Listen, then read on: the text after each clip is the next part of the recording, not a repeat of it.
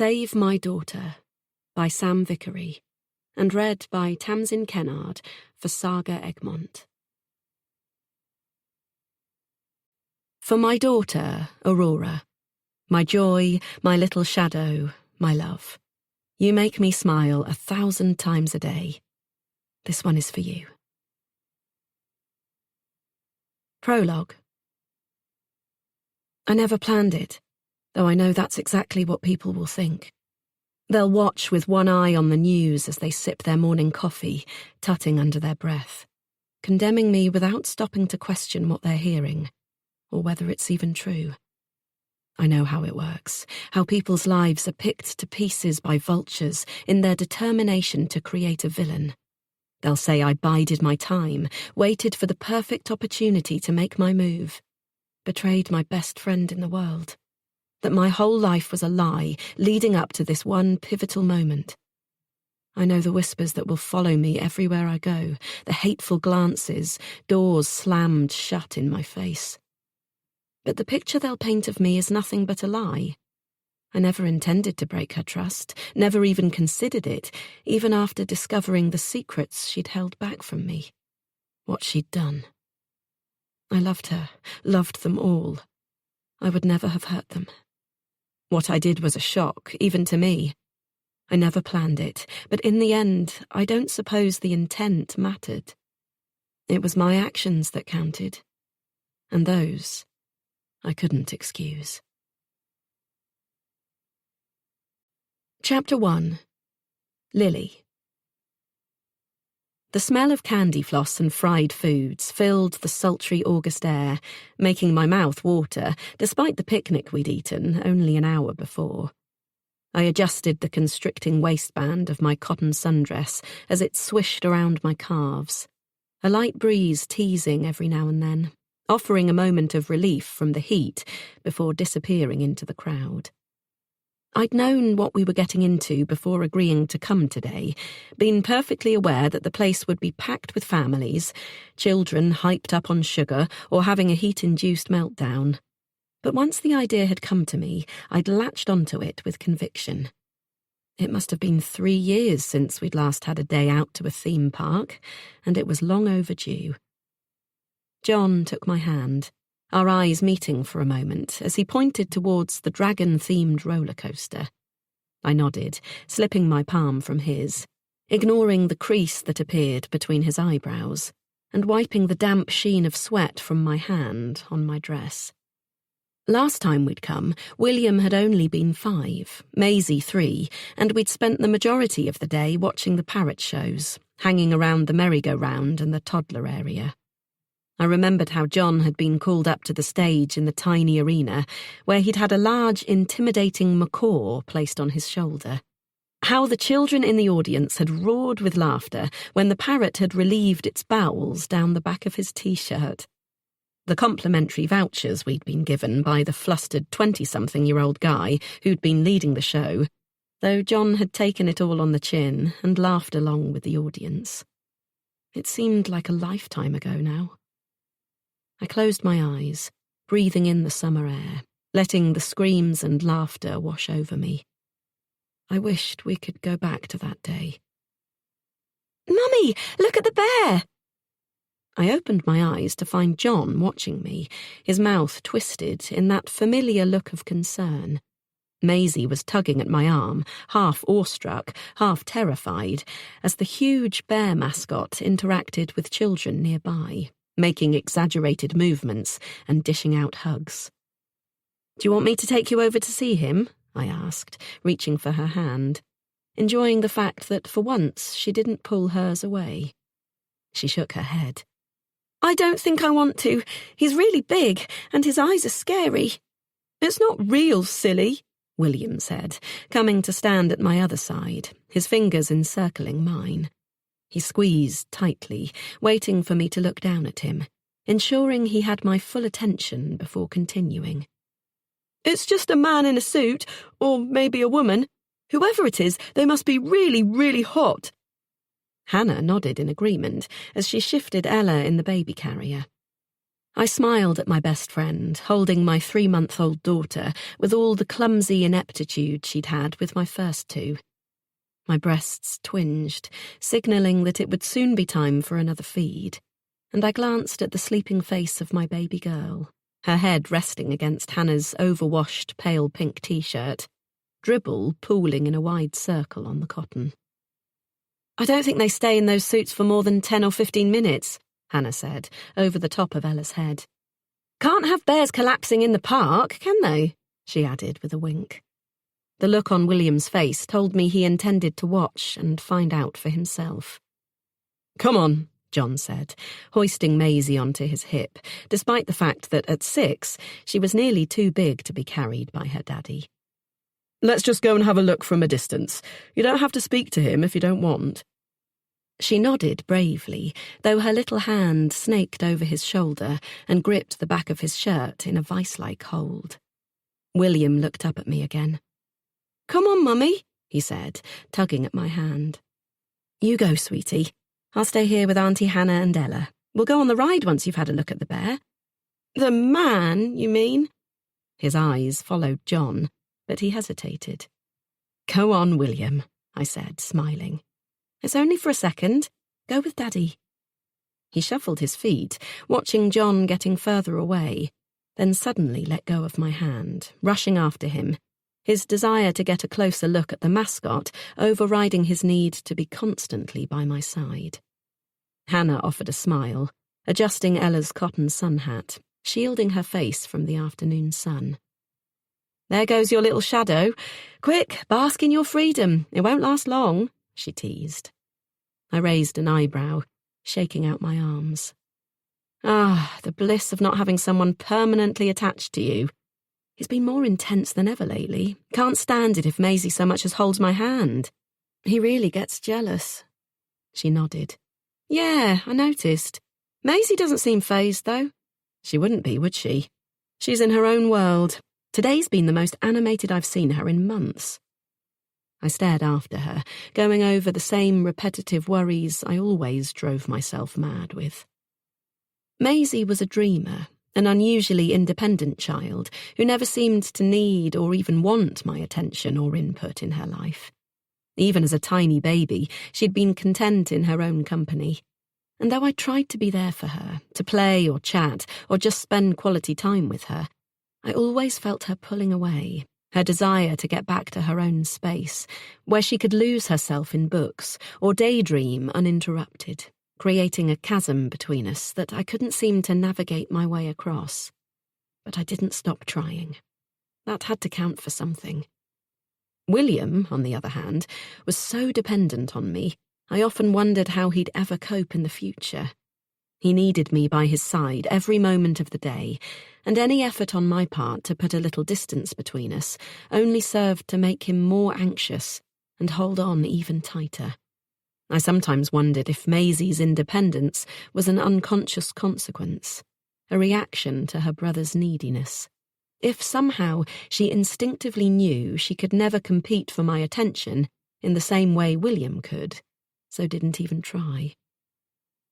I'd love to find more opportunities to bond with her without William hovering over us, I said, sighing heavily as I watched John move closer to the mascot, Maisie bravely slipping out of his hold to peer curiously at the man in the bear suit. I shrugged, not wanting to spoil the day, but needing to voice my fears out loud. There are times when I feel like I'm getting there, and then other times when I feel like I hardly know her, I confessed. It's not right.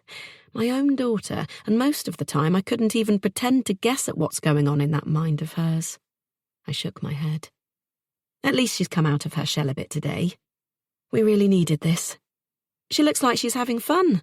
It's lovely to see her getting involved, Hannah said. She looked down at Ella, and my stomach clenched. I felt like I had so much going on, so many balls in the air, and I had no idea how to keep all of them from clattering to the ground. I never seemed to get the balance right, and with Ella's unexpected arrival, everything had become so much more difficult. I swallowed back my sadness and forced my mouth into a smile, determined to make the best of things. "Thanks for coming with us today, Han," I said, squeezing the top of her arm affectionately. I knew a trip to a busy theme park was probably the last thing she wanted to spend her Saturday doing. She worked so hard during the week, and her weekends were precious to her. Time to recharge her batteries in the kind of luxury I could only imagine. She liked to go for an early morning swim at the leisure centre, or book herself in for a deep tissue massage, or just spend the whole day eating chocolate and watching Netflix. I had no right to be jealous of her freedom, nor her exciting career as a homeware designer.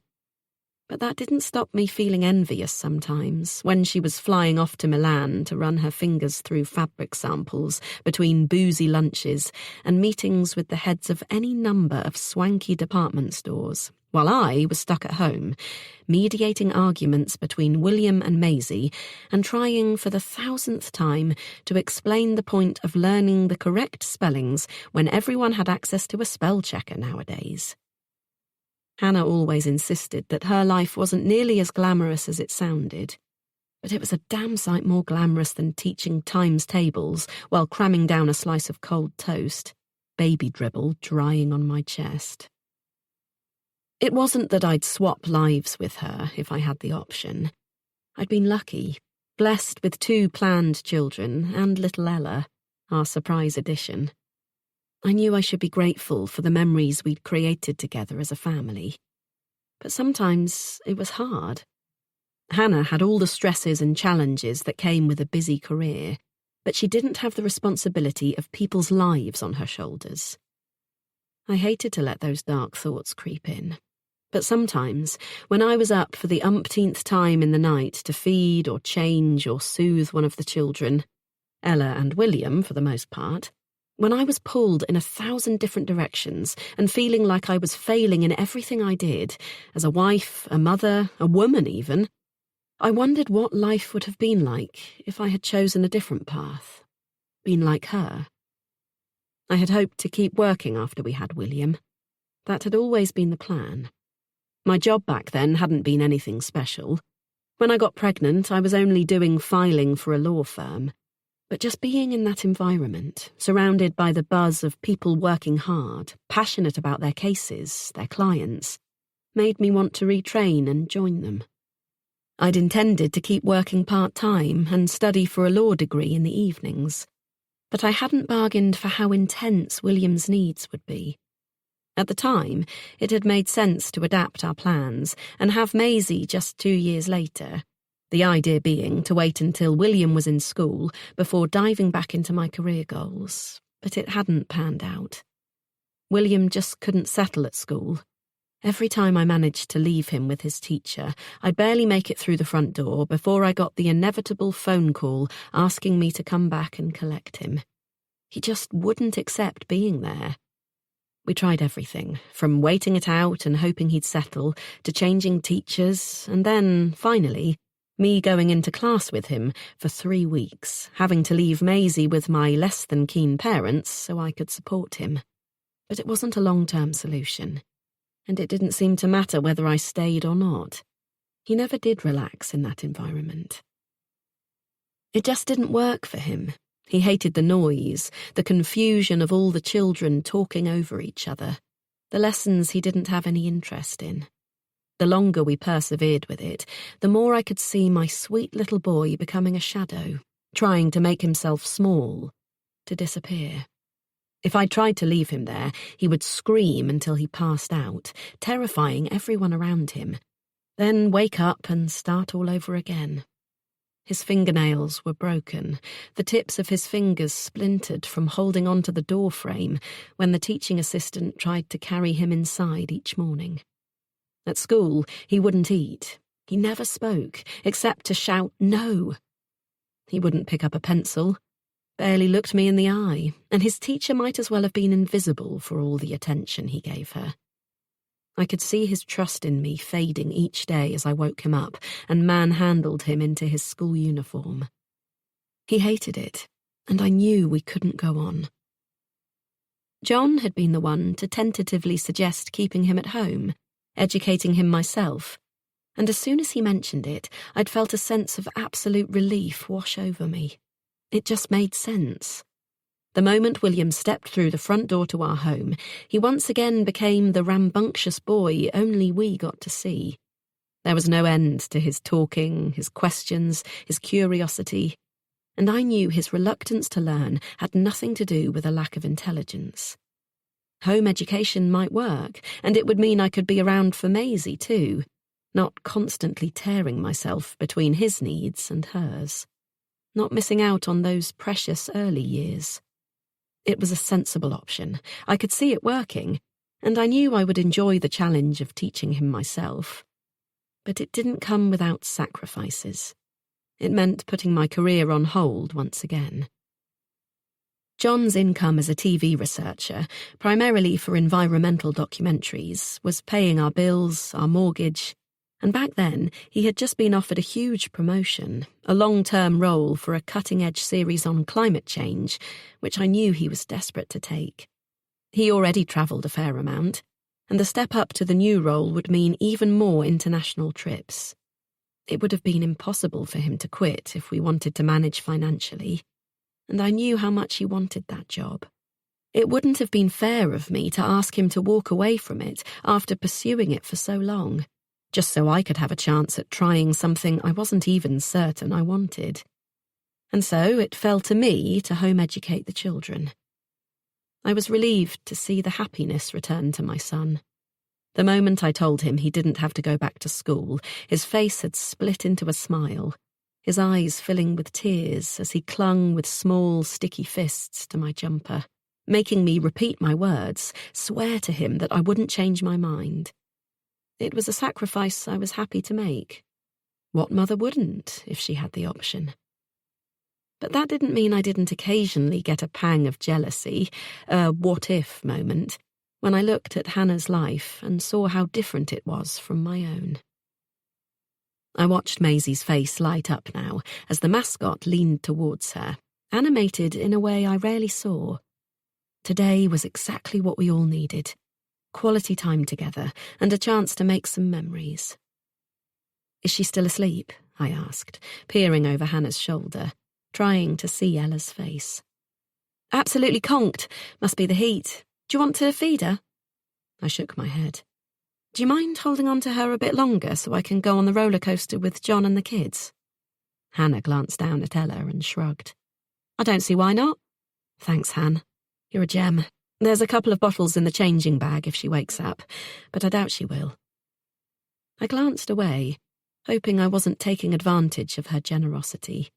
It wasn't exactly an exciting day out for her, but she'd promised she didn't mind when I asked her to come, knowing how tricky the rides would be with Ella in tow.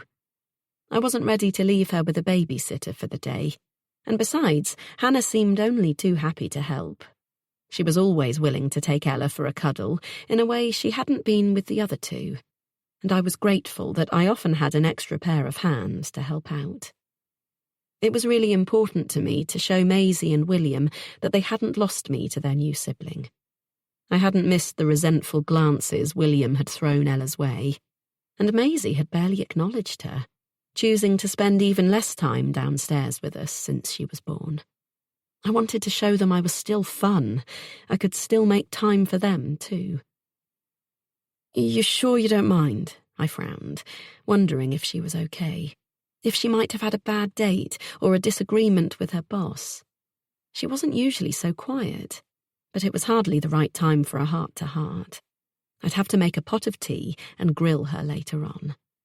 "Course not. We'll be fine. Go. Have fun," she insisted, reaching for the changing bag I was holding and slinging it over her shoulder. "I'll wait in the shade over there." I nodded as John and the kids made it back to us. "He was a man," Maisie said, grinning in a way that made my heart swell. "Daddy saw it too, didn't you, Daddy? If you look closely through the nets over the eyes, you could see his real face." "Well, he didn't trick you, did he?" I grinned, my eyes meeting John's briefly. "Auntie Hannah's going to take care of Ellie Belly for us so we can go on that big ride. That is, if you're brave enough," I teased, tickling William's tummy, making him squeal with delight. "I am," he said, his hand finding mine, clasping on tight. He dragged me towards the queue, and I glanced over my shoulder, watching John and Maisie following close behind. We packed in together behind the row of parents and children, and I let myself be carried along with the crowd, the excitement of giddy children palpable around me. John smiled as we moved through the barriers, the four of us slipping into the row of suspended seats. I hoisted Maisie up into one, glad that despite its hair-raising appearance, the ride would be pretty tame. I wasn't looking forward to the teen years, when I'd have to go on the far speedier rides. I'd never been a fan of that awful feeling of falling. I checked Maisie was buckled in, though I knew the attendant would do it too, then did the same for William. "Hurry up, Mummy," he said, his eyes filled with worry. "What if it starts without you?" "It wouldn't, darling. They have to press a button. It's not automatic." All the same, I hopped into the seat at the end of the row, my feet dangling above the ground beneath. I strapped myself in and nodded to John. "Make sure yours is done up," I told him. "Yes, Mum," he said, grinning, and William burst into peals of delighted laughter. I craned my head round the edge of the seat and looked past the queue to the spot where I'd left Hannah and Ella. "I can't see them," I muttered. "John, did you see where they went?" "Probably gone to get a drink or something." "Maybe," I murmured, fidgeting in my seat to get another look. The attendant came past, pushing down the security bar with strong hands. "Wait, I'm not ready, Mum's scared," William said, a tremor of nerves making his voice unsteady. I knew he looked to me for confidence. "No," I said, shaking my head, still trying to peer around the wide edge of the bucket seat. I'm... But I didn't get to finish my sentence. The ride sprang into action, shooting us forward, stealing the words from my lips. I couldn't explain the sudden coldness that swept through my body, the metallic tang of fear on my tongue that had nothing to do with the jolting motion of the roller coaster. But I suddenly had a desperate need to get off and get back to my baby girl. I couldn't explain how, but I was suddenly sure something had happened. Something was wrong. I paid no attention to the laughs and squeals coming from around me, the dips and whirls of the ride, my hair whipping my face as I frantically scanned the ground below, desperate to catch a glimpse of Hannah. At last, the roller coaster made it back to the place it had started, only to shoot off again, to my crushing disappointment. I felt sick with terror as we repeated the dives. John shouted for joy, while William and Maisie giggled and screamed, adrenaline and excitement lighting up their faces. My fingers dug into the thick rubber covering my harness, and I wanted to scream too. I had to get off. I had to. The ride finally screeched to a stop, and I jumped out of my chair, unclipping William and Maisie myself before anyone else had even got down. "Quickly, come on." "What is it?" John asked, following after me, his eyes still alight with joy. "Are you okay, Lils?" No, I muttered, surging forward through the maze of fences to get to the exit, my hands clasped tightly around each of my children's. There were so many people, so much noise. I forced a path through the heaving mass of bodies, ignoring the disgruntled comments as I pushed roughly past, my eyes searching frantically among them. "Mummy," Maisie whined. "Let go! You're hurting me!" "Lily, what's going on?" John frowned, taking Maisie's hand from my own. He grabbed my arm as I made to rush on. "Lily, stop!" "She's gone," I whispered, seeing the spot in which Hannah had promised to wait.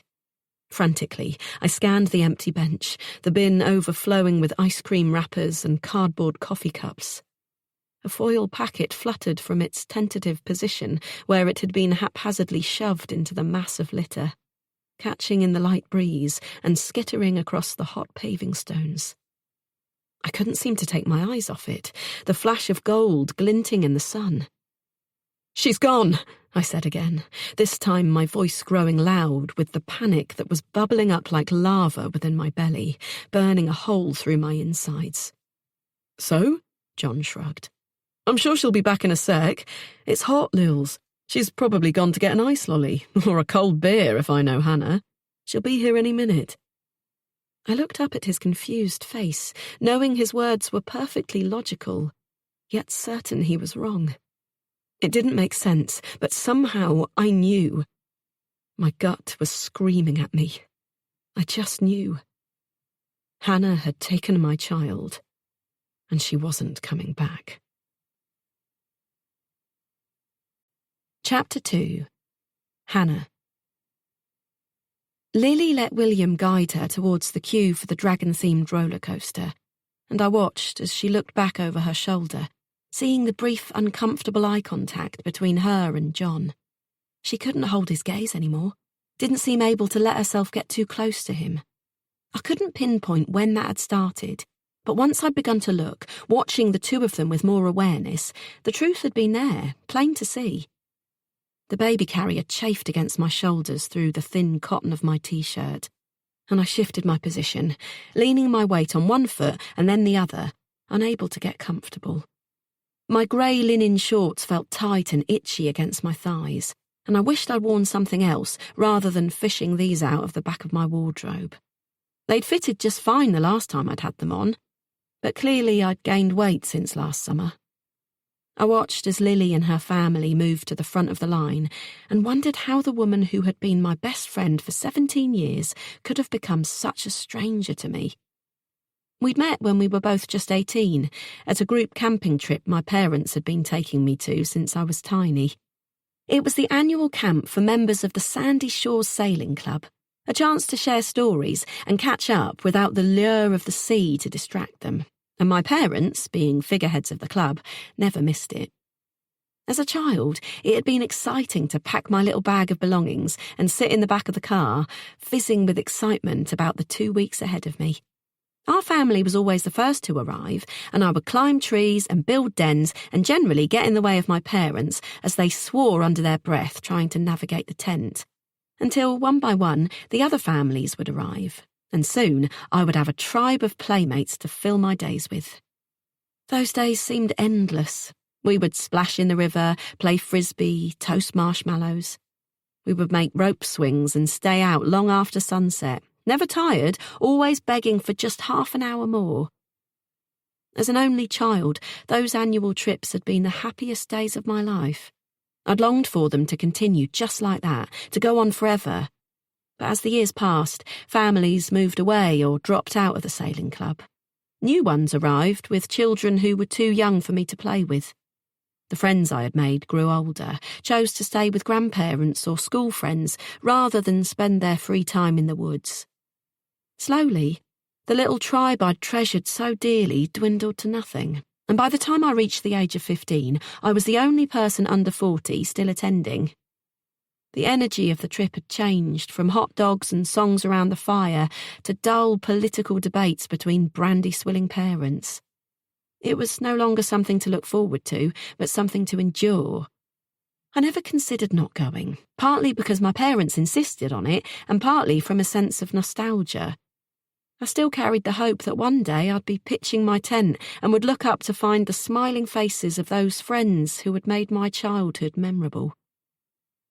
Which was probably why, the year I turned 18, when I saw the pretty teenage girl standing awkwardly near the campfire, her hands clasped together as if she were afraid of the nature surrounding her, I dropped my book on the ground and rushed up to introduce myself, forgetting in my excitement that I was no longer 8 years old, and a different approach might have been better. My confidence had faltered when I saw the carefully applied eyeliner, the perfect nails. My own were short and dirty, my cropped blonde hair unbrushed, but as I searched for words, Lily had broken into a wide, warm smile, and I'd felt the tension unravel inside my belly, sure that I wanted to know this girl. We had formed an instant bond, intensified by the fact that for 2 whole weeks there was nobody else to talk to, nobody competing for her friendship. I was sure she would have been surrounded by attention had we met anywhere but out in the woods. and I was grateful to have her to myself, to have a chance at being her friend.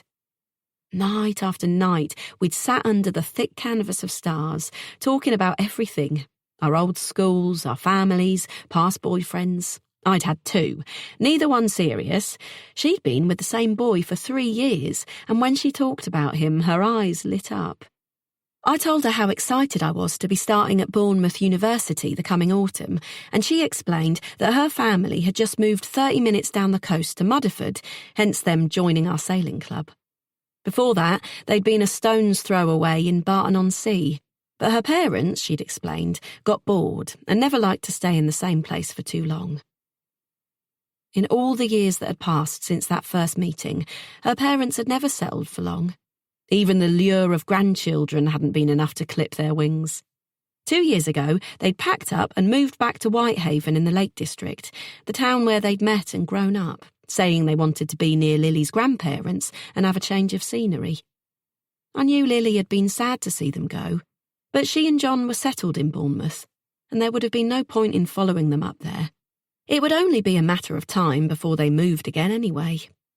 John's parents had sold up and downsized to a little Cornish cottage just before William was born, and though he'd never been particularly close to them, I knew that he and Lily felt the isolation and lack of family support more than they'd expected to. I'd worried back then that they might leave me behind, go off in search of a community, but as the years had passed and they'd stayed put, I'd stopped worrying. I smiled, remembering that first camp together, the hope that for once in my life I'd found someone who didn't see me as just someone to pass the time with, but something more. As out of place as Lily had seemed in the woods, when she talked about the sea, she came alive, and I knew I'd found a kindred spirit. She'd been sailing all her life, and knew as much about it as I did, if not more. We shared secrets and laughed until we couldn't breathe, and at the end of that trip, we'd promised we would stay friends. I hoped she'd meant it, but something inside me told me it was too much to wish for. She'd be busy with her own life, her real friends. When she'd called the day after we arrived home, inviting me to the cinema, my heart had leaped. I'd never managed to keep a friend, always been left behind for someone better, prettier, more interesting. So the fact that she had kept her promise had meant the world to me. From then on, we'd been as close as sisters. We'd shared our deepest secrets, our hopes and dreams. She'd introduced me to John and somehow made me feel included. Never the third wheel, never out of place. I'd liked him right away, relieved by his warm, friendly welcome and his quick-to-laugh nature. We'd never fallen out, and we'd never lied to each other. But somehow, in recent years, the trust that had formed the bedrock of our friendship had been shattered. And as I watched Lily buckling herself into the ride now, all I could see was a stranger. Ella stirred, and I bent my head, kissing her downy forehead, breathing in the scent of her. It was impossible to understand how any mother could be as blessed as Lily was and not appreciate what she had. If she only knew how lucky she was. What I would give to just... I swallowed back the rush of emotion, refusing to fall victim to a fantasy, wrapping my arms around the baby carrier, the warmth of Ella's tiny body nestled against me, calming somehow. She was the most beautiful baby, dark, expressive eyes, full rosebud lips, fluffy chestnut hair. She was so calm, so sweet. If only... I closed my eyes for just a second, shaking away the awful thought, then opened them and looked down at her little eyelids fluttering in sleep, almost translucent. Her half-moon fingernails so tiny, her palm resting open against my chest. I could feel the longing spreading through my limbs, a feeling of absolute need, maternal, powerful, completely overwhelming. It wasn't fair. It wasn't fair. It wasn't fucking fair.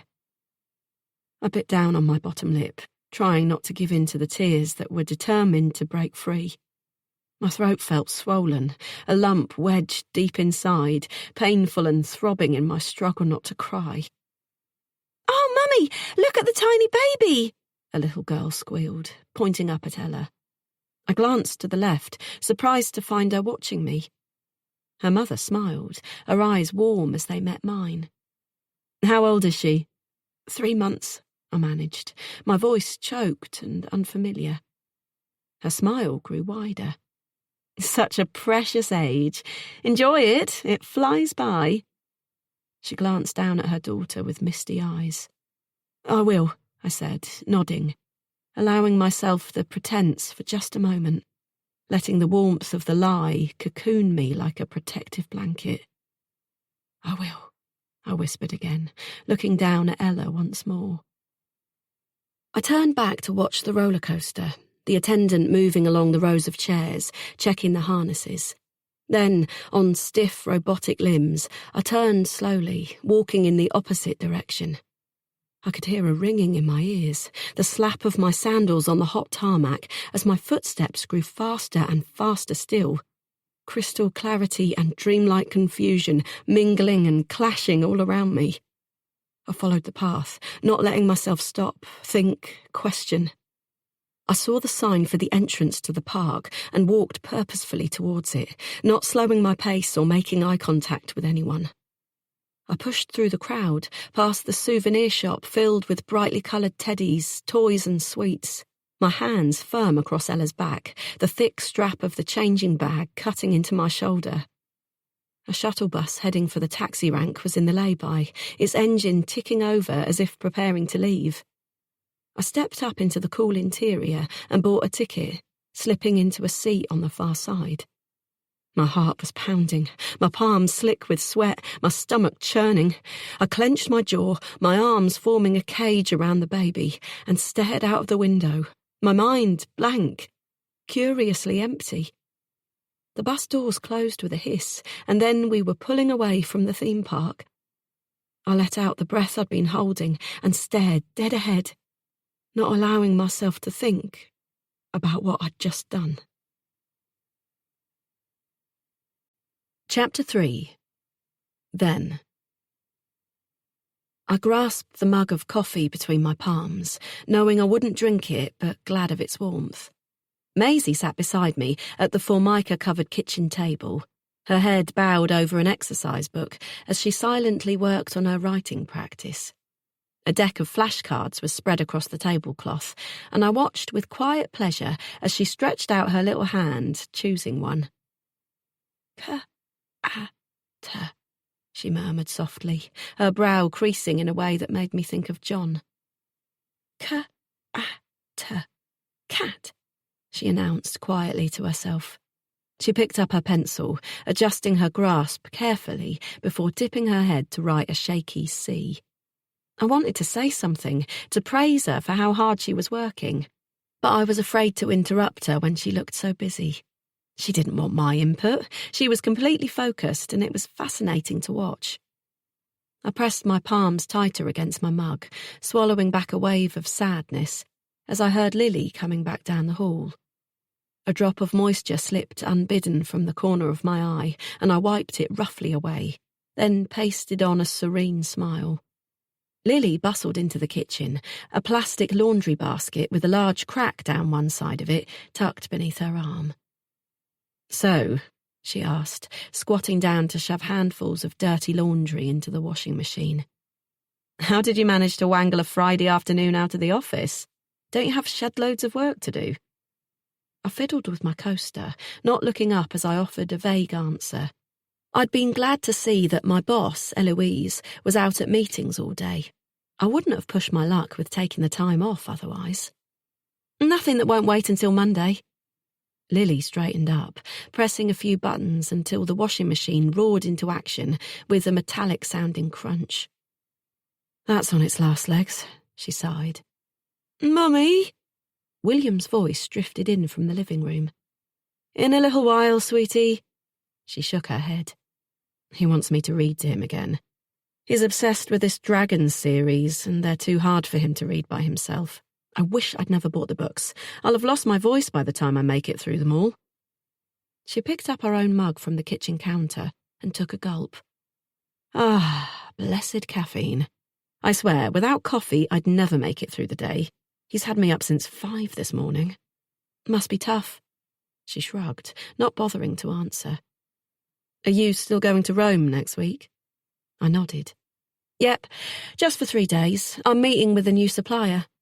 You're so lucky, Hannah. I wish we could get away. It's just work. There won't be time for sightseeing or anything like that. But still, it's something. A change of scenery, and you might meet a nice Italian man, and I can live vicariously through you when you tell me all about it. She took another sip of her coffee and closed her eyes. When she opened them, she looked sad. I thought we might be better off when John took that promotion.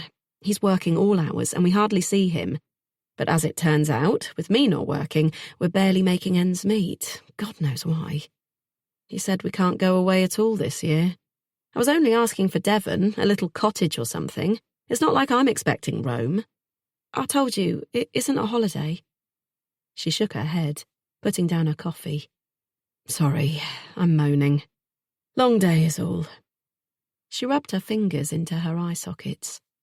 Maisie placed her pencil down on the table, and I glanced over at her book, seeing the long list of words she'd tried so hard on. Mummy, I finished, she said softly, looking up at Lily. I didn't miss the hopeful expression that flashed briefly across her little face, the way she knotted her fingers in her lap as she waited for Lily to give her approval. Lily walked around the counter towards us. Mummy! William appeared in the kitchen doorway. It's later now. You said you would read another chapter. Lily nodded. I know. Go and sit down then. I'll be right there, okay? She leaned across the table, glancing briefly at Maisie's book. Good, darling. The B's could be a bit neater, she said. I cringed silently at her criticism, feeling the sting of her words. Pop it away and we'll do some more tomorrow, she finished, turning away without waiting and following after William. Maisie pressed her lips together, looking down at the page. She gave a tiny, almost imperceptible sigh, then closed the book and stood silently, dropping it into the drawer. I watched, wanting to say something, to reassure her that her mother didn't mean to be so offhand, that she was, of course, proud of her. But what could I say? It wasn't my place. It was meaningless coming from me. All the same, I wanted to find some way to let her know I'd noticed her hard work, to comfort her with a kind word or two.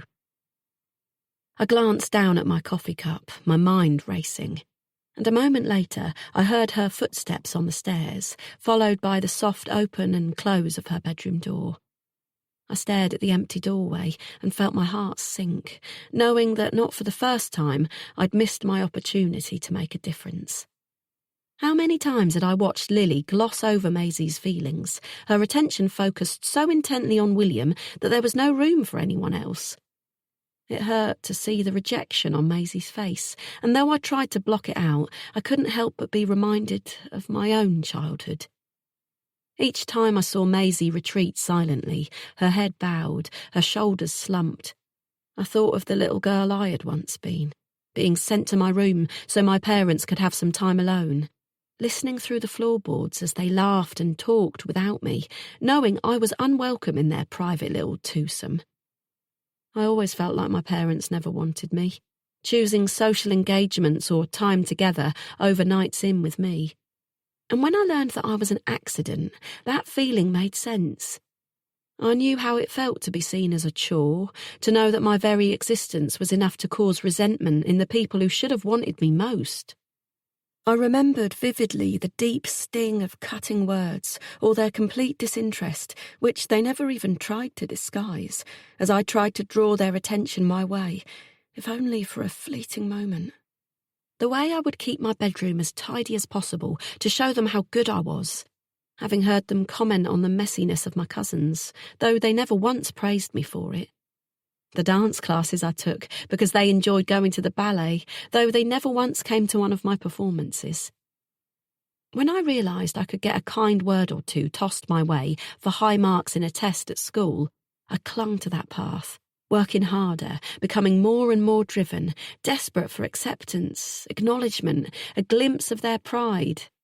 Though as the years passed, I'd had to strive harder and harder still to get those tiny gems Flippant remarks that kept me pushing forward, sure that eventually they would be impressed, that the next step, the next achievement, would finally grab their attention and hold it, that they'd start to spend more time with me, less time at work or at the club as a result. All I wanted was to be seen, to feel that they cared. But it had never happened.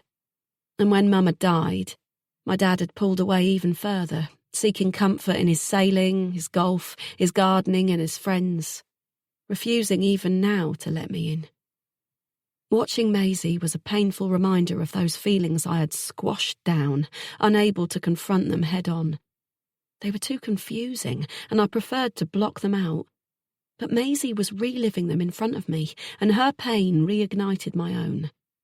I wanted to make it better for her, but I could never seem to find the words to tell her what I knew she needed to hear. Perhaps because I understood it would mean so little coming from me. Lily was too blind to see that her daughter was crying out for more, and she was failing her. Chapter 4. Lily. Now. I paced back and forth in front of the bench where I'd hoped to find Hannah. My body trembled, adrenaline rushing through my blood, and I longed to move, to go somewhere, find my baby. But John had told me to stay put while he went to look for them, and I was afraid to leave, to not be here when he returned. There was a chance I'd got it wrong, that it was just me being silly, my hormones going haywire or something. But even as I tried to convince myself that this was nothing but an overreaction on my part, I felt my heart beat faster and knew it wasn't true. William and Maisie sat side by side on the bench, Maisie staring off silently into the distance, William looking sulky and giving off dramatic huffs every now and then to demonstrate his dissatisfaction with how the day was panning out. I ignored his scowling face, scanning the crowd for John. I should have made him stay with the kids so I could go and look for her. He hadn't appeared to be in a hurry, didn't seem to understand the severity of the situation. My phone, sweaty in my palm, remained silent, and I pressed call on Hannah's number again, holding my breath, then groaning in frustration as it went straight to voicemail without ringing. "Mummy, I want to go on another ride now. This is boring," William complained, his little arms folded, his brow creased. I didn't bother to reply, though I knew my silence would only serve to stoke his frustrations. He hated to have his words go unanswered, but an impending meltdown from William was the least of my worries right now. Where was John? Had something happened? I could taste fear on my tongue, the emotion alien and out of place against the backdrop of blue skies, happy faces, and cheery, repetitive music coming from the speakers nearby. I wanted to scream, to press pause and make them all listen, to stand up on the bench and demand that they stop the rides, stop the music. Help me find my baby girl before it was too late. I shouldn't have agreed to just wait here and leave it to John. With every second that passed, my daughter was being taken another step away from me.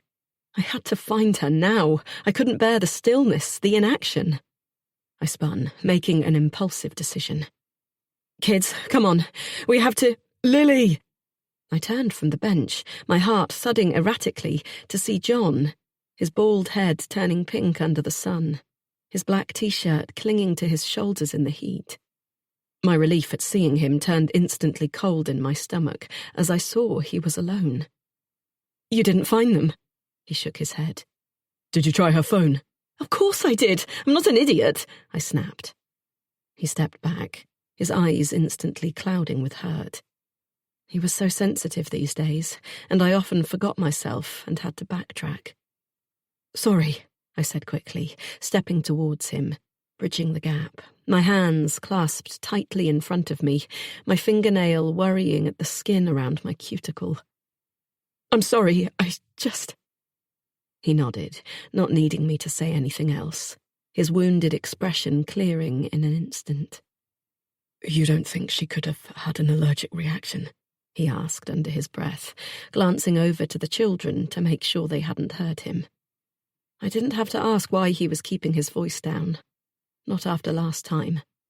Hannah had a serious allergy to nuts, and I doubted the kids had got over the trauma of what had happened at Christmas 2 years previously, when she'd eaten one of my great-aunt's homemade mince pies.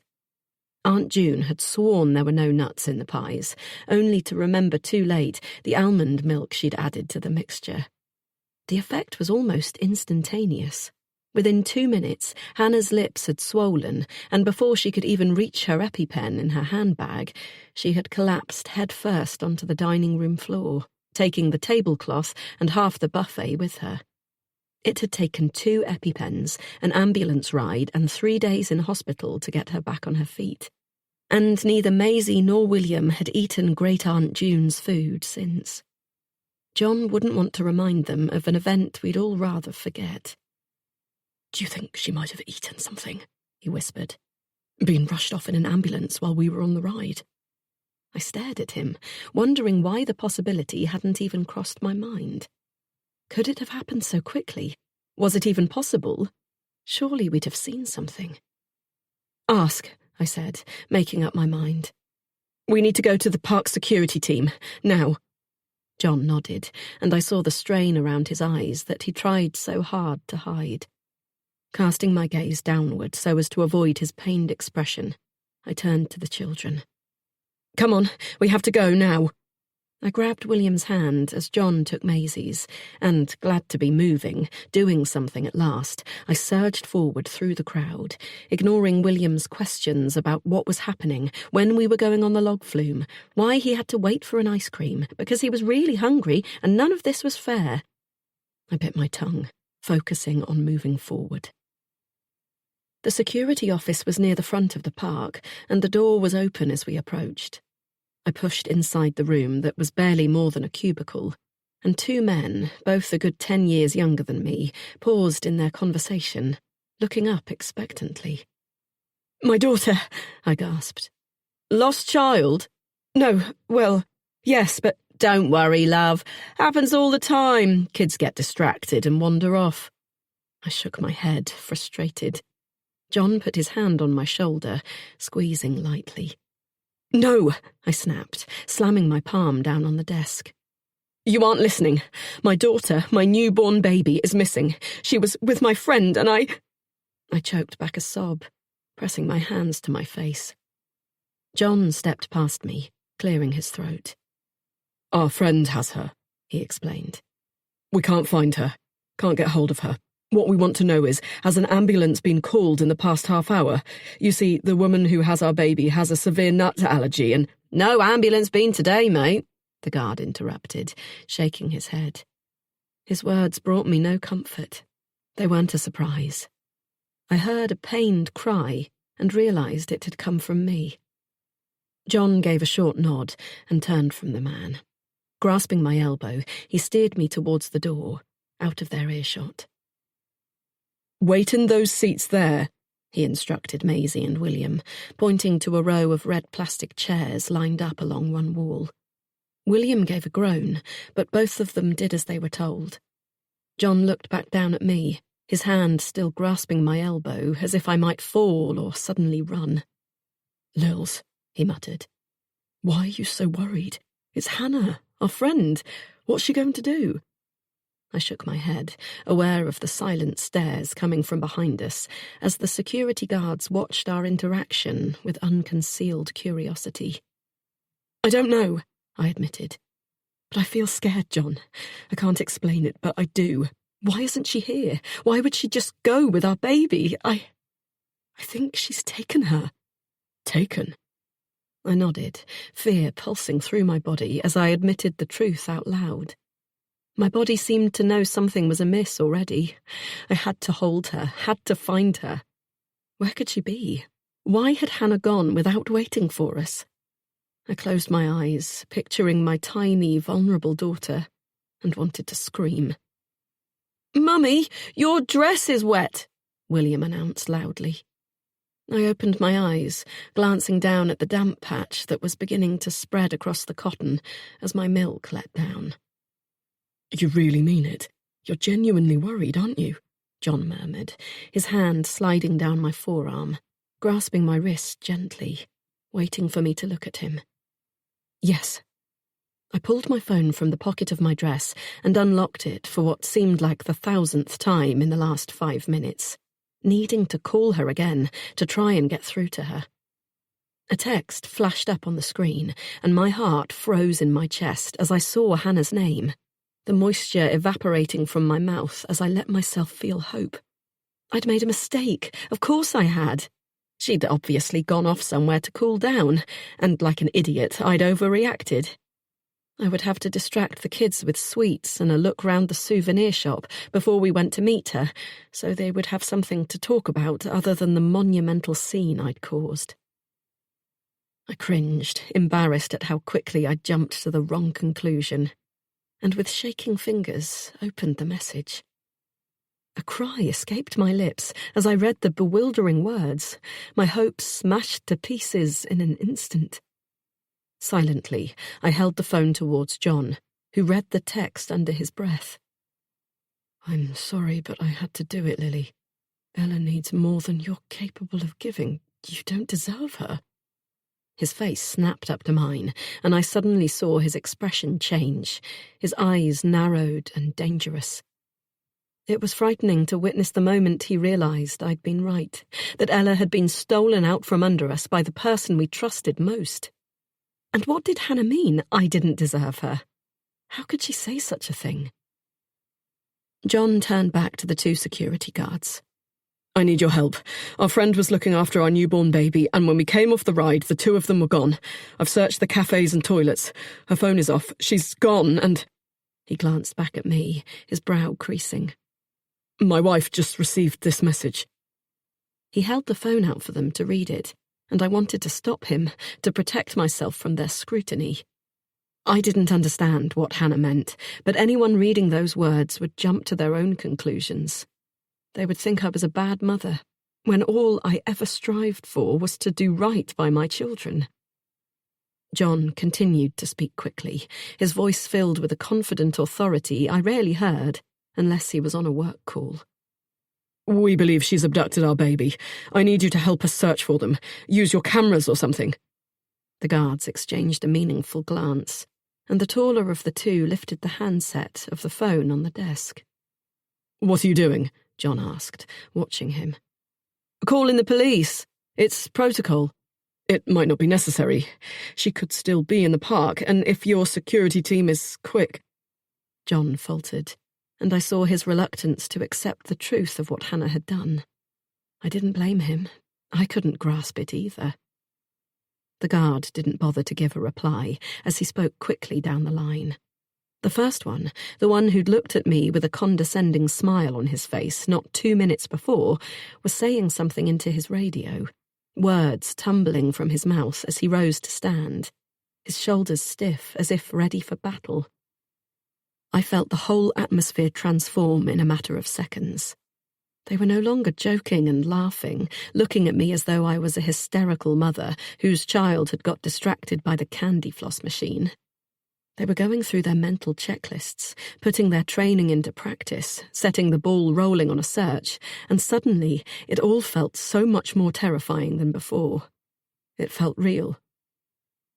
My world started to spin, and I was only half aware of William and Maisie arguing over what abducted meant. John's trembling hands were clamped around my phone as he searched for photographs of Hannah and Ella to show the security guard. I saw how pale his skin was beneath the shadows under his eyes, the muscles around his mouth tight. I wanted to do something to help, but I didn't know how. I was desperate to move, to tear the whole fucking park apart to get back to my baby girl. But there was no point. They would be far from here by now.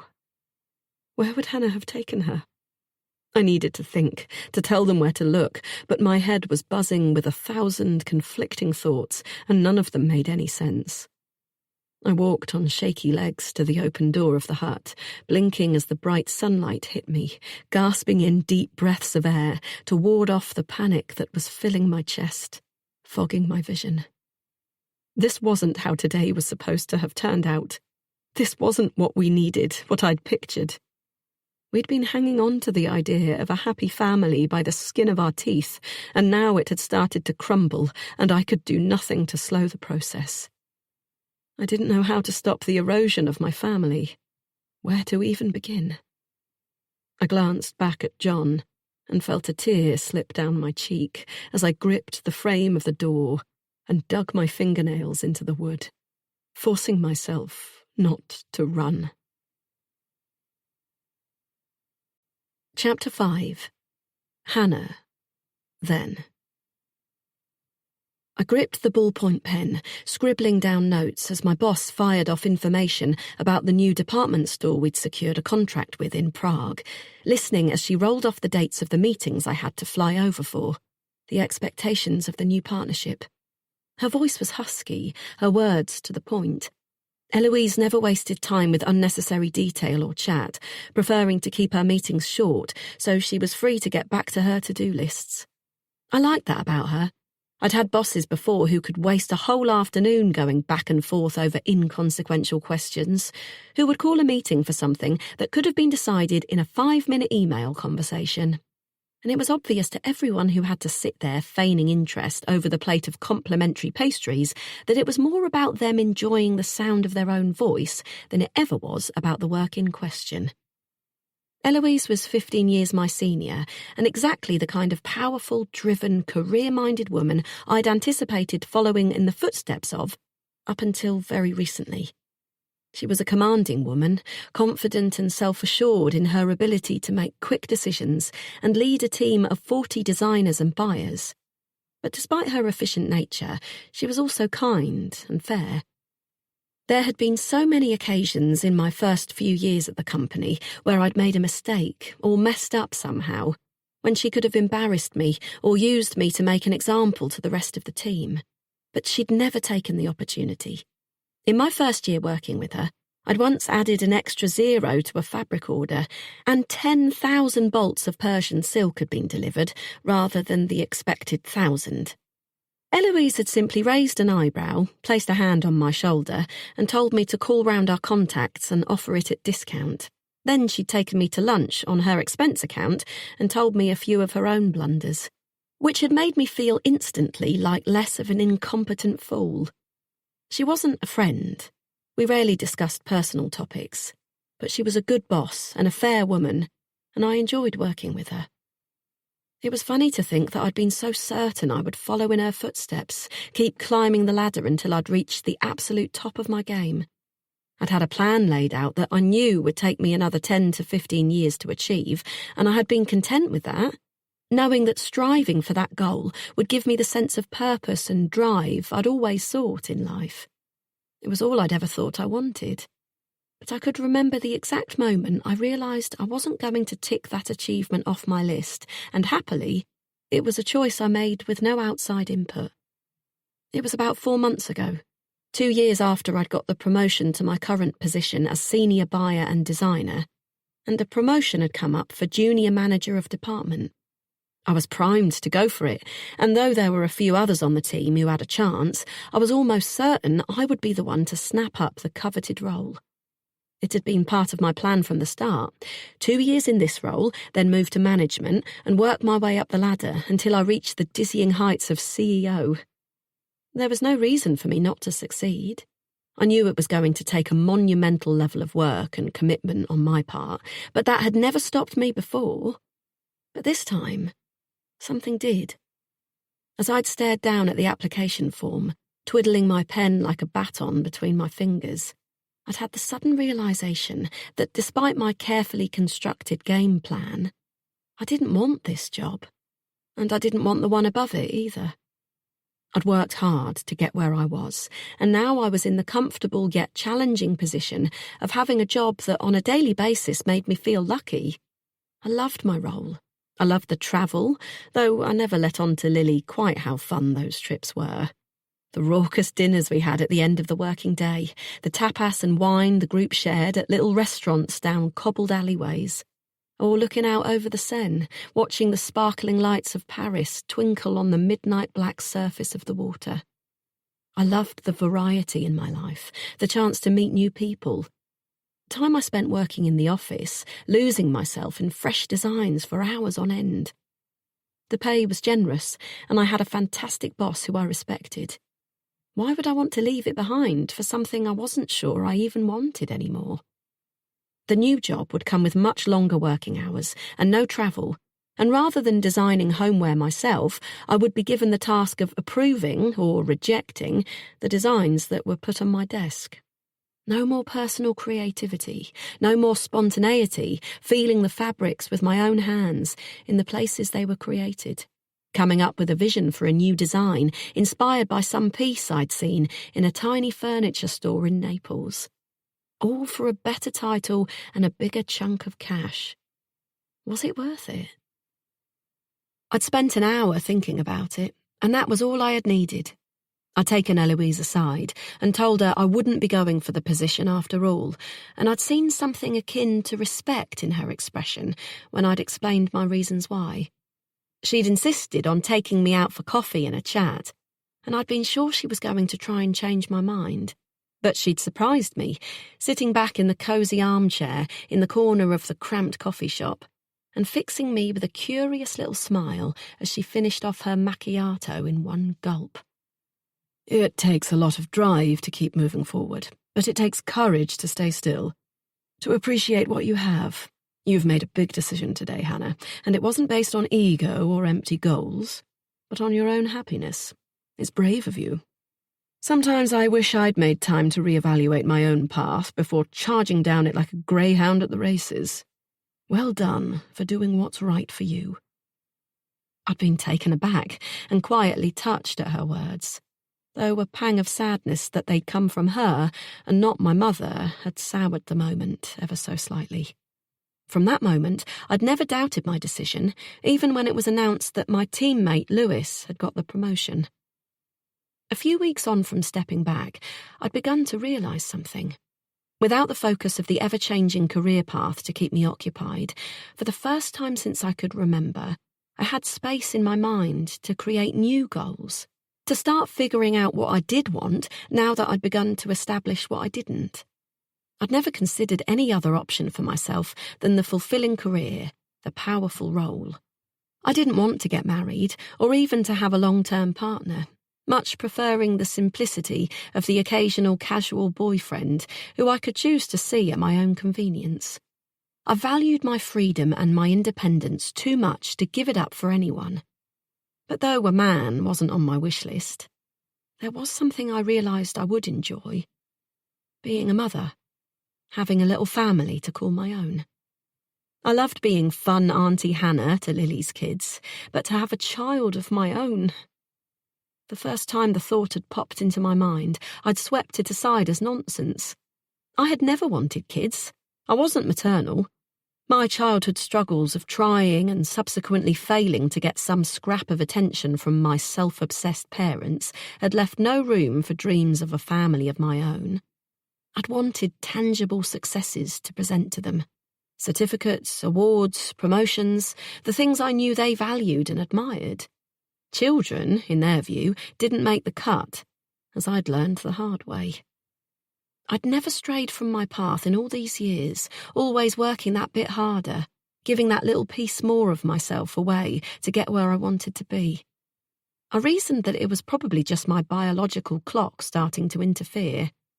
I was 34, and I knew as well as anyone the tricks a woman's hormones could play at this time of life. I didn't have the space or the patience to raise a child. I would be terrible at it. After all, I'd learned nothing from my own parents to guide me. But despite my misgivings, as the days slipped by, I'd kept thinking of ways I might make it work.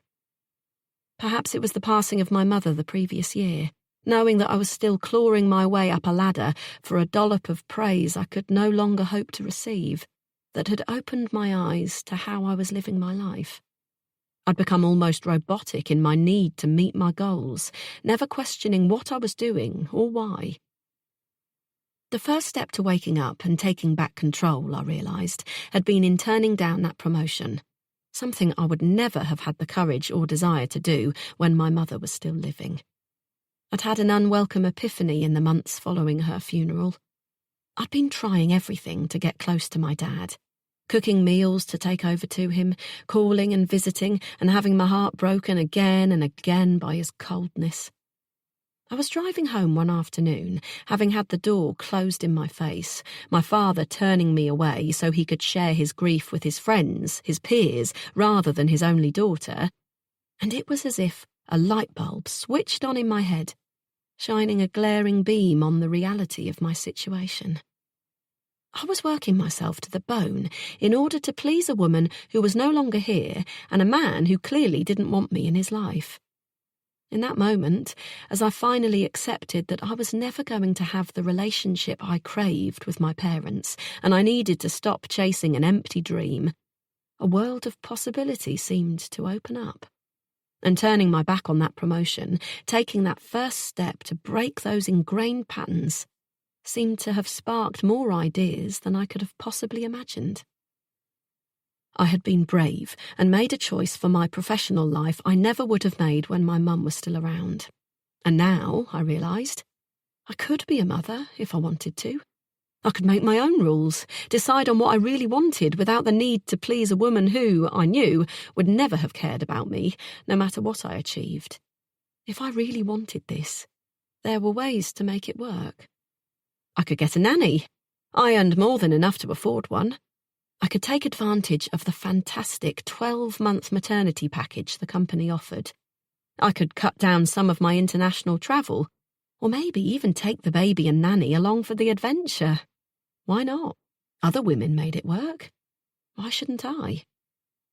The seed of an idea had sprouted and grown until soon there was no question in my mind. I wanted it all, the dazzling career and the family. And, I thought now, my secret warming my insides as I nodded at Eloise, jotting down the details for my trip to Prague. If my predictions were right, I might already be on the way to getting my wish. I hadn't planned to have unprotected sex with Luke after the tipsy night out 2 weeks earlier. But it had happened. We'd been caught up in the moment, and when I'd realised I'd run out of condoms, neither of us had wanted to stop, and we'd recklessly decided to take the risk. I hadn't expected it to happen, but now my period, always so regular I could set my calendar by it, was 2 days late. And rather than feeling frightened or regretful, I felt excited. This could be it. I couldn't wait to see Lily's face when I told her the news. I hadn't told her that my opinions on motherhood had changed. I wanted it to be a happy surprise, and I was sure she'd be completely stunned when I confessed that I was ready to dive headfirst into this new dream. So, you'll meet twice. The first time to tour the factory and see samples, the second at the Four Seasons to discuss the costs. The usual setup, you know the drill. I've spoken with Radek on the phone. Good guy, you'll like him, Eloise said, leaning back in her chair. Great, I'm looking forward to meeting him. Eloise didn't have to voice her dismissal. I knew better than to hang around making small talk when we both had plenty of work to be getting on with. I rose from my chair, and as I stood, I felt my stomach sink at the familiar, unwelcome trickling sensation between my thighs. I kept my face clean of any expression as I walked from her office, making straight for the ladies' toilets and hurriedly shutting myself inside a cubicle, yanking up my skirt and pulling down my underwear.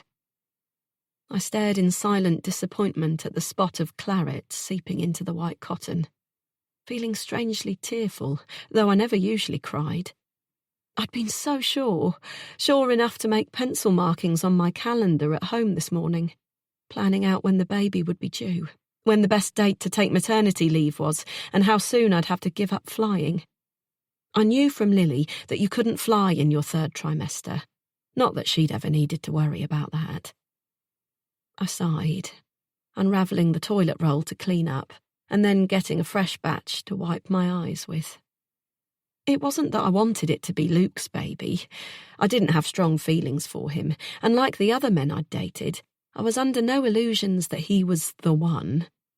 In fact, I was pretty sure he was seeing someone else behind my back, and I'd been preparing myself for the inevitable conversation where we decided to go our separate ways. I didn't mind. But how simple it could have been if we had conceived a child that night. He needn't even be involved if he didn't want to be, and I doubted he did. I flushed the chain, coming out to wash my hands and reapply my mascara, and fixed my reflection with a determined stare. I'd been through many disappointments in my life, as any woman with an ambitious dream and the courage to take risks had. I'd failed and been knocked back, but I'd picked myself up and kept trying. This would be no different. I would get there. It just might be trickier than I'd initially hoped. I swallowed back the tears that hovered so close beneath the surface, and with my head held high, walked back to my desk, back to my work. Chapter 6. Now. I felt like every single person on the bus could sense what I'd done, like their eyes were burning into my back, judging me, condemning me. I felt sick to my stomach, and yet there was a sense of energy buzzing through my veins, propelling me forward as I watched Ella sleep. The bus pulled into the taxi rank, and I stood up before it had even stopped, wrapping my arm protectively around Ella in the sling and holding tight to her changing bag. The moment the doors hissed open, I stepped out onto the pavement. I was hit with a blast of hot air, the sun still scorching above me, and I instantly missed the air-conditioned interior of the vehicle. But at least I could escape the claustrophobia of being confined. I walked purposefully, as if I knew where I was going, as if I had a plan. I could feel Ella beginning to wriggle and knew I didn't have long before she would wake. What then? What would I do? A fresh wave of fear washed over me, and I paused in the shaded exterior of a little newsagent's, panic coursing through me. I felt all at once nauseous and faint, and I gripped the wall, trying to regain my balance. What was I doing? I should go back. Can I help you, miss? I looked behind me, seeing a large man taking up the entire doorway of the newsagent's. His blue t-shirt, stretched tight over his round belly, was damp with perspiration, and his unshaven chin was pink beneath the light brown scruff. He looked at me expectantly, his blue eyes small and piercing in the wide expanse of his face. "No, I'm fine," I muttered hurriedly. "Just hot, that's all." He looked me up and down, pausing when he saw the sleeping baby on my front. His expression softened slightly, but he said nothing, and I had no wish to continue standing there like an idiot with him watching my every move. Pushing aside my panic, I glanced around and saw the row of taxis idling at the edge of the road, not far behind me. Without offering any parting words to the shopkeeper, I turned towards the cars, striding towards them, my ears ringing, my mouth dry and gluey. I had almost reached them when I saw the sign for the train station. I paused. Would that be better? Less traceable? "Fuck, Hannah, what are you doing?" I muttered under my breath. I dithered on the spot for a few seconds, and then, making up my mind, made for the first taxi in the row, opening the door and sighing in relief as I felt the cool blast of the air conditioner. The driver, a middle-aged Asian man with thick black hair sprouting from the one ear I could see, glanced at me in the rearview mirror, his finger hovering over his sat-nav. "Where to?" he asked, in a heavily accented voice. I leaned back against the leather seat, adjusting Ella, fishing a thin blanket from her changing bag to cover her bare legs against the sudden cool air, stalling for time as I realised I didn't have a clue what the answer to his question was. "Madam," he pushed, "you want to go somewhere?" I stared down at Ella, knowing what I should do. If I took her back now, I could make up some excuse. They didn't have to know the extent of what I'd nearly done. God, I thought, squeezing my eyes shut in horror. I'd sent that awful text as the bus drove away. What had I been thinking? I bit my lip, wishing I hadn't been so hasty. It had felt right in the moment to tell Lily why I'd taken her child, and if I was honest with myself, I knew I still meant it now. Lily didn't deserve Ella. If I hadn't sent the message, I wouldn't have trusted that she would even consider the fact that it was her own faults that had led us to this point. I had to be sure she understood. But still, was I the right person to make that choice? I opened my eyes, drumming my fingertips nervously against my thigh, indecision making my stomach churn. There was still time to fix this. I could give her back to Lily and John and make out like this was all some big misunderstanding. Blame it on heat stroke or something. A prank, taken too far. I could keep on pretending everything was okay. But it wasn't. It hadn't been for a long time. And looking at the sweet, innocent child snuffling against my chest, I knew it wouldn't be fair to her to turn back now. I was doing this for a reason, to give her the life she deserved. I breathed in deeply, making up my mind as I looked up to meet the driver's frustrated glare. "Do you want me to take you somewhere?" he asked again, his tone impatient. "Yes," I said, nodding. "I do." Chapter 7. Lily. William's body was moulded to mine, and I wrapped my arms around him as tight as he would allow, a fierce need to keep him safe making me cling to him. I wished Maisie would sit with me too, but when I'd tried to pull her close, she'd shuffled out of my grasp, heading over to the squashy sofa on the opposite side of the room, where a widescreen television was playing some animated movie I half recognised. We'd been led to this little room, not far from the security office. Offered tea and coffee, as if we were casual visitors who'd just popped round for some reason far more benign than a kidnapped daughter, and then abandoned here, while the security team went to meet the police. I'd argued, wanting to go with them, or at least to go back out to the park and search, though I knew it was fruitless. But John had put his arm round me, murmuring reassurances against my hair, and I hadn't had the heart to fight him off. I'd watched the two young men go, leaving us here in this stuffy, stark white room, the view from the window consisting of nothing but a couple of enormous wheelie bins and a concrete wall. And now we were trapped, waiting, each minute lasting a lifetime, as strangers who had no stake in our plight were left to fix our lives for us. How could I trust them with something so important? Wasn't it our job to find Hannah and get Ella back? Shouldn't we be the ones who kept looking, rather than sitting here uselessly, letting our baby girl get further from our grasp with each passing minute? I closed my eyes, squashing down an urge to scream, and took a shuddering breath. William rubbed his hand up and down my back in a soothing motion. He always did that when I was ill or suffering with a migraine. He would ask John to help him make me a cup of tea, and then carefully carry it to where I was resting, sitting quietly beside me and just stroking my back or playing with my hair, letting me know he cared. "Mummy?" he asked now, and I opened my eyes to look at him, determined not to drag him and Maisie into my terror. I had to put on a brave face, for their sake. "Is Ella coming back?"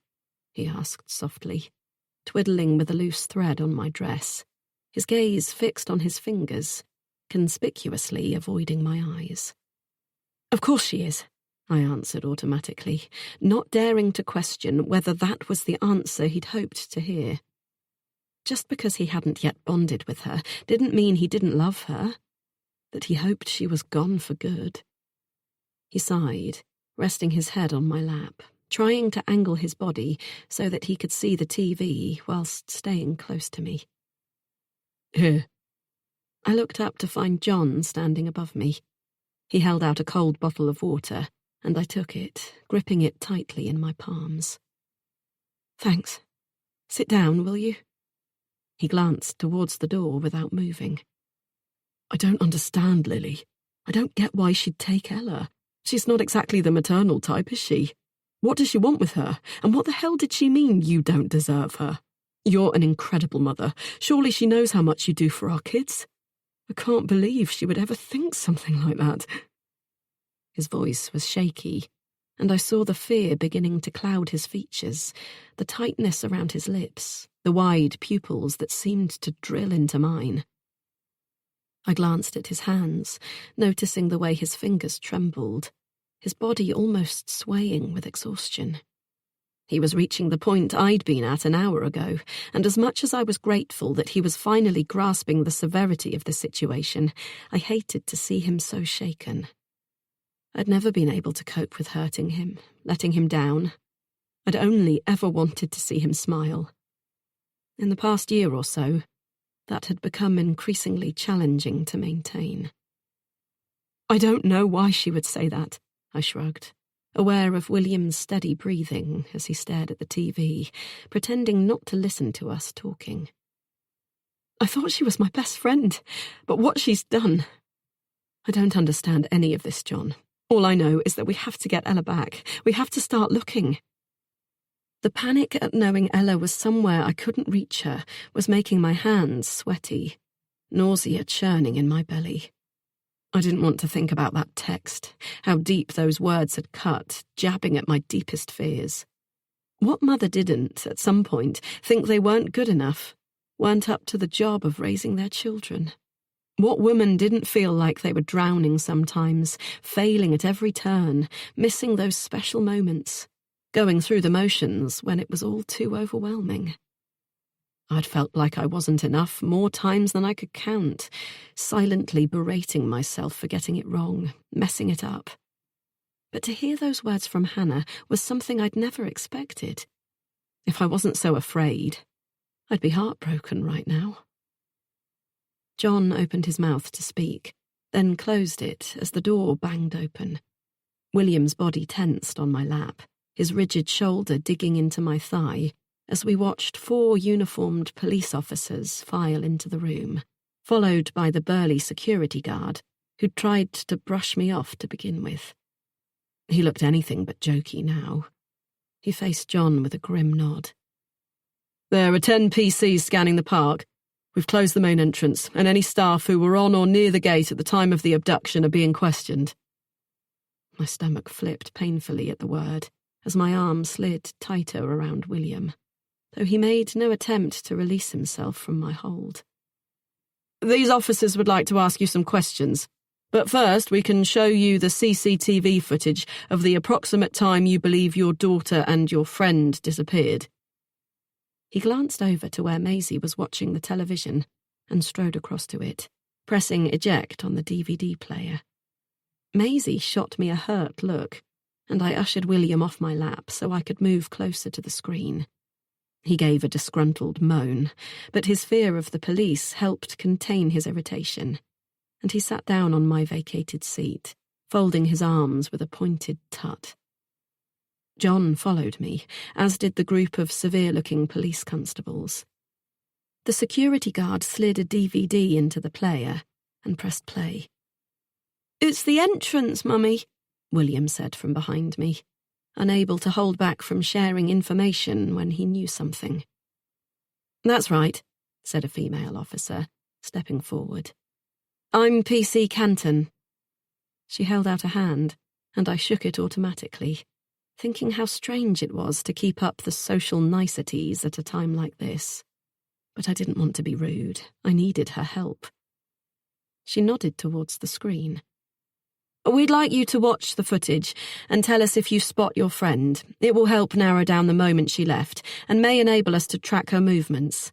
We already have constables en route to the local bus and taxi ranks, but at this point, the more information we can gather, the better."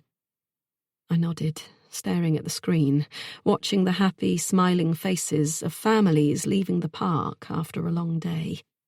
A toddler having a meltdown, no doubt brought on by too much sun and excitement. A little girl staring up at the sky, watching the balloon that had slipped from her grasp disappear into the atmosphere. A staff member dressed as a princess was bending down, having her photograph taken with 2 small children. And behind her, I saw a familiar short haircut, a walk I recognised. Hannah, striding straight out of the exit. On her chest, the black and purple patterned baby sling, containing my precious daughter. "Ella," I whispered, reaching out with my fingertips as if I could touch her, grasp hold of her. I should never have let her go. I snapped my head to look back at PC Canton. That's her. That's my baby. The security guard pressed pause as they all crowded in front of me to get a closer look. Only the side of Hannah's cheek was visible. I needed to see her eyes, see the expression on her face as she stole my world out from under me.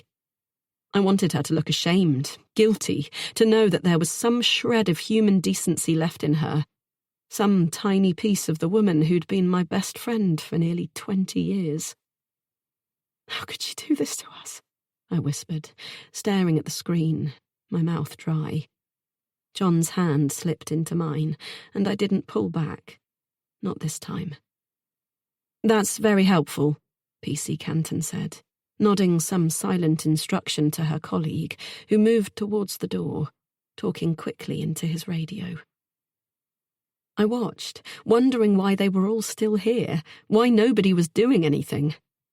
I turned back to PC Canton, hoping that she would explain their plan to bring Ella back. John was bent over a table, scribbling down Hannah's address, her phone number, as she asked him a set of mundane questions that seemed irrelevant. We'd already been through everything we knew with the security guard. This was just time wasting. I stepped closer, folding my arms tightly across my sweat-dampened cotton dress. The material felt heavy against my skin, itchy and constricting, and the drying milk staining my chest was beginning to smell sour in the heat, bringing with it a rising nausea. The room was stifling, one lone ceiling fan moving in languid circles, having next to no impact on the sweltering temperature. I pinched the side of my arm, feeling the tension build within me. I should go to Hannah's flat, I said. Maybe she will do that, PC Canton said, cutting me off. You can rest assured we'll leave no stone unturned. But The door opened, and I turned to look, my heart in my mouth. I was half expecting to see Hannah's sheepish face peep through the doorway. I would have given anything to see that right now. Instead, a slender woman in a smart grey trouser suit with a shiny chestnut bob strode in. PC Canton quickly relayed to her what we'd seen on the CCTV footage. She nodded and approached the table where John and I were waiting, me with a sense of increasing impatience. Mr. and Mrs. Jones, I'm DCI Roberts, she said in a brisk but friendly tone. Her eyes met mine, soft and sympathetic, and I suddenly felt like I might cry. She held my gaze. I know you've spoken to my colleague already, but can I ask you some questions? 20 minutes later, having relayed the entire timeline to DCI Roberts, showing her the text Hannah had sent, telling her repeatedly that no, we hadn't had any suspicions that there was anything wrong prior to today, and no, we didn't have the slightest idea where she'd taken Ella or what she meant by her accusation that I didn't deserve her. The woman rose from the folding plastic chair at the little square table and gave a short nod. We'll be in touch as soon as we have more information. Thank you for your help. I know it seems overwhelming, but the more information we can gather at this early stage, the more likely we'll apprehend her quickly. I stood too, glancing at my phone on the table, though it hadn't rung the entire time. What do we do now? Go home and wait. We'll be in touch the moment we have information. I know it's hard, but there's really nothing else you can do right now. What? William exclaimed from his place on the sofa, where the children's DVD had been restarted. But I want to go on the log flume. You said we could, Mummy. You promised. The security guard shook his head. Sorry, mate, but the park's closed now. All the rides are shut. You'll have to come back another day. William shrank back, suddenly shy at being addressed by the big man, and I dipped my head, grateful that I'd been saved from having to talk my son down. I didn't have it in me to deal with a meltdown on top of everything else right now. But we can't go home without Ella and Hannah, Mummy, Maisie said, frowning. When they come back, they won't know where we are. They'll be lost. I glanced at John, and he looked as stumped as I was. What could we say to explain that Hannah might not bring Ella back? How could we even begin to articulate what was happening in a way Maisie and William could grasp, when we ourselves could hardly understand what was happening, or why? Right now, I didn't want to discuss it with them. I just wanted to keep them close, safe with me. The police filed out of the room, and I turned to John, stepping close so that only he could hear me. "Do you really think we should go home? It feels wrong," I said. "I don't see what else we can do. We can't stay here, they're locking up." I sighed, knowing he was right, yet not ready to leave. I felt as though walking out of the park without my child was conceding defeat, giving up on her. How could we just go home and wait when we didn't even know if she was okay? It wasn't like we were waiting for a call from the airport about a lost suitcase. This was our daughter, our newborn baby, and she was out there somewhere where we couldn't get to her. I couldn't bear it. "I'll call my mum. Maybe she can get a flight and then she can stay with the kids while we go out and look." My dad, I knew, was away on a sailing trip and wouldn't be back until early next week. I sighed, shaking my head. But she'd have to drive to Manchester, and that's hours away. Even if she gets one right away, it's going to be ages before she can get here. I frowned, wishing more than ever that I had family close by I could lean on. I hated the feeling of isolation that came with having our relatives so far from us. John's down in Cornwall, mine 6 hours to the north in Cumbria. We'd always consoled ourselves that at least we knew we had Hannah to support us if ever we had an emergency. How ridiculous that seemed now. "Come on," John said softly. "You can call from the car. I'm sure she'll come." He took my hand, leading me to the door, calling for the kids to follow. Something in his voice made them come without an argument for once, and as we walked in silence towards the car park, I felt William's fingers knot around my free hand. Maisie walked beside John, looking down at her feet. Her little shoulders slumped. We reached the car, one of the few remaining on the tarmac, and John took the keys from the pocket of his cargo trousers, opening the doors, letting the heat that had built inside dissipate a little. The children clambered inside, rolling down the windows, complaining about the hot metal of their seatbelts, the bar of chocolate that had been left to melt on the dashboard. I stood at the rear door, making sure Maisie was strapped in properly. I couldn't help but stare past her, my gaze fixed sickeningly on the empty baby seat on the far side. Ella's soft elephant toy dangling from the handle above it, her spare dummy lying in the curve of the seat as if waiting for her to come back. Behind it, in the back of the beat-up old 7-seater we'd purchased the previous summer for occasions such as today, Hannah's cardigan was slung over the seat where she'd left it. Just this morning, I'd stood in this spot, laughing with her, cramming in chocolate chip cookies we'd bought at the petrol station and talking with the children about all the rides they wanted to go on. How could I have missed the danger lurking just ahead of me? She'd taken the bottle of sun cream from my hand, applying it to Maisie as I did William's. She was the woman I trusted most in the world, my best friend. How could everything have changed so quickly? John put his hand on my shoulder and moved me towards the passenger door, guiding me inside the car. I knew I should refuse. I always drove. It had been an unspoken arrangement between us for a long time now, even during my pregnancy. John suffered with cramps in his legs, which would strike out of the blue, and sitting in traffic with his foot pressed to the clutch was one of the times it hit him hardest. But today I didn't argue. I honestly didn't think I could make it home without crashing the car.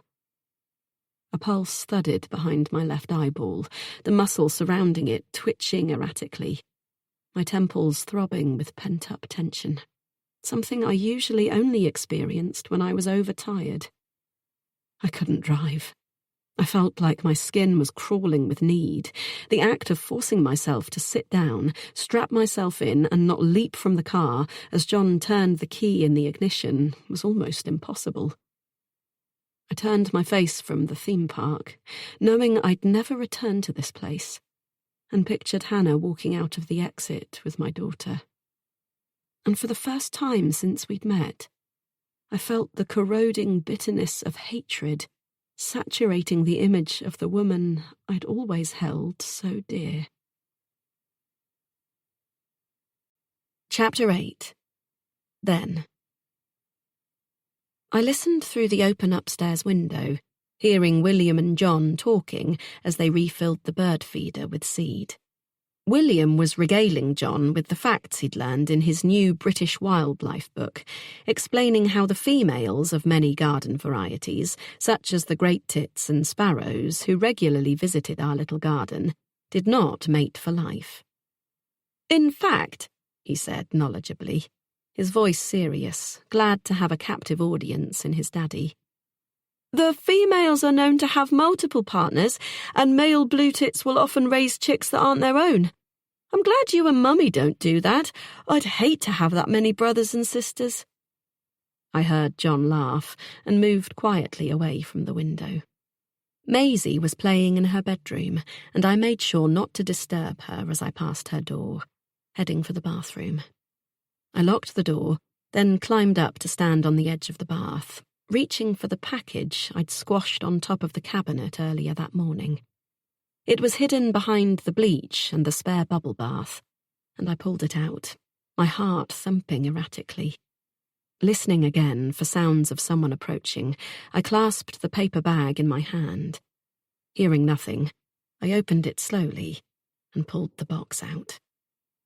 It was hardly the first time I'd done a pregnancy test, but this was the first time I'd spent the 3 weeks prior to taking it hoping to God that I was mistaken, that it would be negative. I couldn't have a baby. Not now. I just couldn't.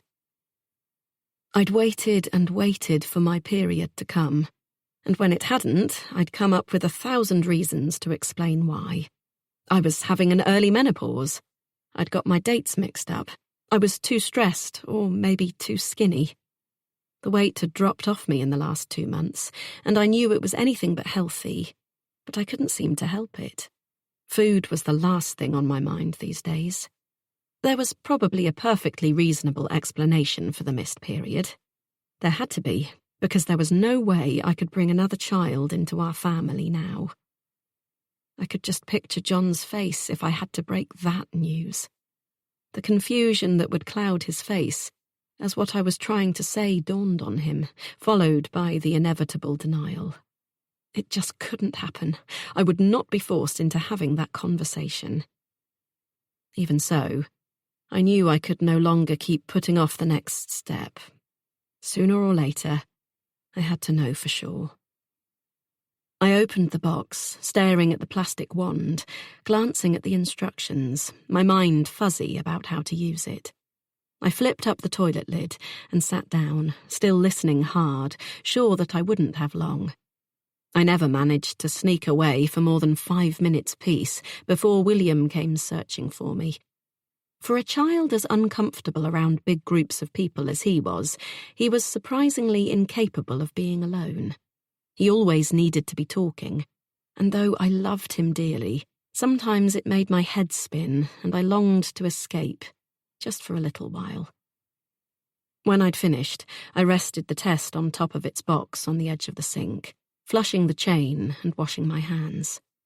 A queasy, unsettled churning had started up in my stomach, and I forced myself to believe that it was entirely due to the fear coursing through me, not the first flutterings of morning sickness.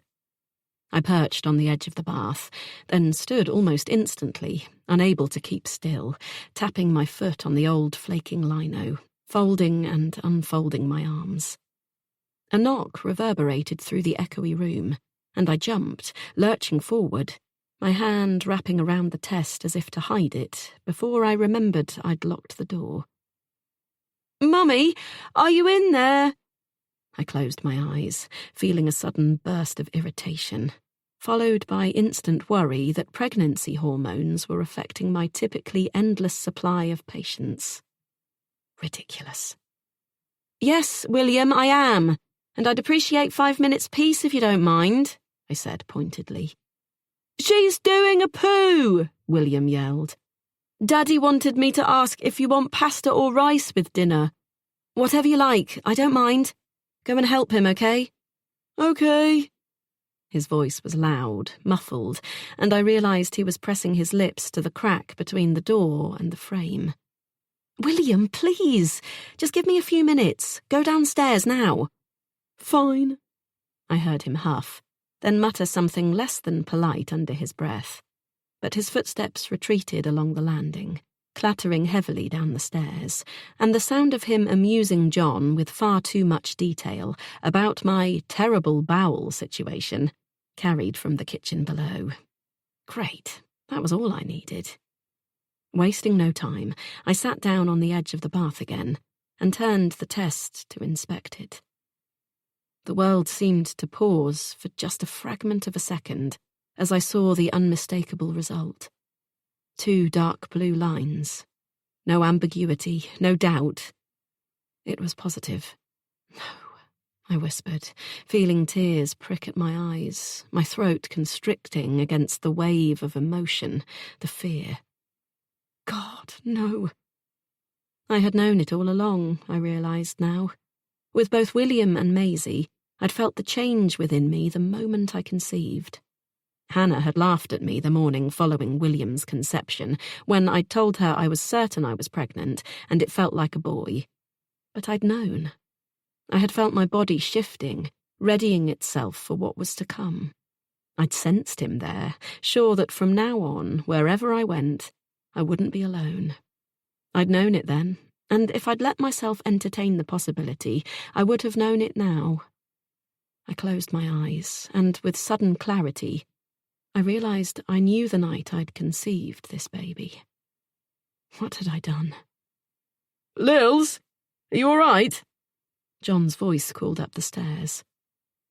Hurriedly, I shoved the test back into the box, then wrapped it in the paper bag and climbed up on the edge of the bath to stash it away. I pinched my cheeks, flushed the chain for effect, and threw open the door. John was standing at the bottom of the stairs, looking uncertain, and I swept down them, brushing past him without pausing. "I'm fine," I snapped, not turning to look at him as he followed me into the kitchen, looking concerned. "Can't I even go to the bloody toilet without having to answer 20 bloody questions? Is it really that hard for you to do the dinner without me having to micromanage every step of the way for you?" I pulled out a pan from the cupboard above the counter and slammed it down hard, the noise harsh and shocking. William stared at me from his seat at the table, where he was peeling mushrooms. John stood frozen in the doorway. I felt the anger leave me in a rush, swiftly replaced by an overwhelming desire to cry. I couldn't. I had no right to fall apart now. I'd brought this on myself. "I'm sorry." I released my grip on the saucepan handle, turning to John. "It's just—" He shook his head, brushing away my apology, his face full of an understanding I didn't deserve. "I know, sweetheart. I get it. It's okay," he said softly, as he stepped forward, pulling me close against his chest. "You have enough on your plate already. I just remembered you saying you wanted to save something in the larder for tomorrow's dinner, but I couldn't remember if it was the rice or the pasta." "It was the rice," I mumbled now, feeling stupid for flying off the handle. "I wanted to make chili." I let him hold me, though I didn't deserve his comfort. He smelled of cut grass and sunshine, his cotton t-shirt stretched tight around his broad chest, soft against my cheek. I let myself sink into his warmth and tried to recall the last time we'd held each other this way, but I couldn't conjure up an image. I closed my eyes, still shocked at the realization that I was pregnant again.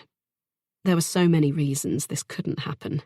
William wouldn't cope. Maisie would fade into the background of our family even more.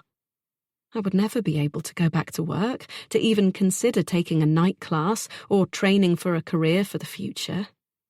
I would be back to square one. And right now, I couldn't say for sure if I would have to do this without John's support. I couldn't expect him to raise this baby. It was all wrong, the worst possible timing.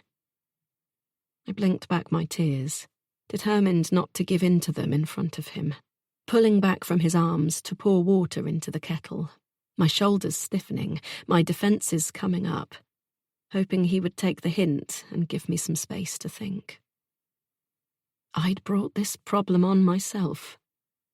I would just have to deal with it.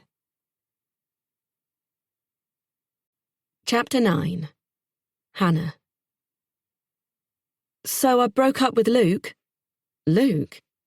Lily dumped the frying pan covered in the remains of the scrambled eggs we'd eaten for breakfast into the washing-up bowl, full of hot, soapy water, dipping her hand into it as she fished around for the plastic brush.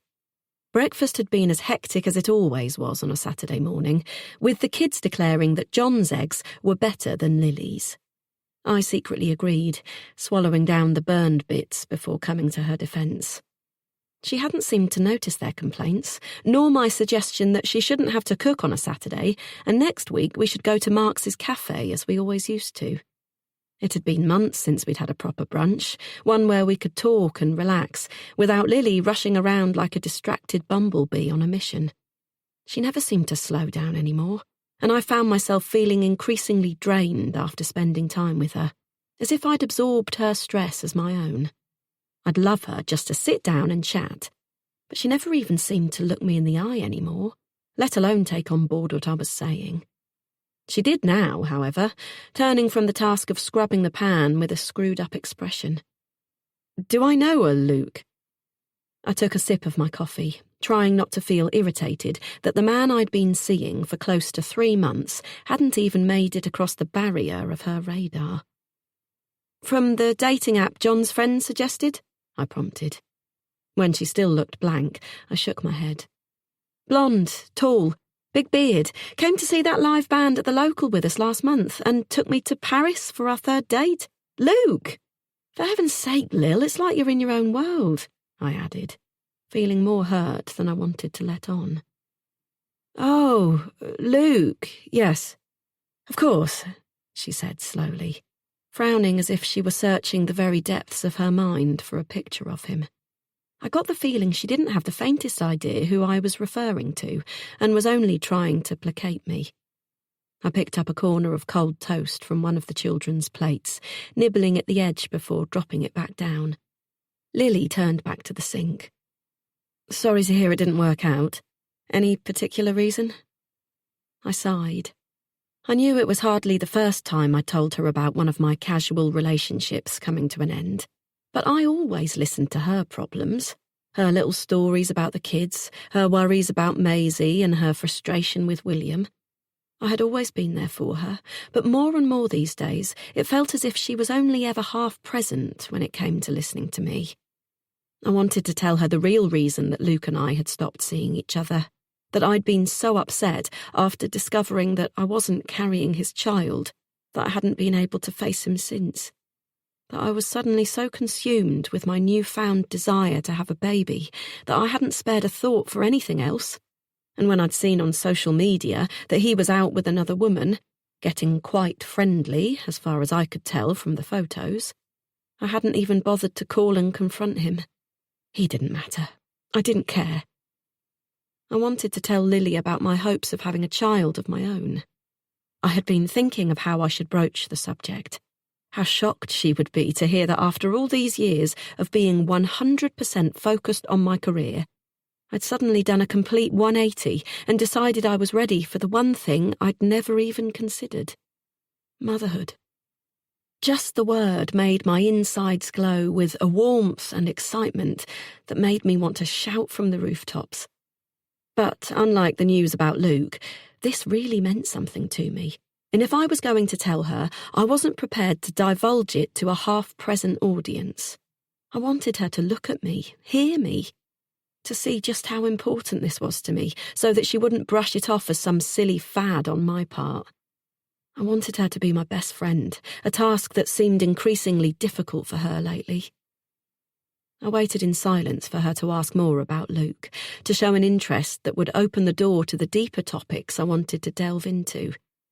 Instead, she grabbed a tea towel, picking up the plates I'd washed from the draining board one by one and placing them in a pile on the counter. I heard William's high-pitched laugh and looked out through the open back door to the garden to see John lying flat on his back, his stocky arms and legs stretched out above him, William balancing precariously over him, hands outstretched as if in flight. Lily was watching through the window, a deep frown etched on her forehead. "What the hell is he doing?" she muttered. "Does he think he's still a teenager? He's going to hurt himself." "Oh, don't be such a spoil-sport, Lil. I think it's sweet that he's so good with the kids. He's always playing with William and trying to find things to do with Maisie. You're lucky. You realise that, right?" "What? Oh, yeah, lucky. Of course. Lucky me." She threw down the tea towel just as the letterbox clanged. "Maisie, get the post!" she yelled, pressing her hands to her eyes. I watched her closely. "Are you okay?" I asked, my voice soft, inviting her to share whatever had her so agitated. Her head snapped up, our eyes meeting, and for just a moment I saw a flash of something in her eyes that made me worry.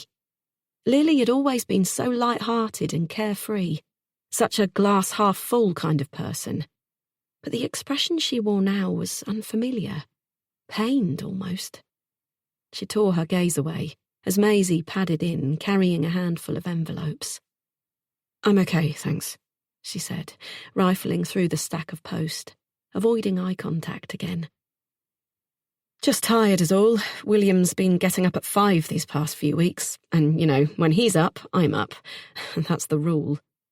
She gave a hollow laugh, but I didn't join in as I might normally have done. "If you're sure," I pushed. "Yep." She paused in her rifling through the letters, staring wide-eyed at a white envelope as if she'd unearthed something venomous. I couldn't see the writing and didn't have a chance to before she bundled all the post together and pulled open the kitchen drawer, shoving the stack inside. I wanted to ask again if there was anything going on besides the tiredness, but she immediately moved to the back door, calling for William to calm down and go and do his times tables. A moment later, John came in, looking flushed and bewildered. "On the weekend, love? Give the boy a break. He needs to practice, and I thought you might need rescuing from all the rough and tumble." She gave a tight smile. "He's fine. I'm fine. Don't worry so much, Lils. There's nothing to be gained from it." He wrapped her in a hug, flashing me a wink over her shoulder, and I wondered if she did realise how lucky she was. She had a hands-on husband who clearly still adored her after all these years. 2 gorgeous children and a home filled with love. If only she could stop and take it in once in a while, count her blessings rather than rushing from task to task, she might see how good she had it. I turned my face away as John pressed a kiss to her forehead and sighed. Clearly there would be no deep and meaningful chat between me and Lily today. The topic of Luke had been completely forgotten already, and it was clear that she wasn't in the right headspace to give me her full attention. Telling her my baby plans would have to wait. For now, it would remain my little secret. Chapter 10. Lily. Now.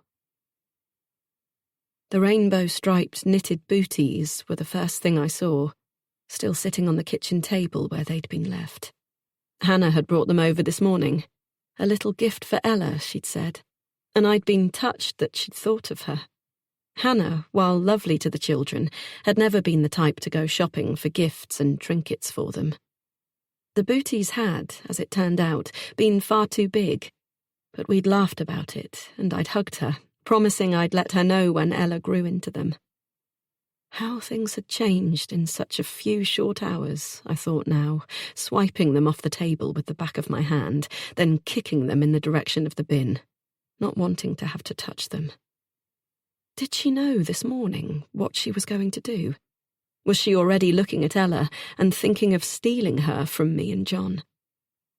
I placed my hands down on the table, leaning heavily into it, breathing hard. I'd called my mum as soon as we got on the road, and she'd called me back 15 minutes later.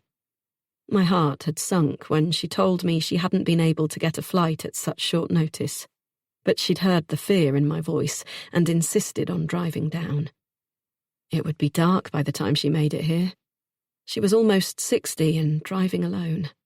I had tried to backtrack, talk her out of coming once she'd told me her plan, but she'd insisted, and now I was torn between a desperate need to see her and my terror that she might crash. I wished she at least had Dad with her to share the driving.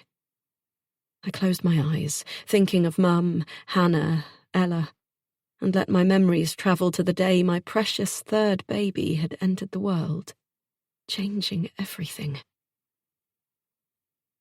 I gave a low, guttural scream that seemed to come from so far within me I knew I would never access that place again. The sound was animal, pure instinct, and yet familiar too. I rolled to my side and felt soft, glove-covered hands pressing on my ankle, lifting, manoeuvring. "That's it, Lily," the gentle female voice said now. "Just one more push and she'll be here." I glanced up at John, seeing him sway slightly, the sudden image of him crashing to the ground filling my mind. It had been a long night, 8 hours of active labour, and I could see the sun rising through the window of the maternity unit. He looked dead on his feet, and I felt guilty that I'd had to drag him out of bed to bring me here. Could he keep going? Could I? He brushed my hair away from my sweat-soaked cheek, and our eyes met, 1,000 messages passing between us. "Are you okay?" I whispered. He broke into a smile, though it wasn't enough to hide the exhaustion in his eyes, the sallow pallor of his cheeks. He'd stood by my side for my first 2 labours, caring, cajoling, encouraging, and this time had been no different. "Trust you to worry more about me than yourself. I'm fine," he insisted, his hand finding mine, squeezing tight. "Concentrate on you, babe. You're on the home stretch." "She certainly is," the midwife said, her head peering up at us from the foot of the bed. "Do you feel another—" She broke off as a primal sound escaped from my lips, my head falling back against the pillows as my body pushed down without my command or involvement. It worked instinctively, with no need for thought or instruction. I felt the pressure inside me shift, the sharp, burning sting that I remembered vividly from the last 2 times I'd been through this. The head was crowning. John's hand was around mine, but I pulled back, gripping my pillow hard, not wanting to hurt him as I let myself go, giving in to the sensations, the overwhelming feeling of my baby entering the world. The last part always made me feel sick, and I tensed for just a moment, not ready to feel it, yet unable to stop it. "Relax, Lily. You're doing so well. Let it happen," the midwife said, her voice still low and quiet. I liked her. She hadn't treated the event like an opportunity to cheerlead. She was exactly what I needed, calm, gentle, and unobtrusive. I took a deep, shuddering breath and relaxed. It happened almost instantly, the sliding sensation of the body slipping from my own, freeing itself, leaving me suddenly empty and shaken in its absence. I fought off the familiar urge to vomit, taking deep, shaky breaths, my grip on the pillow releasing as the pain left me. "You did it, babe! You were brilliant!" John announced, kissing me full on the lips, then turning to look at the new, tiny person in the room. I eased myself up off the pillows and leaned forward, reaching out to lift the baby from the mattress with careful movements. "Oh, John," I exclaimed, my vision blurred as tears filled my eyes. "Oh, look at her, John, look! She's perfect." "Careful, she has a short cord," the midwife warned, coming around the side of the bed, helping me to lift her to my bare chest and settle her against me. There was no pain now, just the absolute bliss of knowing that this child was made from my own body, that she was a part of me, and I would do anything to protect her and keep her safe. It was shocking to believe that I might not have let this happen, that I could have let my fears take over and force me into a decision that would have ended her life before it even began. I might never have known who she was, never have got to see her tiny fingers and toes, breathed in the smell of her downy head. I would always have carried that wonder with me, the unknown child who might have been. I knew, even now, that the choice I'd made in the end wasn't a simple one. It came with a price. But looking at her, so perfect, so very innocent, there was no doubt in my mind that it had been the right one. John wrapped an arm round me, smiling. "She's probably going to be our last," he said softly. "At least you won't have to go through that again." I shook my head, not wanting to face the truth of his words, feeling the tears trickle from the corners of my eyes. He brushed them away with his fingertip. "Thank you," I whispered, "for giving me the courage to keep going." He nodded. "Thank you for giving me another beautiful daughter. I'm a lucky man."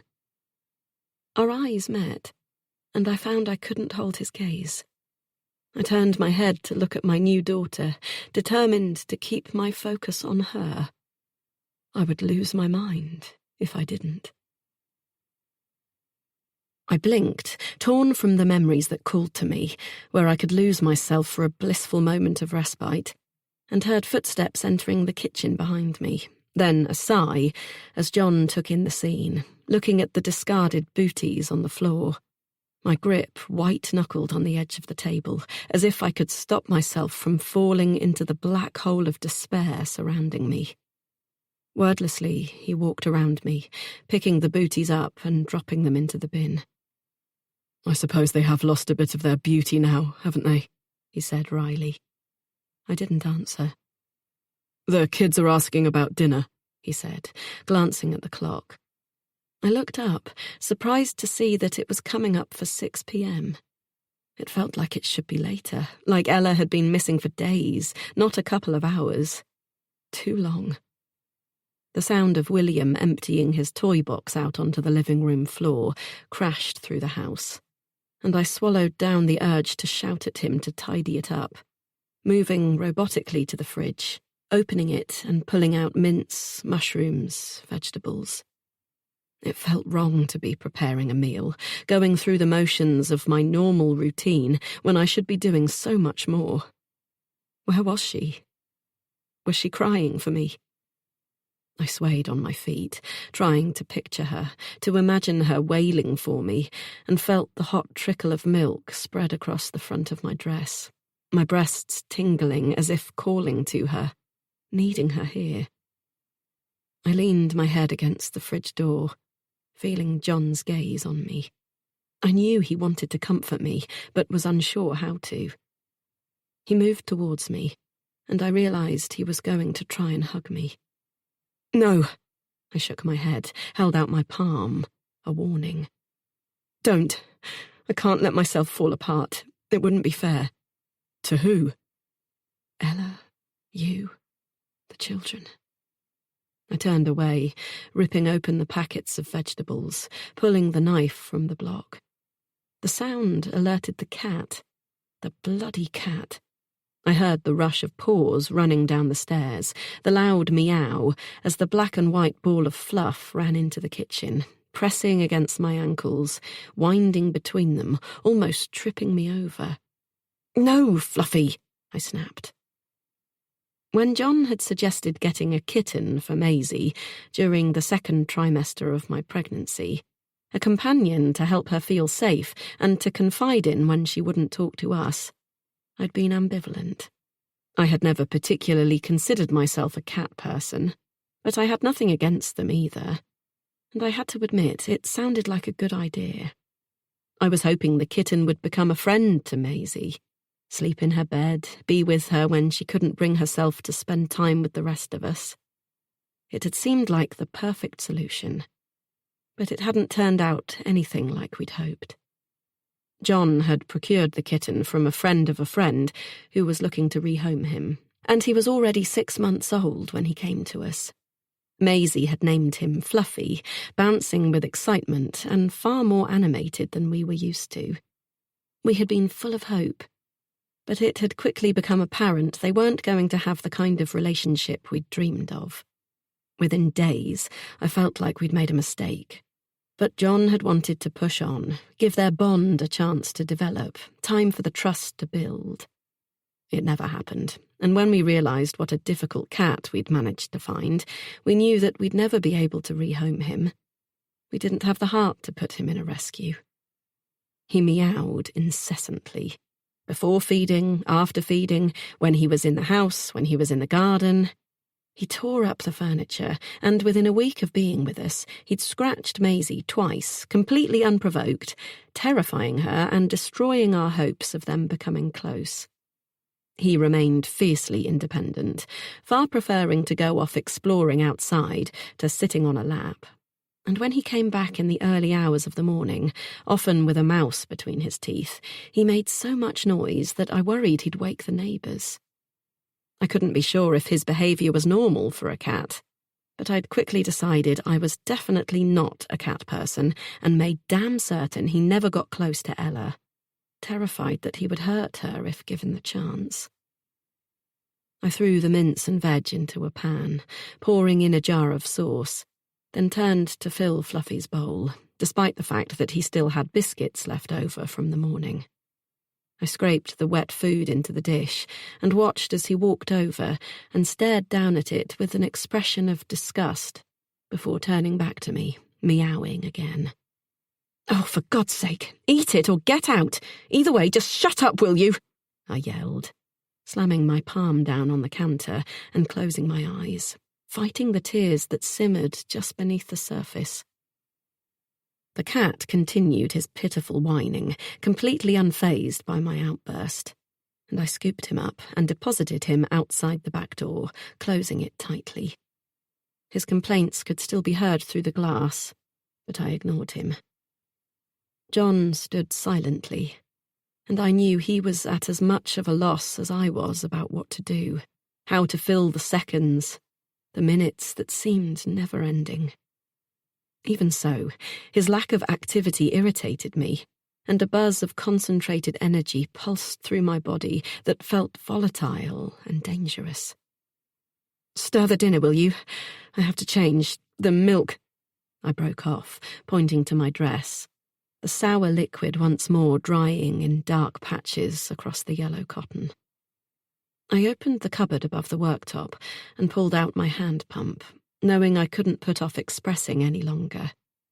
It didn't feel right, doing it without Ella here to drink the spoils, but I could feel the lumpy, hot throb of my breasts, the full heaviness turning painful, and knew that if I didn't do it now, there would likely be mastitis to deal with. I didn't need that on top of everything else. John stepped forward, seeming relieved to have been given a task. "I'll finish up here. You go and sort yourself out. Hop in the shower if you like. I'll serve the kids their dinner." I gripped the pump and dipped my head, not meeting his eye. "Thanks." I left the room without lingering, moving quietly past the door to the living room so as not to alert William to my presence. I just needed a moment alone, a few minutes without police firing questions at me, without John looking like a wounded puppy, and without William clambering all over me. I walked into the bedroom, steeling myself against the sight of Ella's baby grow on the bed, her teething rattle lying across my pillow. I looked away, stripped off the damp dress and bra, and perched on the edge of the bed, positioning the pump against my swollen nipple and pressing down gently.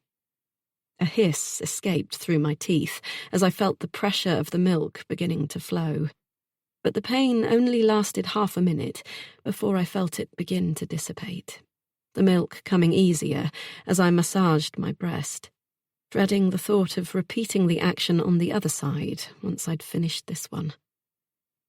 The departure of the pain made space for my mind to wander, though, and I couldn't stop my thoughts from going to Hannah.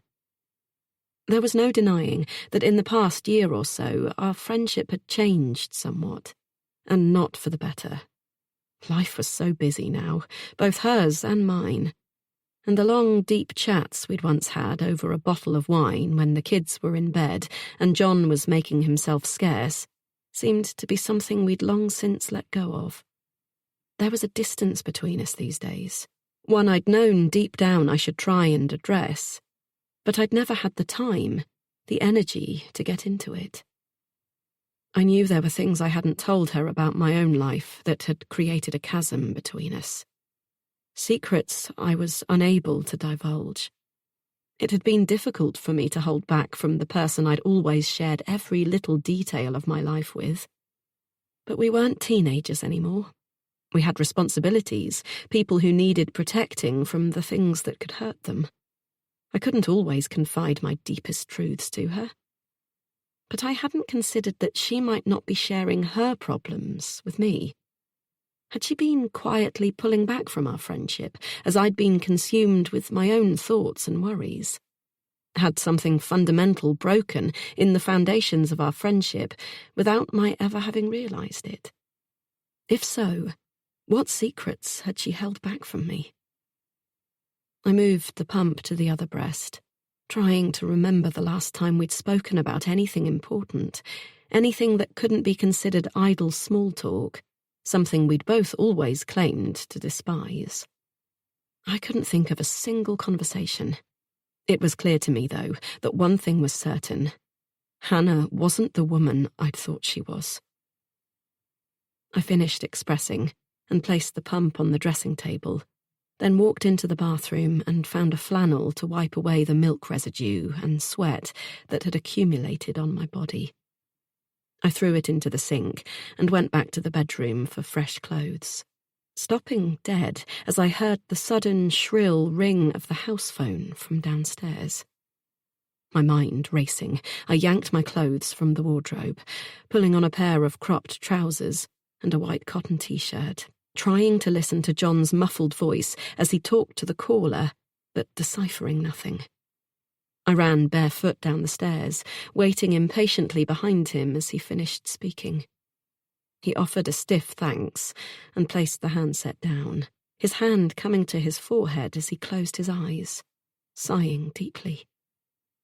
"John," I said, trying to keep my voice measured, though I wanted to scream in my impatience.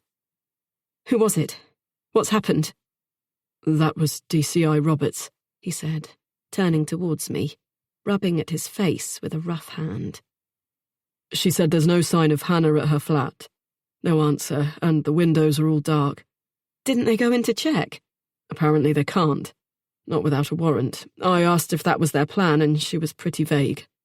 It sounds like they want to concentrate on tracking her first. They're searching airports, train stations, going through CCTV footage. They're doing all they can, babe. We have to be grateful for that." I shook my head. "It's not enough, John. This is Ella.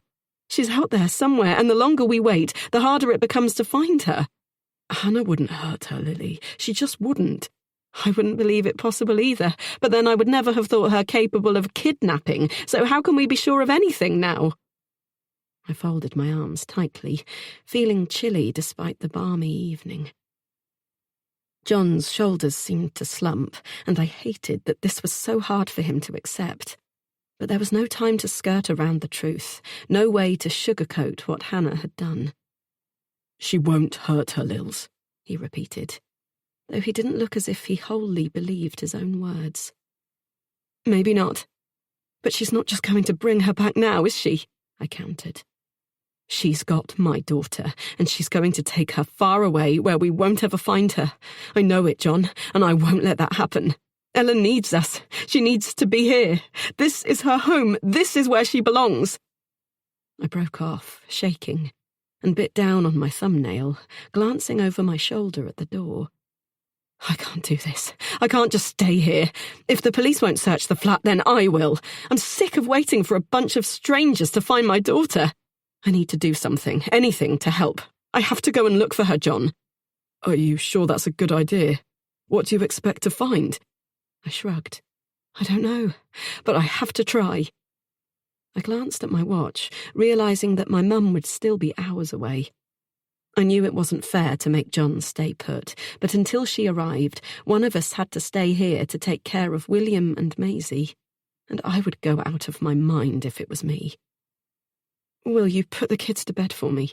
I asked, meeting his eyes briefly, then looking away, not waiting to see the concern in his expression.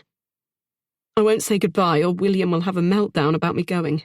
It will be easier if I just disappear quietly." He glanced over his shoulder, then looked back at me, resigned to my plan, though I could tell he wished I would stay with him. "We'll be fine. And if this is something you feel you have to do, then go. Take your phone and I'll call the moment I hear anything, okay?"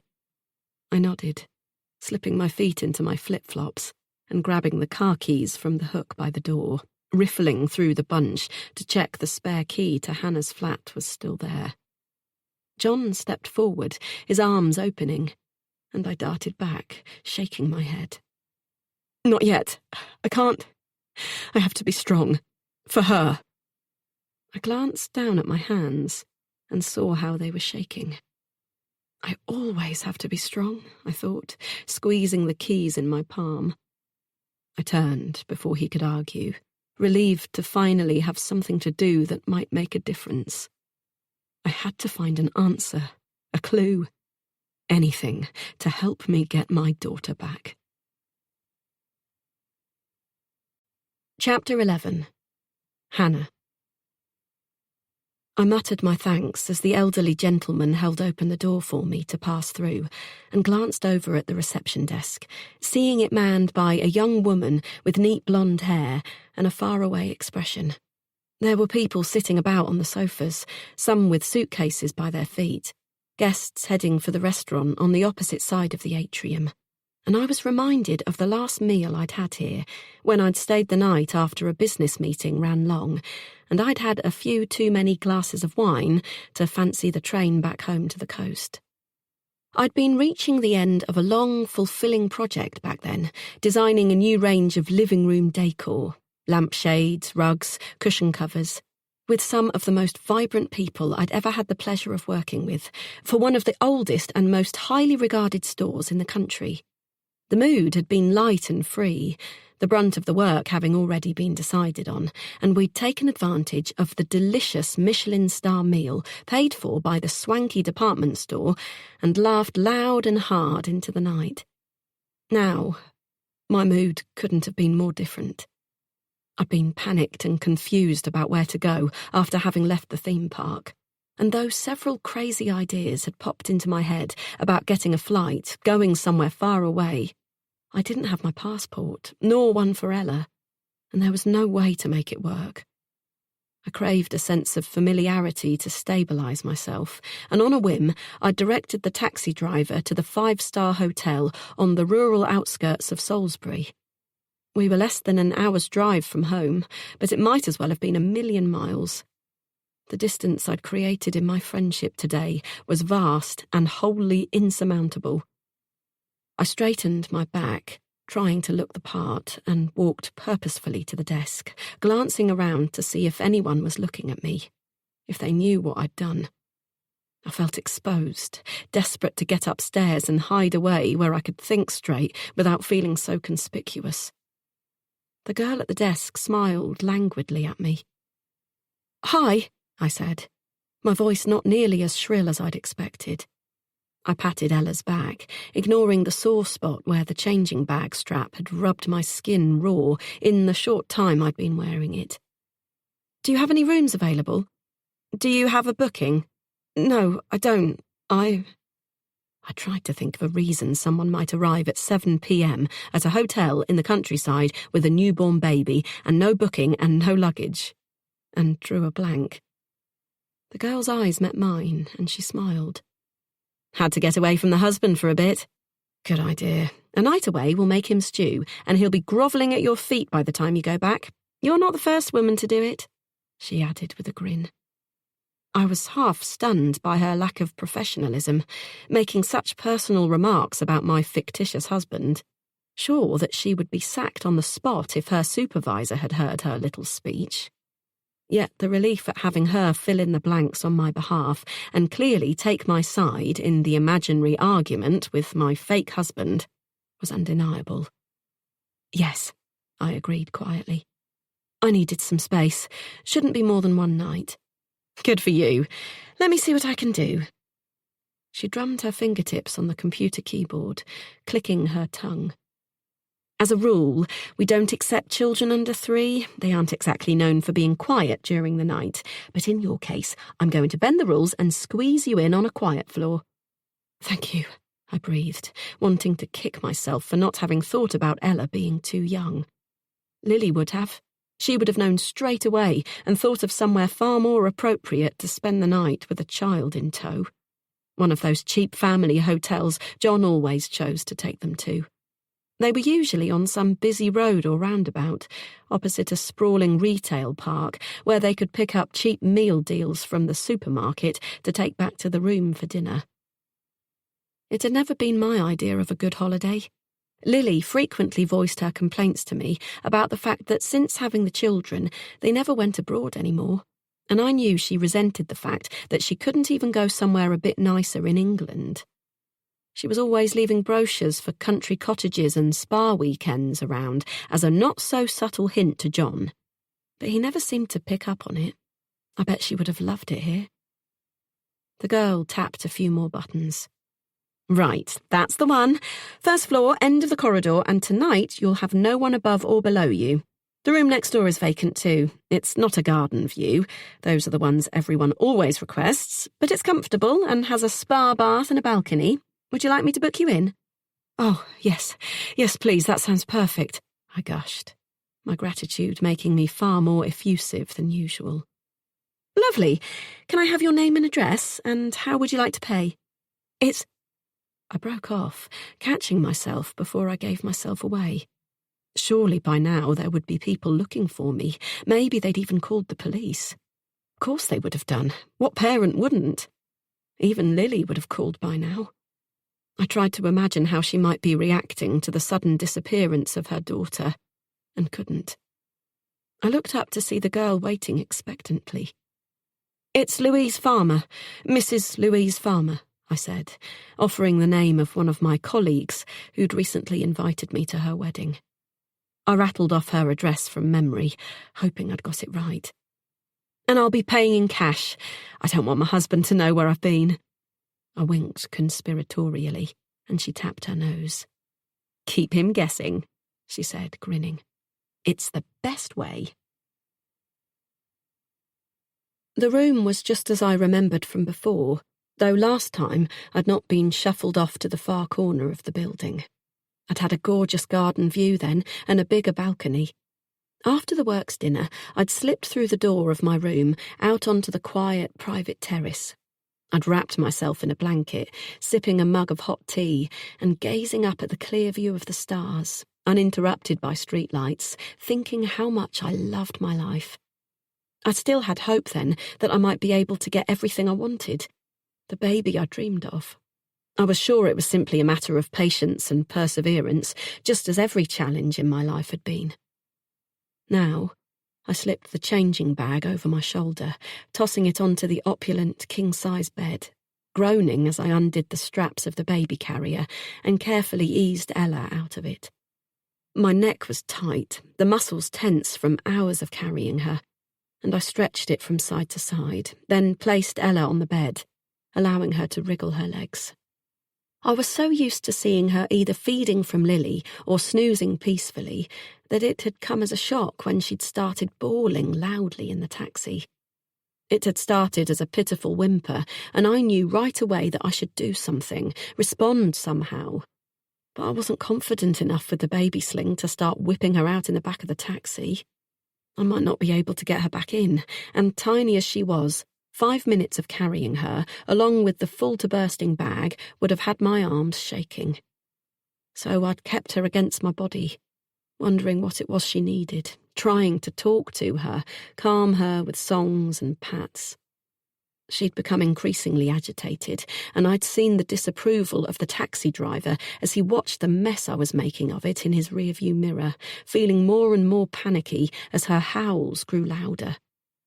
Eventually she'd seemed to run out of steam, and with trembling, pitiful sobs she'd closed her eyes and gone back to sleep. I could see now that her nappy was sodden, desperately needing a change, and I was sure she must be wanting a feed too. Lily had said she'd packed 2 bottles, just in case. But what I would do when those ran out, I had no idea. I hadn't thought about it, and now I realised that was going to be a big problem. The family hotel opposite the retail park was sounding more appealing by the moment. I wondered if I could ask one of the staff to go and find a shop and buy me some formula for her. Would she even take it?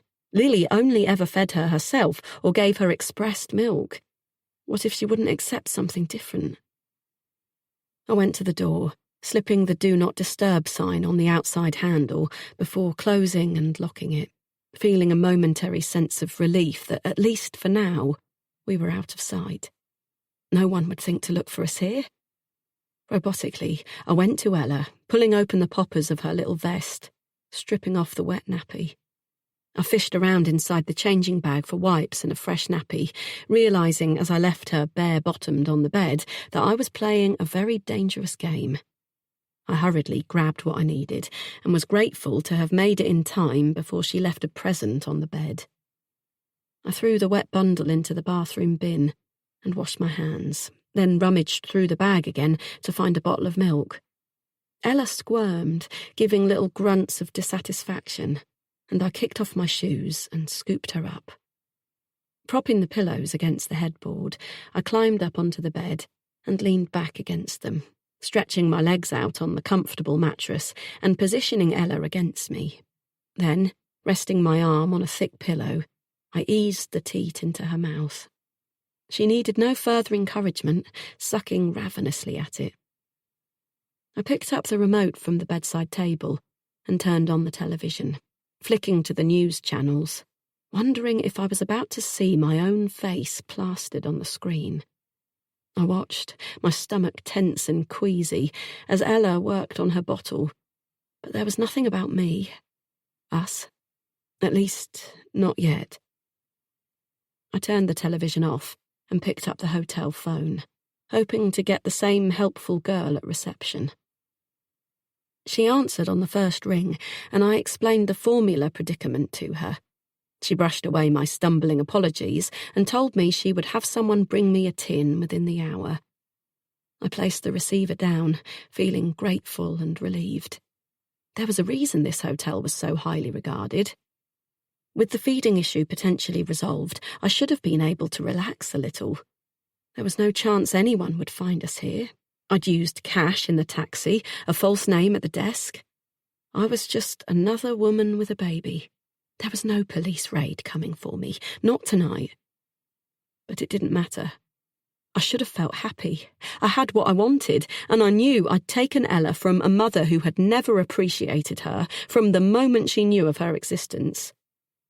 Lily had been a good mother to begin with, but in the past few years it seemed her own wants had come before her children and their needs. I shouldn't have felt guilt or shame for taking Ella from a home like that. And yet somehow, looking down at her as she gripped my finger, her eyes wide as she focused on the ceiling, rosebud mouth working away on the milk her mother had provided for her. That was exactly what I felt. Guilt, shame, fear. Because today I had done something that would never be forgiven, and there was no way to escape the consequences of that. Chapter 12. Then. I squinted at the computer screen, sipping the unpalatable chamomile tea and swallowing reluctantly before placing the cup down on my desk as I resolved to find a better replacement for my morning double espresso. I'd been trying to make little changes to my diet and lifestyle to increase my chances of getting pregnant when the time came, and to make sure my body didn't go into shock if I suddenly went cold turkey on all my vices. I'd cut down to 1 glass of wine a night from 3, and I was making a real effort to keep track of the caffeine I consumed. I'd been shocked to realise how much I usually needed just to be able to function, and had found the mornings a challenge since switching to a single mug of instant, the buzz that usually carried me through to lunch conspicuously absent. I'd allowed myself a lie-in this morning. Rare for a Friday, but I'd worked 60 hours already this week and was determined to have a proper rest over the weekend. Another of my pregnancy prep goals. I'd had a slow breakfast, a jog along the seafront, and now I sat at my home desk in the bright sunny room overlooking the leafy shared garden below, scouring the internet for the answers I needed. I didn't know why it had taken me so long to seriously consider the idea of going down the sperm donor route. I supposed it was the fact that part of it felt strange, unnatural somehow. To have a baby without ever meeting the father. It was a concept I wasn't sure I was completely on board with, but the more I had thought about it, the more I realised how much it would suit me. There would be no father figure hanging around in the background, offering unwanted advice or taking me to court over my parenting choices or to get access rights. I didn't want a man in my life, interfering with how I raised his child, taking them away from me for weekends and holidays. I wanted a full-time family of my own, and I wasn't prepared to compromise on that. This solution wiped out those complications. It would be simple. I closed a couple of tabs, focusing on the web page for the most professional-looking clinic, reading the information and nodding along. It was so clear and unjudgmental. I loved the fact that I lived in a time when a woman was free to make this choice, that I could keep the career I had worked so hard for and embark on parenthood as a single woman with a man I would never have to meet. It was quite incredible to think about how far we'd come since my grandmother's days. I could just imagine what her expression would have looked like if she'd been alive to hear my plans.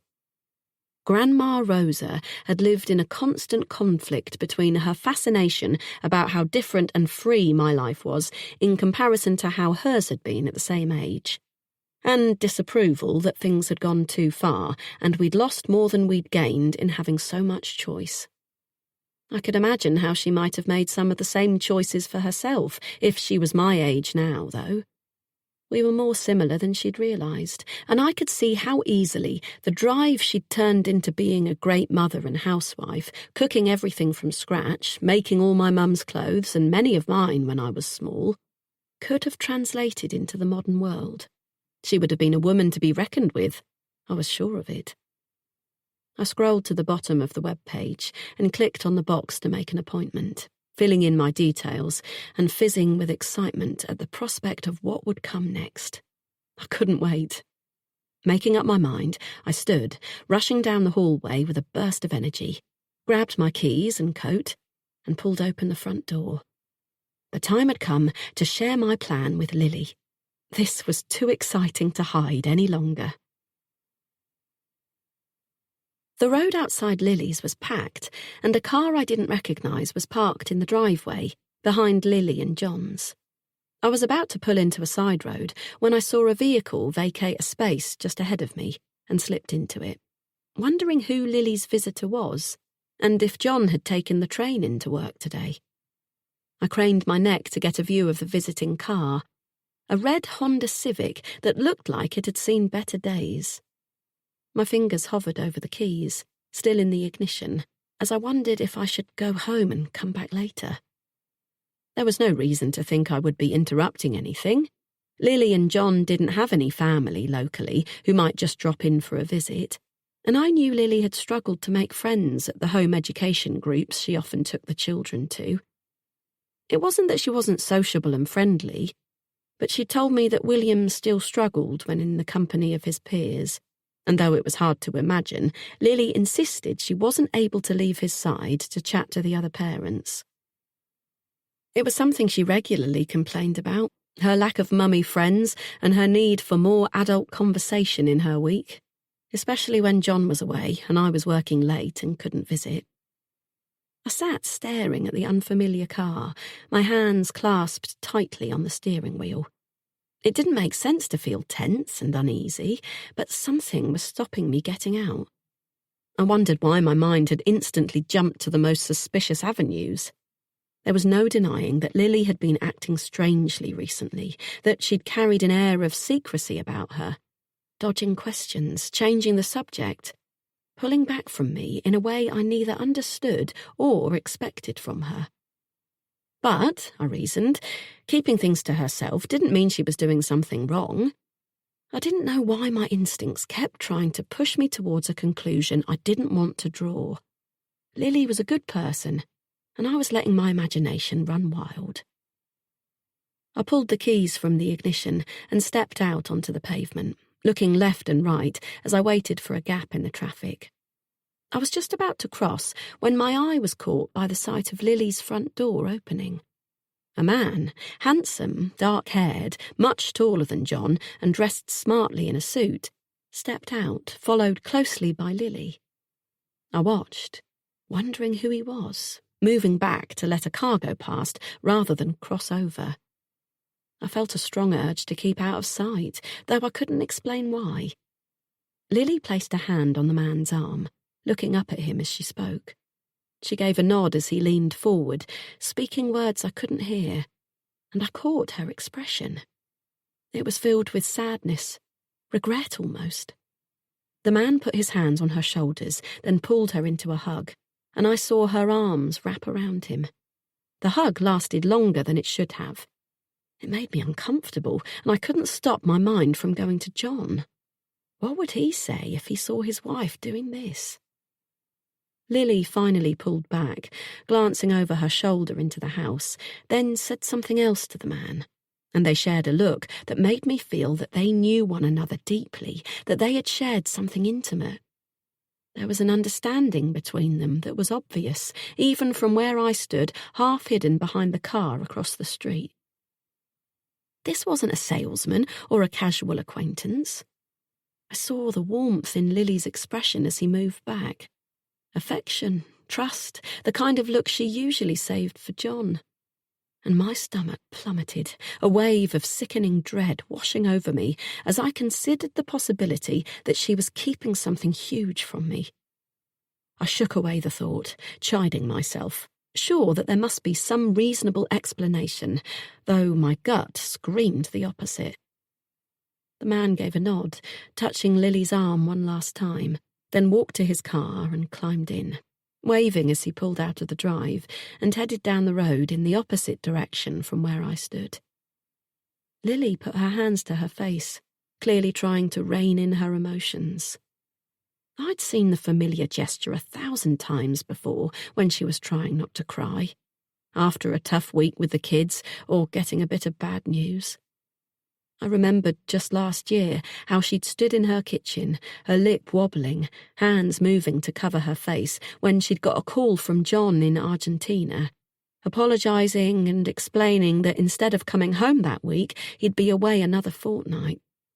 William hadn't been sleeping, and Lily had just been telling me how much she wished John would hurry up and come home so she didn't have to cope with everything by herself. She missed him, she had said. Was that what she was feeling now, as her companion drove away? Was she wishing he could stay, that she didn't have to wave him off? I didn't dare to guess at an answer to that. She pressed her fingertips to her eyes, taking a deep breath, then went back inside, closing the door. I stood on the pavement feeling bewildered. Who was he? What was his relationship to Lily? I tried to place his face, wondering if I might have seen him somewhere before. Their wedding, their anniversary party, to which Lily and John's extended family had travelled from all over the country to celebrate. But I couldn't summon a memory of him. Slowly, I crossed the road and headed up the driveway, knocking at the door. Lily's footsteps approached quickly, and she flung it open, looking flustered and surprised to see me. "Han, what are you doing here?" She stepped back automatically, letting me pass her, then followed me into the living room. "Just popped by to say hello. How are you?" I asked, smiling warmly, hoping that she might tell me what the hell was going on so I didn't have to push for answers to questions I wasn't sure how to broach. "I'm okay. Busy as always, you know how it is." She shrugged, her fingers combing through her hair, and I looked closer, half wondering if I'd see the truth written on her face, a smudge of lipstick, or perhaps a missed button on her dress. But, as per usual, Lily wasn't wearing lipstick, and her dress was fine. I felt like a hunting dog stuck on the scent of the wrong trail, and reminded myself not to jump to conclusions, though it was easier said than done after what I'd just witnessed. "Where are the kids?" I asked, noting the tidy carpet, free from toys, the coffee table empty of mugs that might suggest an innocent chat over coffee. "Both upstairs, playing in Maisie's room. William is being very magnanimous for a change, sharing his best toys with her, so they seem to be getting on for once. Either that, or they're plotting something," she said, lowering herself onto the sofa. I took the armchair opposite. "Nice." I dropped my bag on the carpet and leaned into the soft cushions. Lily's house was far from my taste when it came to decor, the furniture battered and worn in a well-loved, entirely non-vintage fashion that smacked of hand-me-downs and boot sales. But despite its lack of precision and style, I had always loved the softness of the rooms, the warmth that made the ramshackle house and cluttered bookshelves feel like a proper home. I ran a finger over the threadbare arm of the chair, feeling the old embroidery, stained red from when Maisie had spilled a bottle of food colouring over the fabric. "Have you been out with them this morning? No home education groups on?" "There's a science one that I wanted to take Maisie to, but William didn't want to go, and it's proving impossible to convince him to try it. I'm hoping I can take her next week when John's not working, so I can sit down with her to do the activity without William complaining and begging to come home the whole time. So much easier to leave him here to play where he's comfortable." I nodded. "Worth a try. It's a shame to have her miss out just because he isn't keen. Must be so tough trying to balance both their needs." "That's an understatement." I nodded again, holding my tongue, noticing the way she glanced around the room, far from relaxed. I wanted to let the silence grow, give her the chance to speak first. But when she didn't, I felt uncomfortable, and my curiosity got the better of me. "I saw a man leaving as I was looking for a space to park just now. Friend of John's, was he?" I asked, keeping my voice casual, though I didn't take my eyes off her face as I watched for answers in her expression. "Man?" She shook her head as if she didn't understand, but her face flushed scarlet and she looked away. In an instant, the sinking nausea returned to my stomach. Her reaction was exactly what I didn't want to see. I'd been holding on to a scrap of hope that she might have some reasonable explanation for the visitor, that he was someone she wouldn't feel the need to hide from me. But her response spoke volumes, and I felt my whole body tense as I saw her shut down, her shoulders stiff, her eyes not meeting mine. "The suited and booted one I just saw leaving in the red Honda?" I pushed, willing her to tell me, to be honest about whatever she was hiding. It hurt to think of her keeping secrets from me, though I knew I'd been holding back some of my own lately. But I had come here with the intention of sharing mine. I'd been waiting for the right moment, and with the kids occupied and the two of us finally alone, now seemed like the perfect opportunity. I'd only waited this long because it had been so hard to get her full attention. But despite the chance we had now, Lily was still holding back. I could feel the distance between us, and I didn't understand what was going on. Oh, him. He's just, well, you're going to think I'm being a bit over the top, but he's a tutor for the kids, you know. He's been teaching them a bit extra in maths and science. It's hard work, this home education stuff, and William has been falling a bit behind with some of his work. And like I said, getting them out to groups hasn't been going well. I thought it might take some of the pressure off. "A tutor?" I repeated. "And John's okay with that? You're always saying he worries about money." "Yes, he does. You're right." She hesitated, pressing her lips together. But education is important, and though it doesn't come cheap, it's worth it. Besides, it's only temporary, just to catch up on a few bits. Do you want a coffee? She offered, already on her feet and heading for the kitchen. I stared at her, feeling dizzy at the speed with which she'd changed the subject, unsure how to steer her back and dig deeper into what was really going on. I was sure she was making it all up on the spot, the signs impossible to ignore as her cheeks flushed red and her hands moved restlessly by her sides the way they always did when she was nervous. But why should she be nervous, unless she was hiding something from me? I pressed my lips together, looking deep into her eyes, willing her to be honest, to see that I had caught her in the lie, that I didn't buy her story. But she remained silent. Feeling frustrated and unsure how to proceed, I decided to let it go for the moment. "Do you have anything herbal?" I asked, as she paused unwillingly by the door, clearly keen to escape my scrutiny for a bit. She frowned. "Why?" "Just on a bit of a health kick. Some of the women at work are doing it, and I thought it might be a good idea. My poor body needs a detox," I lied, feeling suddenly unsure about confiding my baby plans to her. "I'll see what I can find. John likes some of the infusions, ginger and lemon. Is that the kind of thing you mean?"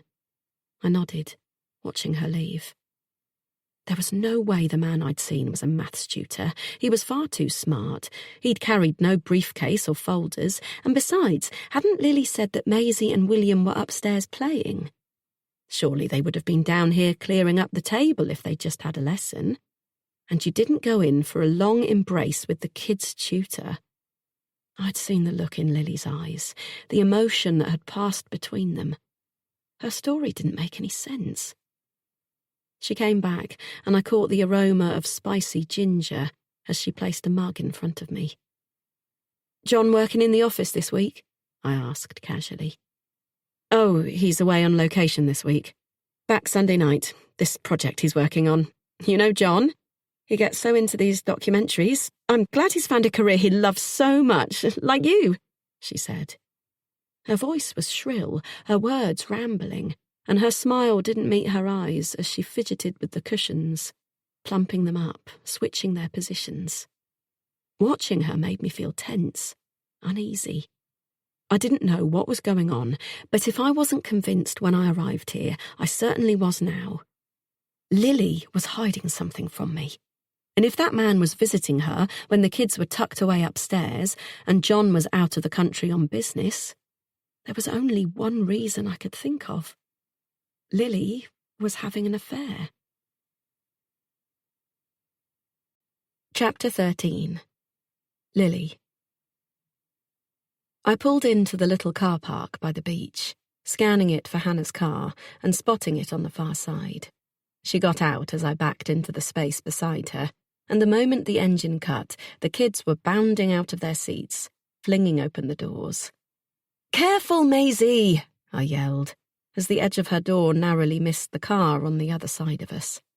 I sighed as she skipped away without a backwards glance and got out, grabbing my bag and putting on a pair of sunglasses before walking round the back of the car to greet Hannah. The kids were already all over her, and I smiled when Maisie didn't shrink away from the hug she was offered.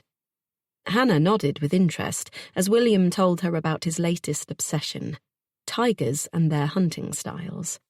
And I patted Hannah on the arm, leaving them batting wildlife facts back and forth while I went to get a ticket. It had been a difficult morning, and I had spent a good part of it crying, but I needed to push down those emotions now and be strong. I wanted to get Hannah's advice about the unexpected positive pregnancy test, and I hoped that after today I'd feel less guilt and finally have some clarity about what to do. I'd been thrown when she'd turned up unannounced at my door the previous week, and though part of me had wanted to blurt everything out to her, I hadn't been able to even consider broaching the subject of my pregnancy, sure that all the secrets I wasn't able to share would spill out alongside my confession. I had shut down, and Hannah had left after a brief, uncomfortable chat consisting of muted small talk and dodged questions. I'd got the impression she was annoyed with me, but then, I'd reasoned, she had no idea what I was hiding and had no reason to go digging. I was creating drama where there was none. I was nervous about telling her about the pregnancy test today, it having been so long since we'd had a conversation about anything so important, so emotional. But I'd had time to prepare and felt strong enough to broach the subject without falling apart and telling her everything I'd been keeping from her. Hannah glanced up from William, her eyes meeting mine just for a second as I walked back to the car, before she looked away again.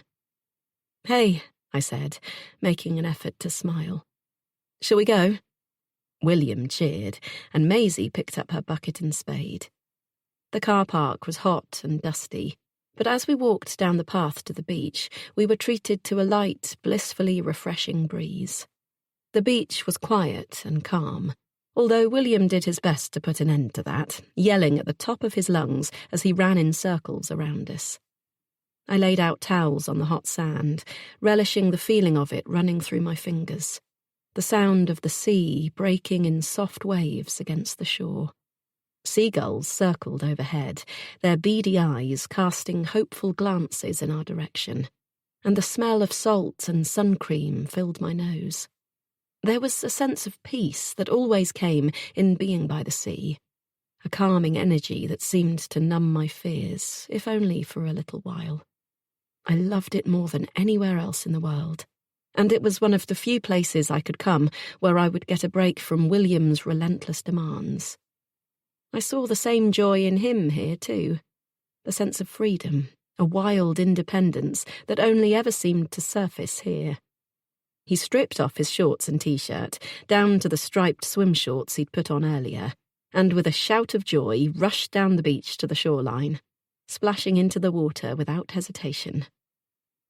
Maisie took her dress off, sedately dropping it on top of my bag, then picked up her bucket and spade and followed in the same direction, quiet and dreamy, as she stared out at the horizon.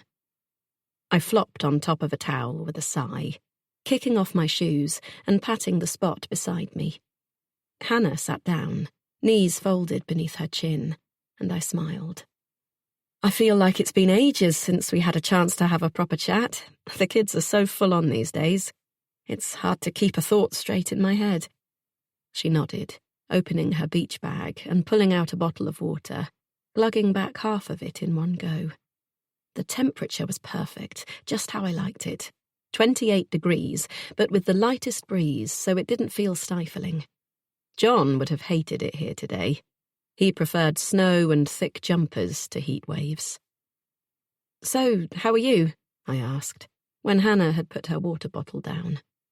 She shrugged. "Not bad. Work's good. Seeing anyone at the moment?" I realised it had been a while since I'd heard about any dates she'd been on.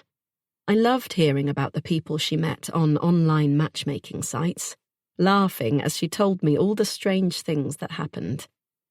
I'd worried about her at first, not wanting her to go and meet strangers alone. But Hannah had her head screwed on right, and never took any unnecessary risks or put herself in danger. And I'd soon learned to relax and live vicariously through her hilarious stories. I couldn't think of the last time she'd told me one, though. She hadn't mentioned a man since Luke, and I knew that had ended, though I couldn't recall the reason why. I knew I was partly to blame for not being in the know about the ins and outs of her dating life. I was usually the first to broach the subject, keen to hear all the details. But I knew my mind had been elsewhere lately, and I probably hadn't been making enough effort to ask about the latest developments. Hannah never seemed to mind, though, just as I didn't when the shoe was on the other foot. I loved that we had the kind of strong foundations to our friendship that we could go a few months without living in each other's pockets. We always came back to each other in the end. When she'd first started her new job, I'd barely seen her for months at a time.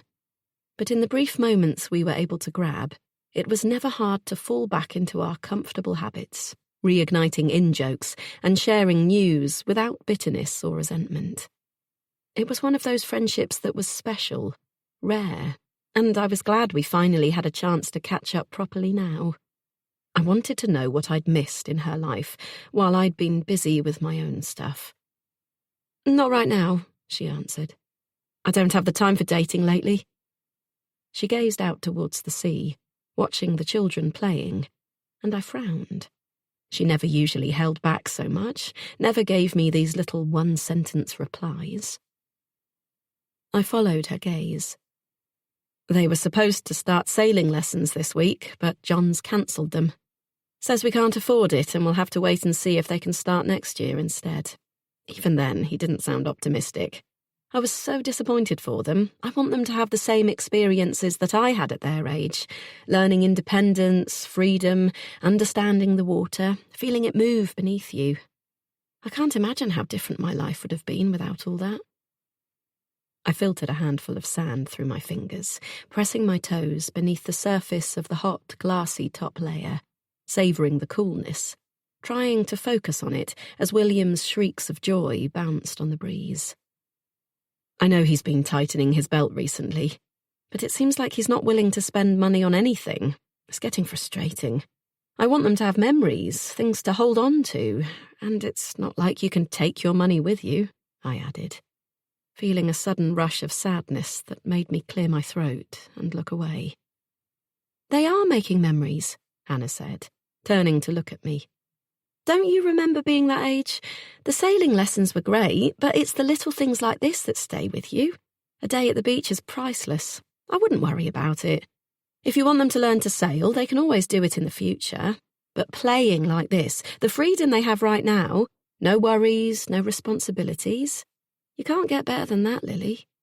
"You might be right," I smiled. I wanted to ask more about her, find out if there was anything going on in her life. But I found that I was afraid to. She seemed so hot and cold. I realised that there must be more going on for her than she was saying.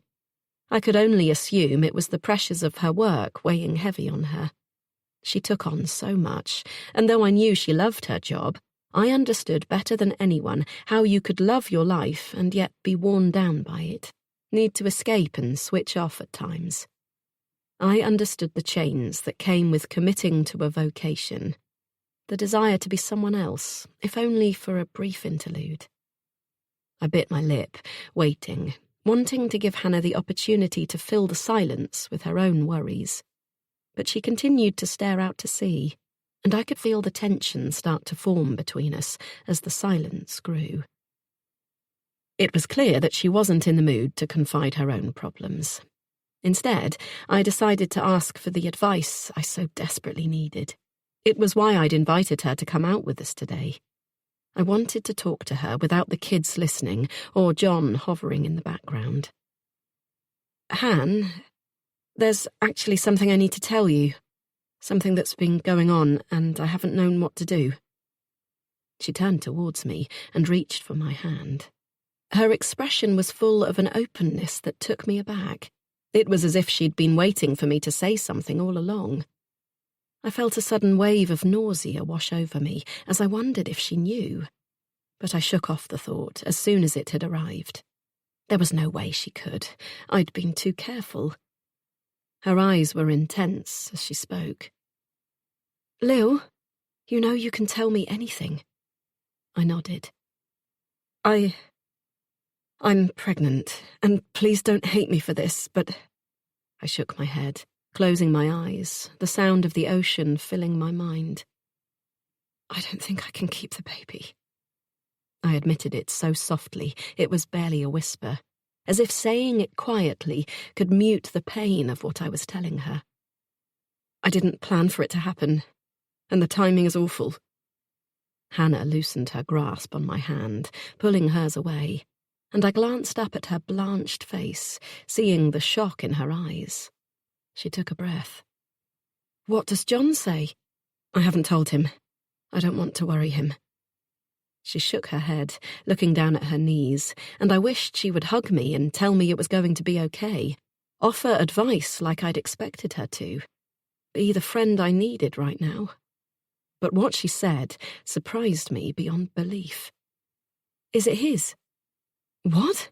I replied, my voice shrill as I stared open-mouthed at her, shocked that she would ask such a question.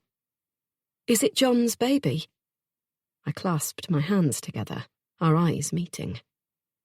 "Why would you ask me that? Of course it's John's. Is there anything you would like to tell me, Lily? Anything else, I mean?" I shook my head, wishing I could share more with her, that I could tell her the secrets that kept me awake through the night, that made me sick with terror if I let myself think of them. I wished I could confide in her, lean on her, but I didn't have that choice. I stood up, kicking the sand off the tops of my feet and shielding my eyes with the back of my arm, looking over to my children. "Isn't my being pregnant enough?" I asked, wishing I hadn't told her. "I just don't know what to do, Hannah. I wish I did." I bit my lip, trying not to cry, but I could feel the tears, treacherous and unstoppable, as they blurred my vision, and I didn't want to let them fall in front of her. "I'm going to check on the children," I said, stepping off the towel onto the hot sand. I walked away, shoulders stiff, my throat thick with a ball of emotion I couldn't let out.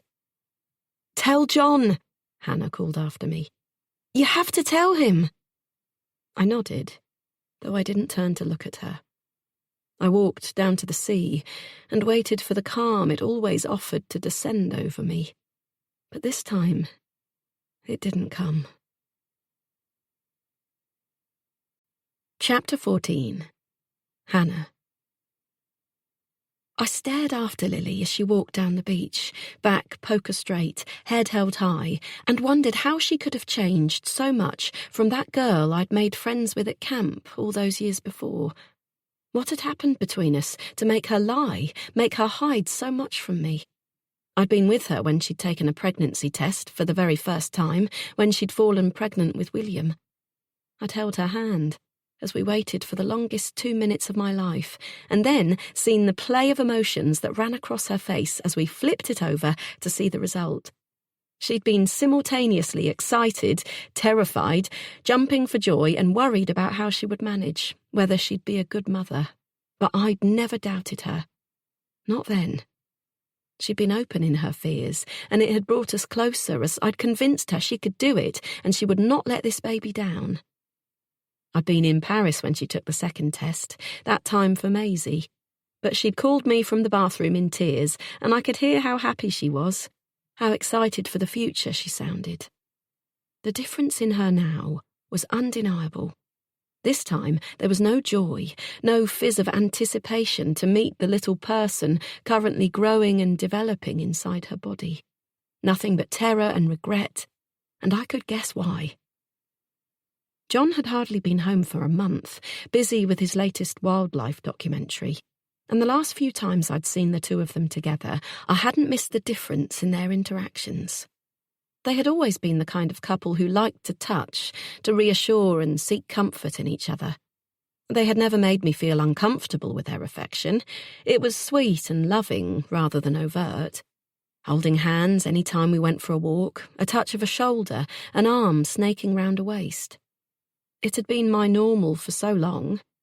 Perhaps that was why I'd noticed the change, the distance between them as we stood to chat, the absence of those loving gestures that had seemed to be a part of the make-up of their relationship. And as I'd looked closer, I'd noticed more. A lack of eye contact, Lily always turning away to busy herself when John tried to move closer. I was sure this change was coming from her rather than him. I'd seen the quick flashes of pain in his eyes, the way his head lowered, and he moved back as if she'd put up a barrier he didn't know how to break through. I wondered if he had any idea what Lily had been doing to fill the time while he'd been away for work, if anyone knew. She had called earlier today to change our plans.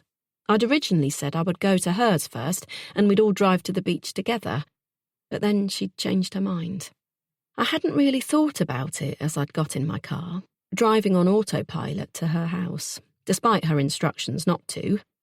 But I hadn't been surprised to see the red Honda on the driveway as I crawled past, feeling betrayed and angry. I'd known from the tone of her voice that she was hiding something. And now she was pregnant, and if I had to guess at why she was so distraught, it was pretty simple to come up with a list of reasons. John was a decent man, hard-working, kind, and a bloody good father. But clearly that wasn't enough for Lily. I knew she carried resentment over having to put her career aside for the sake of the children. I'd thought John was beyond reasonable during the discussions they'd had about what to do when William reacted so extremely to starting at school. He'd never told Lily she couldn't retrain or go back to work, never made a single demand of her, and Lily would be lying if she tried to backtrack now and say that she'd not been completely relieved when John had put the offer for her to be a stay-at-home mum on the table. They had a mortgage to pay, bills to worry about, and he'd been prepared to shoulder that burden alone for the sake of his family. I hadn't forgotten the day Lily had told me she was going to focus on the children and wouldn't be going back to work. She'd been smiley and full of energy, happier than I'd seen her in a long time, all the worry over her future lifted, simply because John had come up with an idea that made perfect sense. But as the children got older and she began to realise what she'd sacrificed for them, she'd grown dissatisfied with what she had. She'd started comparing our lives, voicing complaints over the stark differences between hers and mine. She wanted it all, and that was something I was beginning to understand myself, the desire to have more balance between home and work. But she had let herself forget the things she did have, the many reasons in her life to be grateful. And now it seemed that the dissatisfaction had grown too large. She'd made a choice to spice up her life and look elsewhere, and she'd messed up and got herself pregnant. No wonder she was worried. How could she dare to have this baby and present him or her to John as his own, make him raise another man's child? Or was it worse than that? I thought suddenly. Was she considering leaving John and starting a life with this new man? I couldn't believe her capable of it. And worse than that, I couldn't understand why, after all we'd been through, she wouldn't confide in me. I would have been disappointed, disapproving even. But I was her best friend, and this was the kind of thing I expected her to share. Her hiding it from me, and doing a bad job of it to boot, had formed a crack in our friendship I didn't know if we could ever repair. I watched her now, wading out to her knees and standing in the calm water, looking out to the horizon. The thought that she might get rid of her baby, when I was so desperate for one of my own, was sickening to me. I stared at her and realised I was shaking. How dare she? How could she even conceive of just terminating the life inside her when there were so many women who would have given anything to have what she had? I grasped a handful of sand, squeezing it hard in my fist as I watched her paddling in the shallow sea, consumed with her own thoughts, her own selfish desires. I wondered if she was thinking of him and felt another rush of anger. She didn't offer to play with Maisie, didn't bother to answer as William called to her to look at his sandcastle. It wasn't fair that I had to go to such lengths to conceive a child and Lily could just fall pregnant without even trying, without understanding what a privilege that was. She'd been given so much, had so much to be thankful for, but she didn't see it. And sometimes I wondered if, perhaps, she didn't deserve it. Chapter 15. I crossed my legs, then uncrossed them again, picking up a magazine from a stack on the low table and flicking through it without seeing the words. A door opened nearby, and I glanced up, wondering if it was time, watching as a woman walked past me and out the door without stopping at the receptionist's desk. I tossed the magazine down and folded my hands together, wishing I had someone with me. But then, doing this alone was becoming a badge of honour for me, so perhaps this was more fitting. I couldn't have asked Lily. Not anymore. The receptionist walked round the desk, disappearing into the room the woman had emerged from, and a moment later she came out, smiling warmly at me. "Miss Adams, if you'd like to go through." "Oh, yes, thank you." I stood, feeling the thrum of my heartbeat in my pulse points, vibrating in my throat, as I cast a final look around the smartly decorated reception area with its magnolia walls and cherry wood furnishings. My heels clicked on the hardwood floor as I made my way to the doctor's room, and I suddenly wondered if I should have worn something different. I dressed for a business meeting, a grey cashmere trouser suit and silk camisole, kitten heels and full makeup, hoping to make a good impression and come across as a woman who knew what she wanted and was ready for the challenges ahead. But now I wondered if I should have opted for something more maternal-looking, something that would enable the doctor to picture me in the role I wanted to step into. Jeans, perhaps, or one of those floaty dresses Lily always liked to wear. But it was too late to worry about that now. I thanked the receptionist as she held the door open for me and stepped into the room. A man with dark hair blending to grey at the temples was sitting at a desk, frowning as he stared at the computer screen in front of him. He looked up as he heard me come in and offered a professional smile, standing to shake my hand and gesturing for me to take a seat. On closer inspection, I decided he was much older than I'd initially guessed, perhaps close to 60, though he wore it well. "Well, Miss Adams—" "Call me Hannah," I said, adjusting myself on the seat, keeping my back straight and my body language confident, though I didn't feel confident right now. I was used to heading into difficult meetings. I frequently had to stand up and present my ideas in front of a room of 20 strangers, or convince department heads and buyers to choose my designs over someone else's. I knew high pressure. I lived it. And yet I couldn't recall a time I had ever been as nervous as this. Perhaps it was because after years of thinking I didn't want a child, I had realised now that the opposite was true. I wanted it more and more with each passing day, to the point that it was fast becoming an obsession. It was the first thing I thought of when I opened my eyes in the morning. I gravitated towards every baby that passed on the street. At the weekends, I watched films about parenting, documentaries on pregnancy health. Even my dreams revolved around babies. Carrying a child in my arms, the hugs, the warmth, the love I already felt for a child that did not yet exist, spilling out at every opportunity. Since she'd confessed her secret to me, I hadn't stopped thinking about Lily, her baby, the gift she'd been given that she didn't even appreciate. I hoped she would change her tune and see her unplanned pregnancy as a pleasant surprise, as opposed to a problem to be solved. "So, Hannah." The doctor smiled. I tried to remember his name and drew a blank, which was completely out of character for me. "How can I help you today?" I smiled warmly. "I'm interested in finding a sperm donor. I want to have a baby." "I see. And may I ask why you've landed on this option?" I shrugged. "It just makes sense to me. I don't have a man in my life and don't want one." He rubbed his chin with his fingers, fixing me with an intense stare that made me want to look away. There was something predatory about him, and I recognised the condescending tone of his voice, the expression on his face, which screamed to me that he thought he could dominate my choices.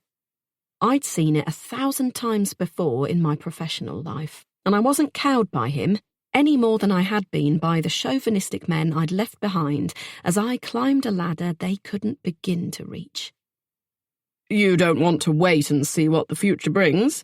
If you don't mind my saying, you're a pretty girl. I'm sure you could find a husband if you wanted." I raised an eyebrow. "Actually, I do mind you saying. I've stated quite clearly that a husband is not something I'm looking for. I do, however, want a child. I'm perfectly capable of providing for one without a man, and I would appreciate it if you could give me the information I need to get started, Dr. Larkin," I said, remembering his name at last. He looked taken aback, but he gave a short nod, reaching behind him for a leaflet and opening it for me to look at. "Okay, Miss Adams. You've made your point, and I can see you're committed to this idea.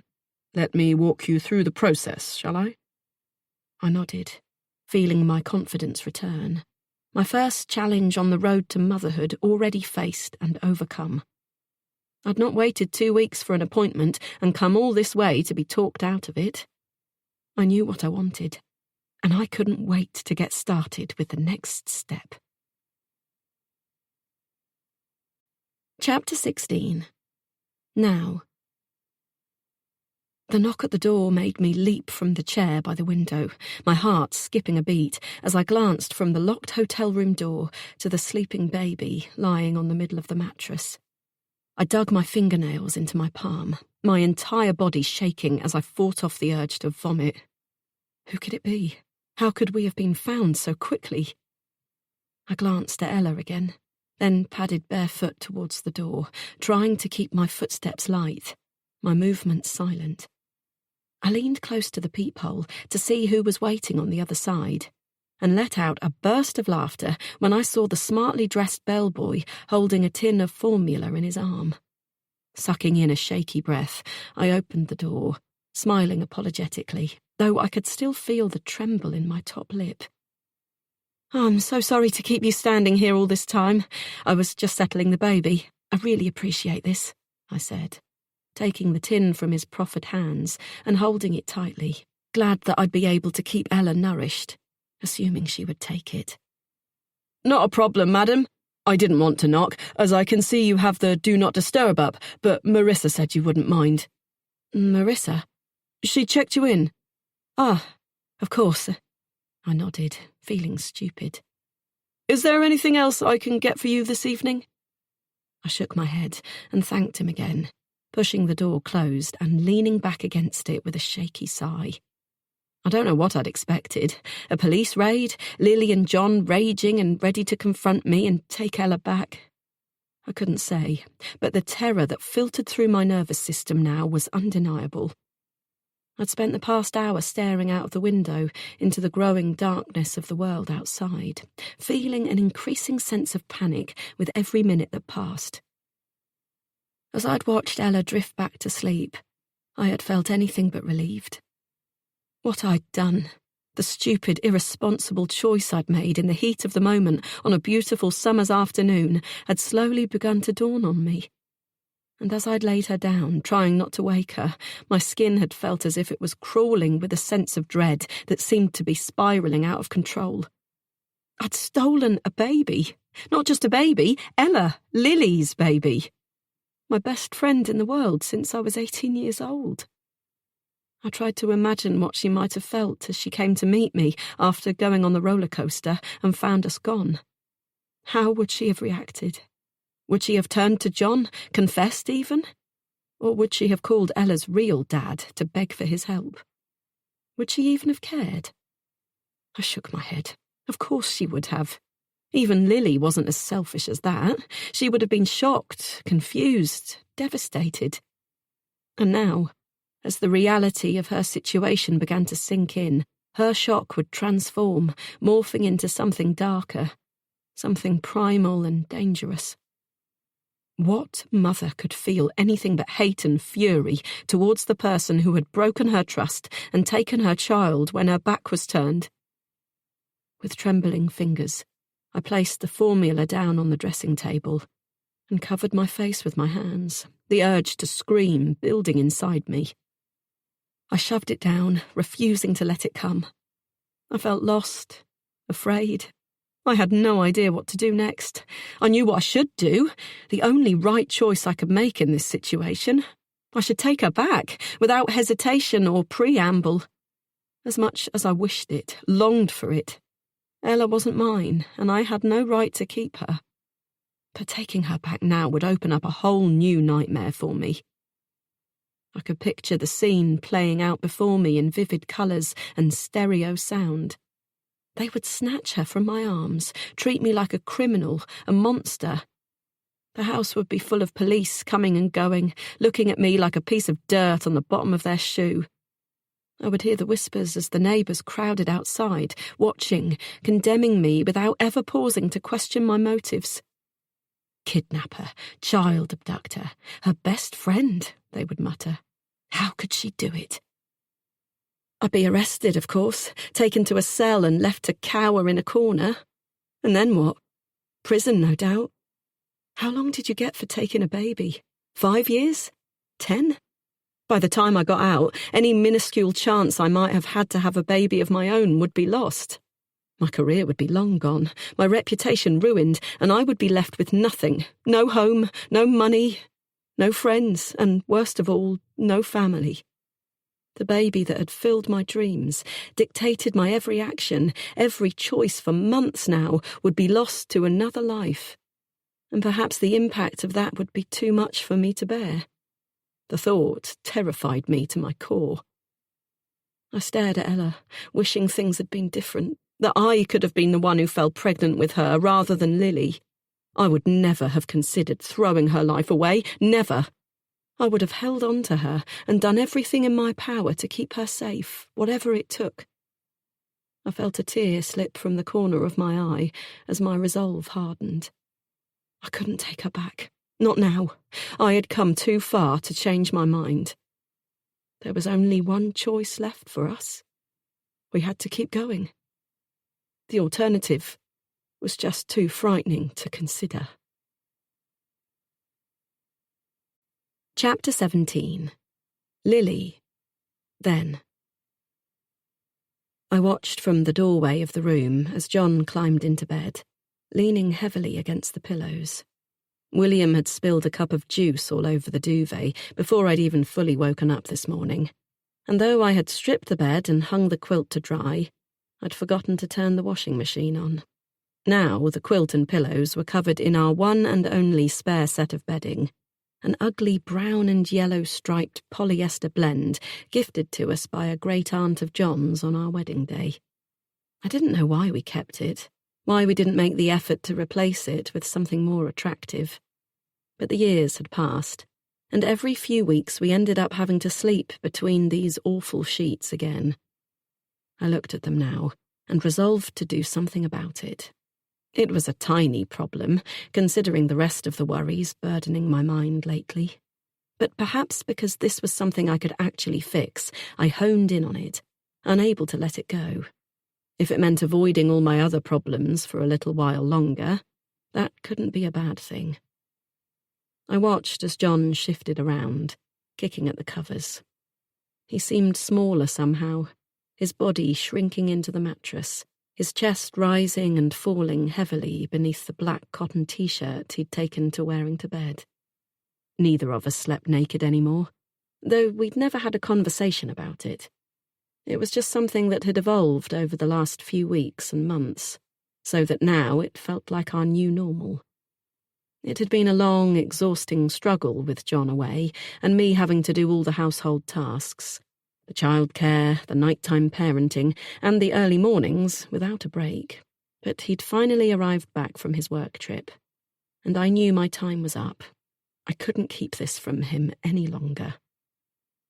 He raised himself up onto his elbows, looking at me with a half-smile. "You just going to stay there?" he grinned. "Not that you don't look lovely propping up the doorway, but my bed's been empty for far too long, and it would be lovely to have a beautiful woman in it for a change." He winked. I grunted, feeling irritated. I hated when he acted like this, flirting like we were 20 and free, like we didn't have the weight of the world on our shoulders. He knew as well as I did that the most action that bed would see tonight was a bit of gentle spooning at best. "What's wrong?" he asked, his brow creasing as he finally paused to look at me properly. "I'm pregnant." "You're kidding," he exclaimed, his eyes widening as he took in the shocking revelation. I shook my head. "I wish I was." I waited for him to say something, feeling the roller coaster of emotions play out inside me, though I stood frozen, unmoving, waiting. A part of me wanted him to tell me we could make it work, that somehow, despite the odds, we could have this baby and play happy families and pretend everything was as it should be. But the other side, the logical part of my mind, knew that it could never work that way. It didn't matter what I wanted, only that bringing another person into the mess that was our lives right now wasn't fair to the child. "Oh, babe," he said, leaning forward. "Come here." He held out his arms. I hesitated for a moment, not wanting to, yet knowing it would only make everything worse if I refused. I walked towards him, sitting down on his side of the mattress, letting him draw me into a hug, the way he used to, though my own body was stiff and unresponsive. His hands wrapped around me, cradling my head, and I felt his breath in my hair. "This is the best news," he murmured. I pulled back. "What? How can it be?" I asked, stunned at his reaction. "We always wanted more. I didn't think we would get the chance to do it again, but this is incredible." He pushed back a strand of hair that had fallen into my eyes, tucking it behind my ear with a gentle finger, his expression full of hope, his eyes shining as if he might be about to cry, though I hoped he wouldn't. "You always said you would like to have another one?" I shook my head. "I said I might like to, but I can't do this now. We can't do this." I wrapped my arms around my abdomen, as if I could muffle the words that I didn't want to say. "John, I can't keep this baby. I just can't. It's the wrong time. We're barely surviving as it is. I'm stretched to my limit, and so are you. William's still as intense as he was at 2 years old, and I feel like Maisie is slipping away from us as each day passes. Sometimes she feels like a stranger to me," I admitted. "And you're—" I broke off, not willing to lead him into a conversation neither of us wanted to broach, the constant elephant in the room we both refused to acknowledge. I sighed, pulling my emotions back in check, and looked up at him, seeing the familiar soft eyes that had been a part of my world for so long. "How could we manage? How would I cope?" He smiled, his hand cupping my cheek. "You just will. You always do. You're strong, Lils. You always have been, and you have to do this. You will regret it for the rest of your life if you don't. Babe, we might not get another chance. Take it. We'll find a way to make it work." I realised that this was what I'd dreamed he would say since the moment I'd found out I was pregnant. That he would give me an option I could live with, brush away all the complications, all the reasons it couldn't work, and somehow make everything okay. It was so like him to avoid the big issues and romanticise the whole thing. I should have said no. He was wrong when he said I was strong. If I was, I would have made the logical choice. I would have ended the pregnancy without hesitation. Made sure I protected this child from the pain he or she might have to go through in the future. But John had given me permission to grasp hold of what I wanted more than I had dared to admit, even to myself, and I couldn't resist. I let myself be swept into his warm arms again, and for the first time since taking that test, I allowed myself to feel hope for the child I was carrying. Chapter 18. Hannah. I stared between my thighs into the bowl of the toilet, feeling my hopes drain away at the unmistakable splash of claret staining the water. My period had arrived. No baby was coming this cycle. I'd been so sure the donor sperm insemination would work my first try. I'd had every test going, the STDs, the genetic disorders, my medical information carefully compared and analysed with that of the donor I'd chosen from the sperm bank. I'd spent hours scrolling through baby pictures, little boys who had grown up to be the men offering the gift of life with their own fertility. I'd hovered over chubby toddlers with big brown eyes, newborns with pursed lips and tufty blonde hair, wondering if someday soon I might hold a child who looked like they did, cradle him or her in my arms, and feel like I truly did have it all. In the end, I'd settled on a donor whose picture I kept coming back to. There were no photographs of the donors as adults, but his baby photos felt familiar to me somehow, as if I'd been looking for him from the start.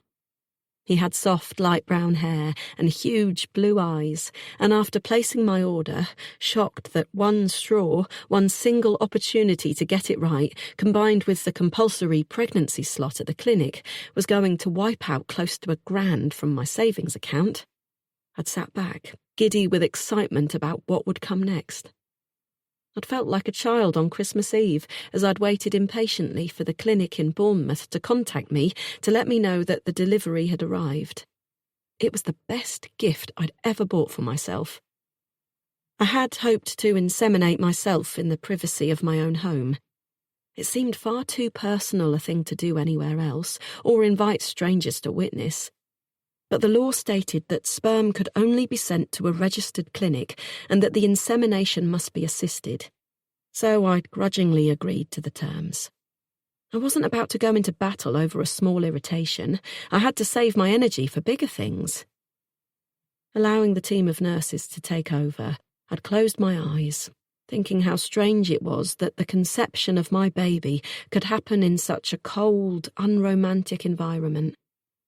Perhaps it was the weight of what I was going through, the feelings I was unable to pour out to anyone. But I'd found the experience far more emotional than I'd anticipated.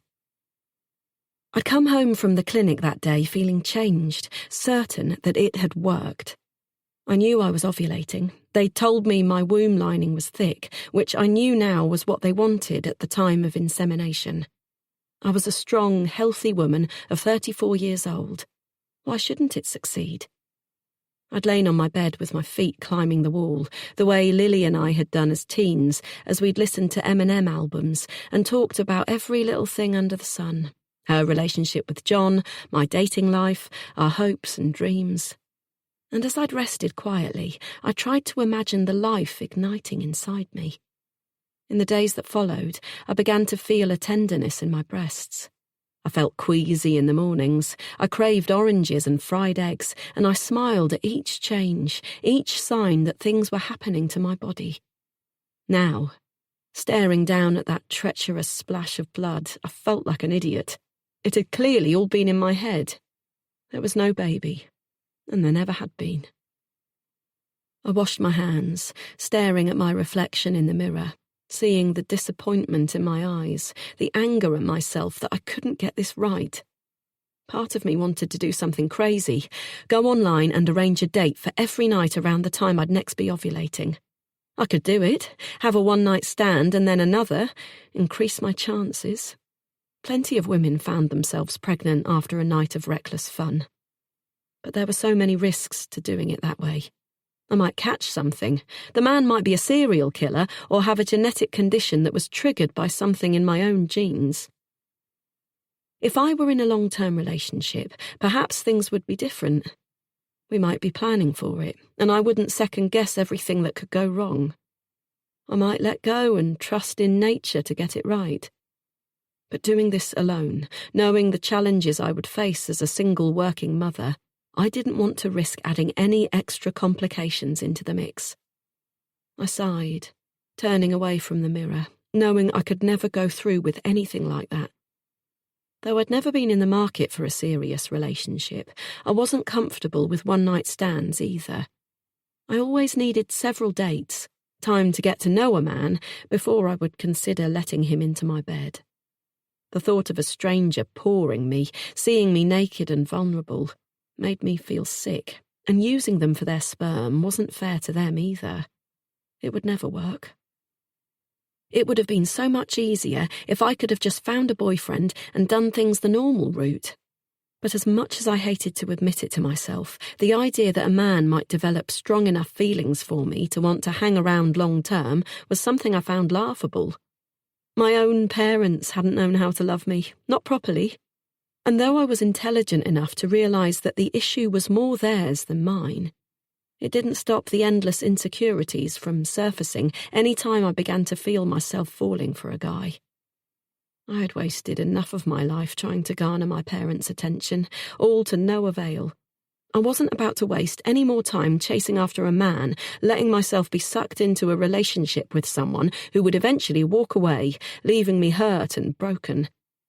It was better that I stayed single, in control of my emotions, so that I couldn't be damaged by any more rejection. Opening the bathroom door, I walked into my bedroom and sat down on the edge of the mattress, and my thoughts turned to Lily. I felt bad for how things had gone between us the last time we spoke. I was still frustrated and angry with her for not telling me the whole truth, but I knew my own feelings had clouded my response when she'd admitted her pregnancy. It had set off a succession of emotions, and I hadn't been able to hide my shock when she'd said she might not keep the baby. I hadn't been fair to her. She had no idea what I was going through. I judged her, too, not being the friend she needed or expected, but it was so hard when she only offered half the story. We'd been so close for so long. It hurt that she wouldn't share this with me. If she would let me, I could help, be there for her, support her in raising this baby. I wanted to. I knew I hadn't been all that hands-on when it came to the first two. I had felt out of my depth with their tiny, fragile bodies, not wanting to make a mistake or do anything that might hurt them. Even changing nappies had been something I'd held back from offering to help with, watching with a sense of barely concealed panic as Lily deftly unbuttoned tiny baby grows, one hand securing the kicking feet as she whipped away the dirty nappy and replaced it with a clean, fresh one. She had always seemed unfazed by the many tasks that came with taking care of her children, and I'd been in awe of how naturally it seemed to come to her. But now, I felt ready to try too. I could help her with the baby if only she would consider it. I could take him or her out for walks, give Lily a break. I'd even stay overnight if she wanted me to. It would keep me from going mad as I tried for one of my own, give me something to focus on other than my own broodiness. Because right now, I was on the verge of obsession with my need to conceive, and I knew a distraction would be healthy. And if next month I found myself pregnant, then it would be all the better. We could go through it together, raise our children side by side, helping each other along. It could be so perfect. The thought of having a baby to hold and take care of, even if it wasn't my own, was enough to make my heart sing, warmth spreading through my veins. I needed this, but it could only work if Lily was willing to keep the baby.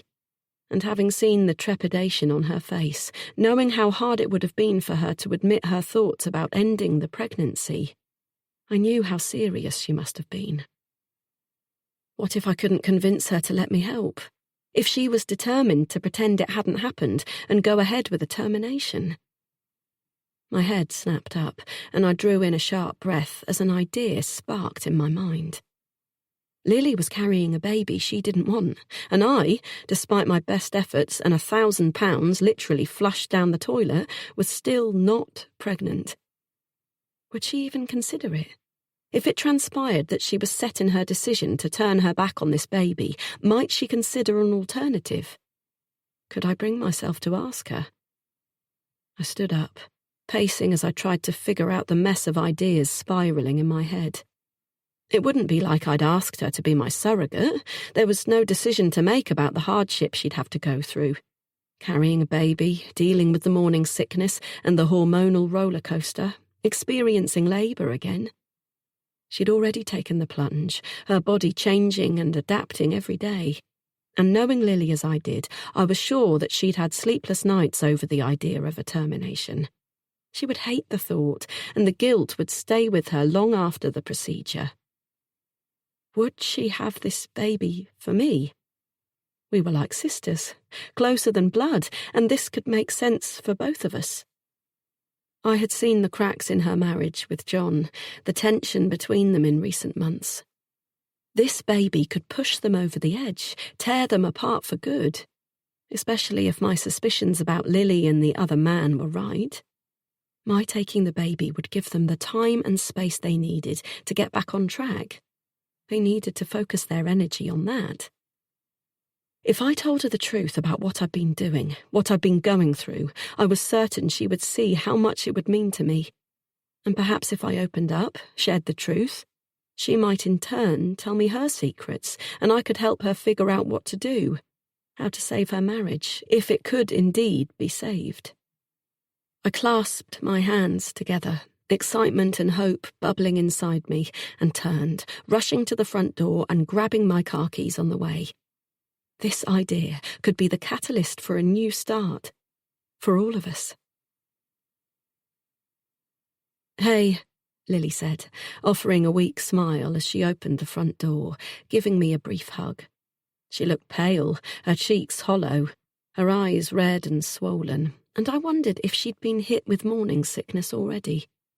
I remembered just how much she'd struggled with it in her previous pregnancies.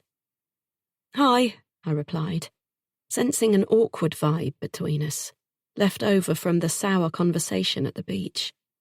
I hoped we could clear the air and move forward so I could ask her the question that was bursting to escape my lips. "How are you feeling?" I asked, reaching forward to touch her arm, waiting for her to look me in the eye. "I'm good.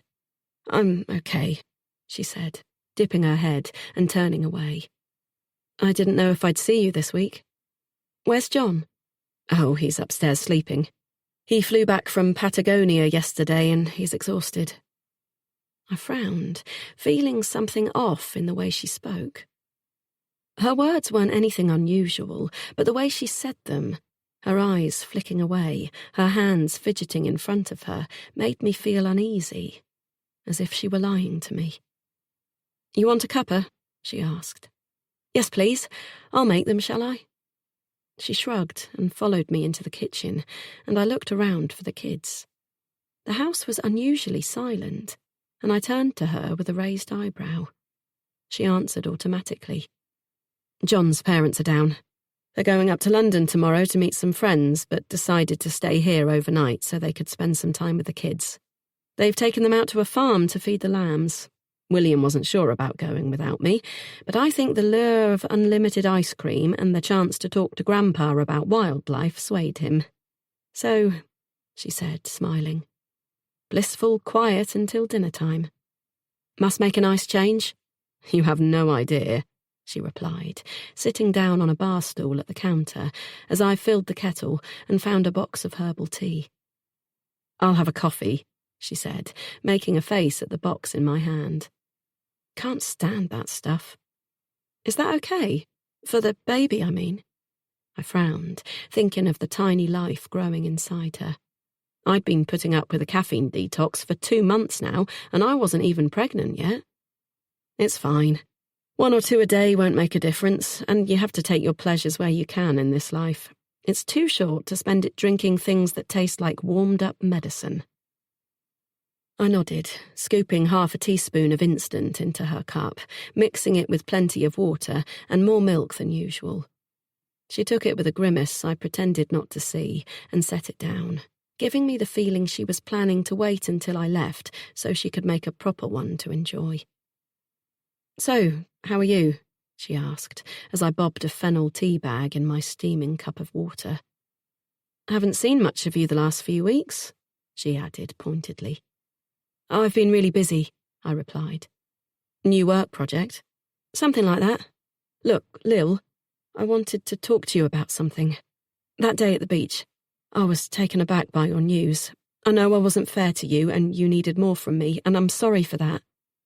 I shrugged, feeling uncomfortable. "I shouldn't have been so harsh." "It's okay," she smiled. "I get it. It was a shock to me too, finding out I was pregnant when I thought I'd been so careful. A baby is such a life-changing commitment, even when you already have children. I won't lie, the idea of going through it all again is pretty overwhelming."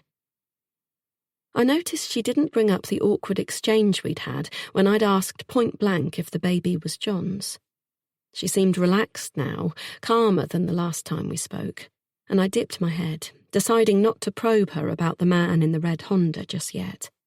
I didn't want to get off the topic of the baby, not when she was opening up to me like this, sharing her real feelings. "I've been thinking about that a lot lately. How much you already have on your plate, how little sleep you get, what with home educating both of them, William's need to be by your side as often as possible, and John away so often. I know it isn't easy for you." She shrugged, brushing off my words and picking up her cup. I watched as she took a sip, then seemed to remember why she'd pushed it away. She swallowed, and I put my own cup down, afraid that I might spill it. My hands were shaking, my heart thudding erratically, and I felt suddenly terrified. I didn't know if I wanted to convince her to let me help with the baby, or if I was hoping she'd say her mind was made up so I could ask her to consider having this baby for me. Now that I was here, standing in front of her, it felt so much more real, more difficult, the words sticking in my throat. You couldn't just ask someone to give you a baby. It was ridiculous. But to let her get rid of it without even offering, I didn't think I could live with that. I opened my mouth to speak, but she beat me to it. "It's not easy, you're right, but," she said, her eyes meeting mine, "I've made up my mind to keep the baby." "What?" I stepped back, as if I'd been punched in the guts, feeling the air deflate from my lungs. The weight of my own disappointment shocked me, and I realised I'd been hoping she'd make another choice, one that would leave a door open for me to present an alternative solution. "Does John know?" I asked quietly, picking up my tea, clasping the mug tight between my shaking palms. She nodded. "I know it's a surprise after the way I acted at the beach. I was in a bit of a state that day, and if I'm honest, I should never have told you before I'd spoken to John. It wasn't fair of me. He really made me see things clearly. He convinced me that I can do this, that I shouldn't end the pregnancy. He made me see sense. I know it's not going to be easy. It isn't at the best of times, and God knows we're pretty damn far from good times right now. But if you want something enough, you find a way to make it work. It will be hard, but we can do it. This baby might be the one thing that keeps me sane," she added softly. I stared at her, holding back the crushing disappointment that had descended over me in one fell swoop, my hopes, my grand plan lost to the wind. "I'm happy for you," I managed. "And I'll do anything I can to help. I'd like to. It's about time I learned how to change a nappy." Lily laughed, clearly taking my offer as a light-hearted remark, not seeing how much I really meant it, how desperately I needed it. I closed my eyes, determined not to cry, and took a sip of my drink, trying not to think about what might have been. Her words replayed in my mind as I took a steadying breath.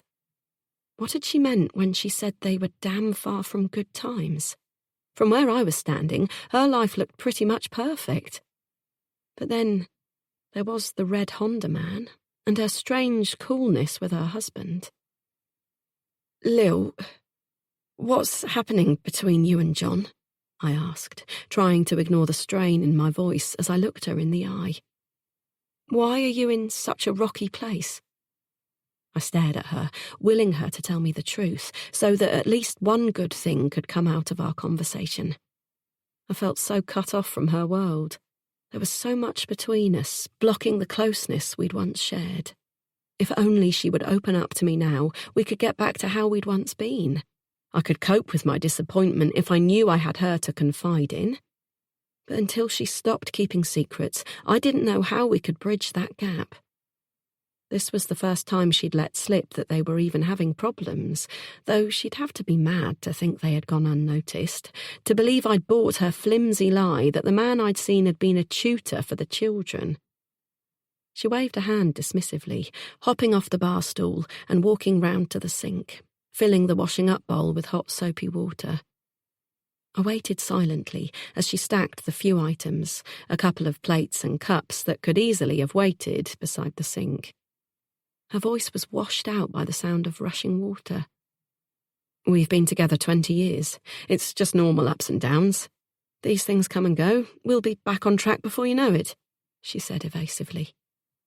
I waited in case she had more to say, but she offered nothing else. "Lil, if you ever want to talk to me, I'm here. I want to help if I can, even if it's petty disagreements. You always used to vent to me and you said it helped." She looked down at the bowl, her shoulders slumped. "Thanks, Hannah," she said softly. I watched her pick up a glass, dipping it beneath the surface of the water, and sighed, feeling sad and deflated, wondering when she'd begun to pull away from me, whether I'd missed something I could have fixed. I was losing her, and I didn't know how to rebuild the friendship that had broken while my back was turned. Chapter 19. Lily. The day it all began.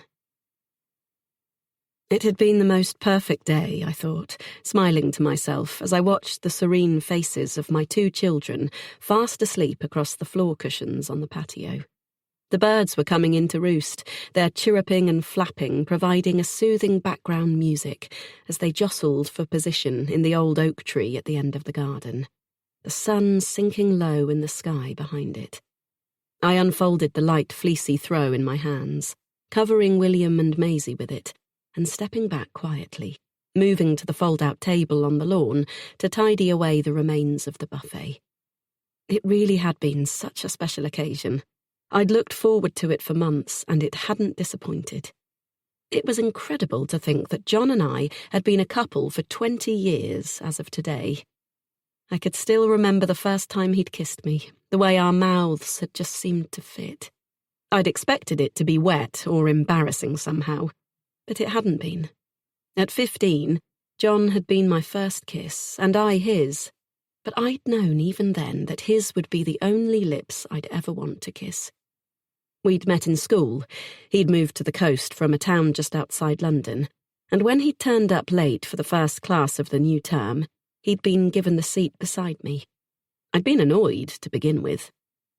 I had been saving it for my friend Shauna, and almost refused to let him have it, but I hadn't wanted to be mean to a new boy, knowing how hard his first day would be. As it turned out, Shauna was off with the flu and never arrived, and by the end of that first class, any irritation at being seated next to a stranger had long gone. He'd walked with me to our next class, and neither one of us had questioned that we would sit together. It had just happened. Within days, we became inseparable. He was charming, funny, and confident, without being mean like so many of the other boys in my year. He had a way of looking at me that made my stomach flip and my face flush red. And right from that very first meeting, I'd known I didn't want him just for a friend. I'd never had more than a passing interest in a boy before him, but I knew this thing I felt for John was different. He made me feel seen, in a way I didn't think I'd ever experienced before, like he could look right into my heart and understand me on a whole new level. He got my jokes, laughing when everyone else shook their heads in despair. He read the same books as me, and he understood my passion for the sea. He loved to sail, though he was a self-confessed beginner, but his grandparents had taught him the basics as a boy, and he'd spent his summer holidays visiting them in Bude and spending every waking hour either on the ocean or in it. He loved to swim, to surf, to always be on the move, but though he never seemed to stop, he did it all with a sense of calm control that made me feel safe. I had taken him out with my mum and dad on our Bavaria cruiser, a boat my family had sacrificed foreign holidays and luxuries to be able to afford in order to give us the freedom of weekends out at sea. The boat was my favourite place to be in the world, and to share it with John was letting him into my heart in the best way I could think of.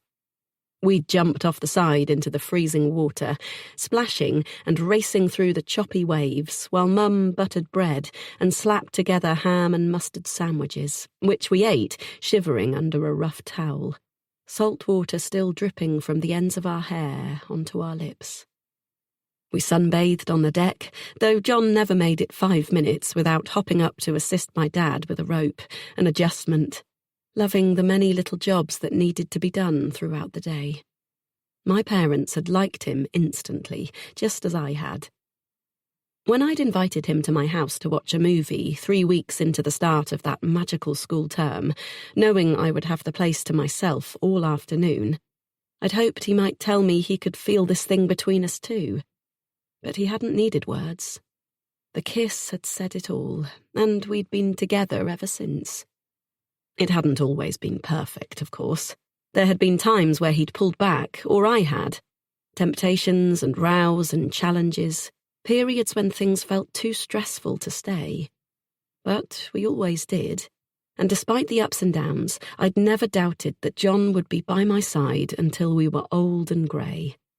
I loved the image I carried in my mind of us surrounded by our children and grandchildren, telling tales and sharing the memories we'd created over our lifetime together. Celebrating the 20-year anniversary of becoming boyfriend and girlfriend had been something I was immensely proud of. And now, clearing up the remains of the buffet after the rest of our family and friends had left the garden party, I was exhausted, but glowing with pleasure. I was so pleased everyone had been able to make it. My family travelling from Cumbria, John's from Cornwall. I'd wondered if we might have a hard time getting everyone here, but my dad had hired a minibus to transport my elderly relatives, and most of John's had got the train, taking up a whole carriage and arriving tipsy and ready for a celebration. Everything had worked out like a dream. John was leaning back on a lounger on the lawn, soaking up the final rays of the warm evening sun, and I dropped the tea towel I'd been using to mop up a spilled glass of water and padded barefoot across the soft, cushiony grass, sinking down onto the lounger beside him, my legs sliding over his. "What a gorgeous afternoon that was," I said, closing my eyes and reaching for his hand, our fingers knotting together. I can't believe how great the kids were. William was in his element. Who knew he was a born host? I know. His confidence seems to shine under his own roof. If only he was so brave elsewhere. I shrugged, opening my eyes and turning my face towards him on the sun-warmed cushion. He'll get there. Besides, I'm enjoying teaching him myself. He picks things up so quickly. It's actually really rewarding.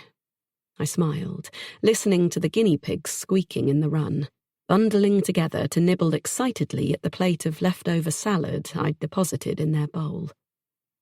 Can you believe it's been 20 years since the day we decided to become a couple? We were barely more than children then. It's flown by, hasn't it? He nodded. Too fast. I wish we could do it all over again. His hand tightened around mine, our eyes meeting. I don't. I'm looking forward to the next 20. I think you'll go bald, you know, I said in a teasing voice. And apparently, bald men are very virile. I laughed, expecting him to join in, but he didn't, and I suddenly worried I'd hurt his feelings.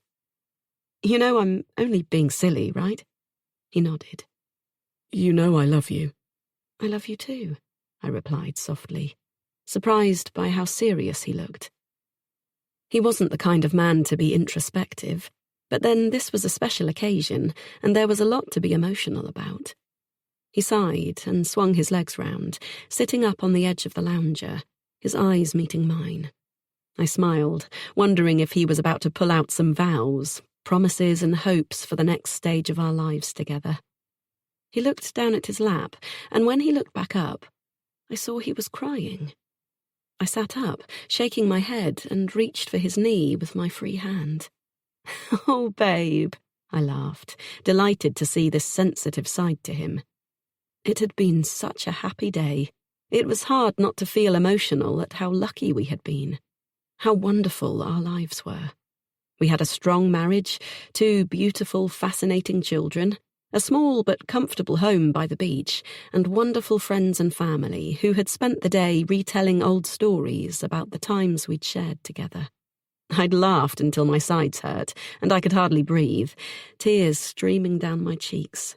William rushing to my side to offer me a glass of water, fearful that I was choking when John's Uncle Basil had regaled everyone with the story of the first time he'd met me, in a country pub garden for John's mum's birthday.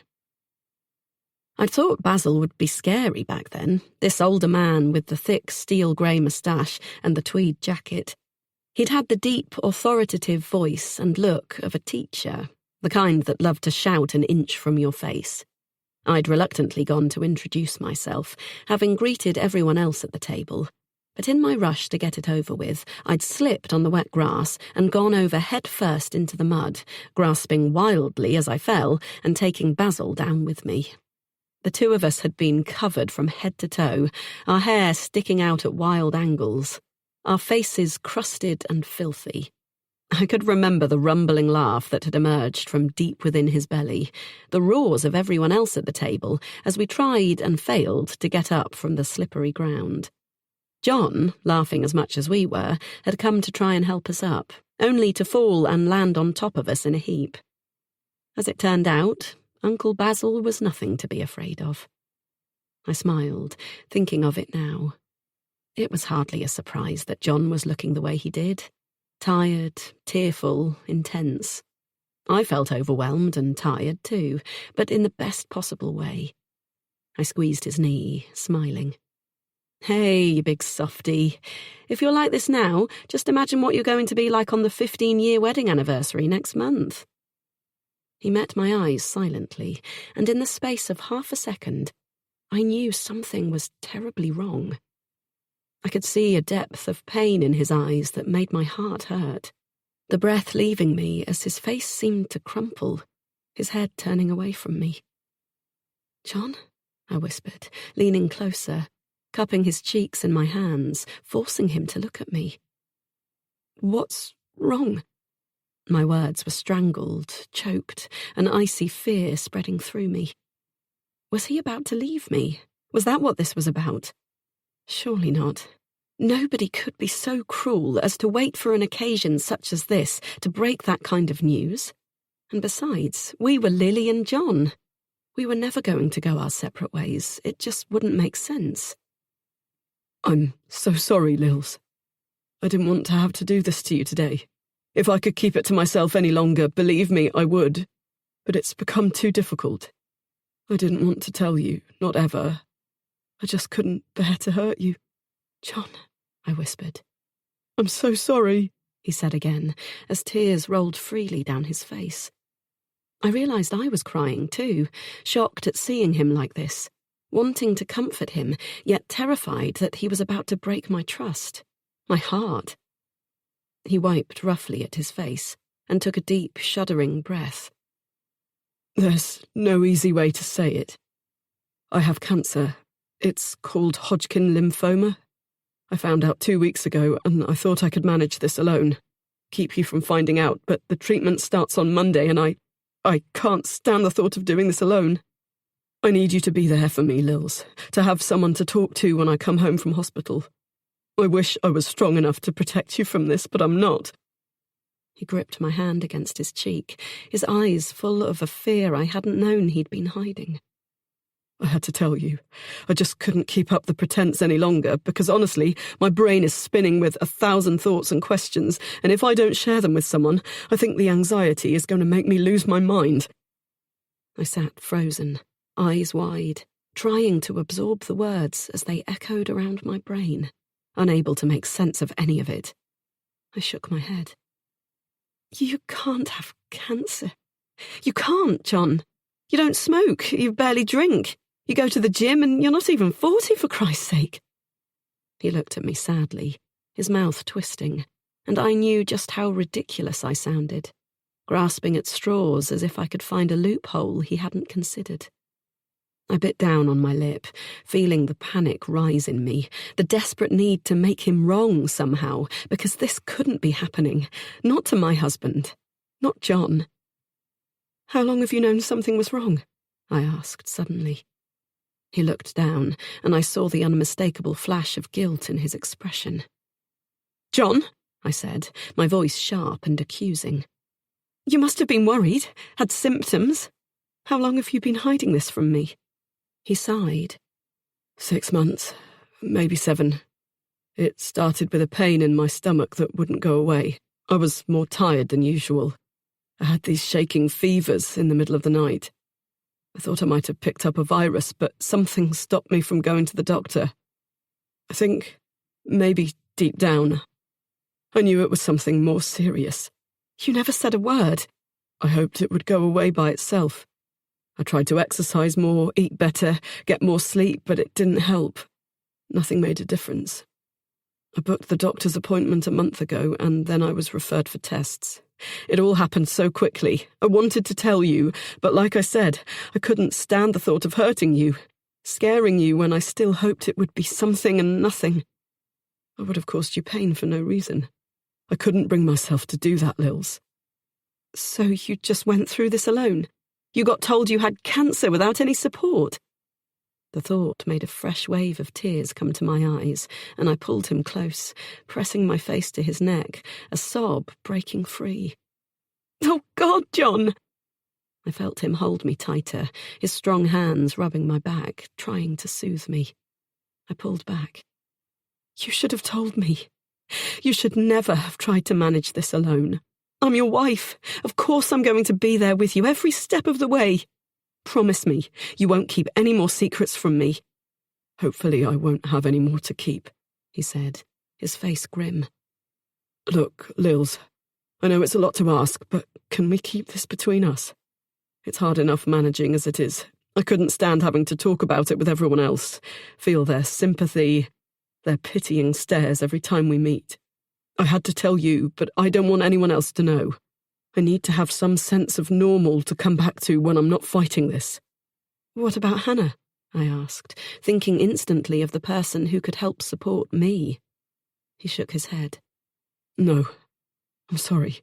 I don't want you to have to lie to your best friend, but this has got to stay between us. I don't want to tell anyone. Not my parents, not the kids, not Hannah. It's too much to have to deal with their emotions on top of what we're going to have to cope with in the next few months."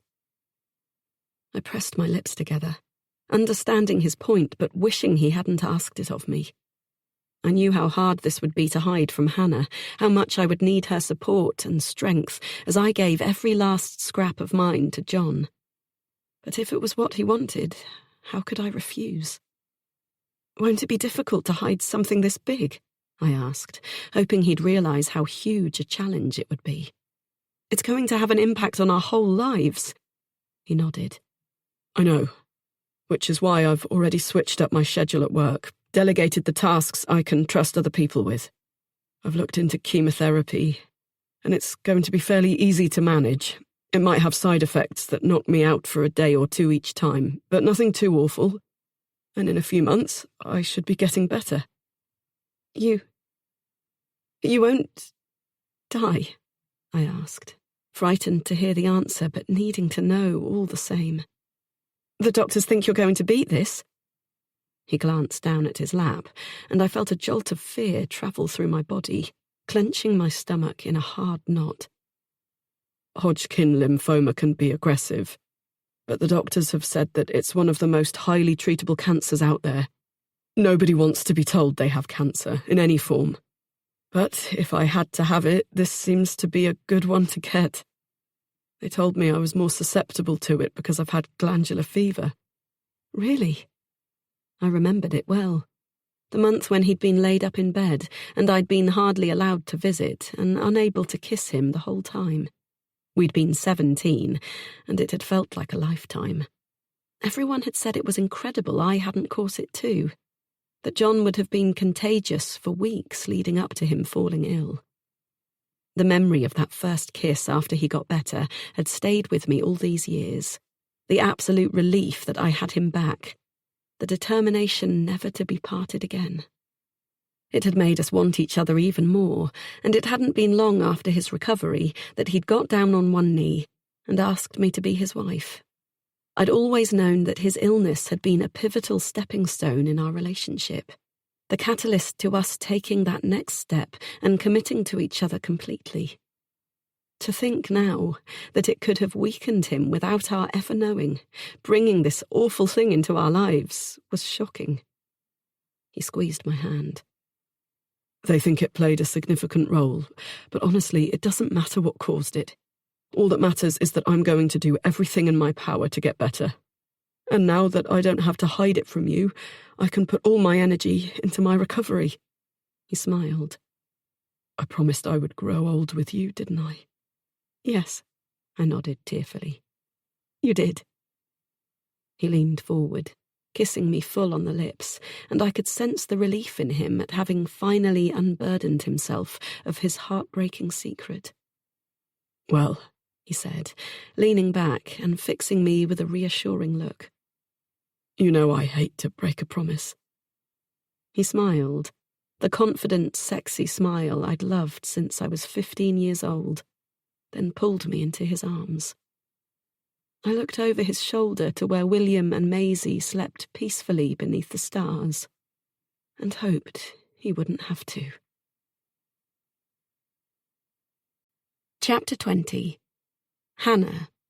Then. I stared at the photo on the screen of my phone as the message from John popped up. He'd taken it the day before, when I'd gone round to their house for lunch.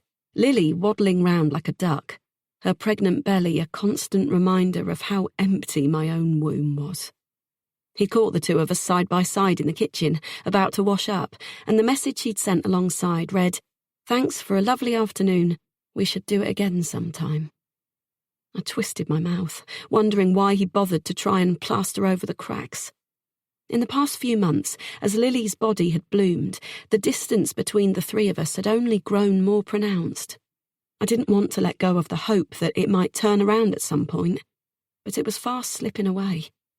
Lily had taken John with her to the 12-week scan, and then the 20, and as far as I could tell, she'd managed to convince him that the child she carried was his. I wanted to speak to him alone, confront him with the truth, but I didn't know how, and though John and I got on well enough, we weren't close the way Lily and I were. And in any case, it wasn't my place to tell him. I wished I could move past my suspicions, and maybe I would have let them slip to the back of my mind. But I knew that Lily's relationship with the man I'd seen was far from over. I'd seen him leaving hers on my way home from the office late one evening, long past the children's bedtime, with no sign of John's car anywhere. On the spur of the moment, I'd picked up some of her favourite foods from the supermarket, intending to drop them in, maybe have a catch-up and watch a movie together. But those plans had gone out the window the moment I pulled up outside. I'd watched from my car as once again they'd talked on the doorstep before sharing a long, emotional embrace. Lily had been crying when she pulled back, and he'd touched her cheek briefly before reluctantly getting in the now familiar red Honda. I had texted her that night with shaking fingers, furious that she could still be playing such a risky game, inviting her and John for brunch the following morning, trying to deduce if John was around, working late perhaps. When a text had pinged back saying that he was away for work and she couldn't make it either, I'd felt sick, sure that she had gone behind his back in his absence. The ultimate confirmation, though, had come when we'd been in the supermarket. Lily had left the kids with John, and she and I had popped in to get some groceries for a picnic on the beach. I'd seen him first, the man in the suit, and recognised him instantly. I had stood frozen, feeling sure that I was about to witness an uncomfortable scene. I pretended to inspect Peaches, casting surreptitious glances to the side as he approached, seeing the moment Lily recognised him. I don't know what I'd expected them to do, but I'd been surprised when she had smiled at him warmly yet briefly. He'd returned the smile, given a short nod of acknowledgement, and then turned back down the aisle. Lily had bent over to pick up some loose bananas on the bottom shelf without watching him go, and I'd felt sure she was trying to make sure I didn't notice their interaction. Why would she do that if the man was a tutor to the children? Surely she'd say hello, introduce us. She'd been crying in his arms 3 nights before, and yet here she was, acting like he was a stranger.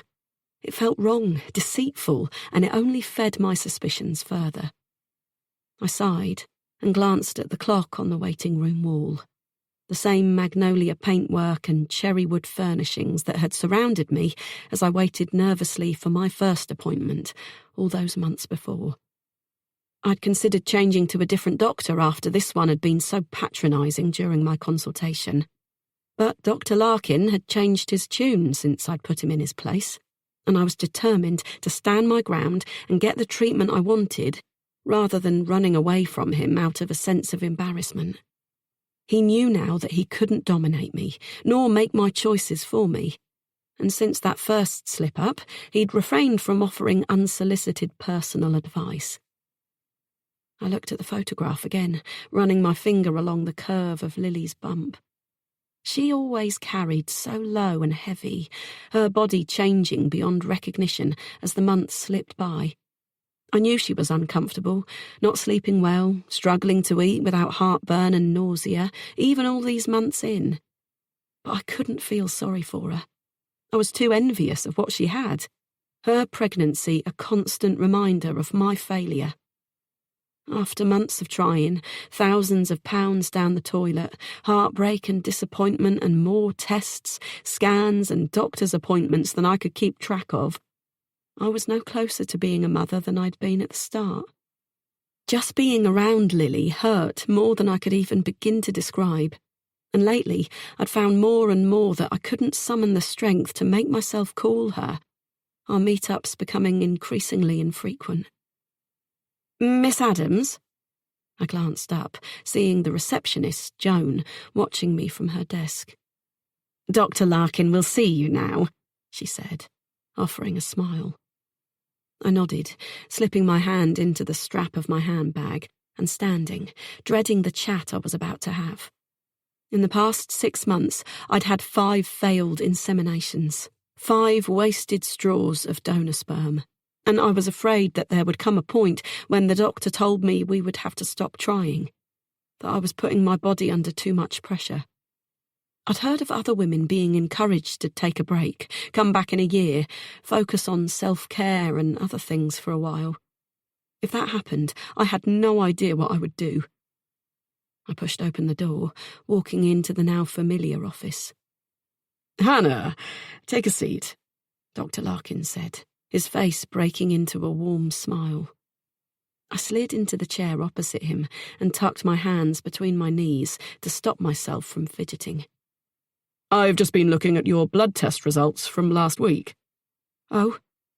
I glanced down at my lap, unable to bring myself to ask for the results. At the beginning of the process, I'd had a test to determine how many eggs I had left in order to assess my fertility and chances of conceiving. At the time, the numbers had meant very little to me, my head already stuffed full of countless other test results and important pieces of information I needed to retain. But when I'd been reminded of the test last month, Dr. Larkin had reiterated that I was on the lower end of the scale for what he'd consider fertile. I could still recall the way my body had stiffened when he said he wanted to repeat the AMH test to see if there had been any change. "At your age, Hannah, it's possible for fertility to decline quickly.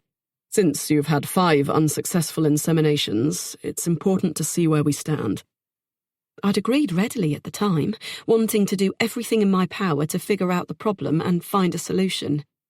But now I realised I wasn't prepared to hear the answer. I'd deliberately blocked it from my mind since leaving the clinic with a bruise on my inner elbow and a sick feeling in the pit of my stomach, and refused to even Google the consequences of a lower egg count in the days since, not wanting to destroy the last scrap of hope I was clinging to. Now, though, I could see from the way Dr. Larkin's defined dark brow knitted over his blue eyes, his fingers steepling beneath his chin, that I was about to hear something I'd rather not. "It's not terrible news, Hannah, but it's not exactly what I would have hoped for. In an ideal world, you would have remained at a similar count as we saw in the previous test, but I can see from your results that in the 6 months since your first consultation, your egg count has reduced. Now, it's certainly nothing to panic about. In my professional opinion, you still have time, and pregnancy is far from impossible for you. However, I believe you should use that time wisely and maximize your chances of conceiving. And with that in mind, I would recommend IVF. "IVF?" I repeated, trying to absorb his words. It sounded like bad news, but he was acting like there was still a chance, and if he wasn't prepared to give up, neither was I. I tried to remember if I knew anything about in vitro fertilization. IVF was a term that everyone seemed to know, but I couldn't admit to having much insight about what was actually involved. One thing I did remember was that it was expensive, unless you could get it on the NHS. I asked if this was possible, and he shook his head. "Not for a single woman, unfortunately. And to be honest, the wait would be long and time isn't on your side. I'm afraid your only option is to continue with private treatment. That is, if you have the finances to do so. We can start this cycle if you choose to go ahead." I nodded, silently tallying up the amount I'd already spent. Every test, every appointment cost a fortune, and though I had savings, they were fast disappearing. IVF was only going to chip away at them more, but could you put a price on your dream? I didn't think so. Will I have to have hormone injections? He nodded. I'll give you all the information to take home with you. Give you a chance to think about it. I know it's a big decision, Hannah. I took the stack of leaflets he passed me, but shook my head. No, I replied, my voice confident and strong. There's no decision to make. If this is what I have to do, I will. I'd been feeling deflated, powerless against the tide of unrelenting failure that had continued to knock me down since the beginning of this journey. But now I felt like I might burst with the newfound surge of hope that had been offered to me. At last I had something I could do, a way to support my body and make the leap to where I wanted to be. I had no doubt that the next few months were going to be difficult, but I was committed to this. I would do it, whatever the cost. I would get my baby. Chapter 21. Lily. The floorboards creaked beneath my bare feet as I snuck quietly out of William's bed, tiptoeing across the carpet. I froze halfway to the door, waiting to see if the sound had roused him from his sleep, and breathed a sigh of relief when he didn't stir. He'd been especially clingy over the past month, since John and I had sat him and Maisie down to explain that another baby would be joining our family. He hadn't said much, but I could tell that he was worried. He had never liked anything that rocked his routine, and this would be a big change for all of us. This time last year, I'd finally got to the stage where I could read him a bedtime story, then leave him to drift off alone. But now we were right back to square one, and I was finding it increasingly difficult to lie with him until he fell asleep. His single bed was no support for my growing belly, and each time he went quiet and I began to think he had finally given in to the pull of sleep, he would break the silence with another question, wearing my patience down in incremental chips. I sighed now, looking at my watch, hoping I hadn't missed my chance to read to Maisie, then padded along the hall, dipping my head around her door, my heart soaring to see her lying awake on her bed, talking in character as she held two of her soft toys above her in a role play. She stopped as I stepped into the room, and I instantly felt as though I was interrupting. "Hey, sweetheart. Sorry I took so long. Your brother was a chatterbox tonight." She looked down at the toys in her hands, distracted. "It's okay," she replied. I couldn't tell if she meant it or if she was quietly disappointed. I always found her so hard to read and was wary of jumping to conclusions. "Shall I read you a story now? It's late, but there's still time. I could get in bed with you and we can have a cuddle." She shook her head. "Daddy already read me one. You could have two. A treat?" "Thanks, Mummy, but it's okay. I'm too tired." I nodded, unsure what to do. I wanted to stay, to talk to her, hear her thoughts, or even just hold her close. I'd been trying so much harder to strengthen our bond since finding out I was having another baby, determined not to let it slide now. I refused to let my daughter feel as if I was replacing her. They'd told us at the scan that it was a girl. I had nodded wordlessly, unsure what to say, how to find a response.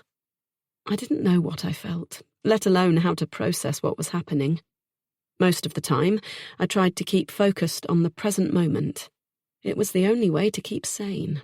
And some nights, I had felt the walls beginning to break down between Maisie and me. I had tried coming in to spend time with her before going to see to William, but it never worked.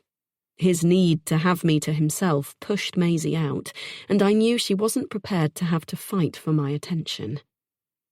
And why should she? She deserved my full focus, and I'd done my best to carve out time for the two of us to be alone each night.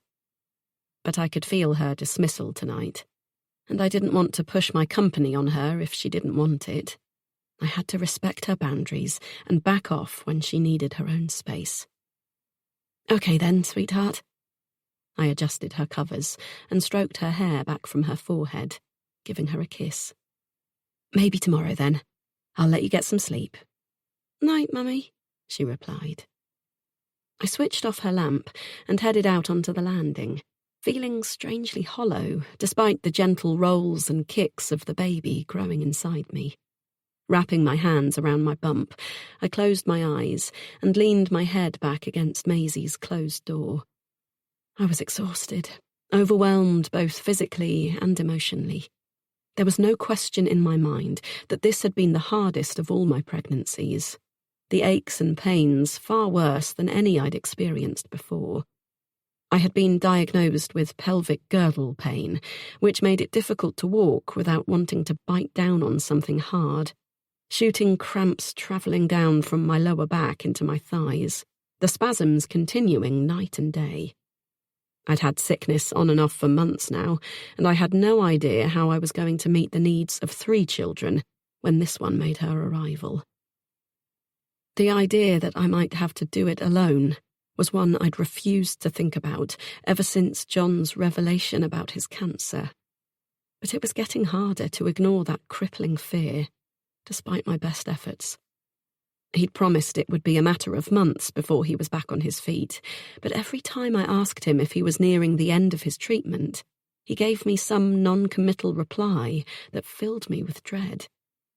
It had been 7 months since we'd held each other in the garden, his promises that he would get better falling soft against my ear, and the longer it went on, the more afraid I became. The trips to the hospital hadn't reduced. He had bottles and bottles of pills he swallowed multiple times a day. He never wanted to talk about what had happened at his appointments, how the chemo had gone, or if the doctors had done more tests, telling me that all he wanted was a sense of normality. To watch a movie on the sofa together, walk to the beach, or chat about the children. We'd sold our first boat just after William was born, intending to buy something a little bigger, but we'd never replaced it, and now I craved the sea with every waking breath, longing to get out alone on the open ocean, to clear my head, if only for a few hours. John insisted we'd get another one someday, but someday felt an eternity away, and I resented that he was refusing to give me this one line of independence. I felt trapped, suffocated by responsibility, and cut off from his pain, as if I didn't deserve to be in his inner circle. Despite his initial claims that he wanted someone to share his fears with as he navigated his way through his recovery, it hadn't panned out that way. Instead, he had formed a protective bubble around the subject, and he refused to let me close enough to pop it. It made me feel isolated and lonely, even when he was right beside me.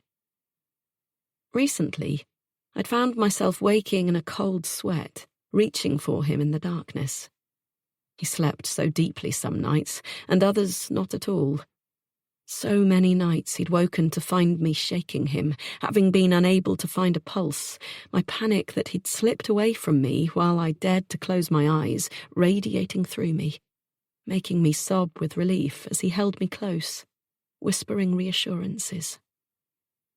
That day in the garden, he had told me that he would get better, that the medical team supporting him through his treatment had given him every reason to be hopeful. But that didn't stop my mind from jumping to the worst possible conclusion.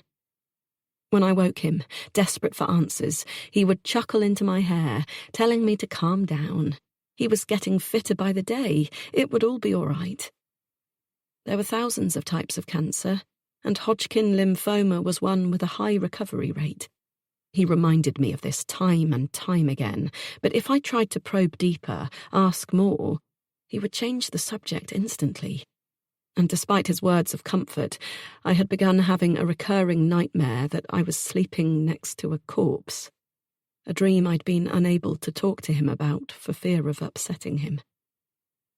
I prodded my belly, giving a small smile as I felt the responsive press of a tiny foot in reply, and went to my bedroom, intending to get undressed and run a bath to soothe my aching muscles. I stopped with a jolt as I saw my husband already fast asleep in the bed, though it wasn't yet 9 p.m. Watching him from the doorway, I forced myself not to look away, to acknowledge the changes in him. They were subtle, but knowing him as I did, they were impossible to mistake. The newly shaved head that anyone might guess was down to fighting off balding rather than the poison of the chemotherapy. The way his once full cheeks now sank into the hollows of his skull. The weight loss that made him look so much smaller than the strong, powerful man I'd married. John had always been a tank, and though he still had the broad shoulders of the man I recognised, his frame looked stripped bare. I wished I could talk to Hannah about what was happening to him, the struggles he refused to accept any support with. He insisted he was doing well, that the treatment would get him back on his feet in no time, and there was no need to cause anyone else distress by sharing his news now, all these months on. He considered it a private matter, and knowing how much my silence meant to him, discussing it would have felt like a betrayal. I didn't think it fair to complain that I needed someone to talk to, a shoulder to cry on and express my fears to. Not when he was still managing to work, albeit on a reduced schedule, and travelling back and forth to hospital so often. Since he wouldn't allow me to tell our friends or family, the only remaining choice had been for him to make those trips alone, which I hated and frequently complained about. I couldn't stand the thought of him going through all that without someone there to comfort him. We'd been together for 20 years.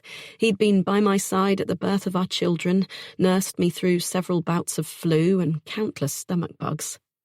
I'd waited on him hand and foot the summer he broke his leg slipping on the deck of my parents' boat, and applied cream to his blisters when he came back from trekking some far-off jungle or mountain. We'd always been a team, always. But now it felt like there was a chasm opening up between us. I knew he was trying to keep me at a distance to protect me, and that made me angry. I deserved better. I didn't want to be shut out from his pain and struggles. That wasn't what it meant to be married. I wanted to be allowed to be there for him, as I always had before. And the more he pushed me away, the more I felt a sense of resentment and abandonment growing inside me. He hadn't shared any details, but I wasn't an idiot. I knew he must be suffering horribly. Each time he went for treatment, he would spend a night at a hotel afterwards, so as not to let the kids see him feeling the side effects. I felt constantly torn between my desire to continue to do what he wanted and my own wishes. I turned from the bedroom door, going to run the bath, needing a bit of time to just wallow in the warm water before I had to get up and do it all again tomorrow. I stripped off my jeans, pulling my phone from my pocket, swallowing back the wash of hurt when I saw that there was still no reply from Hannah to the message I'd sent 3 days before. I hadn't seen her in 2 weeks, and I missed her. I felt like everything was off balance without our friendship to keep me steady, and part of me was angry that she'd chosen now, of all times, to pull back from me. I needed her more than ever. But she had no idea what was happening to me, to John, and as much as I longed to, I couldn't tell her. Like everything else in my life, the friendship I'd always held so dear was slipping away from me, and I was powerless to pull her back. I stared at the water rising up the edge of the bath, my vision blurring as I watched the ripples on the surface, and thought how ironic it was that I had a husband, 2 beautiful children, and another on the way. And yet right now, I was more lonely than I'd ever been in my life. Chapter 22. Hannah. "I can't believe she's already outgrown these," Lily exclaimed, holding up a minuscule cotton baby grow and shaking her head. We were sitting on our bedroom floor, the carpet tickling the backs of my legs, as we sorted through the stack of newborn clothes, Lily keen to take advantage of the rare child-free time, while John was out taking all 3 of them to the beach. Each item, every tiny sock or doll-sized vest, looked precious to me, and I stared in disbelief as Lily shoved them one by one into a bin bag, no trace of emotion on her face. It had been 2 months since she'd given birth to her beautiful daughter, Ella. And though I'd found it almost impossible to be around her during those last few months of her pregnancy, her blooming body reminding me of everything I was struggling for, now things were different. There was still a wall between the two of us, the undeniable knowledge that we often skirted around issues, guiding one another onto softer, more palatable subjects. I sometimes found it difficult to believe that I'd been through so much this year, and Lily, the woman I loved like a sister, hadn't been by my side to support me. I could never have guessed there would come a time when we felt like strangers, and the longer it went on, the more I lost hope that we could get back what we'd had before. I had been conveniently busy during her final trimester, making excuses not to visit as often as I dared. But now Ella was here. The draw was irresistible. I was pulled to her like a magnet to steel, needing to see her, hold her, carry her compact little body in my arms. I didn't want to put her down, and Lily seemed not to mind, content to take her from me for feeds before handing her back, sleepy and milk-drunk. I felt a visceral need to be with her, and sometimes I worried that my desire for a baby was making me act in a way that could be considered unhealthy. John, seeing my powerful attachment to Ella, found it amusing that she had captured my heart so fully, and made constant jokes about me getting broody and how it would be my turn next. I knew he didn't really mean it. He and Lily were both so wrapped up in their own lives that they hadn't seemed to notice how much mine had changed. My long evenings out with colleagues replaced by early nights in front of the television. My once full weekends now used to catch up on sleep and squeeze in the work I'd failed to do when I'd been too nauseous during the week. The IVF had wiped out my energy, bringing with it a whole host of symptoms that made any thoughts of a social life impossible. Even coming here was a struggle some days, the call of my bed hard to ignore. But it was worth it to see Ella. I knew John was only teasing. He could never have guessed how much truth there was to his words, how deep his light-hearted banter cut, each remark a dagger to my heart. But even that couldn't stop me from coming back. I wished I could confide in Lily, tell her all I'd been going through, though I knew she'd be shocked if I did. I'd held back, unwilling to share my secrets after she'd turned away from so many opportunities to tell me her own. She refused to be drawn into anything like the kind of deep talks we'd once shared. I wondered if maybe my telling her about the IVF might be the key to breaking down her walls. One of us had to be the first to be brave, be vulnerable. But as the months had passed and small talk became a habit between us, I stopped looking for ways to broach the subject of my desire to have a baby. The pain of living through one failed attempt after another was too raw, too difficult for me to voice out loud, and Lily was still as distracted as ever. I hadn't seen the man in the red Honda again, but I knew that didn't mean anything. John had been around more, working abroad less often, and his presence made the strain between the two of them impossible to ignore. They both looked worn down and jaded, and John had lost weight. He was always making green smoothies and skipping dinner, going for swims in the sea, and talking about its healing properties. I hoped he didn't feel he had to do it to win Lily's attention back. He shouldn't have to go to such extremes, and personally, I thought he'd looked better before the so-called health kick. What was wrong with a dad bod when you were in your mid-30s anyway? I thought the whole point of marriage was unconditional love, not having to become someone you weren't to keep your partner from straying. I often wondered how much John knew, if he had any idea what Lily had been up to in his absence. Lily picked up a tiny sleep suit, stretching it out across her lap. She took a breath, and for just the briefest moment, she looked almost sad. It humanised her, and I was glad to see the flicker of emotion. It was nice to know that these things did actually have some impact on her. She glanced up, finding me watching, and shrugged. I guess I won't need this anymore. It's mind-blowing how fast it all goes. Really makes you see how little time we get. I nodded. It passes in the blink of an eye. She sighed, and then seemed to pull herself together, crumpling the little sleep suit into a ball and adding it to the bin bag, then tying the top in a knot. I'll take them to the charity shop tomorrow. At least it makes room for all her new clothes. Maisie's not impressed.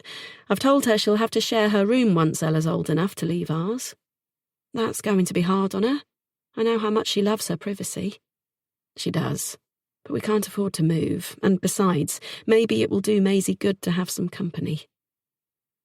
Other than Mr. Cranky the cat, I teased, seeing the instant grimace on Lily's face at the mention of Fluffy.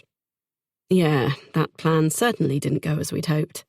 I knew we should have just stuck with the guinea pigs, but John said he wanted something she could chat to at night, confide in, and a dog was out of the question. I'm still hoping Fluffy will simmer down and we'll see a less feral side to him. She picked up the black bag, bundling it on her crossed legs. But to have a sister is a special thing, she continued, her voice thoughtful. Maisie might not see it now, but in time they'll be close, and sharing a room will be a way to fast-track that bond. I nodded, hoping Maisie wouldn't retreat into herself even further at the intrusion of a new little person invading her space. I had a feeling it might not go as smoothly as Lily would like. I cocked my ear, hoping to hear John returning from the beach with the three of them, desperate to see Ella and get a cuddle with her. But there was no sound from downstairs, and I knew that if I didn't leave now, I wouldn't be prepared for my meeting on Monday. I'd fallen behind with my work in recent months, and now I felt like I was constantly playing catch-up, having to cram in paperwork and plan presentations at weekends and late into the evenings. I was grateful for the distraction, but I was reaching the point of burnout, and I knew that sooner or later something would have to give. I stood up, holding my hand out for the bag. Here, I'll take those to the charity shop for you. It's on my way and you've got enough on your plate. You don't mind? Course not. I smiled, and for a second she smiled back, and I felt a glimmer of that old connection between us. I opened my mouth to speak, but she glanced away, handing me the bag and clambering to her feet. I'll see you out, she said, following me to the bedroom door. I still can't believe you have to work on a Sunday. That can't be fair. We walked down the stairs, and I paused by the front door. It's my own fault for letting things pile up, and I've taken on a new contract that I couldn't miss out on, when I probably should have passed on it. You should learn to say no sometimes. You're right. I nodded. The truth was, I knew my absences at work had been noticed. The IVF had caused more side effects than I'd anticipated, not to mention all the back and forth to the clinic every month. I'd had crippling sickness and nausea, which stung, considering how desperate I was to go through real morning sickness. All the fun with none of the benefits, it seemed. My designs had been lacking their usual flair, my creative spark having fizzled under the pressure, the hormones and mood swings making everything that much more difficult. And the exhaustion was sometimes so extreme I could barely get out of bed. I knew that this afternoon I would have to battle against my desire to head to the bedroom for a long nap when I should be working. I was so damn tired all the time, and no matter how hard I tried to juggle everything, I always seemed to drop a ball one way or another. I'd had to take out a loan to have a second round of IVF when the first hadn't worked, and I was constantly fretting about the possibility of pushing my luck too far at work and losing the income I did have. I was starting to worry about money in a way I'd never had to, my savings no longer the buffer I'd been so confident about. Every last penny and more had gone into this dream, and now I knew I would bankrupt myself before stopping. I'd come too far to quit now. But losing my job or having my responsibilities at work cut would drive a knife right into those dreams, and I couldn't let that happen. So when Eloise had asked me to take on the extra workload, I'd said yes instantly, even knowing I was barely coping with the strain as it was. I couldn't let myself become replaceable. I gave Lily a brief hug and headed to my car, throwing the bag of baby clothes on the passenger seat. The drive home was short, and when I pulled up outside my flat, I switched off the engine and stared at the bag, trying not to feel guilty that I'd deliberately avoided the route that passed the charity shop. I picked it up and carried it inside, heading straight to the sofa without even bothering to take off my shoes. I tipped the clothes onto the cushions and was rewarded instantly with the heady aroma of newborn skin, that fresh, powdery, milky smell that made me feel calm and happy in a way nothing else could. I sat amongst the mound of white and yellow and pink and green, sifting my hands through it, picking out tiny booties, little hats, soft brushed cotton vests and dresses, bringing them to my face and holding them reverently against my cheek. I could feel the ball of emotion lodged in my throat, the fear, the longing, the need pulsing and squirming inside me. It was all I wanted, a baby of my own. When I'd started this journey, it had almost been a whim, but not now. Now I would be prepared to give up everything if I could have this one gift. One child. It was worth any price.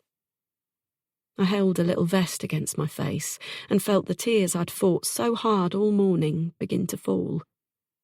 There was a chance I might not be able to make this happen, that the money would run out and my body would continue to fail me.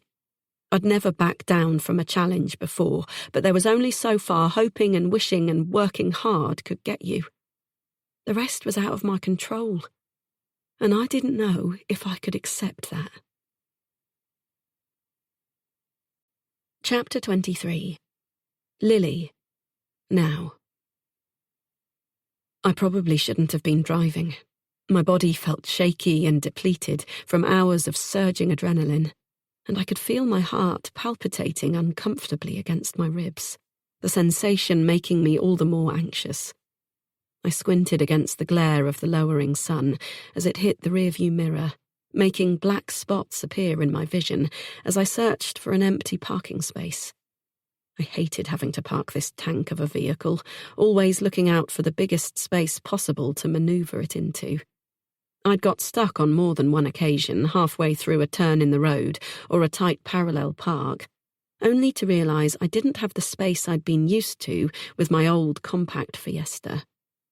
Whenever I drove with William, it was worse, trying to move in incremental fragments, with him offering his sage advice from the back seat, was always guaranteed to raise my blood pressure to dangerous levels. A delivery van vacated a space on the opposite side of the road, and I swung into it, twisting to glance over my shoulder as I reversed. The sight of Ella's car seat made me freeze, my foot slamming hard on the brake, pressing it to the floor as I felt the panic ignite inside me. Picturing my tiny baby daughter as she cried for a mother who couldn't get to her. I felt severed in two, and until she was back in my arms, I knew nothing would make that feeling go away. What if I never get her back? The thought caused an audible moan to escape my lips, and I squeezed my hands on the steering wheel, digging my nails into the soft rubber. My throat felt thick, my mouth dry, my head spinning with all the awful things that could have happened to my child, and I knew I was on the verge of a panic attack. I closed my eyes, willing myself to calm down. I didn't have time for this. I couldn't fall apart. Not now. Not when I had to keep going, to do everything in my power to find her. A sudden sharp beep ripped me away from my thoughts, and I looked up to find that I was only half parked, the front end of my car sticking out into the road, blocking the oncoming traffic. An irate-looking woman stared at me, pressing down on her horn again and gesturing for me to move. As I edged the car backwards, making space for her to pass, I caught a glimpse of 3 small children in the back, talking animatedly, holding up colourful magazines to show each other. I stared after them with a feeling of empty longing, wondering if that woman might have been calmer, more patient, more understanding, if she only realised how lucky she was. How many times had I been in that same situation, rushing from one task to the next, with William chattering incessantly, winding Maisie up, Ella crying for a feed the second we hit traffic. How many times had I wanted to scream out loud, to just get out of the car and run as fast as I could in the opposite direction? If I'd seen this coming, Would I have made the time to appreciate what I had without thinking constantly of the future, of what I might lose? I couldn't say for sure. I clambered out onto the pavement and walked down the narrow side street that led to Hannah's flat, noticing the changes that had taken place in my absence. A house that had been repainted from top to bottom, transformed from its original crumbling beige to a pretty teal colour.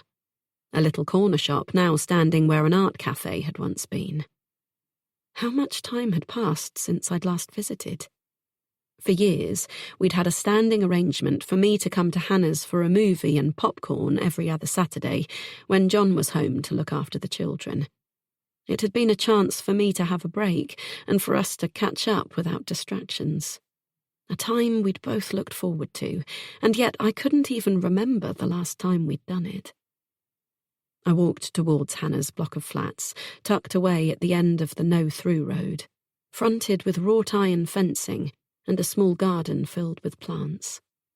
The building was rendered white and looked safe and inviting, and I knew Hannah had been bursting with pride the day she'd exchanged on the 2-bedroom flat, picking up the key and inviting me round to the bright, clean kitchen to crack open a bottle of champagne. It had been such a big moment for her, being able to put down a deposit and afford a mortgage off her own back and hard work, and though I'd been ecstatic for her, it had been a reminder of how little I'd achieved when it came to my own professional life. I held up a hand to shield my eyes as I looked up at her window on the 2nd floor. It was open wide, and that made no sense to me. Why would she have left it open if she had no intention of coming back? I glanced left and right, hoping not to catch sight of any police, anyone watching surreptitiously from a nearby window. But there was no one around. I was half grateful for the privacy and half irritated that they weren't waiting here just in case she returned. How could they expect to find Ella without covering all bases? I marched up to the main door, still gripping my keys tight in my palm. Flicking through the bunch, I found the spare and inserted it into the lock, then glanced over my shoulder one last time before stepping into the cool interior of the hall. I pushed the door closed behind me and jogged up the stairs to Hannah's flat. I let myself in and stood in the silence of the place, feeling uncomfortable there in a way I never had before. It was a modern open-plan space, with huge sash windows looking down on the shared back garden and a sleek white kitchen leading on to a sunny dining area. Across from that was the sitting area, where Hannah and I had spent countless hours lounging on her wide, squashy sofas, watching rom-coms, and laughing like we were still teenagers. Only nothing here was as I remembered. It felt cold, empty somehow, and I realised that half of her stuff was missing. I dropped my bag on the floor, walking through the kitchen. The countertops were empty, her state-of-the-art coffee machine absent. Her combination smoothie maker and juicer gone. Her antique oak dining table and chairs had disappeared, the space once so inviting and homely, now bare and cold. The fridge was still covered in photographs, and I reached out, snapping up a picture of her holding Ella, Maisie leaning over her shoulder with a rare smile on her face. The photo had been taken at the beach only a few weeks before. I could remember John promising to forward it to her. I stared at the image of my baby daughter, my skin crawling with need, with fear. Placing it down on the counter, I turned from the fridge, walking towards the living area. The sofas, old and worn, were still there, but the widescreen television was gone, as was the Blu-ray player, the quirky collection of tables and lamps she'd collected on her travels over the years, and the hand-woven rug she'd never let me walk on wearing my shoes. I looked to the shelving unit behind me and saw that her record collection was missing too. It didn't make sense. It was too neat for a robbery. Nothing was broken, nothing out of place, just missing. I walked silently into her bedroom and saw that her bookshelf was still brimming with the trinkets she'd always treasured. Her set of Enid Blyton books, passed down to her from her mother, dog-eared and well-loved, remained piled on the top shelf, next to the homeware design award she'd received from a prestigious studio in Paris, given to her for a unique and beautiful range of curtains and window dressings. I had gone with her to the ceremony and drunk countless glasses of ice-cold champagne, cheering loudest of all when she went up to collect the sleek golden trophy. The picture of her parents on the deck of their boat, smiling widely as the sun set behind them, was still in its usual place on her dresser. None of these were things she would have left behind if she'd planned to kidnap Ella. She would have taken them with her. They were worth nothing in financial terms, but they meant the world to Hannah. I frowned, opening drawers and cupboards, finding them still jam-packed with clothes, though I couldn't see as many in her wardrobe. Her designer coats were missing, and most of her handbags too. I squatted down beside her bed, reaching under it to see if they'd been moved. My hand collided with cool, hard plastic, and I slid out a purple storage box, yanking off the lid.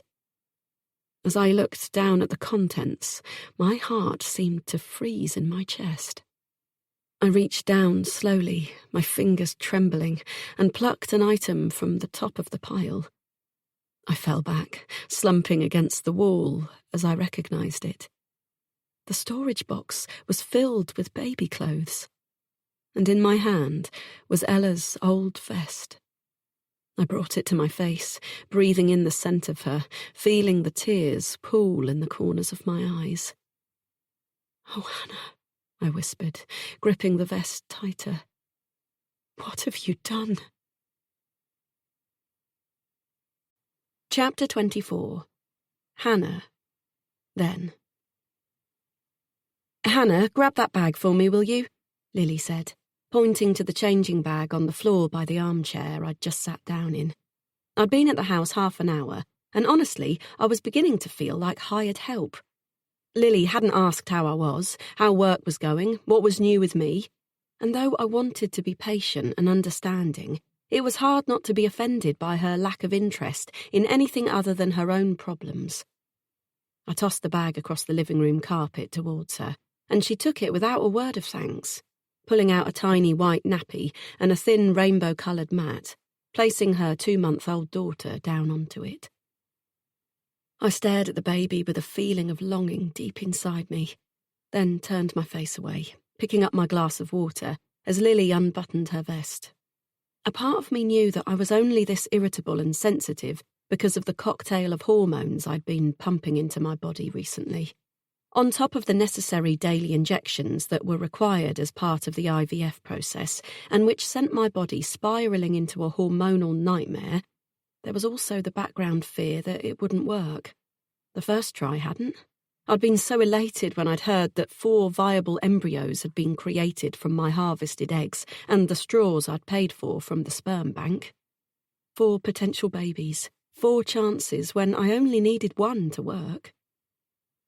I told Eloise I was working from home as often as I could in the weeks leading up to the implantation.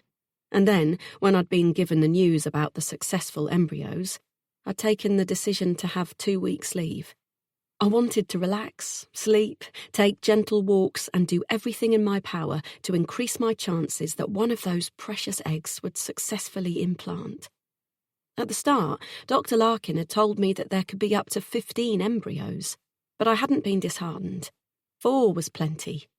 I'd spent weeks thinking of babies, sometimes waking with a smile, having dreamed of twins or even triplets. The idea that more than one might take hold was overwhelming, but I knew I would be up to the challenge. I wanted it. I would have loved multiples, but I wouldn't have been disappointed with 1. But none. Not a single embryo successfully implanted. That was something I hadn't wanted to consider and had not been prepared for, despite the warnings of the nurses, the advice to keep in mind that pregnancy was not guaranteed. I couldn't understand what I was doing wrong, and it made me angry with my body, filled with a boiling vat of self-hatred and loathing that was entirely new to me. The second attempt had produced just 3 viable embryos, and again none of them had taken hold. Lily had been 8 months pregnant at the time, and seeing her glowing and full with the life she carried had broken my heart. I'd done everything I could, tried my best to keep rested, to try and think positive, but it hadn't made a difference. Hearing that news for a second time had been even harder. Now there was a pattern forming, and I couldn't ignore it, could no longer manage to hold on to the last shred of hope. I felt numb, though each time I looked at Ella, a cascade of emotion hit me like a landslide. It would be another week before I found out the result of this third attempt. There was a chance I could be pregnant right now. Just the thought of it made me wrap my arms protectively around my stomach, closing my eyes as I tried to visualize a spark of life inside me, sending out a silent wish to the universe. I hadn't got my hopes up, hadn't dared to dream, but that didn't stop me wishing. I didn't want to give in to negative thinking and doubt, but it was becoming harder not to feel deflated, defeated. Time and time again, I had been crushed by the weight of my disappointment. I kept going, pushing forward, but the strain of working so hard for a goal that never materialised was exhausting. And right now, being ordered around by Lily, watching her act like she had the weight of the world on her shoulders when she had more than any woman deserved, was making me want to shout and cry and storm out so I didn't have to see how fucking ungrateful she was. She finished changing Ella's nappy and lifted her up, pressing a quick kiss to her forehead before passing her to me. I took her without hesitation, holding her reverently against my chest. "Suits you," Lily said, flashing me a wink. "You should give it a go someday, Han. You'd be good at being a mummy," she added, picking up a Duplo train from the carpet and dropping it into the children's toy box. "Thanks," I muttered, blinking back the onslaught of hot moisture in my eyes, focusing on Ella's face, my jaw clenched. I stroked a finger through her silky soft hair, wishing Lily would just go away and let me enjoy this moment in peace. Lately, I craved solitude constantly, but when I was home alone, I drove myself crazy with thoughts of my future, spending hours online trying to find some magic way to get pregnant. I'd never expected it would be this hard. I had struggled to sleep since starting the IVF, and Dr. Larkin had joked that it was good practice for night feeds, which had made me break down in noisy, uncontrollable sobs right there in his office. He wasn't the person I'd have wanted to turn to for comfort, but he was the only one who knew what I was doing. The battle I'd been waging against my own body all this time, and I'd been unable to hold back any longer, desperate to just let myself be vulnerable for once and voice the fears I'd kept inside that had tormented my every waking thought for so long. All the emotions I'd been hiding from Lily, John, my family, my colleagues, had poured out with frightening rawness, and once I'd let it start, I'd been unable to stop it. Dr. Larkin hadn't said much. He hadn't needed to. I wasn't looking for anything from him other than a listening ear, and as I talked and sobbed and exposed my deepest fears to a man I'd once disliked, he'd sat still and let me keep going, without meaningless placating words or any sense of discomfort on his part. As it turned out, he was quite good at listening when the occasion called for it. Leaving the clinic that day with mascara-stained eyes and a balled-up tissue clutched tightly in my fist, I'd gone home feeling numb and exhausted. The big cry should have helped, made me feel calmer somehow, but it hadn't. Other than seeing a positive pregnancy test at the end of this month, I didn't think anything could take away this dark cloud that had settled over me. Well, perhaps with the exception of a cuddle with Ella. I smiled down at her, watching her wide eyes as she stared up at the ceiling, her tiny hands in a constant state of motion as she opened and closed them, balled them up and then stretched her fingers out up above her. She was fascinating to watch, so innocent and sweet, every part of this world brand new to her. Lily bustled around the room, talking incessantly, but never saying anything worth hearing, her constant small talk irritating me. I heard running footsteps on the stairs and looked up as Maisie rushed into the room, closely followed by William. "Mummy, William keeps taking my teddy and he won't leave me alone," I just wanted to look at it, and you need to share, William replied. Mummy, isn't that right? Sharing is important. Lily sighed. Were you playing with it, Maisie? She wasn't. William, let Maisie tell me, Lily said, looking at her daughter.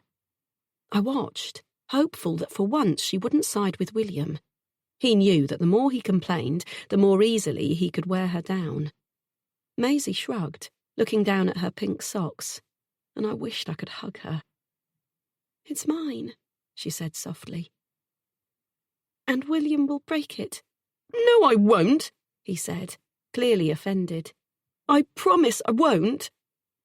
Lily turned from the two of them, resuming her tidying as she piled loose toys into the chest. Then William can have a turn, as long as you're careful with it. In this house, we share, she said, her voice firm and unapologetic. I saw Maisie's face crumple, her eyes trained on the carpet as William rushed past her, his feet thundering on the stairs as he headed uninvited back to Maisie's room. I was so angry I could taste it, and I stood up, moving towards the Moses basket and placing Ella down, not wanting her to feel the depth of my rage. I moved automatically to Maisie, wrapping my arm tightly around her shoulders, and when she looked up at me, I could see the sadness etched into her features. What kind of lesson is that? I demanded, turning to Lily. Lily paused. What? Sharing? I shook my head. No, Lily, this isn't about sharing. It's about control. You know as well as I do that William doesn't give a damn about playing with that teddy. He only wants permission to play with it to prove that he can and to get one up on his sister.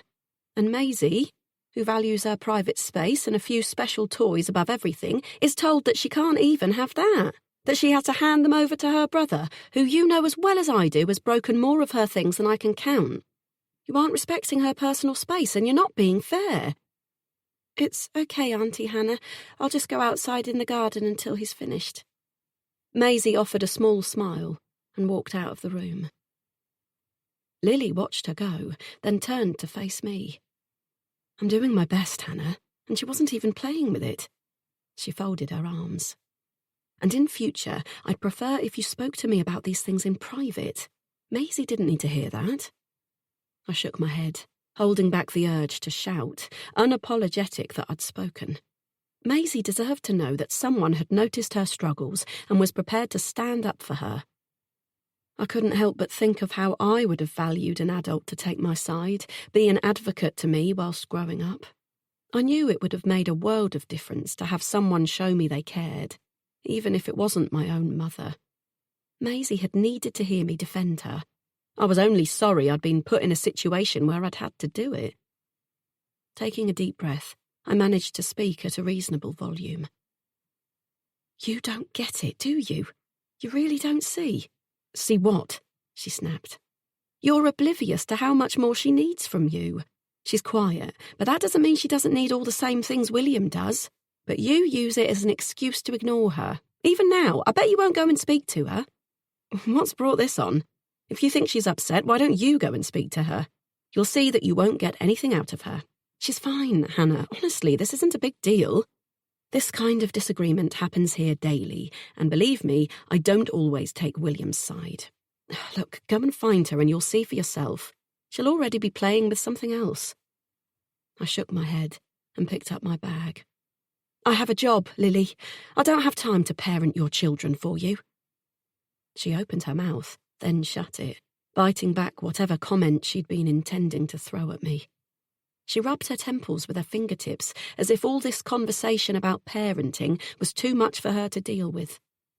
I thought you were staying for lunch. I shook my head. Not today. I have to go. She frowned. Okay, but call me later. And Hannah, please don't worry about Maisie. She's stronger than she looks. I nodded, my mouth tight as I walked to the door, feeling Lily's eyes on me, not daring to speak again for fear that I might say something I couldn't take back. Chapter 25. I walked through the car park towards my office, sighing with relief as I headed through the double doors and into the blissfully cool interior. The summer had been long and hot, and I'd been struggling with the heat ever since beginning my hormone injections. I nodded to the receptionist, Luella, seeing she was on the phone, and she flashed me a smile, blowing me a kiss with her free hand. I smiled back, the feeling alien and unexpected, and reached up, touching my fingertips to my mouth, a warm glow spreading through me, a happy secret brightening all the colours around me, my blood fizzing with hope. The doors for the lift opened as I approached, and I walked straight in, feeling like the world was finally on my side today. I got out on the 3rd floor and walked through the hall into the open-plan office, heading for my desk by the floor-to-ceiling window that looked out over trees and blue sky. I could appreciate the beauty of a summer's day when I could look at it without melting into a puddle. Dropping my bag on the desk, I sank into my chair. It was still early, and it looked like I was the first one here, which hadn't happened in months. I hoped Eloise would walk through and see me here, raring to go. It would give her a boost of confidence about my dedication to the job. I rifled through my bag, pulling out the stack of posts I hadn't yet had a chance to open, and which had been accumulating on the table by my front door all week. I hadn't had the energy to look through it, studiously ignoring it every time I came home. Half tempted just to throw the whole lot into the bin. But this morning I felt ready to tackle it head on. There was a postcard from an old colleague, Craig, who'd recently retired and was now sailing around the Med with his wife, making the most of his free time. It was nice to think of them sipping sangria on the deck beneath a hot afternoon sun, though I found it hard to picture Craig properly relaxing. He'd never been the type to laze about of a weekend, always needing a project, something to keep him occupied. I put the postcard down, moving on. Next in the pile was a bank statement, then 3 bills, and a reminder about the overdue payment for the second of the 2 loans I'd taken out. My confidence faltered, my instinct to push them aside, shove them in the shredder even, flaring once again. But the responsible part of me couldn't allow such reckless behaviour. I picked up my letter opener, slicing open the envelopes one by one, forcing myself to look properly at the figures. The ridiculous interest rate I'd agreed to in a moment of desperation. The raw truth of the terrible state I'd got myself into. Other than my mortgage, I'd never been in debt before. Loans, in my opinion, were for people who put off their responsibilities for a future date, people who hadn't thought of the consequences. And now I was one of them. I bit my lip, trying not to worry about how tight I'd stretched myself. Every penny of my savings was gone, and the loan repayments were sapping my wages every month, making it impossible to rebuild that nest egg. I'd asked the bank if I could remortgage my flat, but the request had been refused. And if I was honest, I'd been an idiot to think they would even consider it with the state of my finances right now. I'd cancelled everything I could live without. The TV packages, my subscriptions to magazines, my sailing club membership. I'd sold everything of value, collecting the pennies and storing them with care, constantly aware of choosing the frugal option, never buying anything that wasn't completely necessary. Outside of work lunches, I hadn't been to a restaurant in months, let alone bought a coffee, instead packing cheap sandwiches made from own-brand bread and fillings. I made my fennel tea in the kitchen at work, rather than going off to Costa with the gang. If I was careful from now on, I would just about dig myself out of this hole without ending up on the streets. But there would be no more chances. No more money for donor sperm or IVF. I had put everything I had into this. The thought should have devastated me, but instead, I smiled secretly to myself, my hands pressing lightly against the silk shirt tucked into the waistband of my pencil skirt. I closed my eyes, imagining the frenzy of activity working away inside my body, silent and secret. This time felt different. It had been 3 days since I'd stormed out of Lily's house in a rage after the sharing incident. She'd sent a casual message I'd yet to reply to, not mentioning the fallout, but inviting me to go to a theme park with them the week after next so that she could take the big ones on the rides whilst I held Ella. I'd agreed after a quick moment to think. A theme park wasn't the easiest place for me to be when the sight of happy families had the power to set me off in floods of tears. But I would have Ella to keep me focused, and she would give me an excuse not to go on the rides. I couldn't possibly do any of those. I wondered if next time we met, I might have news of my own to share with Lily. Would I tell her right away, or wait until the 12-week mark? It seemed a long time to hold on to such a big secret, but then I'd had a lot of practice with hiding things this past year. Lily would be speechless, I thought, smiling. I still had 4 days to go before I could take a pregnancy test, but I had already begun to feel something change inside me. My mouth tasted of metal, my breasts were swollen and tender. I had sensations of pulling and tugging low in my abdomen, as if my body was already beginning to stretch in order to accommodate this new visitor. This morning, I'd had to push the fried egg on my toast aside, the smell of it making me queasy. Every new symptom gave me a burst of pleasure, and for the first time in as long as I could remember, I felt confident, sure of myself. A flurry of activity at the door caught my attention, and I shoved the bills back in my bag and looked up, smiling, as a handful of my colleagues came in, chattering loudly. Ryan stopped at the front of the group, clapping his hands together in front of his chest and giving a squeal of delight. "Hannah, you're back!" he exclaimed, making a beeline for my desk. "We've missed you so damn much. Where have you been?" I smiled, noticing that his hair was dyed in wide stripes of orange and purple this week, spiked up with copious amounts of gel. He perched on the edge of my desk, and I shrugged. "Just getting stuff done at home. You know how everything seems to pile up and you never have time to do it." His brow arched. "You could have hired someone to do the boring shit and taken yourself off to the Maldives for a nice break." "I would have." I grinned. "You're probably right. Next time." Ashley, a blonde-haired, blue-eyed designer who still looked 19 despite being well into her 40s, appeared by Ryan's side. "Hey, gorgeous," she said, smiling at me warmly. "Good to have you back in the crazy house. We missed you."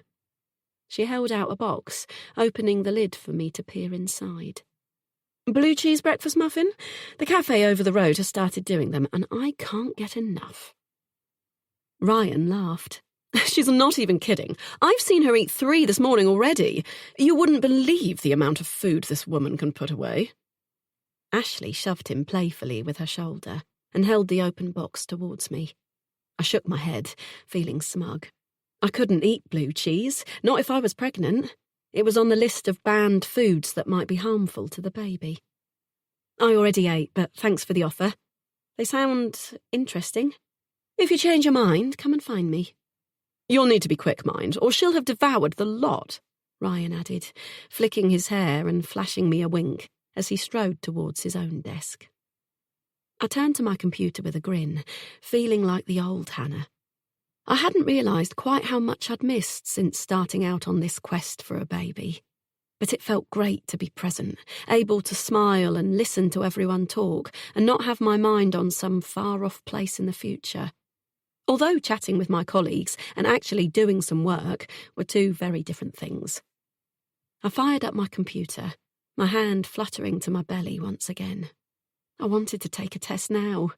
There was one in my bag, but I refused to give in to the pull of it. It would only be a disappointment to see that negative result, a consequence of not waiting the full 2 weeks. I had to be patient. I couldn't pinpoint why, but I was convinced I was carrying a girl. I could almost sense it. I would have been over the moon with either, delighted to have any baby my body was prepared to carry. But having bonded so tightly with little Ella in her short life, I had to admit I loved the idea of a daughter of my own. "Hannah?" My head snapped up, my fingers hovering over the keyboard in an automatic pretense, wanting to be seen to be working. "Eloise, hi," I said, seeing her standing by the door to her office. "A word?" she asked, not waiting for an answer as she turned, disappearing through the doorway. I pressed my lips together, trying not to let my nerves take over.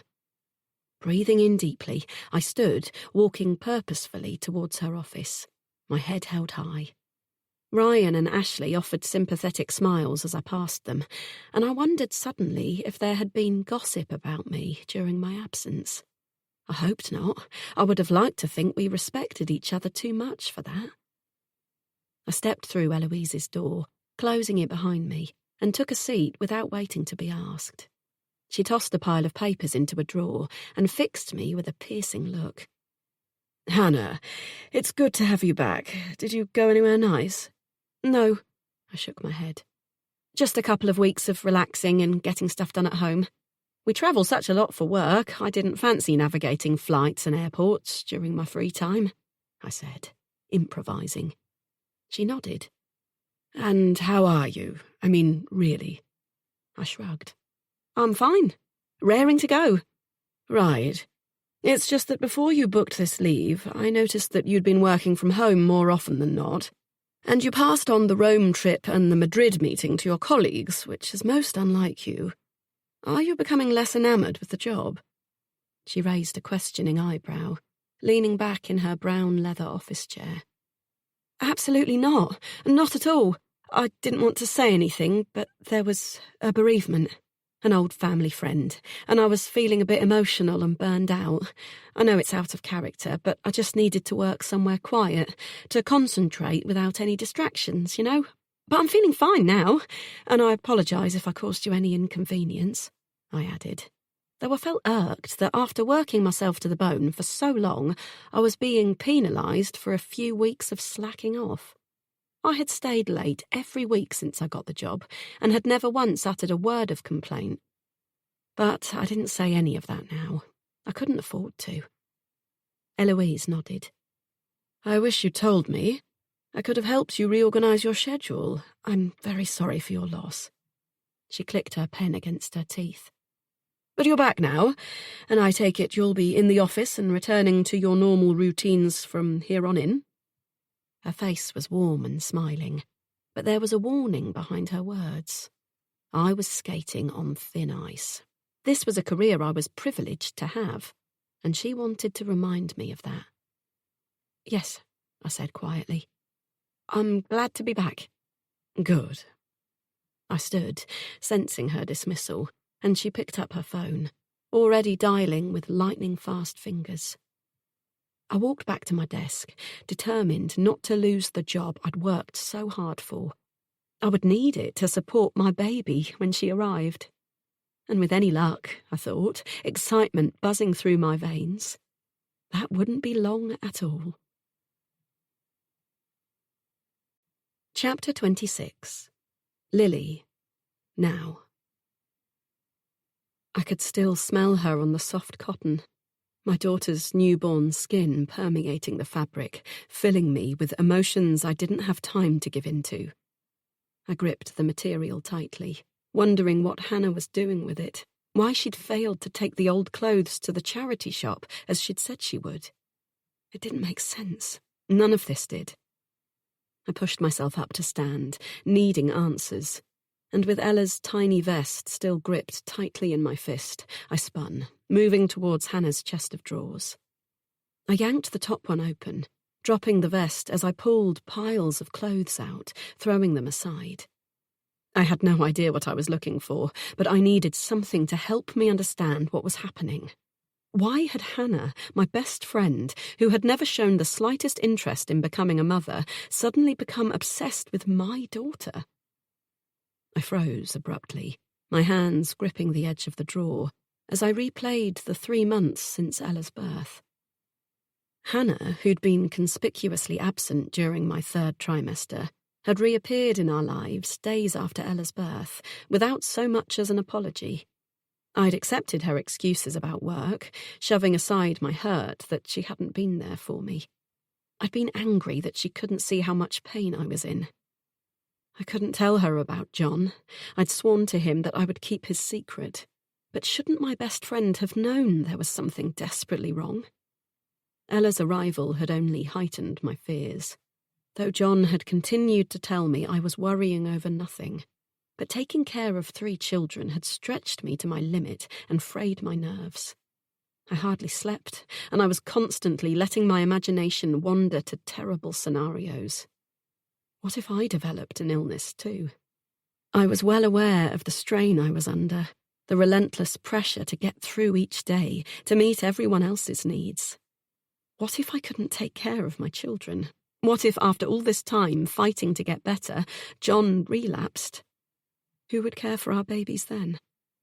I drove myself round in circles in the depths of the night, lying in bed, staring up into the darkness with tears streaming down my face, desperate to be able to share my pain with someone, to be talked down from this anxiety-ridden panic. Hannah should have seen how deeply I was hurting, kept pushing until she guessed the answers I was unable to give. But instead, she'd taken the opportunity to enjoy her freedom. And now I realised she'd been keeping secrets from me, too. I hadn't given any thought to her regular visits, simply relieved to have her back in my life, though our relationship still wasn't the same as it had once been. I hadn't questioned why she was always willing to hold Ella, feed her a bottle while I dealt with things around the house, come over after long days in the office to sit with her so I could cook dinner. I thought it was her way of showing she cared, wanted to help, even if she seemed more and more distant. Who doesn't enjoy a snuggle with a newborn? It had seemed perfectly ordinary to me at the time, but looking back now, it felt sinister. Had she been obsessing over Ella since the beginning? I moved to the wardrobe, shoving aside the hangers, the dresses and skirts, my eyes scanning the space frantically. Reaching up to the shelf at the top of the wardrobe, I moved a basket of silky scarves aside, my hand colliding with something hard. I stood on tiptoe, pulling the cardboard box file forward, easing it down and dropping it onto the bed. I didn't hesitate as I sat down on the mattress, pressing the black plastic clasp down and pulling the box open. It was the kind that was separated by 20 or so transparent pockets, and I looked closer, reading the tabs, frowning as I pulled a sheaf of papers from the first one, spreading them across the duvet. I screwed up my face, lifting a piece of paper, reading the smart turquoise logo. Bournemouth Fertility Clinic, I muttered, scanning the page, seeing Hannah's name clear as day printed at the top. I picked up another sheet, reading quickly, then another and another. Dates and times, appointments scheduled, invoices, information. Donor sperm, IVF, genetic testing. The pile grew bigger as I sorted through the reams of paperwork that contained a secret I had never even begun to suspect. Hannah had never wanted my life. She'd told me that before. Said she couldn't imagine giving up the travel and the dinners at expensive restaurants for sleepless nights and tantrums in the supermarket. But when was the last time we'd even broached the subject between us? She'd clearly changed her mind somewhere along the line. I glanced at the letter on the top of the stack, seeing the date printed above the appointment for an initial consultation with a Dr. Larkin at the fertility clinic. It was scheduled for over a year ago, before I'd even conceived Ella. Hannah had kept all of this to herself for so long. I slid my hand into the next section of the folder and pulled out a pile of bank statements, scanning them in horror. I saw the dwindling savings pot, the loans, the final demands from the bank. Hannah was in trouble and had been for a long time. She'd never once come to me, never asked for help, support, though I'd have been there for her in a second. She was clearly desperate. I felt tears begin to pool in my eyes and realised this was so much worse than I could have possibly imagined. Hannah had done everything in her power to have a baby, that much was clear. And when it hadn't succeeded, she'd taken mine. Terror gripped my heart as the reality set in. She wanted a baby enough to give up everything she had, including me. And now that she had her in her grasp, she wasn't going to bring my daughter back. . Chapter 27. Hannah. Then. The smile froze on my face as Dr. Larkin met my expectant gaze with a resigned shake of his head. I couldn't understand his solemn expression. "I'm sorry, Hannah. You did everything you could. We all did. But on this occasion, I'm afraid it hasn't worked." I clasped my hands to my belly, staring at him in bewilderment. "I don't understand," he sighed. "The pregnancy test was negative." "But—" I shook my head, certain that there had been some mistake. "I've been queasy every morning for the last 10 days.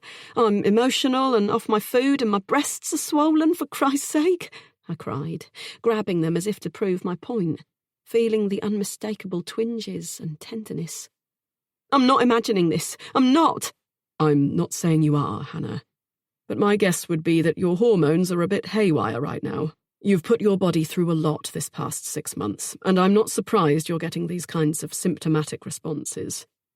I know how difficult this is for you to hear. Believe me, it isn't the news I was hoping to give you today. But you aren't pregnant." He scratched a fingertip on the steel-grey patch of hair above his ear. "It doesn't mean you won't ever be." "Repeat the test." "Hannah." "I want you to do it again. You're wrong. You must have got the dates mixed up. It's just too early or something." He looked at me, his expression full of a sympathy I didn't want to see. "I could do it again, but it will only cause you more pain. Look, take some time out. Give your body a break from all the hormones, the stress you've been under, and spend some time focusing on taking care of yourself. You can revisit this in 6 months, a year even." I stood abruptly, my chair falling backwards onto the floor with a clatter. "You know I don't have that kind of time." He glanced down at his desk, and I saw the guilty expression. Felt sure that he was only trying to placate me with empty promises. He knew just as well as I did that there would be no more chances for me after this. "I'm so sorry, Hannah. I did all I could." I turned wordlessly, walking out of his office straight past the reception desk without stopping, though I could hear Joan calling me, not wanting me to leave without paying my bill, still set on fleecing me for every last penny. I strode out onto the pavement, slamming the door wide, hearing the satisfying crack as it hit the wall. He was wrong. He couldn't feel what I felt. Only a woman could understand this feeling, this beautiful secret shared between a mother and her unborn child. The daughter I had longed to meet for so many months now. She was there. I couldn't let myself doubt it. I crossed the road, narrowly missing being hit by a car, holding my hand up in a show of apology as I ran across to the other side, heading into the pharmacy. I scooped up a whole row of pregnancy tests, then, catching the price ticket, put them back, choosing 2 of the cheapest. I knew they all worked the same way. The result would be identical, it just wouldn't come in fancy packaging. I still had the one in my bag I'd been waiting to take too. I'd planned to take it later today, after my trip to the clinic, after Dr. Larkin had confirmed the pregnancy first. I'd been too afraid to do it myself, not wanting to upset myself with a false negative result if I took it too soon. But I thought it would be nice to keep to show to Lily when I finally revealed my secret. I paid for the tests and shoved them into my handbag, walking purposefully to my car. The moment I was inside, I pulled out my phone, navigating to Google and searching for local private ultrasound clinics. If Dr. Larkin wasn't going to bother looking fully into the situation, then I would have to take the matter into my own hands. I found a clinic within 10 minutes' drive of my flat and winced when I saw the price of an urgent early pregnancy scan. Biting my tongue between my teeth, I pressed dial and waited for the receptionist to answer. I ignored the fear inside me trying to break free as I booked an emergency scan for an hour's time, managing to stutter my thanks to the man on the phone who'd squeezed me in at such short notice. Then dropped the phone in my lap, leaning my head against the wheel and trying to steady my frantic breathing. He was wrong. He was wrong. He was wrong. Please, please let him be wrong. A minute later, feeling only slightly less shaken, I typed the clinic address into my sat-nav and turned the key in the ignition. I made the 20-minute journey on autopilot, my mind spinning. The clinic car park, when I arrived, was empty. I pulled into a space, and then, as if I'd been holding on the whole journey, threw open the car door and vomited onto the tarmac below. I sat back, breathing hard, and wiped my mouth with the back of my shaking hand before rifling through my bag for a tissue and some gum. I paused, my hand resting on the tests, staring at them, then closed the clasp of my bag and climbed out of the car, stepping over the puddle without looking directly at it. The clinic was sparsely decorated. White peeling paint and cheap IKEA furniture, nothing like Dr. Larkin's place.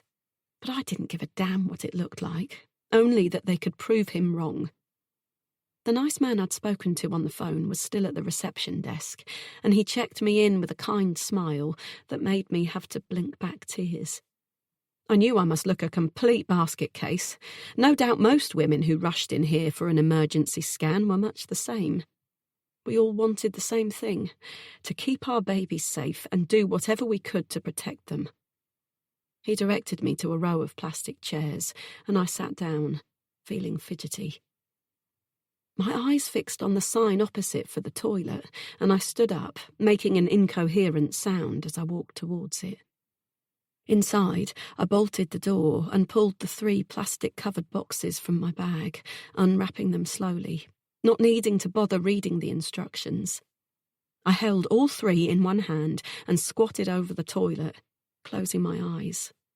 The receptionist had told me over the phone that I should come to the scan with a full bladder, but I couldn't wait another second. I had to see for myself. I placed the tests down on their respective boxes and stared into the mirror, waiting for what felt like the longest 2 minutes of my life. I'd taken tests before, but never had one felt so crucial, so monumental. I looked at myself in the cheap rectangular mirror, seeing a terrified woman on the brink of losing everything. Where had the professional, capable version of Hannah Adams gone?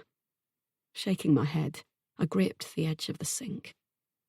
Suddenly, I couldn't wait another second. I looked down at the tests, reading each one in turn. Negative. Every one of them. No, I whispered, my hand reaching out towards them, unable to touch them for fear it would cement their decision. I pressed my hands to my middle. There was something in there had to be. With a flash of white-hot anger, I swept the tests, boxes and all, off the side of the sink and into the open-topped wastepaper basket, then opened the door and headed back to my seat, staring at my knees as I tried to hold back the onslaught of tears simmering just beneath the surface.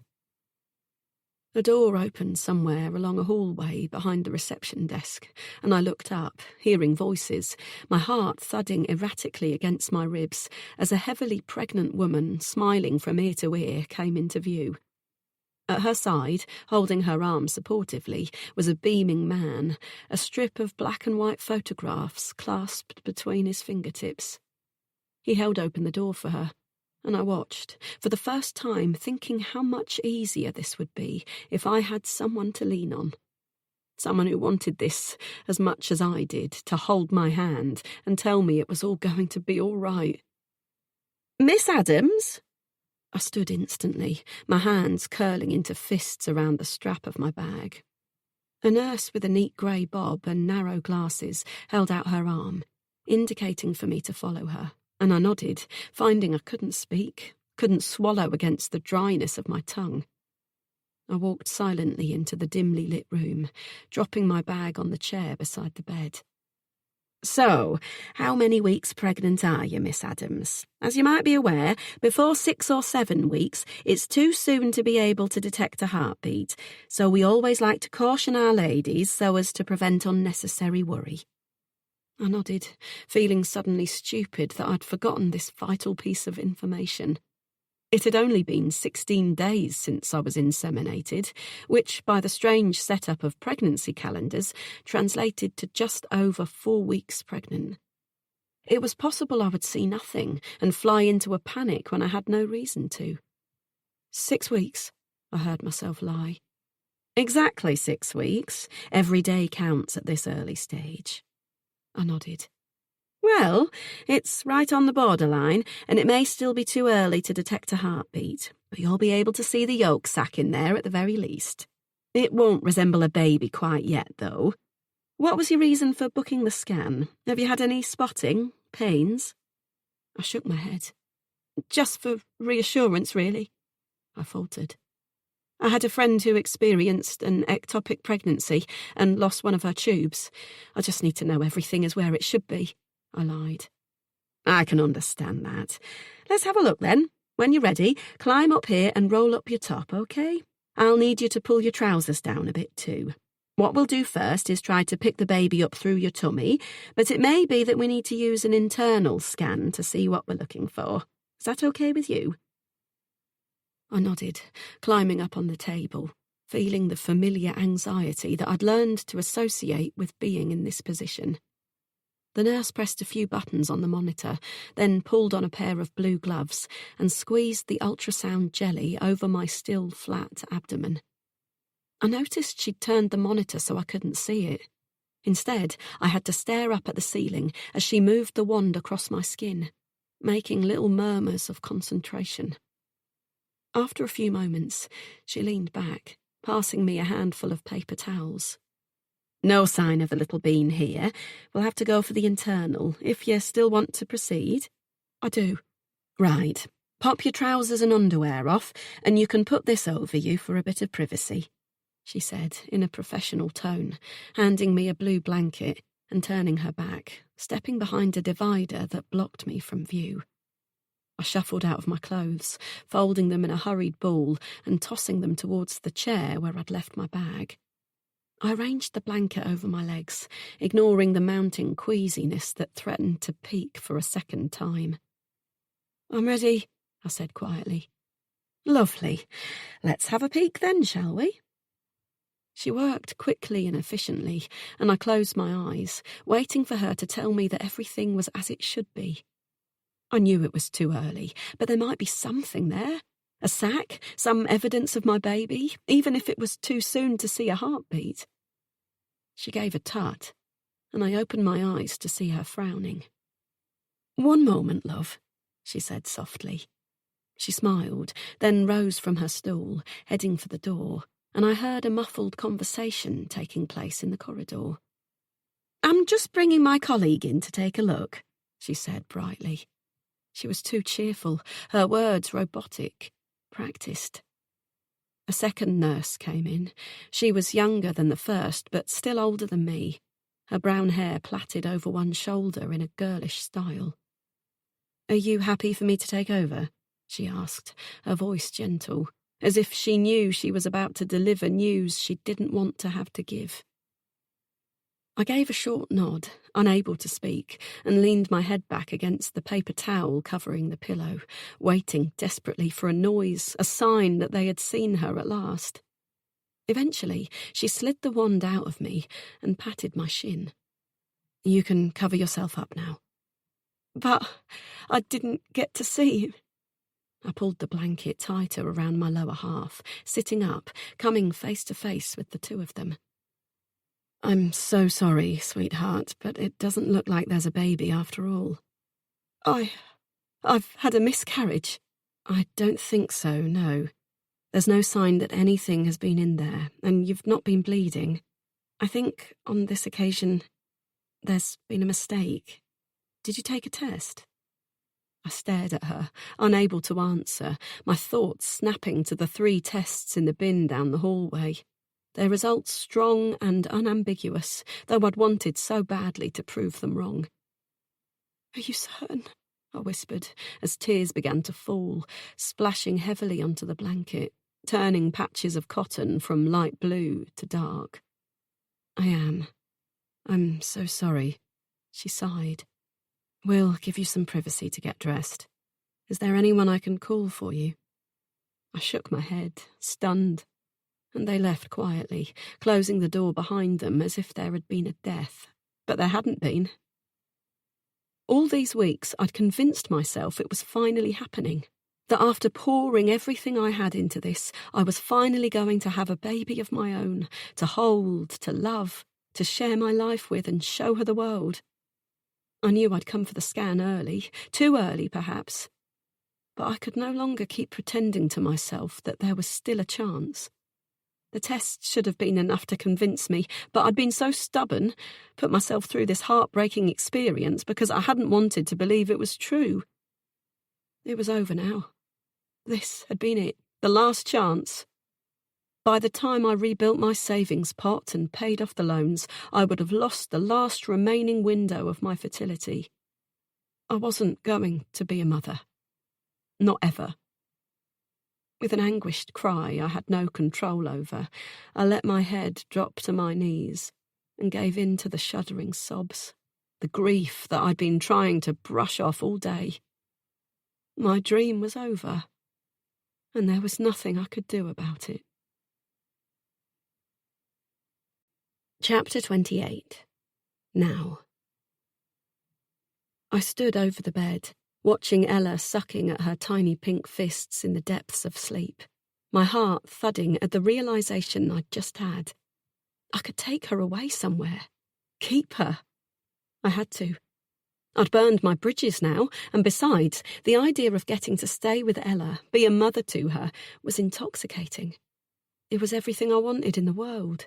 She was my only chance.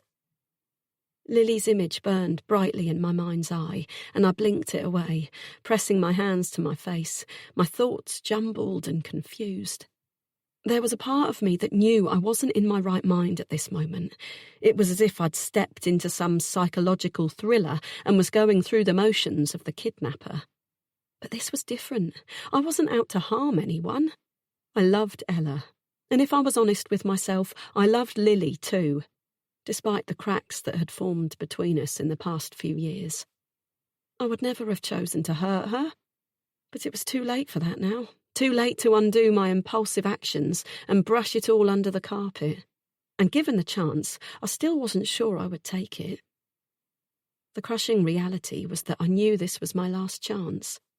Without Ella, it was over for me. There would be no baby, no family of my own. I'd given it everything I had, every scrap of my energy, all my hope, and every penny I'd earned, and then some, and none of it had made the slightest difference. I'd been prodded and poked, had multiple people crowding around my naked lower half while my legs were spread open on stirrups, things inserted into me while I closed my eyes and waited for it to be over. I'd had hormone injections, blood tests, so many needles I'd lost count. And all of it had been a waste of time. Nobody could give me a reason for my repeated failure to get pregnant. Dr. Larkin said my fertility was dwindling, but I'd had viable embryos during the 3 rounds of IVF I'd done. My eggs could make a baby, they just wouldn't stick, and each time I had to hear that news, I felt a piece of me break off, my heart hardening against myself, disappointment so visceral I could taste it. I always told myself not to get my hopes up, but it was impossible not to. That 2-week wait was a curious cocktail of dread and excitement. But it was over now. There was no more money. 3 days ago, Dr. Larkin had sat me down and told me that I should take a break, give my body a rest, make time to do normal things without putting all of my energy into this. He'd made out like this time to press pause was a good thing, but I'd heard the hidden meaning behind his kind words, seen the way he'd looked at me as he said goodbye. He hadn't expected to see me again. I bent down, carefully scooping the sleeping baby into my arms. She snuffled, her face rubbing against my t-shirt, her eyes flickering, before she lost the fight and let herself sink back into a deep sleep, her head lolling against my shoulder. She was so tiny, so very precious to me. I couldn't believe how oblivious Lily was, how she couldn't see how lucky she was.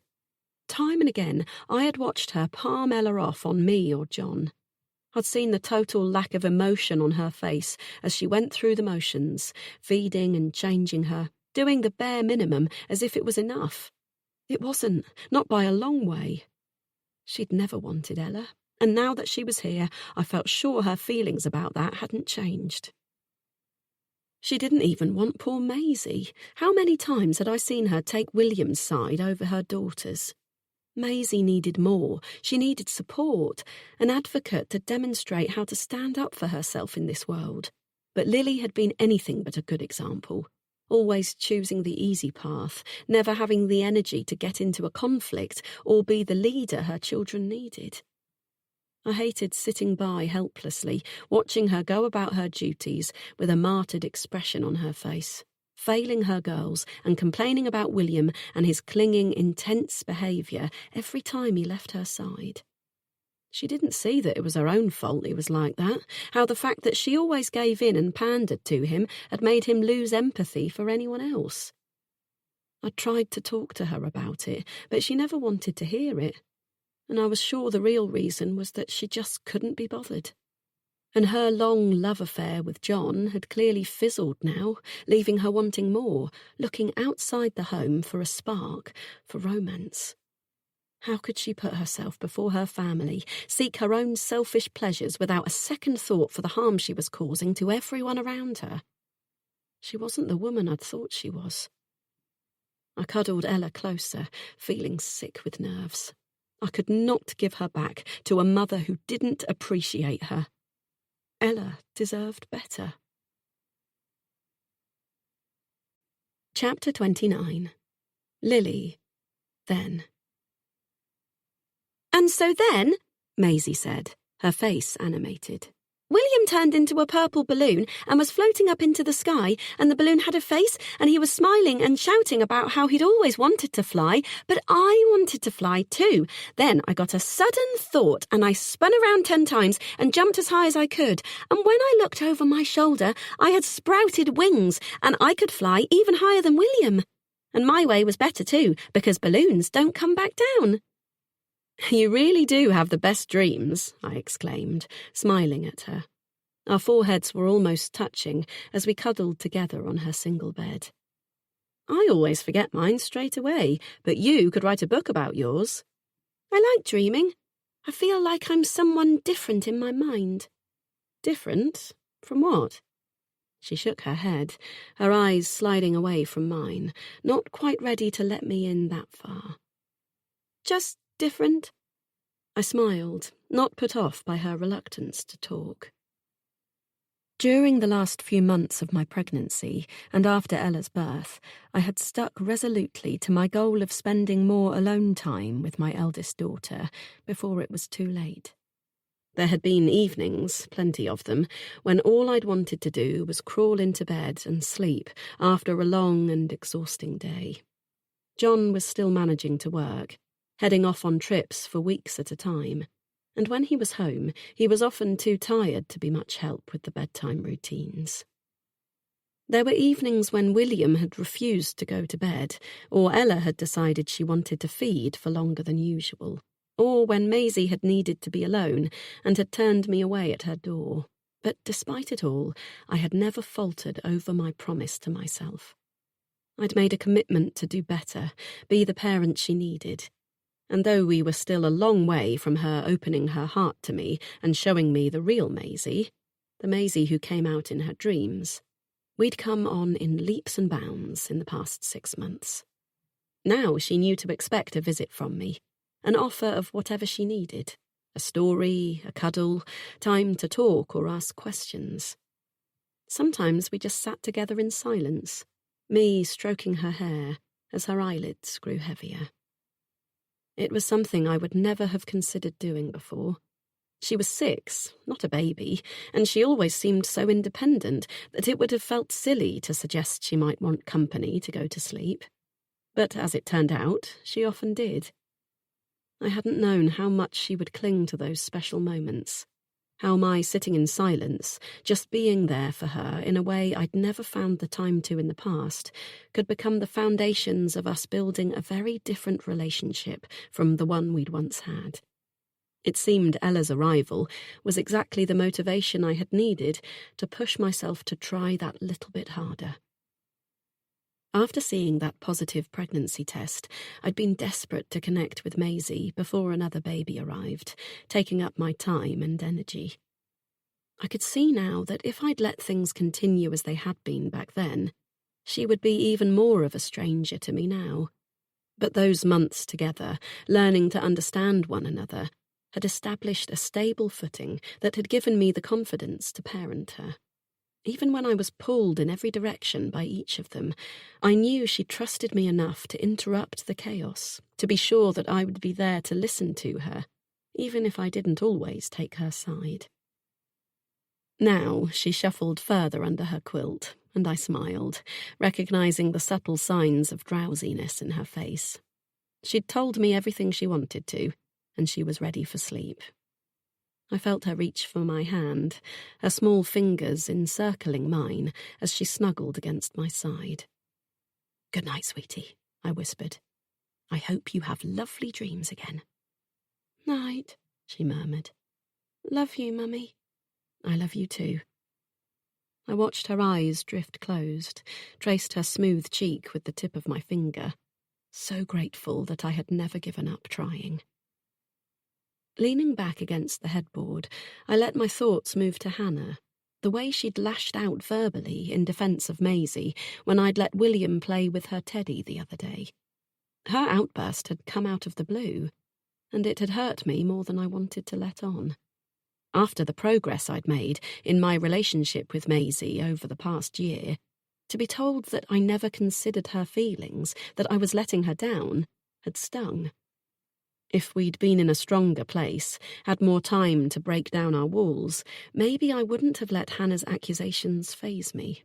I would have been more confident in my relationship with my daughter.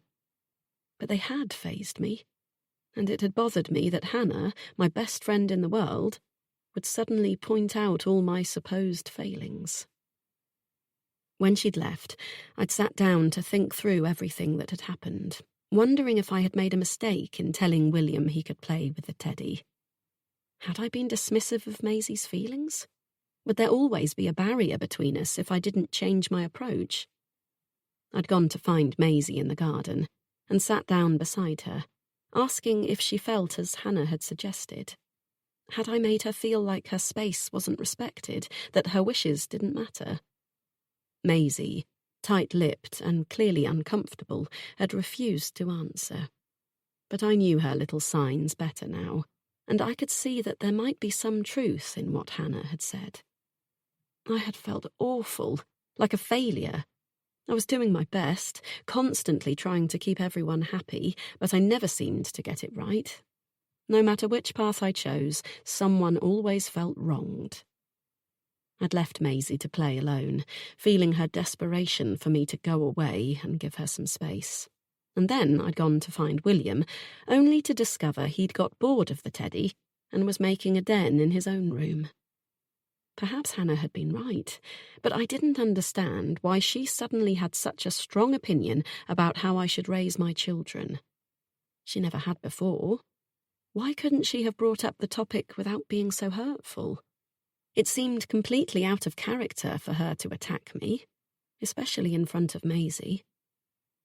I hadn't bothered to confide in her about the new routine I'd formed with Maisie, just as I hadn't revisited my fears over adding Ella to my family since her cold, judgmental reaction that day on the beach when I told her I was considering not keeping her.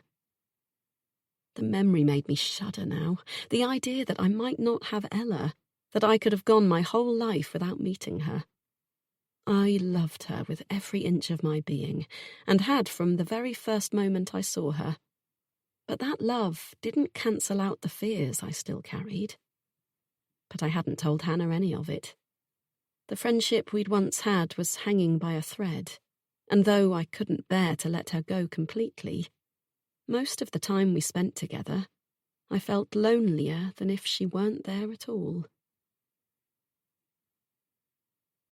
Chapter 30. I eased Ella down into the soft brushed cotton lining of the Moses basket, keeping my hand pressed warm against her tummy and holding my breath as I waited to see if she would accept the transfer. She didn't stir as I gently tucked her blanket around her, stepping past the basket and climbing into bed beside John. If the routine of the past 2 weeks was anything to go by, I should have at least 2 hours before she woke again for a feed. And the thought of snuggling up in John's arms and drifting off was pure bliss to me. I slid under the sheets, my cold feet finding his warm thighs, pressing against them, and he gasped, rolling away. "How you manage to have ice blocks for feet all year round is beyond me," he exclaimed, shuffling his legs back so I couldn't shock him again. "You know it's summer, right?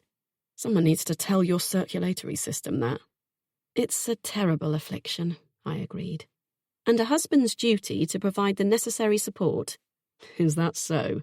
he said, smiling, though I could see something sad in his expression.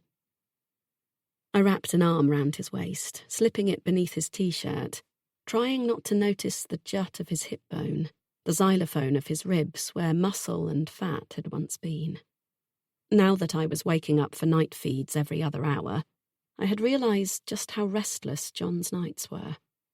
I'd slept like a log the last few months of my pregnancy, and somehow managed to miss that he was often in and out of bed all night long, going to the bathroom and not returning for absolutely ages, heading downstairs to watch TV when he couldn't sleep. I didn't like it. It made me uneasy and placed thoughts in my mind I didn't want to address. The topic of his cancer and his recovery was one I'd begun to avoid like the plague, unable to bear to think of him suffering. It was as if Ella's arrival had made everything more raw, that fragility of our family unit exposed in a way that made me feel real terror. I'd never believed that we might not make it through this, and I still wasn't prepared to. Now, I just needed him to hurry up and get better so we could enjoy our family of 5. "How was today?" I asked, leaning forward to rest my chin on his shoulder, my eyes fixed on his face, watching his expression closely. He had gone to London to have a meeting with his team about an upcoming research trip and hadn't got back until after the kids were asleep. He looked shattered, and I wished there was something I could do to help. He hesitated, picking up his phone and looking at it. "It was fine. Long day. How were the kids?" He put the phone down, leaning his head back against the mound of pillows and looking up at the ceiling. I'd been hoping for a bit more than just, "it was fine." But I could see he was tired, and I didn't want to push it right now. I smiled. "They were really lovely. I've had Ella in the baby sling all day. She loves it and sleeps for hours on my chest, and it means I've got my hands free for the older 2. William and I did a science project involving collecting and categorising the insects in our garden, so of course he was in his element. And Maisie came down and joined in too. I think I'm starting to see more interaction between the 2 of them now, though they've a long way to go before they consider each other friends rather than just siblings. But these things take time, don't they? It was a pretty blissful day, I admitted, thinking back to the trip to the park after lunch, the clear blue sky, the shouts of excitement from William and Maisie.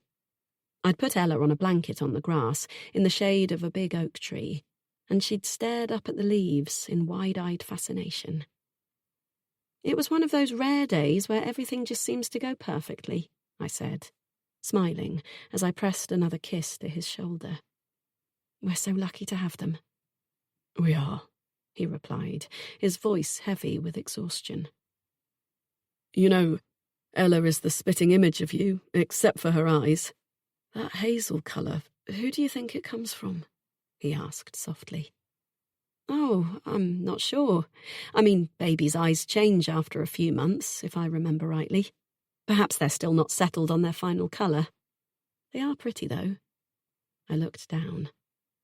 I was worried about how we would cope with another baby, I really was, but now that she's here, it feels simple. It's not easy, and I could do with a lot more sleep, but I really feel like we're going to be okay. Don't you? He nodded, still not looking at me. "Lils, with a mother like you in their lives, they'll want for nothing." Don't say it like that. You know I don't like it." I felt his shoulders stiffen, his eyes fixed on the ceiling. I mean it, John. The moment you start thinking like that, making little consolation plans for you not being around, you begin to lose the battle. You can't think like that. He didn't speak for a moment. Then slowly he turned towards me, his head on the pillow, his eyes finally meeting mine. Lily, he sighed. Babe, we need to have a conversation. I need to know. I pulled back from his hold, my feet on the floor in one swift movement, hurrying towards the bedroom door. I think I heard William calling. I'll go and check. He might have had a nightmare. Lily, we can't avoid this forever. I didn't answer. Didn't even look at him as I rushed from the room, my heart palpitating hard enough to burst. Chapter 31. Hannah. Hannah fucking Adams! I turned at the sound of the familiar voice, seeing the bulky shoulders and confident swagger of Jack Sinclair, an ex-fling from 2 years before, approaching from the cafe across the street. I watched him move, noticing how little he'd changed since I last saw him, his dark hair still thick and meticulously styled, his brown eyes warm and sensual. We'd enjoyed 6 weeks or so together, going on wild dates, and spent several long weekends in hotels or forever undressed at my place. It had been fun, but it seemed like a lifetime ago now, and I could hardly picture the woman I'd been back then. I was surprised he even recognised me. I'd gained weight on the IVF, and the sleepless nights and frequent tears had made my once clear skin puffy, my eyes permanently rimmed with dark circles. It had been over a week since I'd discovered the baby I was carrying was nothing but a figment of my desperate imagination. And now I just felt empty, numb. Jack made it across the road and stepped in front of me, and I swallowed down my pain, pasting on a smile. Hi, Jack. Hi yourself. He leaned forward, kissing me on the cheek, and I blinked, overwhelmed by the intensity of his aftershave. How are you, gorgeous? Long time no see. I'm okay, working long hours. What about you? I said, aware that my voice sounded flat, my words like tar as I forced them from my reluctant lips. All I wanted to do was grab some fried noodles and head home to eat them in my bed whilst watching mindless TV.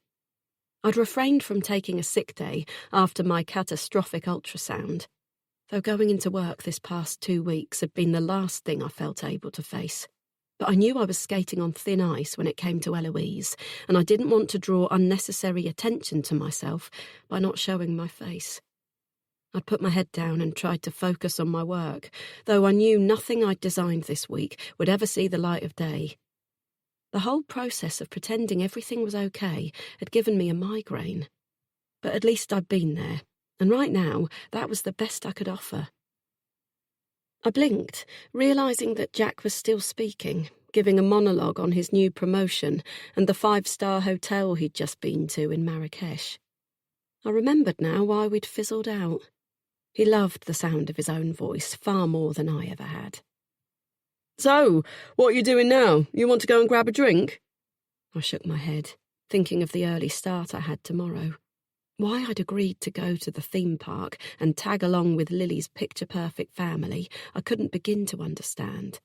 Right now, being surrounded by happy, smiling parents and children was the last thing I wanted. I'm just heading home, actually. I don't fancy crowds this evening. Oh, shall I join you? His voice was velvet, his eyelids lowering in that suggestive way I remembered from when we were dating. There was no mistaking what he was getting at. I opened my mouth to refuse him, and then closed it suddenly. Sure, I nodded, my eyes meeting his. Why not? You remember the way. I have my car. If you have yours, you can follow me. He nodded, leaning forward, a rush of minty breath hitting my face. Never forget it. I'll be there in 10. He flashed me a wink, turning and sprinting down the pavement, and I cast a forlorn look at the Chinese takeaway before turning in the opposite direction and heading back to my car. A reckless, wild feeling had started to spread through me. How many women had I known to drop off the corporate ladder because they forgot to take a condom on a date? How many surprise babies had I bought gifts for? I'd all but given up hope, and there was certainly no money left for another shot at doing it the clinical way. But why shouldn't I be a bit crazy?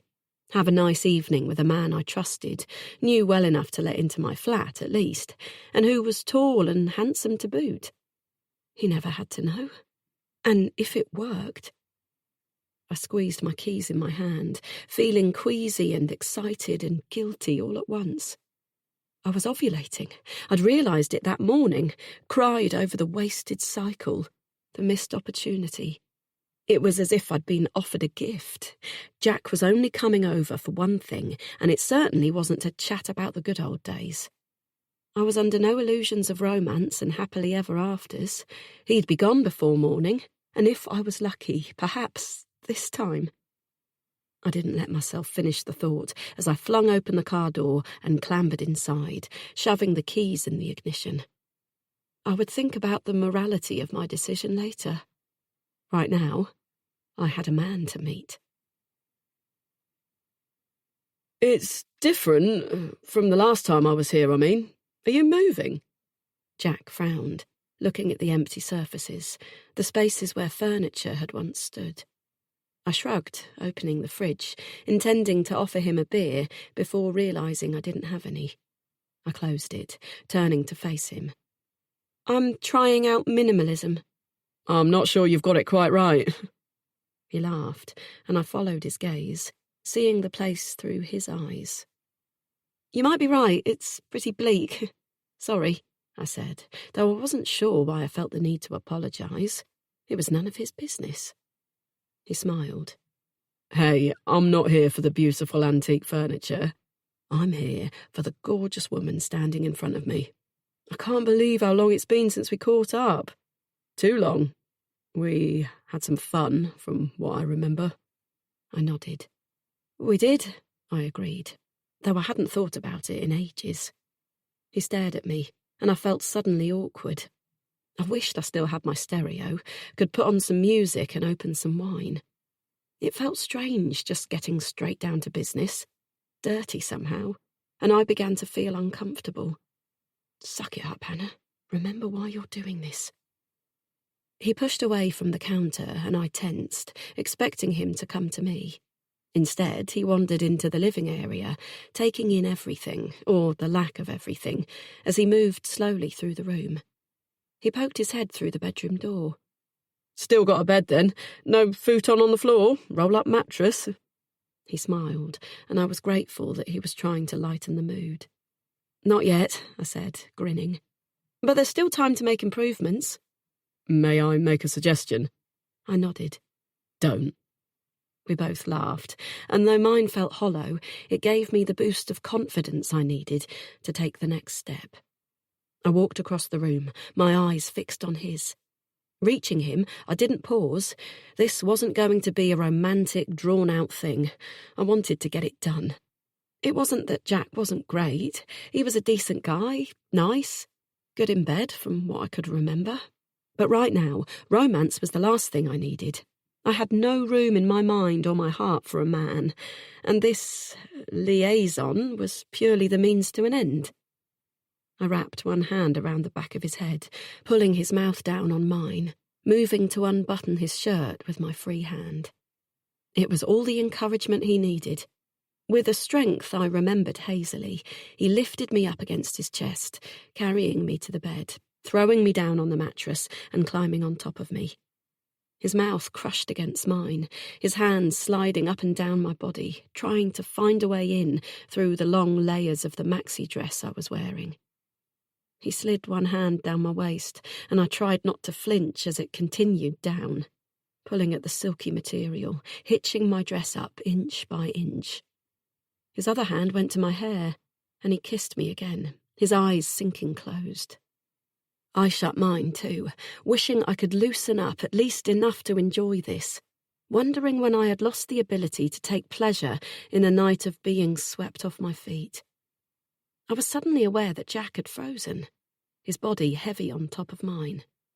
I opened my eyes to find him staring at me with a questioning look, his fingers clasped around the tiny baby vest I had kept beneath my pillow for the past few weeks. Ella's vest. It had given me hope, something to focus on when everything seemed utterly impossible, and some nights, holding it close had been the only thing that had stopped me from hurting myself out of disgust for my own body. It had kept the panic at bay. "What's this?" he asked. I shook my head, pressing my lips together, my hands shoving against his chest. "Get up! Get off me!" He moved in an instant, sitting on the end of the bed, the little bundle clutched between the very tips of his fingers, like he'd just discovered a grenade with the pin missing. I reached across and snatched it from him, holding it tight between my hands. "You didn't have a baby last time we met?" "And I don't now." He nodded. "Right."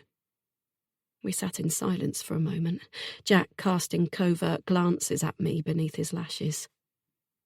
"Look, Han, I don't need to know, none of my business, right? But if you still want to do this, I'm cool with it." I stared at him. "No," I said, realising I was crying. "I don't. You know what I want?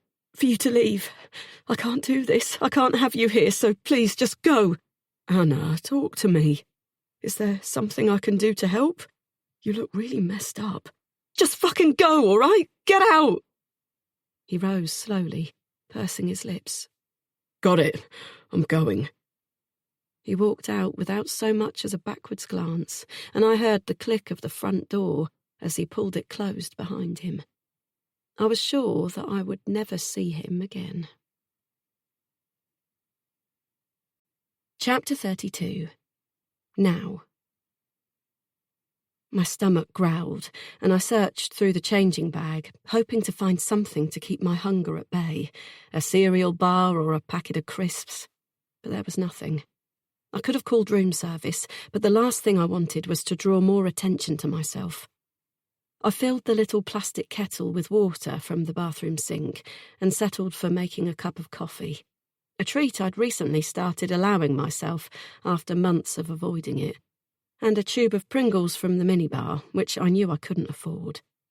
I shoved them in, crunching them between my teeth before my sensible side could talk me out of it, and then gulped down the hot coffee, feeling marginally better. The room felt smaller than it had an hour ago, the walls closing in on me, and I knew, no matter how safe it had felt on arrival, how sure I'd been that we wouldn't be discovered here, there was no way I would be able to sleep. Every noise in the hall had me jumping up, rushing to the peephole, a wave of tension hitting the bullseye of my heart, radiating out to the very edges and further still, down to my stomach, my limbs, making me tremble with that instinctive fight-or-flight response. I couldn't stay the night here. I slid my phone out of the back pocket of my jeans and sat down on the edge of the bed, careful not to disturb Ella. I'd switched it off just after leaving the theme park earlier, and now I was afraid to turn it back on. It felt like we'd been gone days, weeks even. But as I fired up the battered Android I hadn't had the funds to upgrade, I saw the time and realised it had only been 4 hours. It was 10 to 9. I swallowed as the signal kicked in, notifications popping up one after another. Voicemails, texts, missed calls. I didn't click on any of them. I couldn't face hearing what Lily had to say to me. Instead, I tapped the internet icon and navigated to the website for Bournemouth Airport. Could we fly without a passport if we stayed in the country? Maybe somewhere far up north? I shook my head, sure that there would be a horde of police looking for us in the airport. Maybe we could get a taxi to somewhere a little further away, Southampton perhaps, and then hop on a train from there. We could go anywhere in the country. I loved the idea of a little cottage in the countryside, somewhere lost in the wilderness of Wales, perhaps. I clicked onto my online banking, typing in my details with a sense of nervousness, wondering if I might be traced somehow. I'd seen enough detective programs to know anything was possible. The state of my accounts was dire. I'd been paid, but the money had instantly been filtered off to chip away at the numerous bills and direct debits I'd accumulated. But there was a payment from my dad I'd forgotten he'd told me he was sending. £1,000 from the sale of my old kayak. He'd been reluctantly keeping it for me in his garage for years, and when I'd run out of things to sell in my flat, I had mentioned to him that he might ask around at the sailing club and see if he could drum up some interest for me. I'd taken good care of it, popping by every chance I got to manhandle it onto my roof rack and head down to the beach. And though it was well used, it was a decent one and had plenty of years of use still ahead of it. It had actually been one of the hardest things to let go of. More difficult than any of the art, the expensive furniture I'd collected over the years. The kayak wasn't pretty, but it had a purpose far more important to me than any table or lamp ever had. I had loved the freedom of taking it out on a calm, misty sea, the air cool and damp against my skin, the quiet of nature never truly silent, seagulls battling in the distance over a coveted piece of food, the far-off tinkling sound of the masts of the sailboats bobbing gently on the water, the ripple as the paddle cut through the gleaming blue-green surface. My parents hadn't given me much in life, but they'd given me the freedom of the ocean, taught me how to respect it, understand it, and most of all, become one with it. Some of the few memories I had of being happy, feeling wanted and loved as a child, were of days spent out at sea, listening to the wind hitting the sails, my mum and dad talking and happy and teaching me what they considered important life skills. I had soaked it all up like a sponge, determined not to miss a thing, desperate to demonstrate that I was capable of everything they had to show me, and discovering a deep sense of joy with every minute that passed. It was where I felt most at home, safe and complete. And even out there by myself, I never felt lonely. The water was all the company I needed, and I loved drifting further from shore, leaving all the stresses and worries of the real world in my wake. It was better than any meditation class. Letting go of that kayak had been like carving off a part of myself, offering it to the highest bidder, and though I'd had no choice but to make the sale, it was the only one I regretted. I hoped that someday soon I would be able to replace it. I would have given anything to be out there now, surrounded by water, the place I had always felt safest. I'd made myself vulnerable in taking Ella, and right now I didn't have the strength in me to cope with this level of exposure. All I wanted was to hide until it was safe to emerge again. The money for the kayak had been intended to go towards paying off my debts, but right now it was a lifeline. It wasn't much, but it was far better than the nothing I'd expected to find. I could make this work. I glanced uncomfortably at the notifications bar one more time. Then, making up my mind, switched off my mobile, picking up the room phone instead. "Hi, can you call me a taxi, please?" I asked, my eyes on the sweet, sleeping baby on the bed. "There's somewhere I have to go." Chapter 33. Lily. There was nothing in Hannah's flat to indicate where she might have gone with Ella. Her passport was still in the kitchen drawer, her phone charger plugged into the socket beside her bed. I glanced at the digital clock on the oven and saw it was just gone 9:20. Ella had been gone for 4.5 hours now. It wasn't that long, not really, but it felt like a lifetime. Still holding the vest I'd found squirreled beneath Hannah's bed, I tucked the folder of paperwork beneath my arm, casting one final look around the place, hoping to see an answer, a clue. When nothing appeared, I sighed, heading for the door. It felt wrong, taking Hannah's private documents, though the irony of feeling guilty over some pieces of paper when she had my child in her grasp didn't escape me.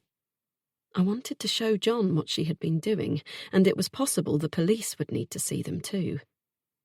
I could imagine what they would think when they realised how desperate Hannah had been for a baby of her own. No doubt it would be exactly what I'd thought, that this was something she had been considering for some time. Even so, I couldn't begin to grasp how she could do this to me, how she could think of taking my baby. Didn't she realise Ella was the glue that was holding my family together right now?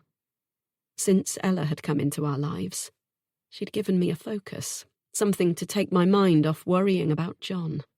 She'd pushed me to repair my relationship with Maisie. She was the reason I smiled every morning when the two of us would sneak downstairs before sunrise to cuddle up on the sofa. I would feed her, watching her little cheeks as she suckled, her eyes fixed on my face, curious and already full of so much intelligence. The thought that tomorrow morning I would wake up without her by my side made me feel physically sick. But then Hannah didn't know any of that. I stepped out into the warm summer evening and walked to my car, still watchful, looking around for anything that might alert me to her presence. They could be anywhere. I got into the car, dropping the file and vest onto the passenger seat, and pulled my phone from my pocket, pressing John's name. It rang twice, and he answered, his voice heavy. Hey, Lils, any sign of her? I sighed. No. Have you heard from the police? They called 15 minutes ago, he said, and I felt my stomach tense as I waited for him to continue. No news. Just some chap asking a load of questions we've already answered. Trying to look like they're on the ball, I suppose, but quite frankly, it's not good enough. I got a bit angry with him, to be honest with you. Told him to read the bloody statements we've already given and try communicating with the rest of the team. He said they were reviewing CCTV at Bournemouth Airport. They couldn't have got on a flight. Ella doesn't even have a passport, and Hannah's is still here. Is it? Good, that's something then. I told him Ella didn't have one, but I'm not sure they've ruled it out yet. To be honest, I'd rather they cover all bases at this stage. It just frustrated me that they think asking the same questions over and over again is going to be helpful. It's like they're trying to catch us out or something, though God knows why we'd lie about any of it. I nodded, feeling disappointed that he didn't have more to tell me. Okay, well, I'm coming home now. I found something I want to show you. Drive safely, okay, babe? The last thing we need is you having an accident right now. His words sounded jokey, but I didn't miss the fear simmering in his voice. I will. I ended the call, dropping the phone and resting my head on the steering wheel. I couldn't stop thinking about Hannah's secrets. How had I not been aware of her desire to have a baby? This was something she'd been working towards for a long time, and yet she'd never said a word to me, and I couldn't understand why not. Had I really been that bad a friend that she hadn't felt able to confide in me? I knew I'd kept my own secrets from her, but it hadn't been by choice. I would have loved nothing more than to talk to her about the things going on in my life lately, to ask her advice, or just have a listening ear to absorb all my fears. The knowledge that she'd kept this from me made me feel hurt, question every minute we'd spent together recently. Was this my fault? Had I been too distracted by my own problems to ask about hers? I couldn't recall the last time we'd had a proper chat. If I was honest, I knew I'd held back from those deep conversations, not wanting to talk about anything serious out of fear that I might not be able to stop myself from letting out everything I'd been hiding. I'd been so sure I knew Hannah inside out, I'd never thought to ask. But now I couldn't stop myself from thinking. If I'd been less self-involved, a better friend, could I have stopped all of this from happening? Chapter 34. Hannah. The taxi driver pulled away from the hotel, and I watched as the sun dipped below the horizon, casting a soft orange glow behind the beautiful building. Ella was restless in my arms, having been woken from her sleep, and I sat her on my lap, her back resting against my chest. She stared out at the blurred landscape as we made our way through the country lanes, and I hoped that we would reach the city before it was too dark to see anything. A dark window wouldn't hold her attention, and we had a long way to go before we would reach Southampton. I'd regretted ordering the taxi the minute I'd put the phone down, sure that if the police managed to track me down to the hotel, they would be able to find out which taxi firm they used, and subsequently ask the driver where he'd taken me. I'd thought about cancelling my request and calling for one myself, but in the end I decided there was no point. I would just have to hope that by the time they got the information they were looking for, Ella and I would be long gone. The driver glanced at me in the rearview mirror, and I got the horrible feeling he was about to start chatting. The last thing I needed right now was small talk. I couldn't begin to think of enough details for a cover story to fill the length of our drive. Thankfully, Ella, already fed up with the view of the fields, began to fuss, her tiny fists balling and opening, her legs straightening in a way that always made me feel like I was about to drop her. The noise was enough to cut off any interest the driver may have had in making conversation, but I had no idea what to do to placate her. I raised her against my shoulder, rubbing her back, then fished in the top pocket of the changing bag for her dummy, promptly dropping it on the floor in my haste. I rummaged in the bag for the spare before remembering it had been attached to her car seat earlier this morning. Instead, I made do with a water wipe from the packet, hoping that cleaning the dust and dirt off would be enough. After all, babies were always picking things up off the floor and shoving them in their mouths, weren't they?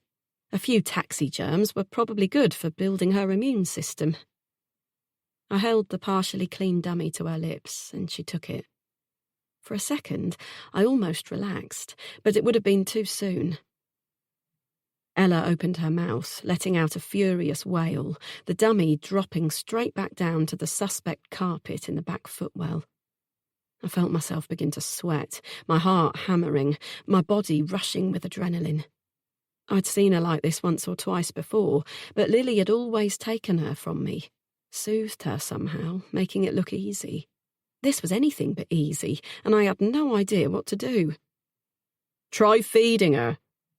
I looked up, seeing the taxi driver's eyes fixed disapprovingly on the pair of us as he watched in the rearview mirror. I only fed her an hour ago. How old is she? I shrugged. 3 months. He scrunched up his face in a knowing smile. Yeah, that's what I thought. Growth spurt. My little un turned into a right milk monster about that age. Go on, give the poor babe some grub. I frowned, wondering if he was hoping I'd whip out a breast, suddenly hyper-aware of being out in the middle of nowhere with a baby in the near darkness. There was a sense of vulnerability that came with having Ella here with me, being her sole protector against the world. And even if his intentions were good, there was a part of me that didn't want to take parenting advice from a stranger. Wouldn't a mother know exactly what to do in this situation?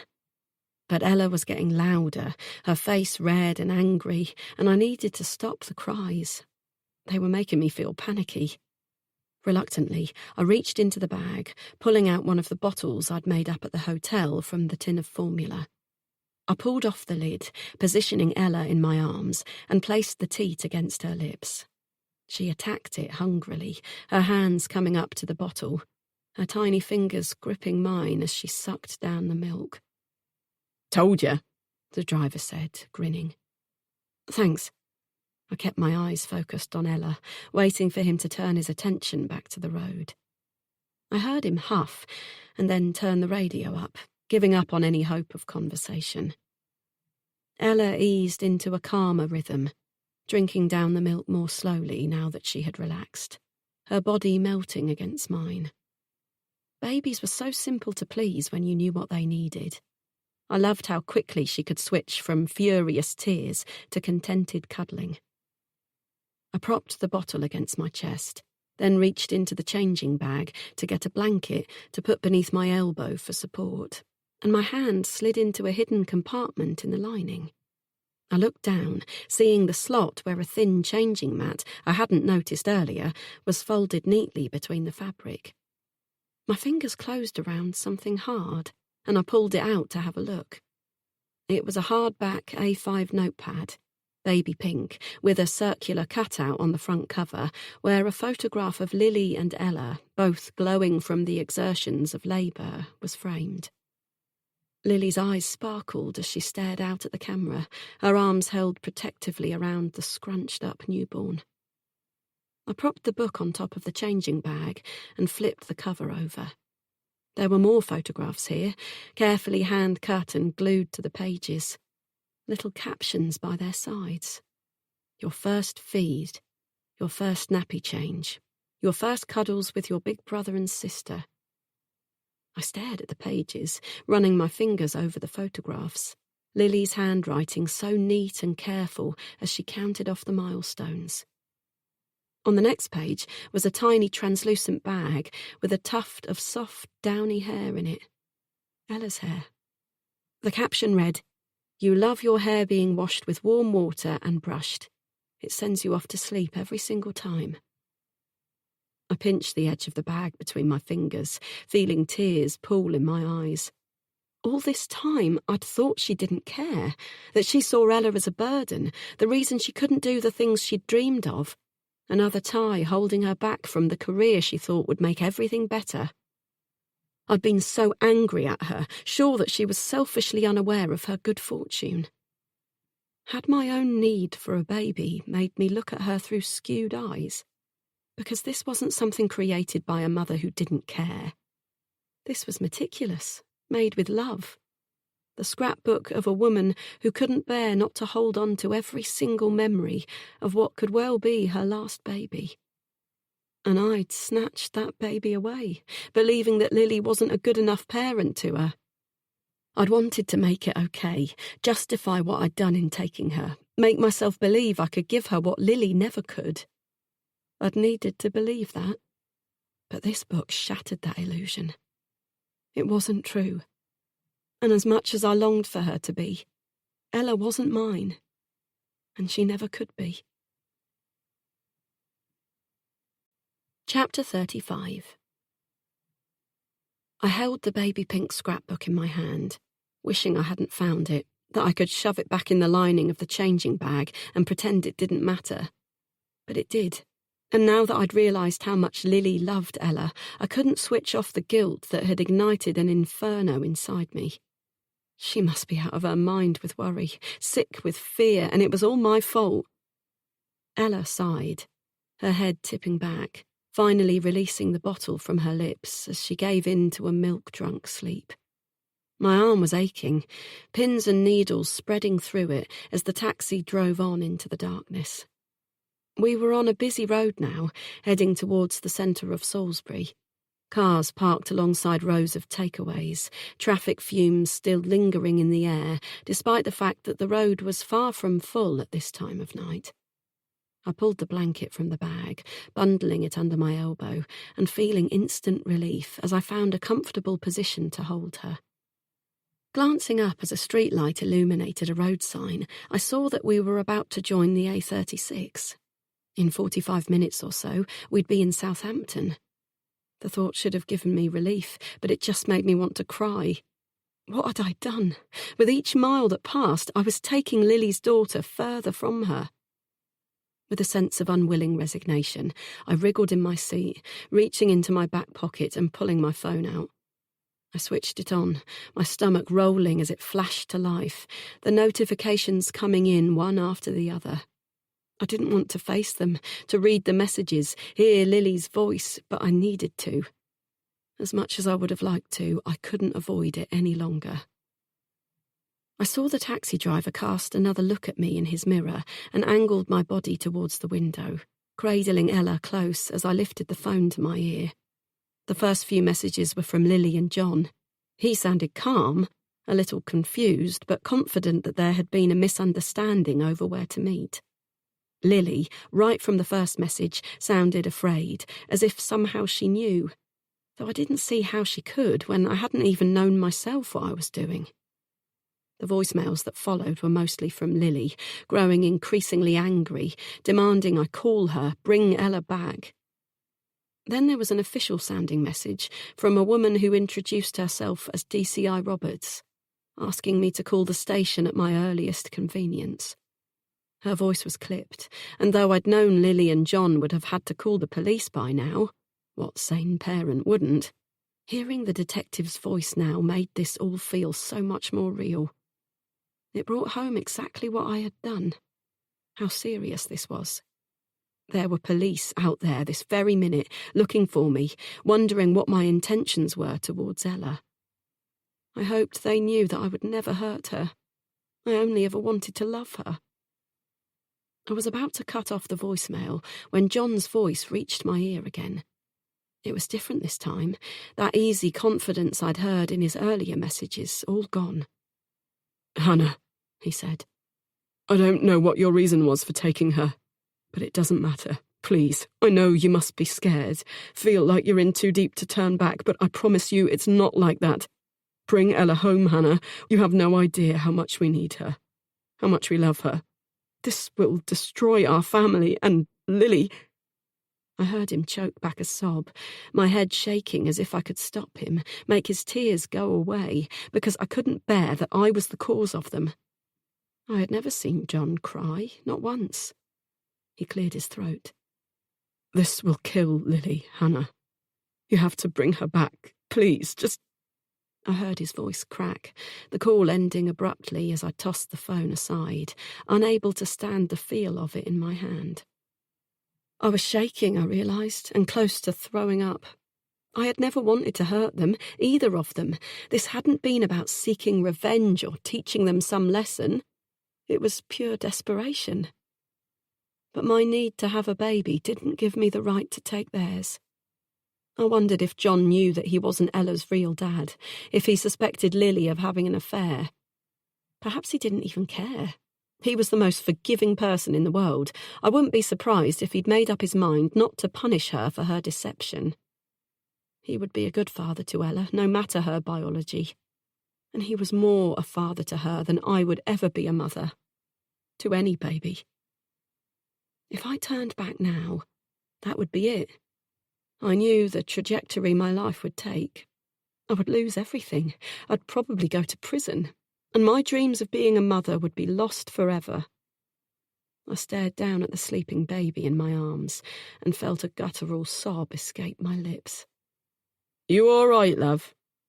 I nodded, unable to meet the driver's concerned gaze in the mirror, hot, salty tears pouring down my cheeks, splashing onto Ella's cotton baby grow.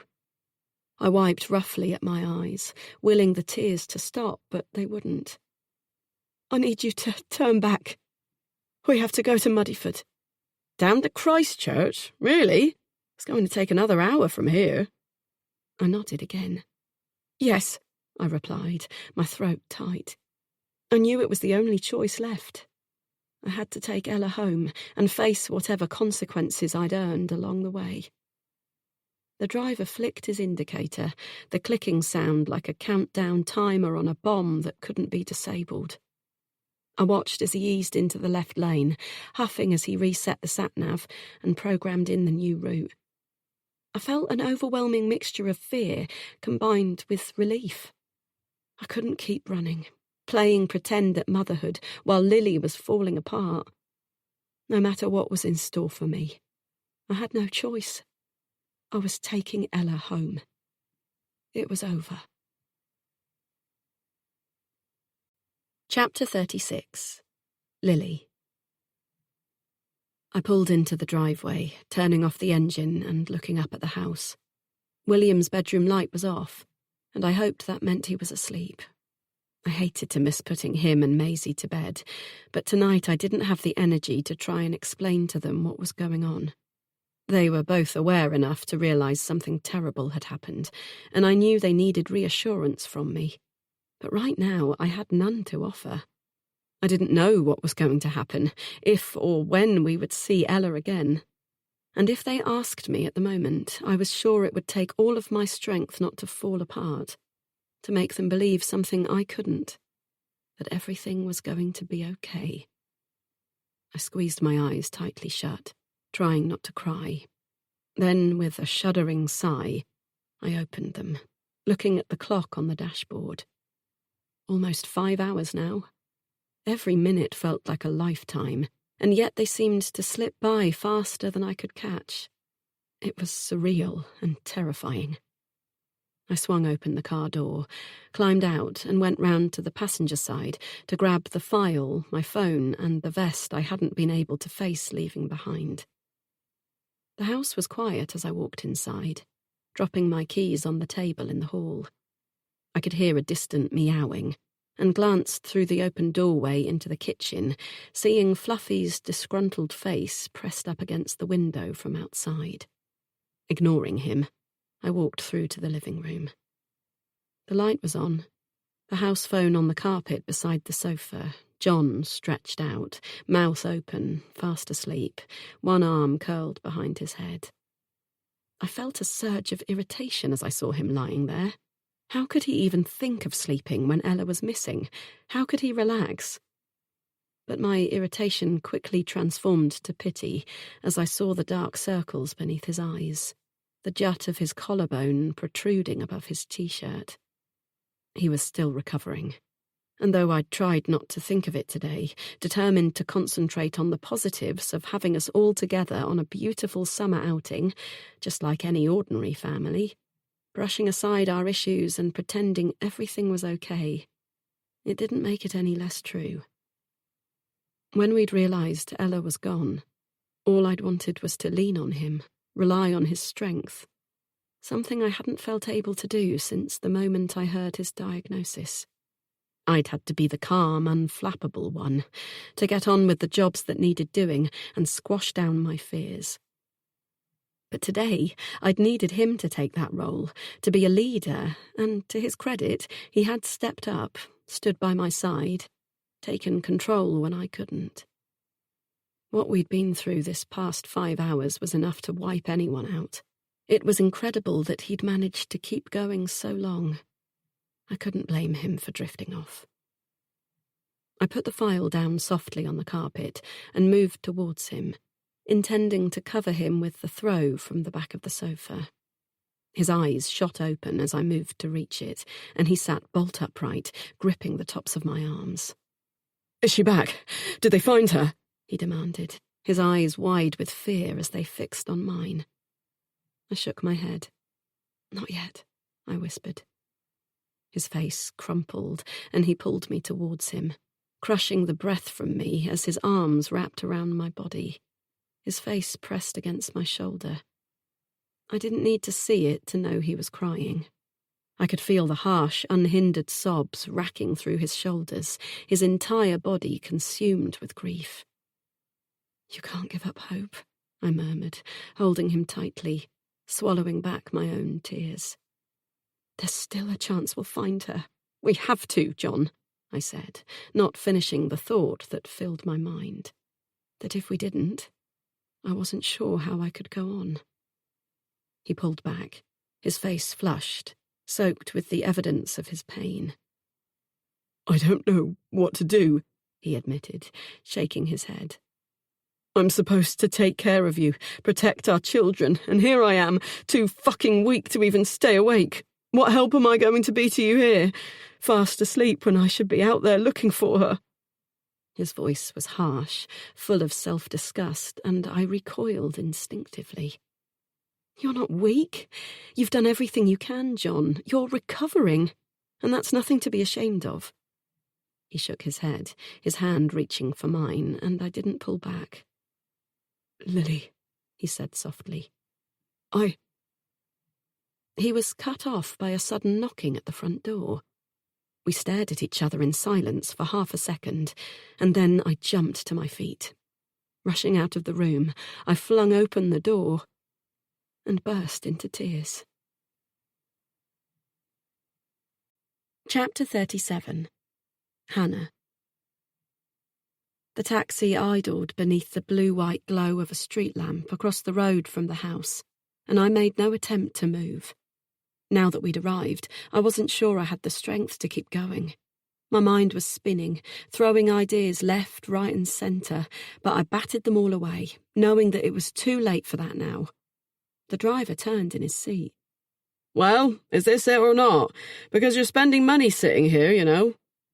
I nodded. Allow yourself a moment of stillness, where time slows and the world feels gentle for just a breath.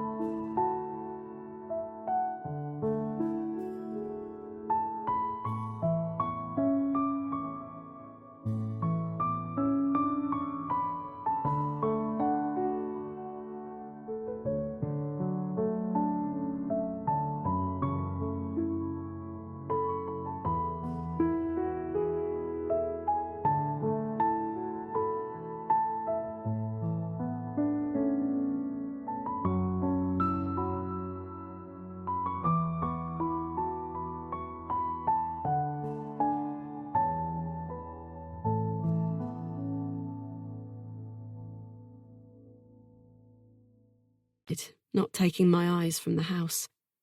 This is it. I reached into my purse and passed him a handful of notes, wishing I'd found a more frugal way to travel. He took the cash, pocketing it and handing me a few coins as change. The old Hannah would have told him to keep it, but now I had to watch every penny, and I took it gratefully. But still, I didn't move. He gave a heavy sigh and opened his own door, then climbed out, walking round the car and opening mine. Seems you're not in any hurry. Well, sorry, love, but I am. You need help with the little un? He asked, nodding towards Ella, still sleeping soundly in my arms. I looked down at her, shaking my head, realising my time was up. With slow, reluctant movements, I clambered out onto the pavement. He reached into the back seat, grabbing the changing bag and blanket and handing them to me. I took them without speaking, and he slammed the door and headed back to the front. He got in and drove off, leaving me standing dumbstruck in the dark. I shifted Ella in my arms, slinging the bag over my shoulder and shoving her blanket inside. The night was still hot, the pavement radiating the heat it had absorbed through the day, and I felt a trickle of sweat run between my shoulder blades. The downstairs lights were on in the house, and my stomach clenched as I wondered if there would be police there waiting for me. Every instinct screamed at me to run, to go now before it was too late. But I stepped out onto the quiet road, crossing with slow, measured footsteps, and walked up the drive past their parked car. I stood in front of the door, my breathing shallow, and before I could lose my nerve, I knocked. I heard footsteps almost instantly and knew it was too late to change my mind. The door swung back, Lily's hand gripping the frame, her face pale and small. She looked from me to the sleeping baby in my arms and promptly burst into noisy tears. "Oh, thank God!" she cried, lurching forward, snatching Ella from my arms, bringing her to her chest as she sobbed without restraint. I stood rooted to the spot, unable to speak, to explain. I looked over Lily's shoulder and saw John appear, his face filled with a desperate hope as he rushed forward. Lily looked up at him, tears streaming down her face, her relief palpable. "She's back, John. She's really here." His hands travelled over Ella's face, her body, as if checking for injury. Ella opened her eyes, breaking into a gummy smile, reaching a little hand up as her parents' heads met above hers. John gripped her finger, and I saw he was crying too, as he wrapped one arm around Lily's waist, their foreheads pressed together in silent relief. For a moment, nobody moved. There was just the sound of subsiding sobs and my own panic ringing in my ears. I wondered if I should go, leave without a word, but my legs felt like concrete as I stared on uncomfortably, and despite myself, I stayed. Finally, Lily lowered her head, kissing Ella one last time, then carefully handing her to John. Their eyes met, and my bowels spasmed in fear as I heard him mutter her name, a low warning. She turned towards me, her eyes fire as they met mine, then took 2 brisk steps forward, raised her hand, and slapped me hard across the face. The pain ricocheted through me, my cheek burning, my teeth catching on the soft skin inside, my eyes watering from the sting of both the slap and her hatred. I could feel it radiating through her as I swallowed a mouthful of blood.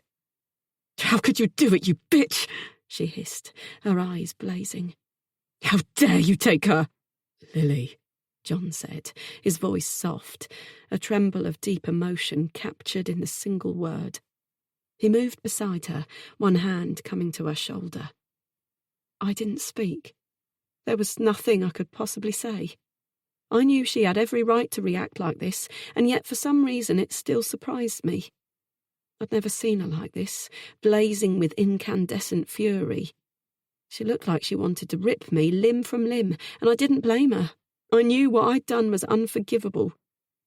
She reached for Ella again, taking her from John's arms, cuddling her close as she took several shaking breaths. John looked at me, his expression serious. "Hannah, come inside. Clearly we need to have a conversation." His voice was calm, as if we were going to discuss something far more benign than the kidnapping of his newborn child. You want her in the house? Lily demanded.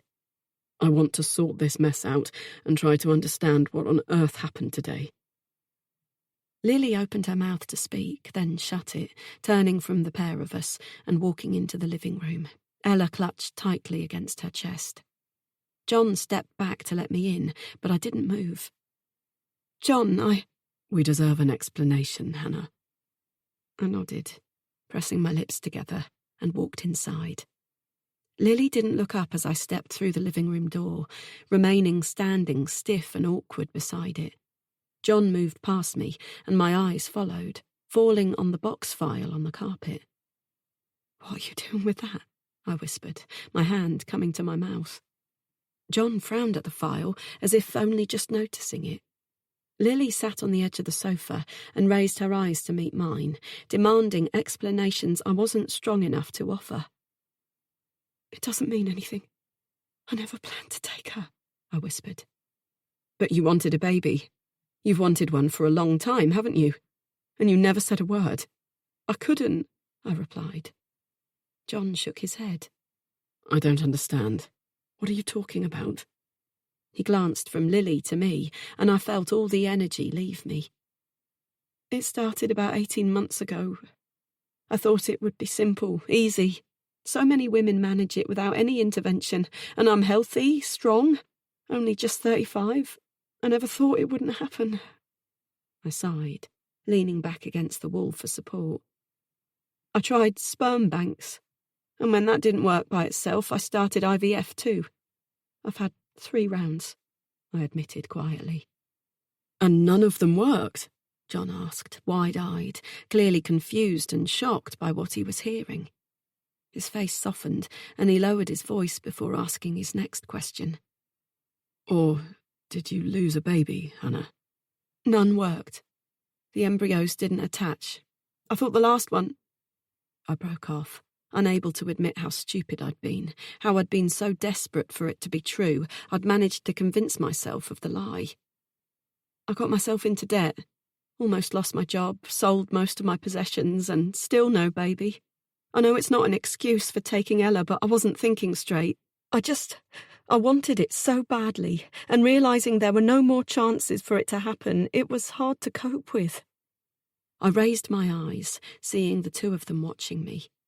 Lily's face was unreadable, her eyes cold, her anger still simmering. I couldn't blame her. I'd terrified her tonight. John, however, was looking at me with unexpected sympathy. You should have come to us earlier, Hannah. Told us what you were going through. I shrugged and looked away, not wanting to lose his compassion by admitting that most of the time I felt like a stranger in their home these days, certainly not comfortable enough to reveal something so painful.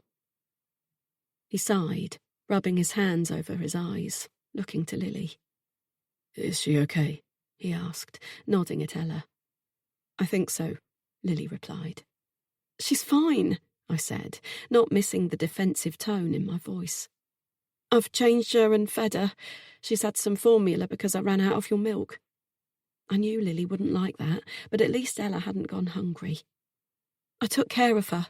You know how much I love her, Lily. I would never do anything to hurt her. But you hurt me, she replied softly, finally raising her eyes to meet mine. They were glistening, tears pooling in the corners, her anger transforming to pain, and I nodded, admitting she was right. Hannah, when I went to your flat and saw how it had changed, found that box of papers and realised what you'd been going through, I couldn't believe you'd kept it from me. It breaks my heart to think of what you've had to deal with, and I don't understand why you felt the need for all this secrecy. I started, scrambling to find the words to explain, but she cut me off, her tone clipped. I'm sorry you've had so much going on, Hannah. I wish I'd known. But if you think that being unable to have a baby of your own gives you the right to take mine... She broke off as a loud knock at the front door echoed through the quiet house, and my stomach tensed instantly. John moved to the window, frowning as he peered through the curtain to see who was there. The police, he said gruffly, stepping back to look from me to Lily. Oh, I nodded. I had known it wouldn't be simple, that the choices I had made today came with consequences I couldn't escape. But now that it was happening, I wasn't sure I had the strength to face them. You'd better go and speak to them, Lily said to John.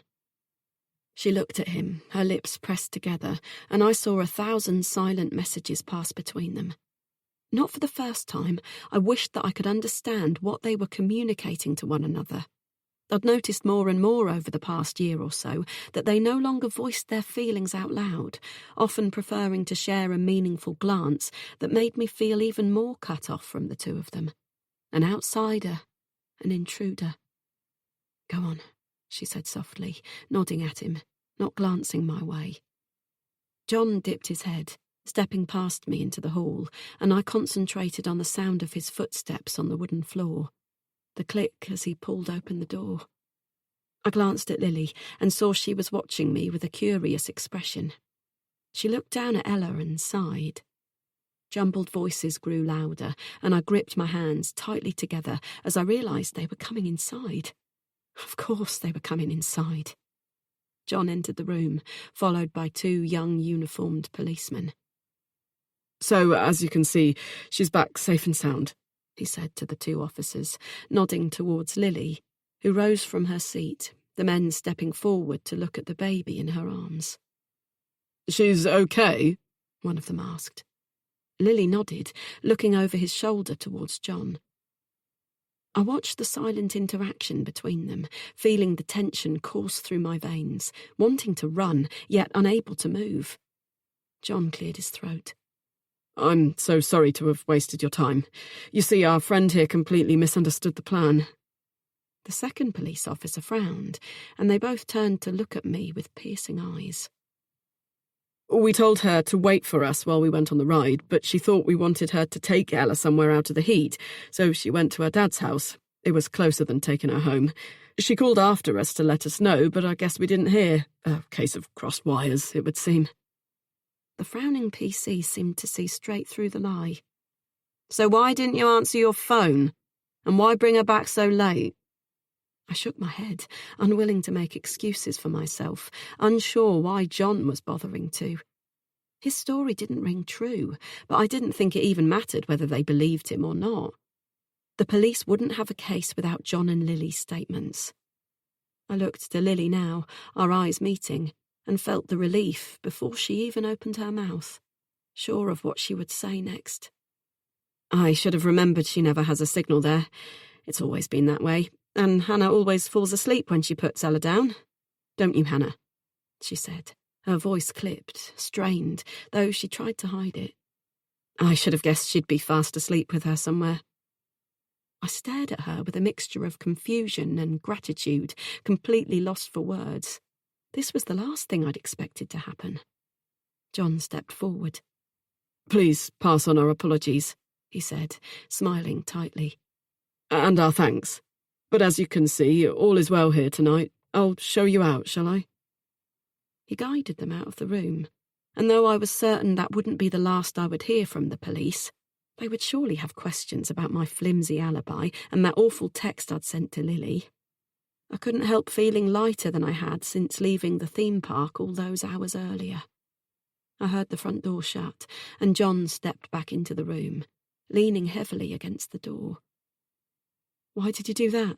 I asked, my eyes boring into Lily's. I don't deserve it. She sighed, her hands tightening around Ella, her gaze meeting mine, cold and hard. No, you don't, she said, her voice quiet now. You have no idea what you put us through today, Hannah. I won't ever forgive you for this. Our friendship is over. The trust is shattered between us. But, she breathed, I don't want to see you in prison. I couldn't forgive myself, no matter how much you might deserve it. I nodded, resigned to my punishment. I'd expected her to say it, but that did nothing to mute the sting of her words. She'd never looked at me with such anger before, and knowing I'd lost her was breaking my heart. I suddenly felt exhausted, desperate to leave, needing to climb into my own bed and sob myself to sleep.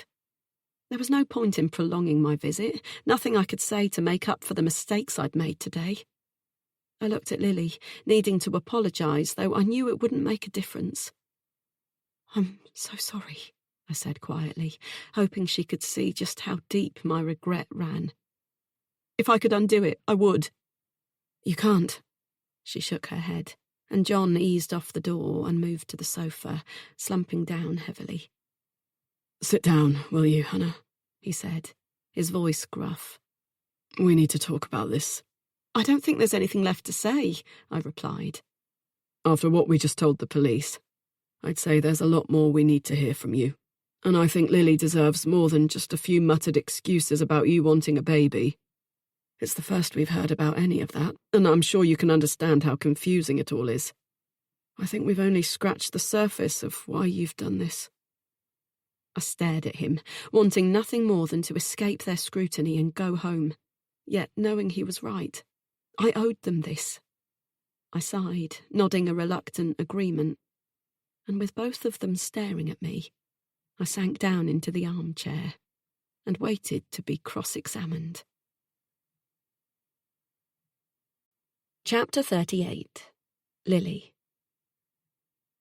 I stared down at Hannah as she lowered herself into the armchair beneath the window, still drinking in the reassuring weight of my daughter in my arms. My heart had stopped palpitating wildly now, and the gentle fall and rise of Ella's chest against mine was more calming than any meditation class, any drug. She was back. I could have lost her tonight, and I would never forget how close I had come to it.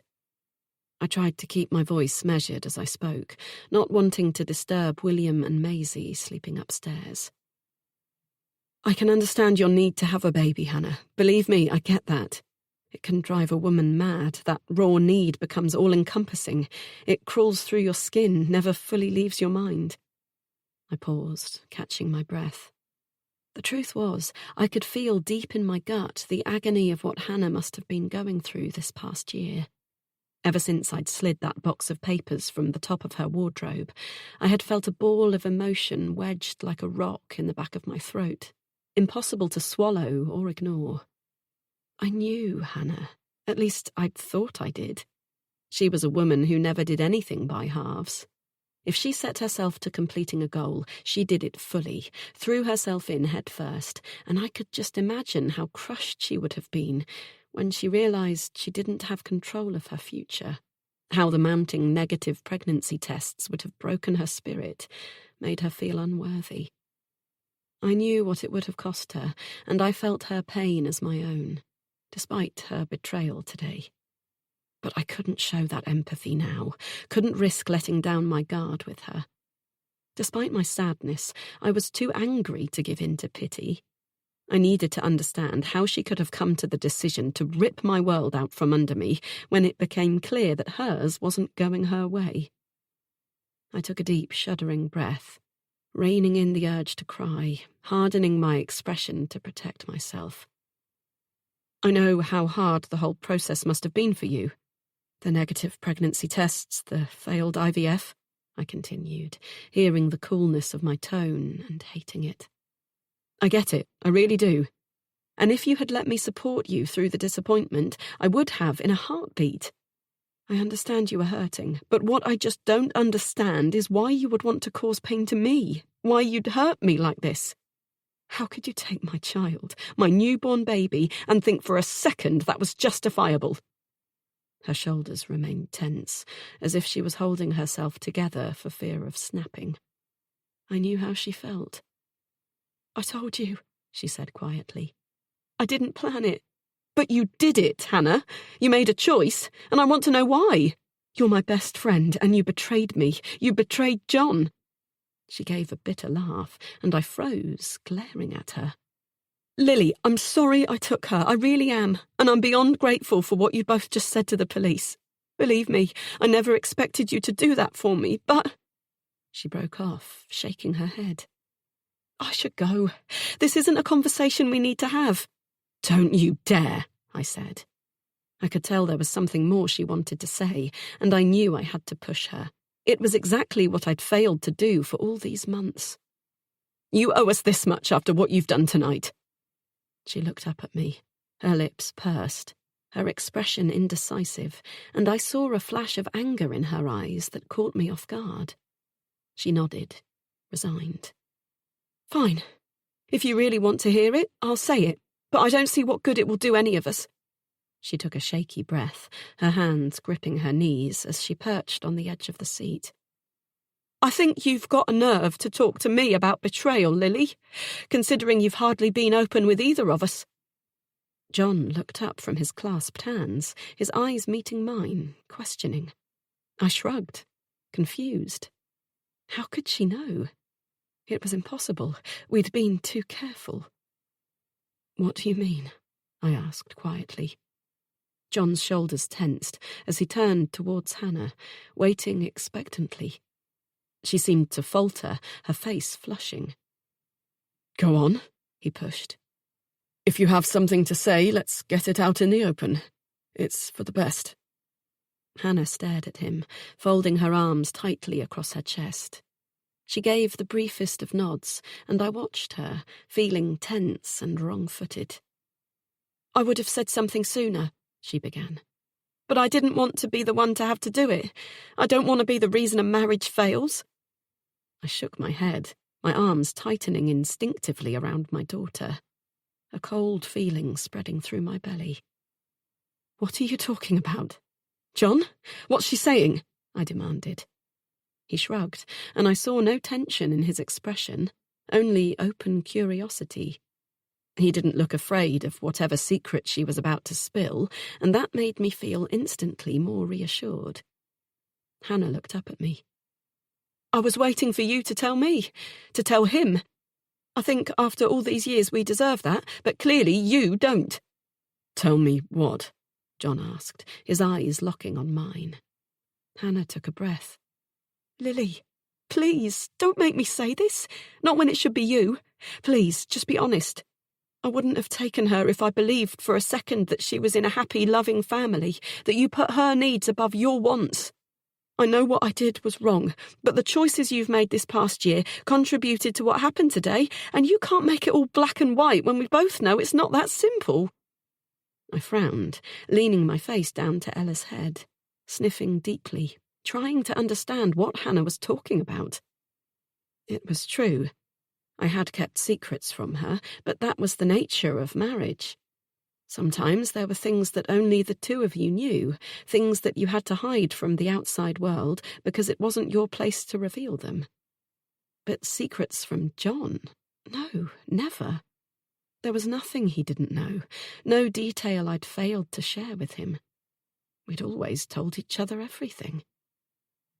I glanced up from Ella, seeing Hannah's rigid expression, her cold eyes waiting for a confession I couldn't offer. "I'm sorry, Hannah, but I don't know what you want me to say." She shook her head sadly, and I saw her eyes glisten. "I want," she began, not breaking her gaze despite the tears that began to spill over, running down her cheeks. It was shocking to see. I couldn't ever remember having seen her cry before. Not once in all our years of friendship. "I want you to tell us the truth. I want you to admit that you had an affair. Maybe it's still going on, I don't know. I want you to tell John that the daughter he spent the past 6 hours looking for might not even be his, and I want you to admit that you didn't even want her, that you considered getting rid of her because you're so ungrateful for your blessings, you're willing to just throw them away without a care in the world. You have a perfect family, Lily, and I'm sorry, but sometimes it's easy to think that you don't deserve them. You don't appreciate what you've got. So, if you want to know the truth, maybe that's why I took her. Why should you get to have her when you don't even want the two you already had?" She sat back, breathing hard, her face soaked with tears, her short blonde hair falling in her eyes. I stood, dumbstruck, my hands shaking against Ella's sleeping body. I was shocked at her words, confused and hurt that she could ever think such awful things about me. This woman who I'd loved like a sister didn't know me at all. She didn't understand who I was, because if she did, even the tiniest bit, she would never accuse me of not loving my husband, my children. Didn't she know what they meant to me? I felt frozen, torn between wanting to defend myself and yet wanting to comfort her. It was distressing to see her like this, nothing like the strong, unflappable woman I had always known. "Well," she spat, wiping her nose on her sleeve. "Aren't you going to say something?" I opened my mouth to speak, but John got there first. He rose from his seat, coming to stand beside me, his arm wrapping around my shoulders in a show of solidarity that made me want to cry. "Hannah," he said gently, offering a sympathetic smile. "What on earth has given you the idea that Lily has ever been unfaithful to me? Why would you think Ella isn't mine?" Hannah blinked, clearly surprised by his calm reaction. "It's the truth. You," I broke in, stifling a sob. "You think I don't love my children? What would ever make you say that?" She sighed. "Lily, come on. Be honest. All you ever do is complain about them. You roll your eyes whenever William asks you to play. You're always telling me you're jealous of my life, my freedom. Poor Maisie may as well be invisible as far as you're concerned, and you can't pretend you didn't seriously consider an abortion when you found out you were pregnant with Ella. You never say anything about them that isn't negative, a moan, a worry, a regret. Because I'm venting my frustrations with you," I exclaimed. "Because I'm tired, because they are hard work, because being a parent is the greatest challenge of my life. That's what best friends do, Hannah. They vent. They offload their worries, the exact same way you have always done with me. You're always moaning about work, meetings running late into the night, cock-ups with suppliers, missed connecting flights. But do I take that to mean you hate your job, that you don't want to be doing it? Of course I don't. I thought you knew that, Hannah. For goodness sake, don't you get it? My children are everything to me. Everything. You never said? I didn't think I had to. Yes, William is intense, but I adore him. I love the time we spent together. I love how clever and curious he is, how he always wants to learn more. He teaches me so much and he never holds a grudge. He's the sweetest boy imaginable. And for all the times you see Maisie disappear off into her room, you miss the late-night chats we have when we cuddle up together in her bed. You don't see us baking together, picking berries in the garden or laughing over silly jokes we've made up. Maisie and I have grown so much closer in the past year, and you've missed it because you've not been around to see, haven't bothered to ask. You don't see me at 2 a.m, looking down at Ella as I feed her, all of my family sleeping under the same roof, wishing I could press pause because I would do anything to stay in those moments. You don't see it because you aren't there, because I don't tell you everything, because I don't want to rub it in your face. And actually, because if I think about what I have right now, it makes me realise how much I have to lose, and I can't fucking stand it. I can't. I cried, hiccuping back a sob, determined to finish. I can't even speak of my blessings without wanting to scream. You talk about it not being fair. You have no idea, Hannah, none whatsoever. Because if you knew the truth, you wouldn't swap places with me, not for a second. Yes, perhaps I talk about the little irritations of life too much. I paint a picture that's far from accurate, but it's out of self-preservation. I broke off, my throat spasming against a ball of emotion, my entire body shaking. John pulled me into his arms, wordlessly pressing a kiss to my forehead, breathing deeply. Ella snuffled in the space between our bodies. I let myself be cocooned in the comfort he offered, to fall into the familiar blanket of safety I only ever felt when I was with him. For a long moment, there was no sound but Ella's contented little sighs, and John's breath falling on my cheek. Finally, he pulled back, his eyes meeting mine. He didn't have to speak. I knew his thoughts as if they were my own. I gave a tiny nod, and he caressed my cheek. Slowly, he raised his head and looked at Hannah, who was sitting frozen on the edge of the armchair cushion, watching us with a bewildered expression. He sighed. You've jumped to some wildly inaccurate conclusions, Hannah. But you were right about one thing. I have lied to you, and so has Lily. We've kept something from you for a long time, and that's my fault. I don't understand. What do you mean? she asked, leaning forward. Her hands, like mine, were shaking, and I hated that what we were about to tell her was only going to cause more pain. John looked at me, and I could see how much it cost him to finally admit the truth out loud. We'd barely spoken of it, skirted around the issue for months, and now that the time had come, I wasn't sure I wanted to be here when he told Hannah. And yet, to walk out now would have been unforgivable. He rubbed his hands over his face and gave a heavy sigh that seemed to come from somewhere deep inside the very bones of him.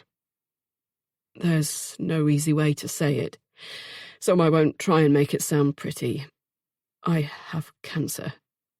I was diagnosed with Hodgkin lymphoma a short time before Lily got pregnant with Ella. I made her promise not to tell you, not to tell anyone, because... He smiled wryly. I didn't want to be looked at with shock and pity, like you're doing right now, he added, meeting Hannah's eyes. I'm sorry we didn't share it with you, and I know my decisions over the past year have contributed to the strain on your friendship. I don't believe this, Hannah whispered, the blood draining from her face. Oh my God, John! Lily! She shook her head. It can't be true. I stood silently, unable to offer a word of sympathy. The wind knocked from my sails, as if I were just hearing the news for the first time. But you're going to get better, I heard Hannah ask. You're getting treatment, seeing doctors? He cleared his throat. I glanced sharply at John, saw him pause, sway on his feet. The world seemed to move in slow motion as I watched his eyes open wider, his mouth forming a surprised "oh," and then time seemed to flick into hyperspeed as he suddenly pitched forward, collapsing face first into the glass coffee table with a sickening crash. There was a high-pitched ringing in my ears, the blood pumping thickly through my fogged brain, and I blinked, aware of Hannah shouting, crouched on a carpet of shattered glass beside him, his thin wrist clutched in her hand. "Lily!" she yelled, and I gasped as if my head had been pulled from a bucket of water.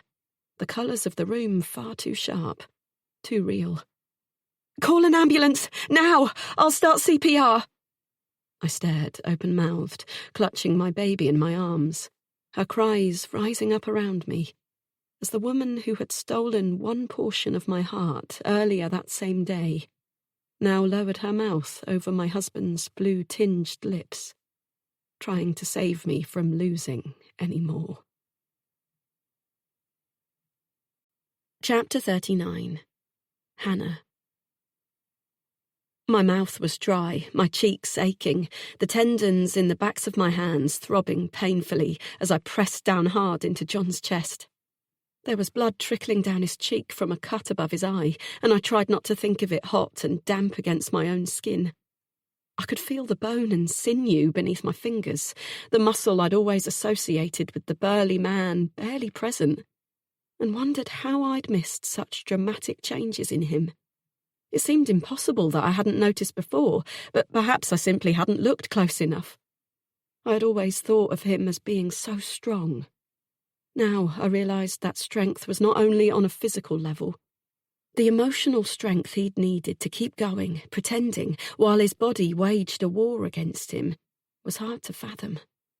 He didn't stir as I pushed harder against his ribs, didn't make a sound, and I could feel a churning fear simmering just out of reach, ready to explode, hysteria moments away and getting closer with every breath I forced into his lungs.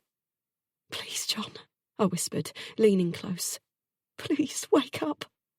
I breathed again into his slack mouth, pinching his nose, wanting to shake him, slap him, whatever it took so that he would open his eyes and everything would be okay. The alternative was unthinkable, but even as I pressed harder against his chest, determined to make a difference, I could feel my hope ebbing away. My arms shook, my head spinning, but I didn't slow, didn't even think of stopping. I heard movement behind me and voices, but didn't break my focus. Then, with unexpected yet gentle force, I felt big hands wrap around the tops of my arms, pulling me back.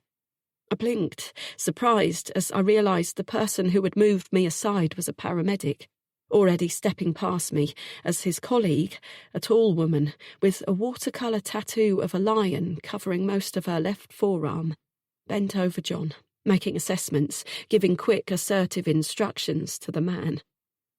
I wanted to tell them to move, to let me continue, because trying to save him was better than hearing them tell me it was too late. But I couldn't speak.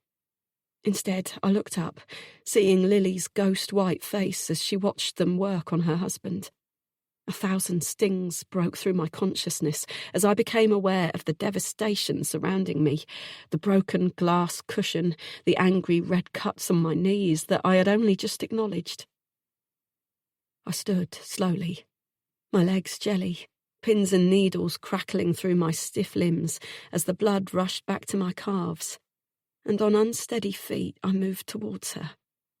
I hesitated only for a second before slipping my hand into hers, squeezing tight. She didn't look my way, but her fingers gripped mine as the two of us stood in desperate silence, waiting, wishing. Ella continued to cry, the sound casting a pitiful background to the horrific scene. I didn't offer to take her. "We have a pulse," the tattooed paramedic announced, passing something to her teammate, moving around John as she adjusted his position. She placed something firmly in his mouth, and I wanted to ask what was happening, if he was going to be all right, but I couldn't seem to find the words. "Is he okay? Will he be okay?" I heard Lily voice the question. I couldn't. "He's breathing. We're taking him in. Are you coming in the ambulance?" She nodded, eyes wide. "You can't bring the baby. No space for car seats and no time. We need to go now," the paramedic said, already turning back to John, preparing him for the stretcher. "I'll call my mum.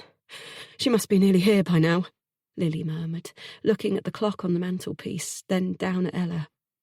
"Lil, go with John. I can take care of the children until she arrives." She stared at me incredulously. "I can't. How can I trust you?" I gripped her hand tighter, meeting her eyes with determination. "I promise you, I won't let you down. Look, I'll call your mum for you, find out where she is. Wait here until she comes. I can bring Ella to you at the hospital if you like. Please, I want to help." She shook her head, turning to watch John being loaded onto a stretcher. The paramedics wheeled him from the room, and I could see the desperation in her eyes. "Lily, I swear to you, I will not break your trust again. I made a mistake. This changes everything. I love you.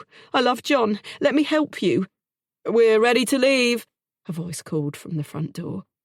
Lily stared down at Ella, and I hated that I'd made this so hard for her when it should have been simple. This was my fault. My doing. She pressed a kiss to Ella's head, then looked up, her expression wild with panic. "Promise me? Promise you'll bring her the moment Mum arrives. You have to promise me, Hannah." "On my life, I swear it. Now go." She chewed her lip, her chin jutting forward, her hands wrapped tight around the crying, thrashing baby. From outside, we heard the ambulance engine roar to life.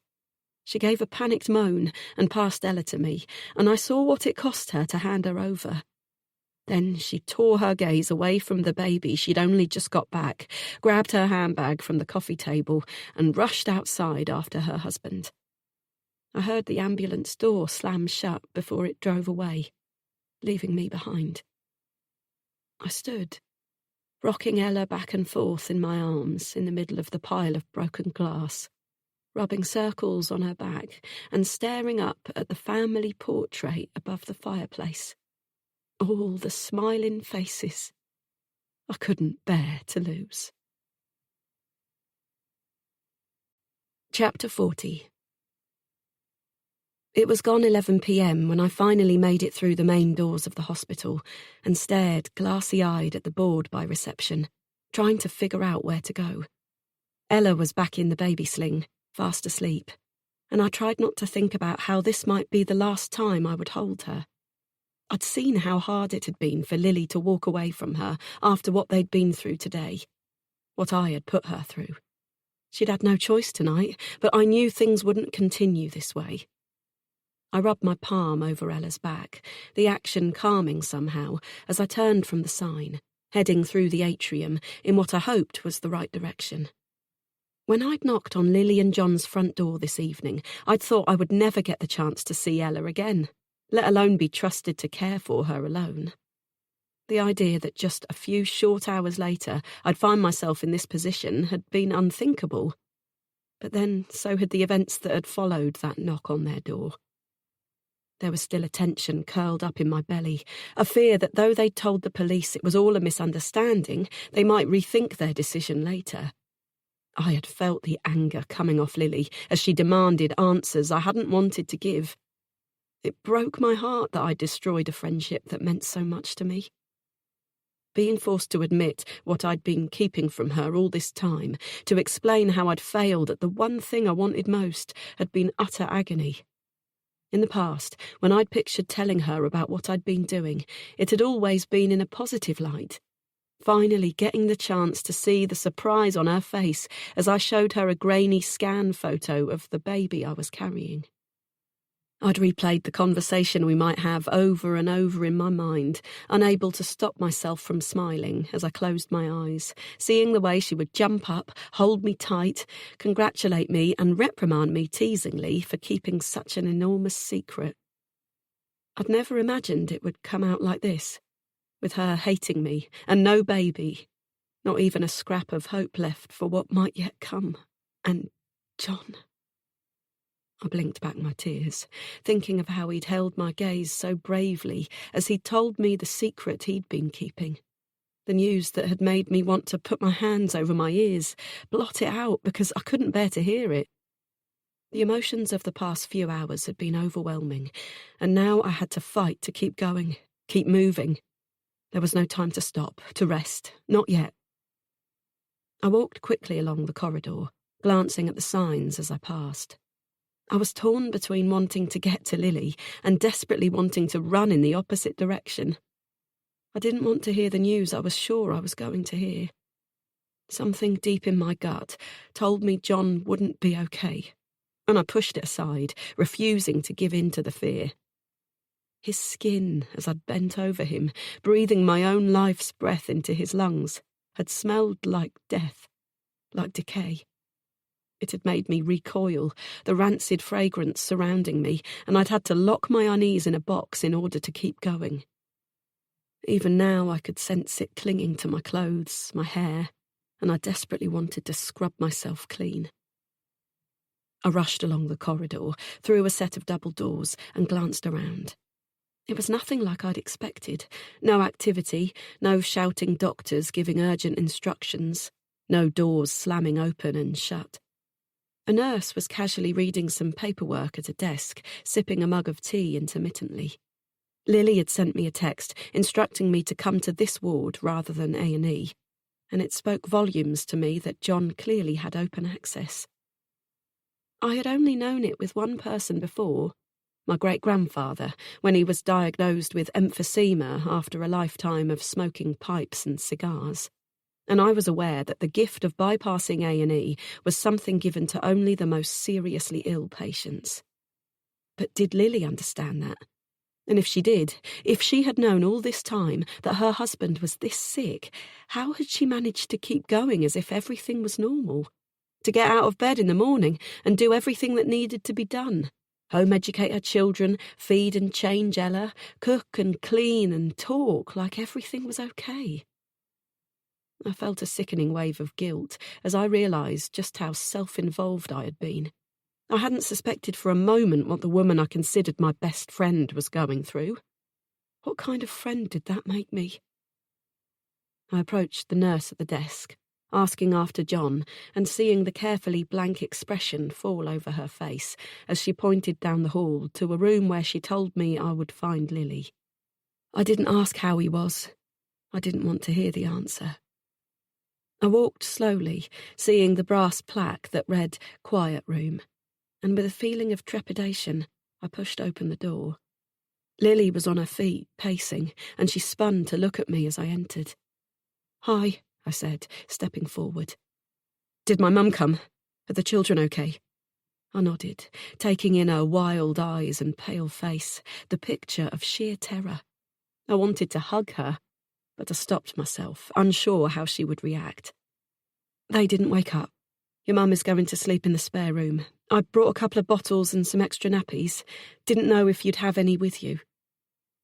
She took the refilled changing bag, then held out her arms pointedly towards Ella. I unclipped the straps of the sling, easing her out gently and handing her over, trying not to let myself feel the emptiness created by her absence. "Did you tell my mum about John's cancer?" she asked, cuddling Ella beneath her chin. "No. I didn't know what I should say, how much she wanted to share. I just said he'd been taken to hospital and we didn't know what was wrong. She wants you to call, but I did explain that it might not be for a while. She was a bit confused at finding me and Ella there. I didn't know if..." I shook my head, thinking of the mess I'd made of explaining the situation to Lily's mum.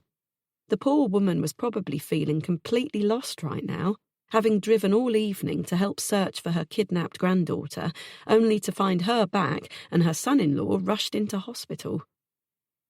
I cleared up the glass as best I could and put the frame of the coffee table out in the garage. I told her it got broken, so she knows to look out for stray fragments. I didn't want anyone treading on a piece. Lily nodded, distracted, looking down at the floor, and I felt my stomach plummet as I took in her expression. "What happened?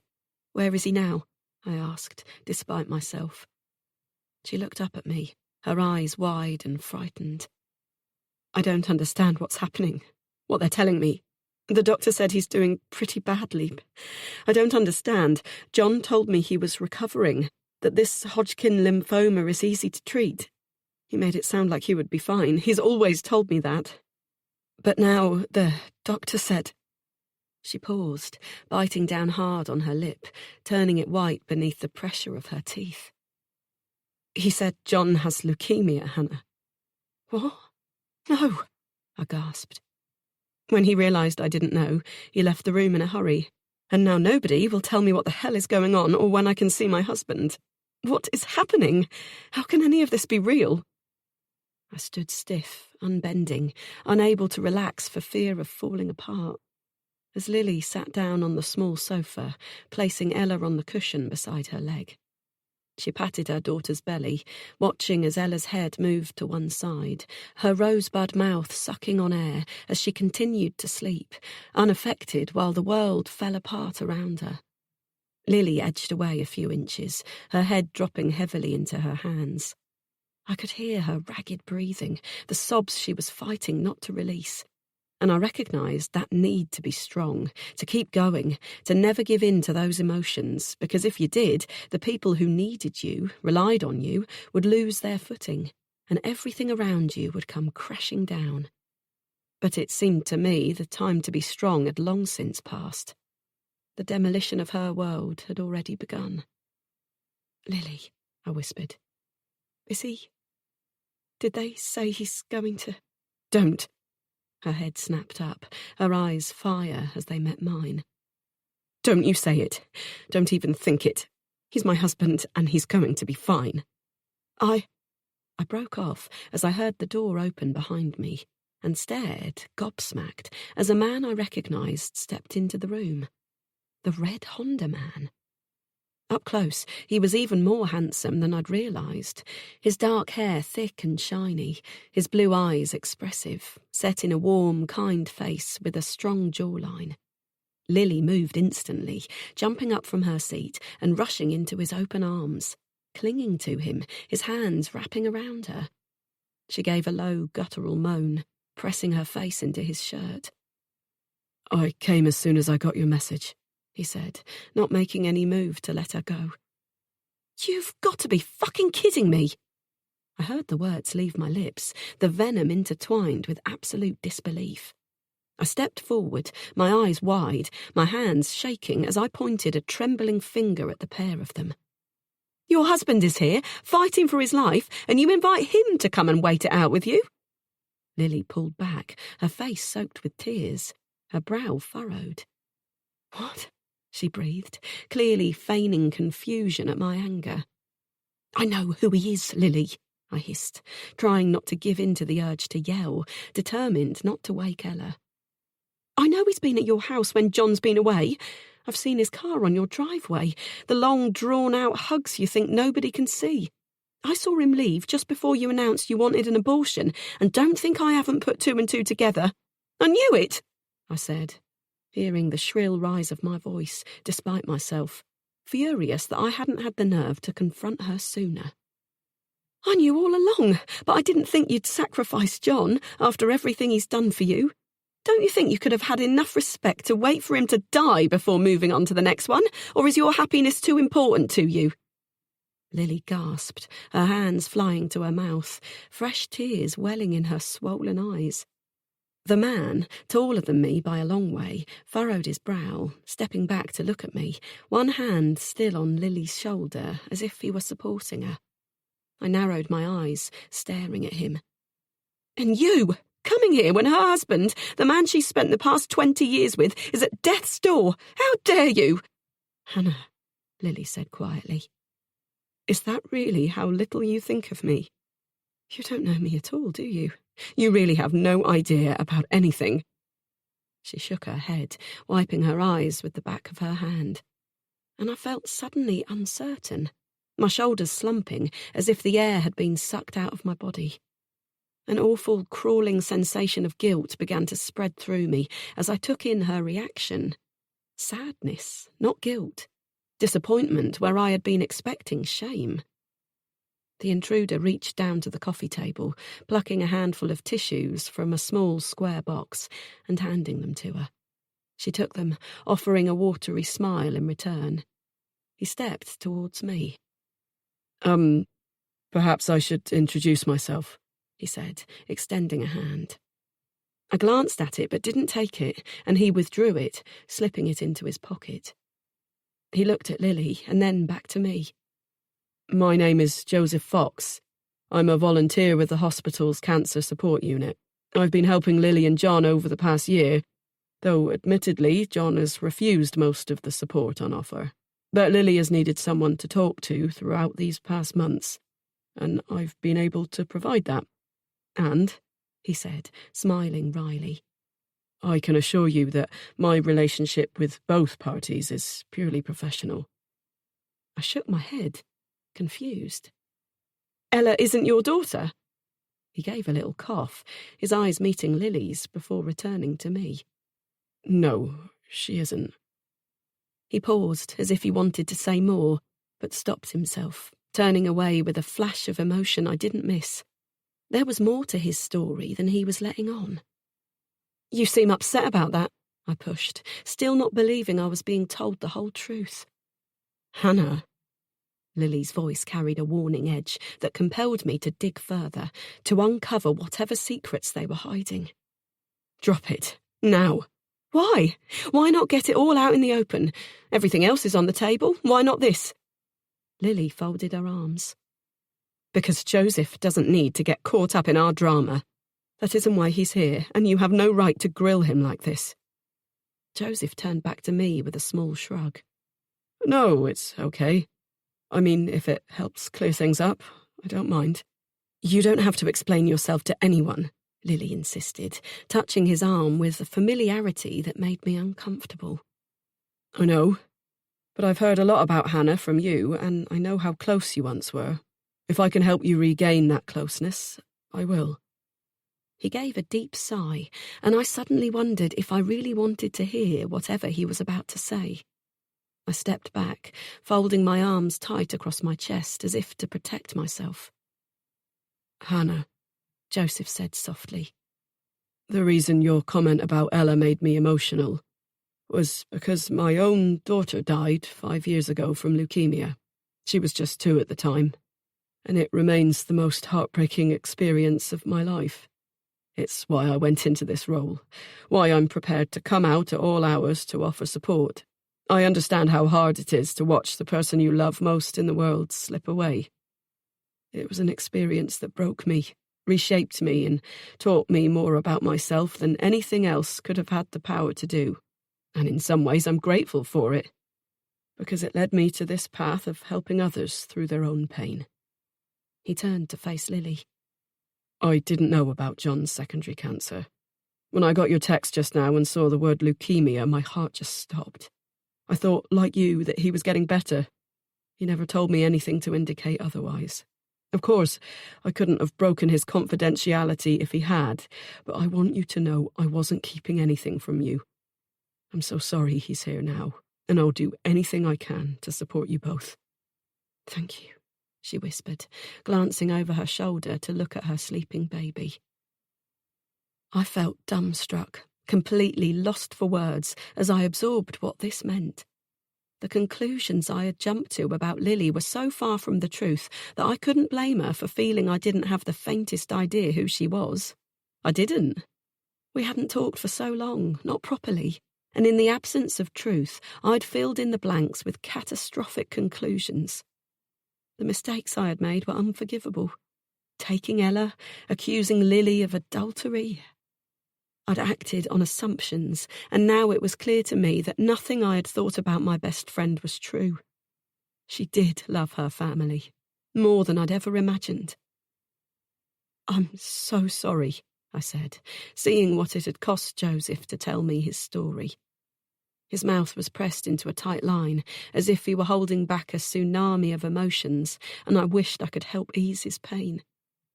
It's okay. He smiled, his eyes creasing with genuine warmth, and I didn't doubt that he meant it.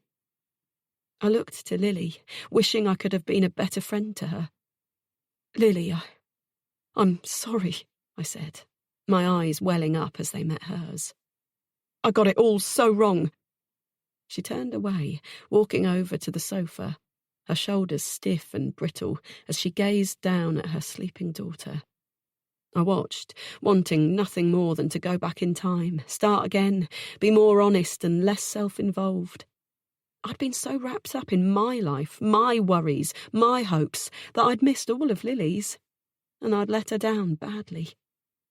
Joseph cleared his throat. You both look dead on your feet.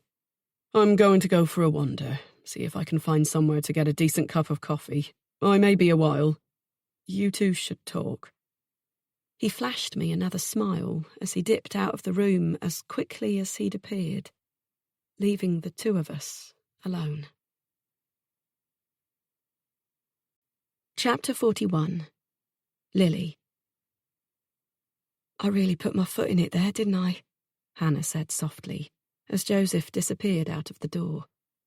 I turned from Ella, still sleeping peacefully on the sofa, shaking my head incredulously at the monumental understatement. Hannah clicked her tongue against her teeth, eyes still on the closed door, then sighed, turning to look at me. I could see the embarrassment lingering in her expression at having got things so wrong about my relationship with Joseph. I'm glad you've had someone you could talk to about John, she continued. I'm just sorry it wasn't me. I wish you could have told me, Lil. I glared at her, seething with rage. You know, Hannah, if you'd bothered to look closer, spend some real time with me, ask more than surface questions, you would have guessed what was going on in a matter of weeks. I promised John I wouldn't tell you, but I never expected it to stay a secret, not between us. We were best friends before this all happened. I loved you like a sister, but now... I shook my head. You weren't there for me when I needed you most, and now you come in here accusing me of having an affair with the only person who has been by my side through this whole nightmare. Joseph has been great, but I don't see him often, and when I do, it's hard to tell him everything I'm feeling. He's a friend, and he understands what I'm going through, but it's not the same as having the support of the people who love you. I've been so alone these past 18 months, Han. So desperately alone. And yes, I get it. You were going through your own stuff, but you cut me out. You could have told me all of it, but you chose not to, and that put a wall between us.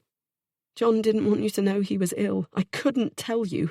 But what stopped you from opening up to me? She lowered her head, looking at her shoes. Lil. She gave a shaky sigh, and when she looked back at me, I saw that she was crying again. I know how badly I've messed everything up. I wanted to tell you about my baby plans, but I couldn't. At the start, it just felt so private, and I knew how much of a shock it would be for you to hear what I was planning. I've never been the maternal type, you know that, but I've realised now how much of that was because of my relationship with my own mother. I didn't want to be like her, repeat her mistakes, and inflict the kind of childhood I had on a child of my own. That loneliness is a cruelty no one should have to endure. I shouldn't have had to, though I never understood that until very recently. I blamed myself for not being good enough, interesting enough, clever enough. But it was my parents' fault, not mine. I see that now. But I'm not the same as them. I'm really not. I would never treat anyone the way they treated me. If I'd managed to have a baby, they would have been... She broke off, choking back a sob, wiping a shaking hand across her damp eyes. She held the back of her hand to her closed eyelids, breathing deep, her voice cracking as she continued. They would have been so loved. They would never have doubted how much they were wanted. I stared at her, shocked at what she was admitting. I'd always known that as a child she'd craved more from her parents, needed more than they were willing to give. We'd talked about it, but never in much depth, and now I realised that we'd barely scratched the surface. I'd assumed she didn't even think about it anymore. She was always so focused on the future, it was hard to imagine her still carrying the scars of her past. She pulled a crumpled tissue from the pocket of her shorts, blotting her bloodshot eyes with it with a shrug.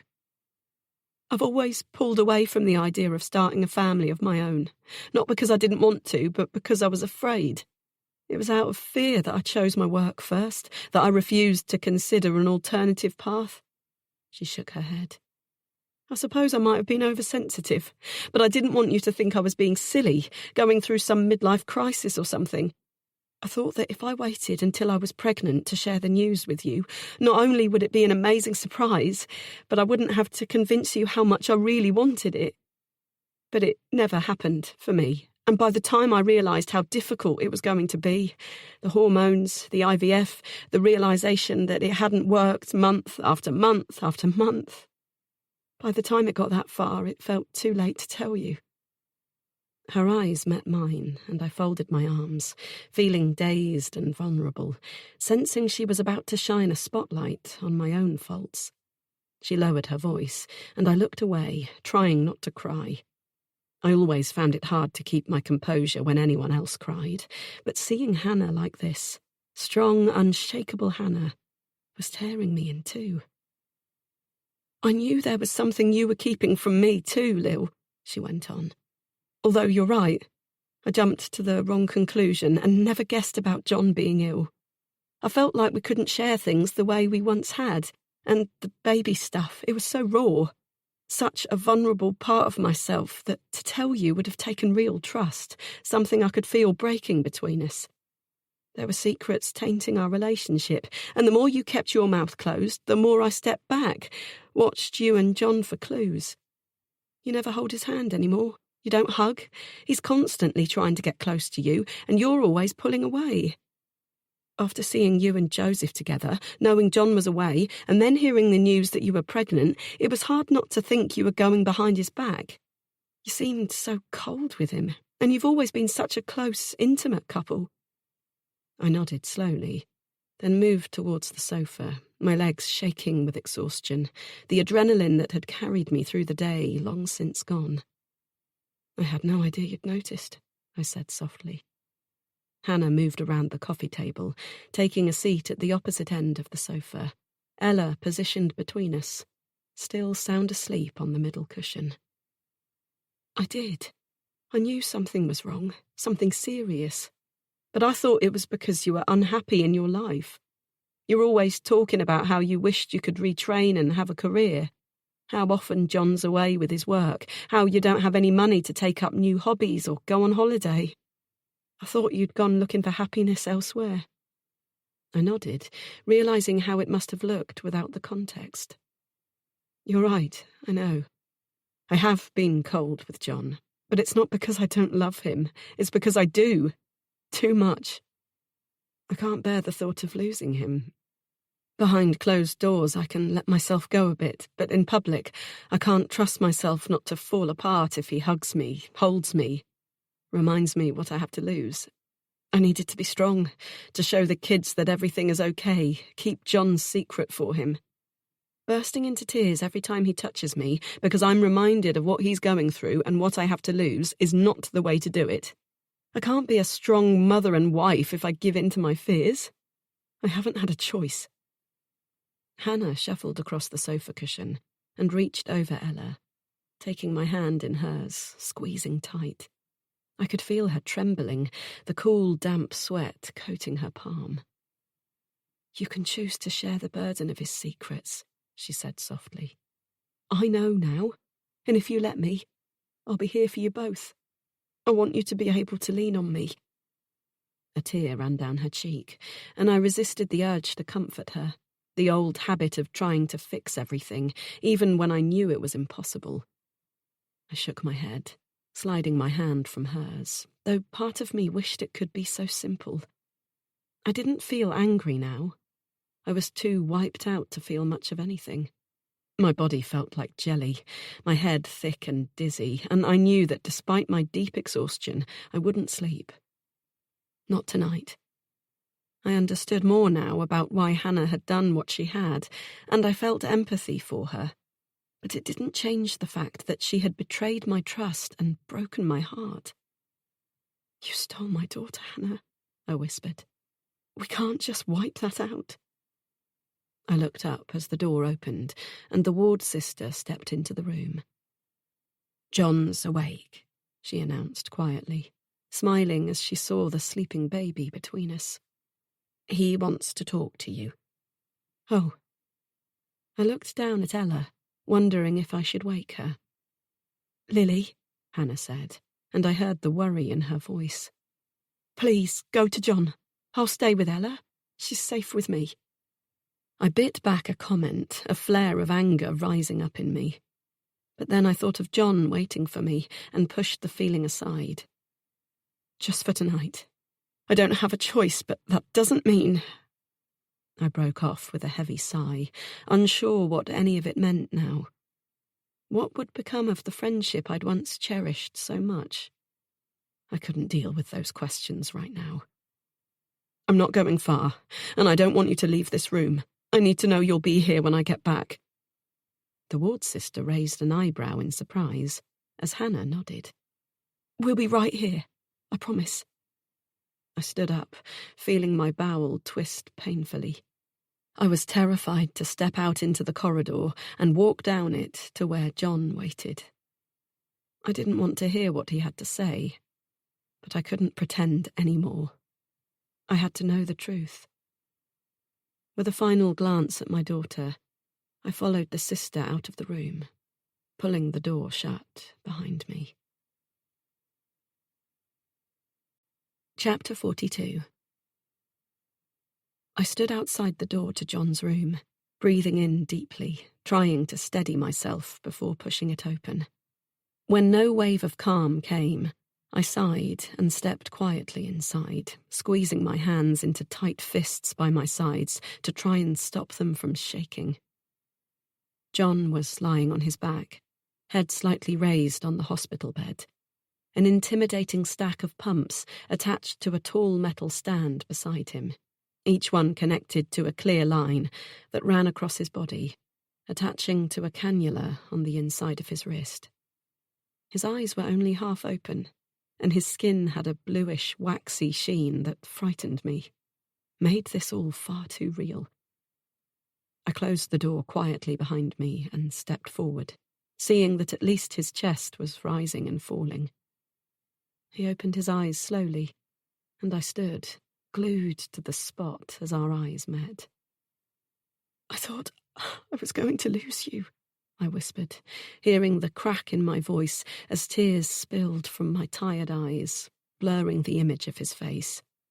I lurched forward, bending over the bed, holding his head between my hands, kissing him hard on the mouth. "John, I thought you weren't coming back to me. I was so scared. And the doctor, he said you have leukemia, but that can't be true. I don't understand what's happened. What's going on? Lils. His throat sounded raw and scratchy. Babe, the doctor shouldn't have told you that. I felt relief sweep through me and nodded vehemently. I knew he couldn't be right. I knew. He shouldn't have told you because it was my news to break. My heart seemed to stop in my chest. No. I wanted to tell you before. I tried, but, well, the crux of it is that I was nearly at the end of my chemo. I thought this whole nightmare was almost over, but then some blood tests came back a few months ago, showing some issues and, well... He closed his eyes, as if he couldn't bear to finish the sentence. I waited, not wanting to hear it any more than he wanted to say it. Finally, he opened his eyes, fixing me with an intense stare. The short version is, I've developed something called acute myeloid leukemia. It's rare, and they said I was really unlucky to get it. But it's aggressive, Lily.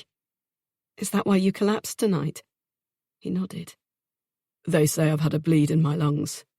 Acute pulmonary hemorrhage. John! I know. And if I'd thought it was all going to fall apart this quickly, I would have tried harder to tell you. I hate that I put you through that tonight. I know how terrifying it must have been for you. I thought you were getting better. I pressed my head to his chest, hearing the reassuring beat of his heart. We can fight this together. You should have told me, but it's not too late. You aren't going anywhere. You can't. There was a pause, the feel of his fingers moving slowly up the back of my neck, strong and steady. They slid into my hair, and I heard him sigh. I raised my face from his chest to meet his eyes. I'm so sorry, babe. But it would seem I am. What? I gasped, the moisture evaporating from my mouth. I clutched at the hospital gown he wore, panic coursing through my veins. He shook his head, looking up at the ceiling, and I got the horrible feeling he was trying not to cry. I tried to tell you, I really did. I think you know it too, but you didn't want to hear it, you weren't ready, and I didn't know how to make you listen. It seemed harsh to put you through it, especially when you already knew about the Hodgkins. You were 7 months pregnant with Ella when I found out, and so stressed already. You knew I was getting treatment.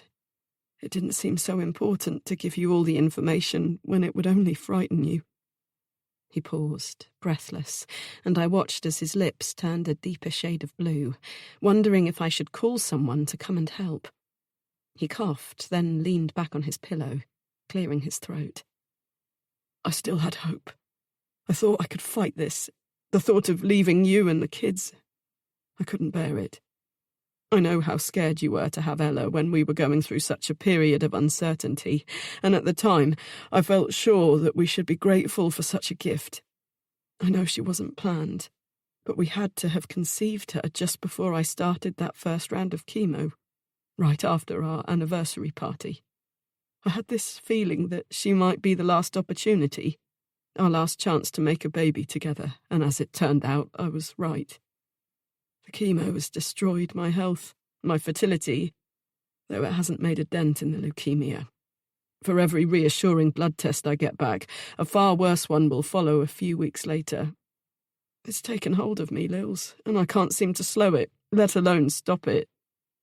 I know how much harder things are with a newborn, but Ella will get you through this.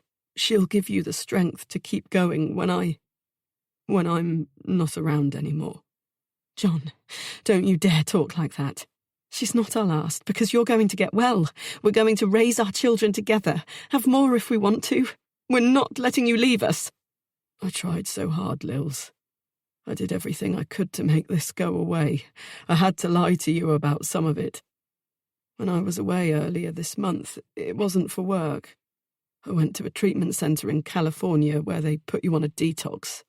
Coffee, enemas, fasting, the lot. And did it help? Will it work? I asked, shocked that he'd lied to me, and I hadn't even suspected.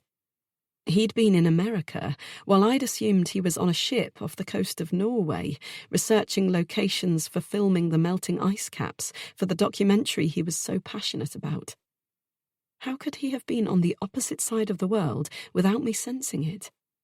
He shook his head. The last tests show that the cancer has progressed even further. None of it made the slightest difference. But you will get better. The doctors can keep trying different treatments. You can go to another detox centre. You have to keep trying, John. He shook his head. No, darling. I'm sorry, but it's gone too far. He choked back a sob, and my hand gripped his, my knuckles turning white as his tears began to fall. I can't fight this anymore. It's what I've been trying to find the words to tell you this past month.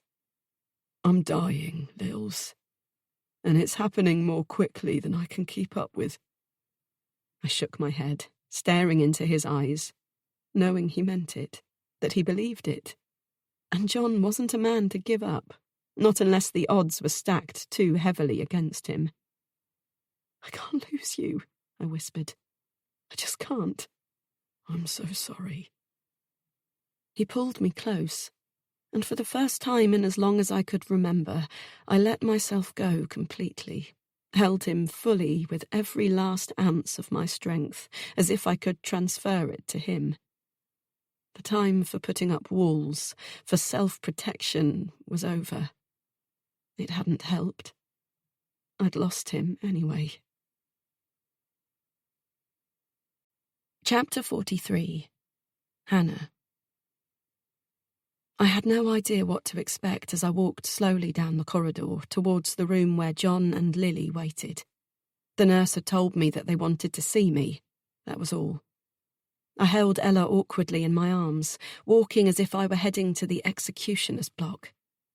Every time I closed my eyes, the image of John's lifeless body slumped on a glittering blanket of glass burned bright against my retinas, and I felt a shudder travel through me.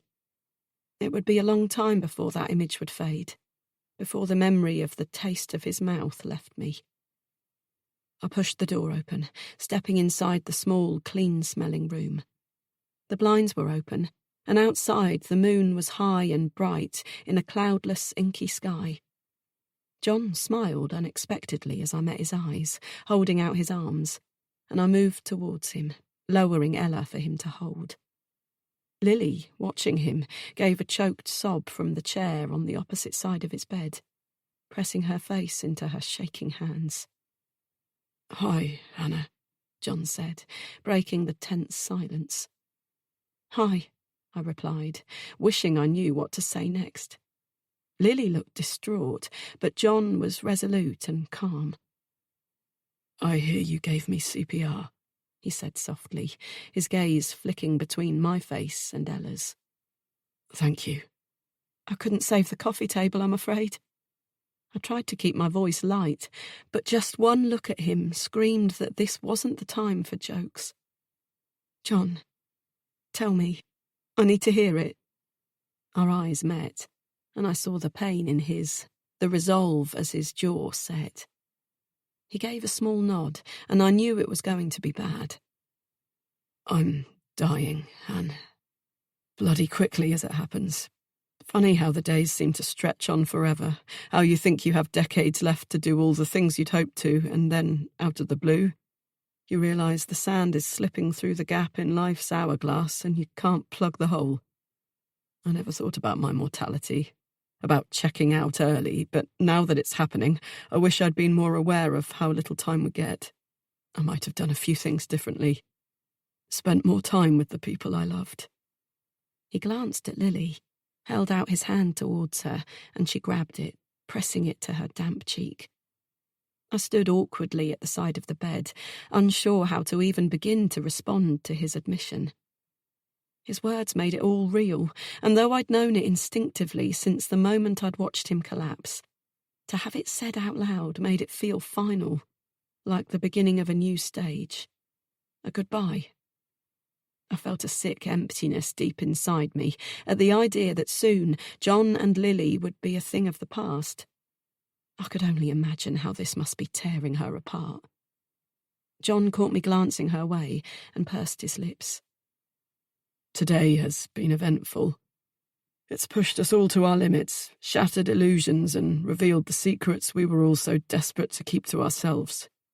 The trust has been damaged, but look, he said, smiling down at Ella. She's back. We're all here together, as we should be. Hannah, you made some bad choices today, and I won't deny that you broke our hearts. You terrified me, to put it bluntly, and when I thought you'd gone for good, taking Ella with you, I won't lie, I wanted to hunt you down and tear you limb from limb. I looked down at my feet, guilt coursing through me at what I'd put them through, when they were already struggling so much with the effort of simply making it through each day. But you came back, and if you hadn't, I might not have had the opportunity to have this conversation now. You saved me tonight, Han. Gave me a chance to say the things I needed to before it was too late. That means something. It really does. It's going to be hard going forward, and Lily is going to need your friendship more than ever before, and you'll need hers too. You've always been so close, and it was my fault the cracks formed in your relationship, my insistence that nobody should know about any of this. He gestured to the hospital bed, the drip stand. Lily, I should never have asked it of you. It wasn't fair to make you deal with this without Hannah's support. Lily didn't look my way as she spoke, her cheek still pressed against John's outstretched hand. Her fingers clasped tight around his, as if afraid he might pull away. I don't know if I want the support of a woman I can't trust, she said, through a veil of tears. I shook my head, knowing she was entirely justified in her reaction, yet wishing she could see how sorry I was. Lil, I made a mistake, a stupid, selfish mistake, and I'm sorry. If I could undo it, I would, but you can't. And John, please stop this awful talk of death. You can't give up. You owe us more than that. You aren't going anywhere, she cried, her voice suddenly shrill. I could hear the panic behind her words, the hysteria so close to the surface, and I wished I could do or say something to make it easier for her to accept. John, his face set in a blank mask, unwilling to give in to his emotions right now, fixed me with a knowing stare, as if he too would have given anything to help Lily survive this. I had never doubted his feelings for her in all the years I'd known him. His eyes locked on mine, asking the silent questions he needed answers to. Will you be there? Will you stick by her when I can't? I knew exactly what he needed from me, and I nodded, determined to do whatever it took to be the friend she would so desperately need in the coming months. He seemed to relax as he understood my commitment. He leaned back on the stack of pillows, Ella snuffling against his chest. I won't give up on life, Lils. I never have. If there's a chance, I'll grab it with both hands. But you need to prepare yourself for the worst, because unless you do, this is going to be so much harder on you. Lily's eyes widened, her hands coming to her mouth, stifling an animal moan that sent shivers through me. Her body slumped over in the hard plastic chair. I can't do this, John. I can't. Slowly, I walked around the bed, coming to stand behind her. Lily, I said, unsure how to even begin to help. I reached out slowly, placing a hand on her shuddering back, and she shot up and spun around, kicking the chair over in her fury. Don't you dare try and comfort me. Don't even think of it. I want you to leave. You have no right to be here, none whatsoever. How can you think you can just wipe out what you did to me and become the friend I thought you were? You're a fake, a liar. It's over, Hannah. You've killed whatever pitiful excuse of a friendship we were clinging to. I've lost you. And now I'm losing my...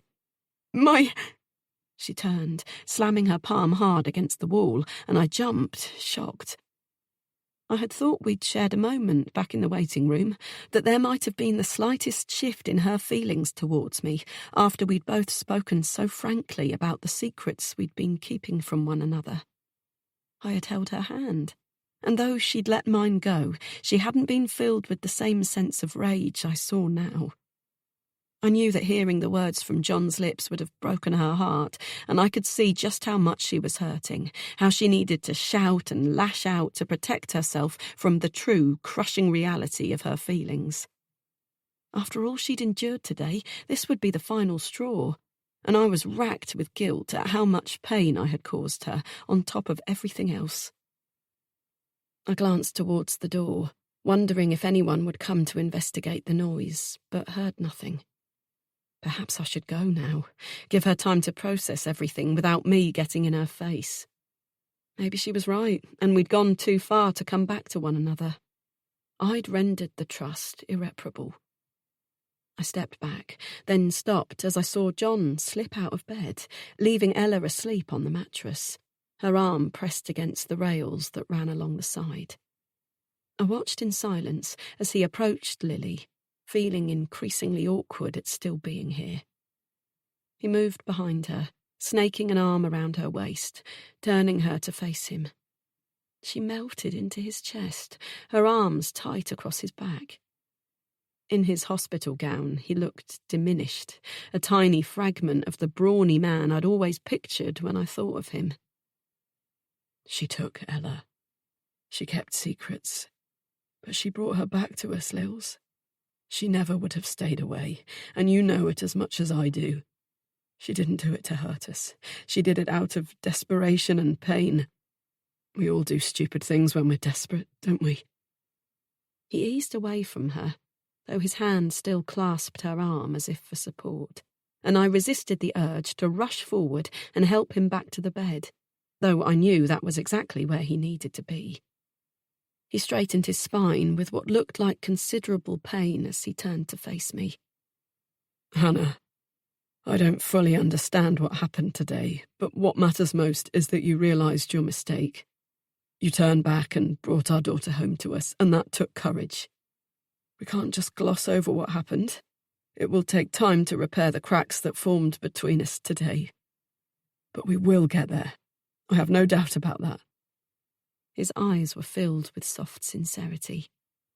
You're too important to us not to try. I bit my lip, determined not to cry again as I nodded, overcome with gratitude at how gracious he was being. Lily pulled back from him, her expression incredulous. You can't be serious. I am. You'll need each other in the coming weeks and months, and whatever you think right now, I know you can get through this and become as close as you once were. That's what I want. I have to know you're not going to be alone, that you'll have someone who'll be here for you when I can't be. Lily stepped back, shaking her head wordlessly, and I saw him wobble without her for support. He placed one hand on the wall, but Lily didn't see. She was already walking out of the door, slamming it hard behind her. Chapter 44. Lily. I ran along corridors, down stairwells, through doors, hardly seeing where I was going in my need to escape this crushing claustrophobia. The hospital seemed to weigh heavy on me, the expectation of despair, the loss pulsing through the walls. I made it to the front of the building and didn't slow as I rushed outside into the blissfully cool night air. I gasped in lungfuls of the clean, fresh air, only slightly tainted by the smell of cigarettes being smoked by pyjama-clad patients with drip stands and determination. I crossed the path to move away from the little group and walked towards a row of empty benches, collapsing onto the first in the row and tipping my head back. The moon was glaringly bright, full and glowing, blocking out the light of the stars in its closest circles. I stared up at it, the sound of my own heart thudding in my ears, John's words swimming through my mind incessantly. I wished I could unhear those words, that I could do something to make them untrue, because I couldn't lose him. I couldn't even think of it. My thoughts travelled to all the times he'd approached me recently, a grim, serious look on his face that had the effect of making me jump up from whatever I was doing and rush from the room. He was right that I'd been impossible to pin down. I'd known he wanted to tell me something I didn't want to hear. But not this. Never this. I pulled my feet onto the edge of the bench, hugging my knees tight, and saw a figure moving towards me, illuminated by the lights of the hospital. I thought I made it clear I didn't want to see you. Hannah nodded, though she didn't slow her pace. She reached the bench and sat down beside me. Her fingers knotted together, but she didn't speak, and that irritated me enough to make me break the silence. Did you leave Ella alone with John? What if he passes out? I asked a nurse to come and sit with him. It's quiet on the ward and she didn't mind. Besides, he's not likely to fall asleep not knowing if you're okay, is he? Of course I'm not okay. I know. Her eyes met mine, warm and comforting, and I suddenly felt tired of fighting her. My head slumped forward, my throat tight with emotion as I pressed the heels of my hands to my eyes, squashing back the tears, though they came all the same. How am I supposed to do this, Han? How do I keep going without him? This is John. He's the most incredible man. He deserves a full life, years of happiness ahead of him. He works so hard, and when he comes home, he's the best dad the children could ever wish for. He's going to miss them growing up. He's going to miss everything. It's not right, I cried. She handed me a clean tissue from a pack in her bag, and I took it, balling it in my fist. It's not going to be easy, but you will get through this, Lil. You have to, for your babies. They're going to need you to be strong for them. And who's going to be strong for me? I whispered. I am. I know I don't deserve your forgiveness, and that's fine. I don't need it. But I will be there for you through this, Lil. Whether you want me or not, I'm not going to let you go through it alone. I'll be with you for all of it, and I'll make sure you don't crumble. I'll do everything in my power to help you keep going. I blotted my eyes with the balled-up tissue and looked at her. I just don't know, Han. I don't know anything anymore. This morning, heading through the gates of the theme park with the sun shining and the sound of children laughing all around us, seems like another lifetime now.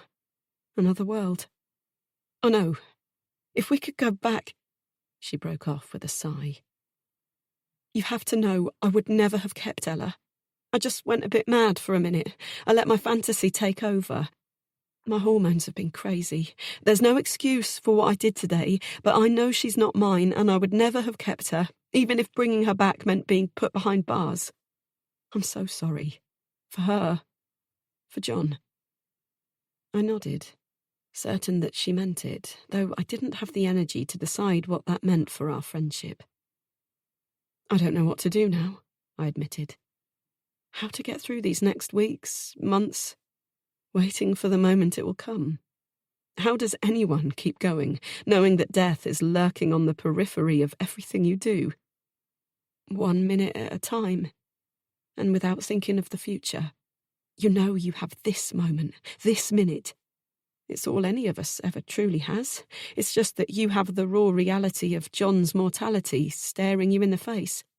But in this moment, he's here, he's alive, and he's upstairs, waiting for you to come back to him. I felt her hand wrap around mine, and this time I didn't pull back, as I let her words comfort me. You're right. I gave a shaky sigh. I have to go and talk to him. I think so. Do you want me to take Ella home? I shook my head. No. I need her with me tonight. I understand. I stood, sliding my hand from hers, and for the first time in as long as I could remember, I felt the fragments of that sisterly bond between us. She smiled. Call me as soon as you wake up. I'll come and see you, here or at home, whichever you want. I nodded. Thanks, Hannah.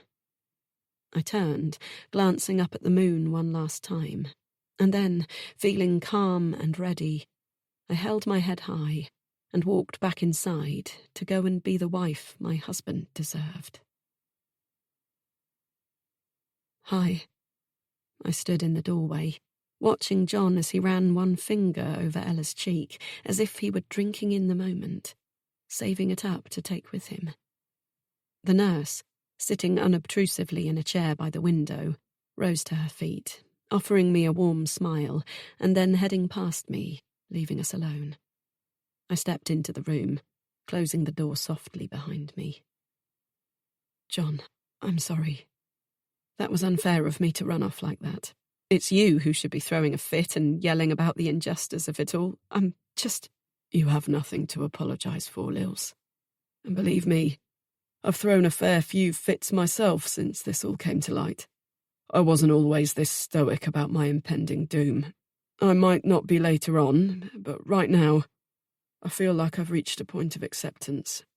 And now that you know the truth, it will be easier for me. I've hated having to pretend. I've never lied to you before in all these years of marriage, and it's felt awful. You should never have been forced to do it. If I'd really wanted to tell you, I could have found a way. But I guess I wasn't ready to say it any more than you were ready to hear it. I nodded, still standing by the door. I felt such a rush of love for him, baffled by how he could be so kind, so caring, even with what he was dealing with. Without making a conscious decision, I moved towards him, clambering up onto the bed, mindful of the drip attached to his wrist, Ella bundled against his other arm. I burrowed into his side, breathing in the scent of him, feeling his arm wrap tightly around me, comforting and strong, as it always had been.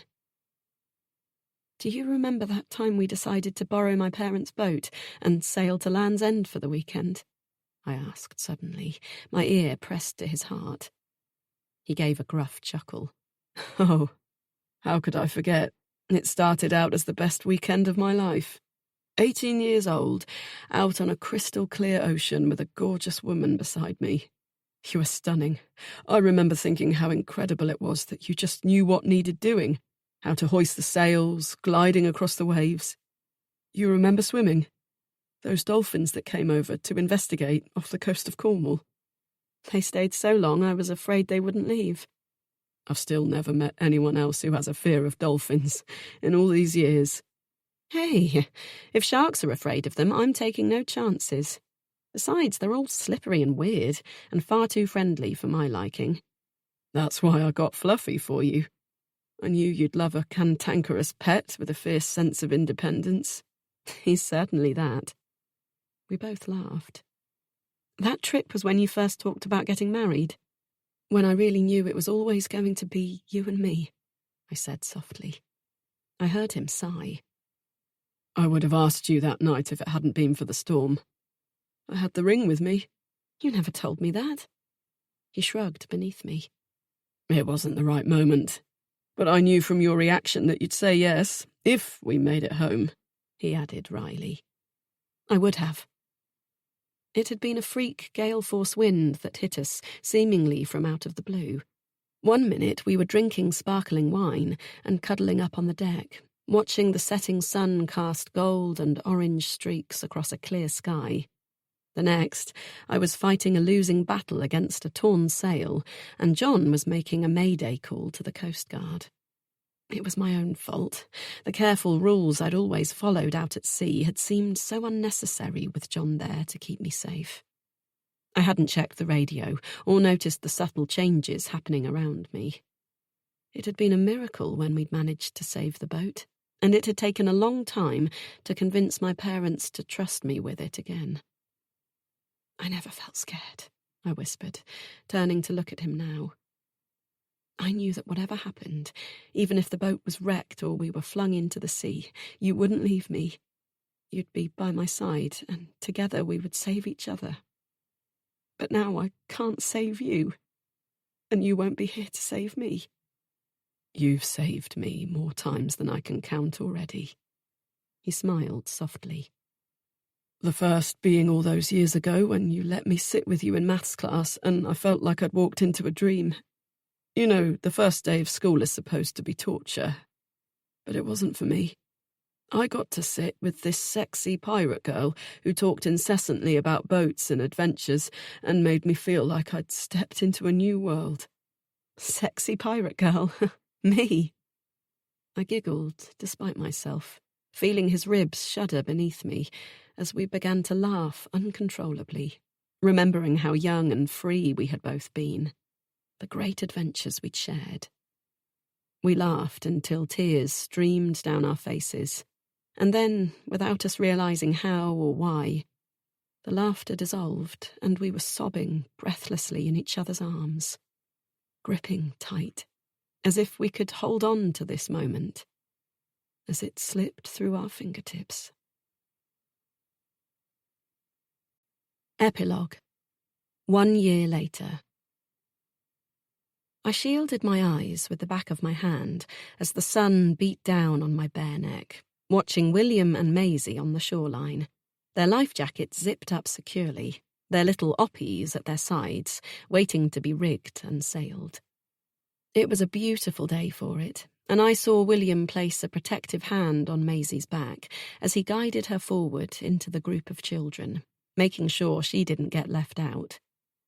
He was different with her now, gentle to both his sisters in a way he'd never been before, always checking in with them, bringing Ella her sippy cup, and helping Maisie with her shoelaces or a complicated maths problem. John had spent a lot of time talking to him about the importance of thinking of others, encouraging him to look closely at each situation to see how he could find opportunities to be kind. William, always quick to learn, had taken it to heart and transformed from the somewhat self-obsessed, needy boy he'd once been into a selfless and caring brother and son. He'd always been sweet-natured, but those talks with John had channeled his energy and given him more direction about how to showcase that side of his personality.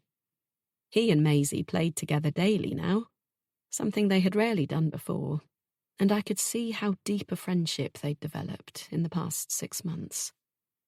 Ella, dressed in a purple and green glittery swimsuit with a ruffle round the tummy, crawled through a little patch of sand, then spotted a pebble a few metres off, its shiny red exterior standing out amongst the collection of black, brown and cream. She manoeuvred herself into a downward dog position before slowly rising to stand on 2 unsteady bare feet caked in sand. She took a tentative step forward, then looked up at me with a dribbly smile. I beamed at her, watching as she took another careful step before wobbling backwards and landing on her bottom.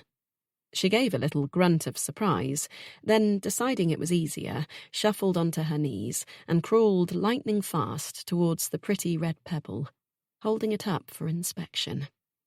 It was hard to believe it was almost a year to the day since that momentous trip to the theme park. The abduction, the revelations, John's collapse. A day that had changed my life forever and opened doors I would have preferred to remain closed. So much had happened in the months since then. That day almost felt like another lifetime, a different family. After John's admission to hospital that day, I'd held on to my hope that things would get better, that we would make it through, battered and bruised perhaps, but alive. But as the weeks passed, and I watched the life seep from my husband in incremental drops that I couldn't ignore anymore, I'd been forced to accept that he was right. It was too late to fight. This monster had taken hold of him, and as much as we wanted to destroy it, it was too strong to overcome. I thought I would break, that I would fall into an irretrievable depression once I'd accepted his fate. But I'd surprised myself, and John too. Those last weeks of his life had been the most special, most connected we'd ever been. There had been no barriers between us, no resistance. We'd talked for hours, opening our hearts fully, and though some of what I heard had hurt deeply, there had been no anger between us. John revealed that he'd known far longer than he'd ever let on that he was ill, that his fear over what was happening inside his body had prevented him from going to see the doctor at the beginning, though he couldn't be sure that it would have ultimately made a difference. He'd told me after our anniversary party that he'd suspected something might be wrong for around 6 months. At the time, I'd been horrified, but the truth was far worse. It had actually been more than a year after his first suspicions before he'd finally admitted to himself that he needed to see a doctor. His symptoms, though he'd refused to acknowledge them out loud, had triggered a panic within him that had him convinced he couldn't leave me without knowing I'd be secure.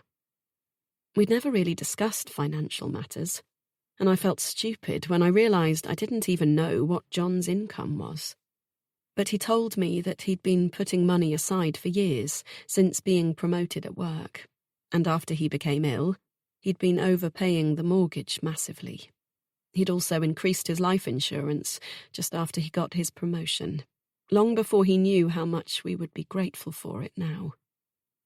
As it turned out, the tightening of our belts, no expensive clubs for the children, no holidays, hardly any days out, was not due to a lack of money, but down to John carefully planning for a future where he might not be around.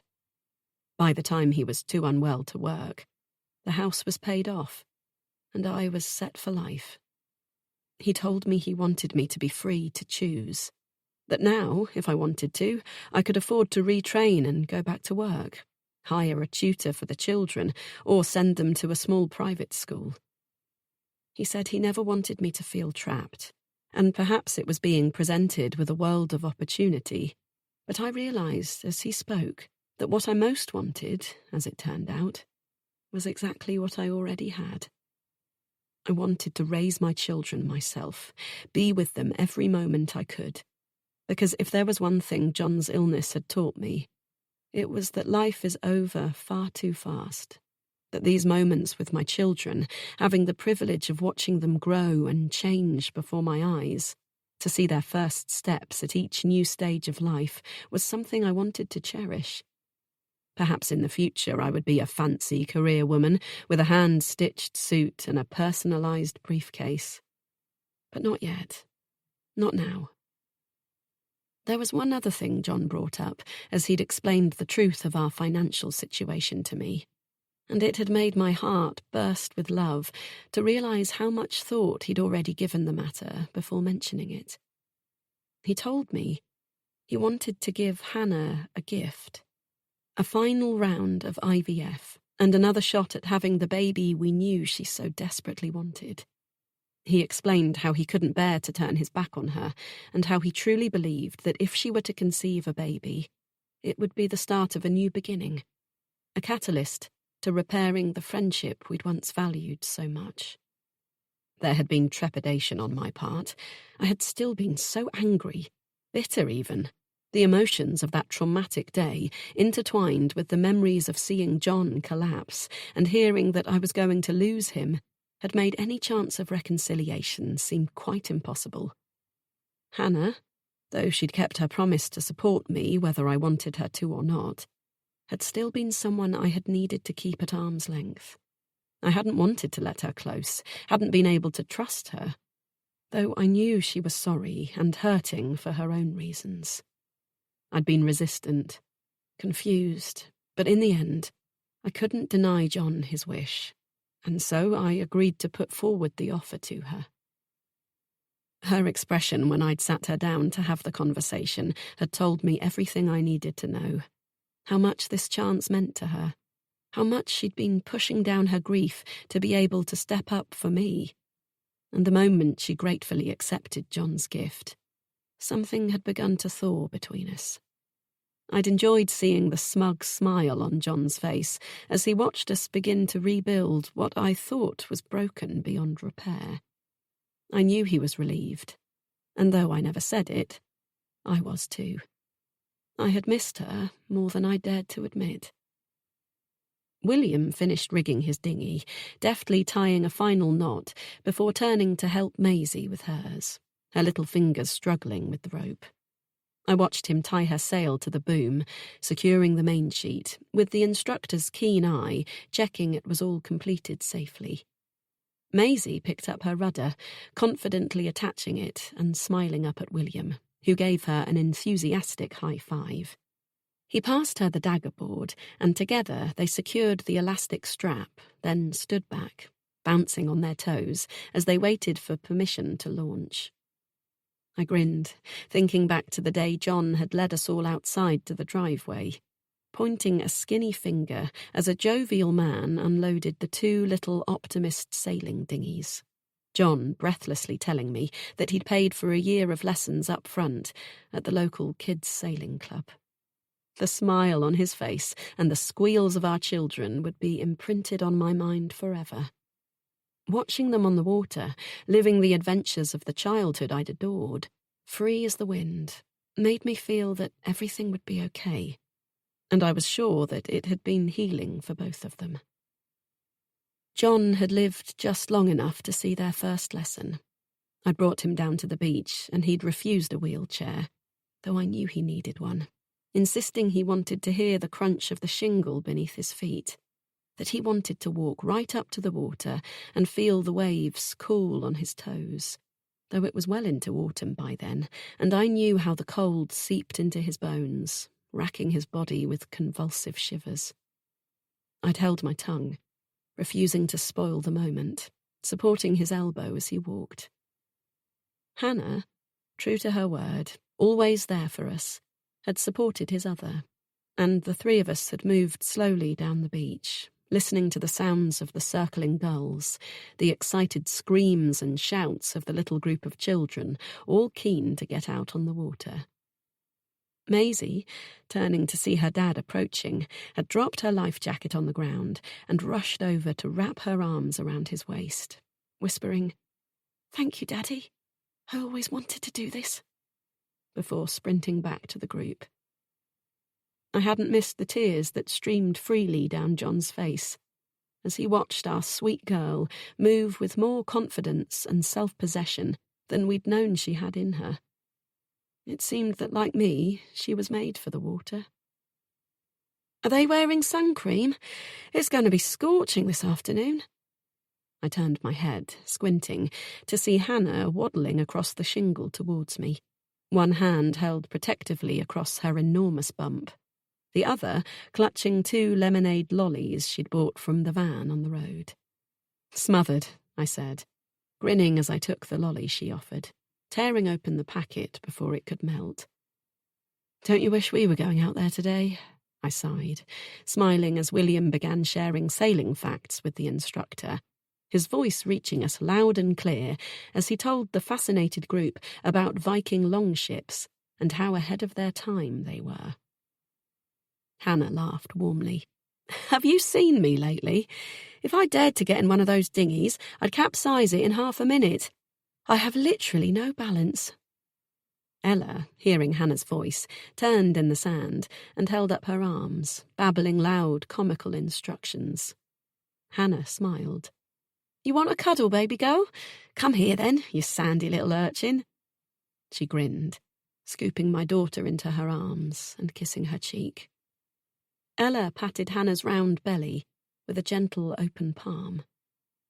"Baba soon," she said, repeating the words she'd been told, her little face serious and knowing. Hannah nodded. "Yes, very soon." Our eyes met, and I felt so much love for the woman who was still my best friend, my closest support, and my source of strength when I'd no longer been able to find my own this past year. Since she'd accepted John's offer, diving headfirst back into the nerve-wracking waters of IVF and donor sperm, I had gone with her to every one of her appointments. I'd seen firsthand what she'd had to go through all those months by herself. The fear, the hormone injections, the tests and physical examinations. I couldn't believe she'd done it all alone. The 2-week wait after the fertilized embryos had finally been placed was beyond unbearable, and to think Hannah had endured it so many times before, with nobody to lean on, had given me a fresh sense of empathy for her, and helped me see how she'd been driven almost to the point of insanity when she'd taken Ella. I could understand now how frayed her emotions were at that low point, how hard the repeated losses had hit, and that helped wipe out any bitterness I might have been holding on to. John had held on just long enough to see Hannah through the 12-week scan. He'd held the grainy photograph of the baby in his hand, his breathing laboured, his skin waxy and pale. And he'd smiled, his eyes filled with joy, though by then he didn't have the energy to speak. 3 days later, he'd fallen asleep at home, in the bed we'd shared our entire marriage. And when morning came, he was gone.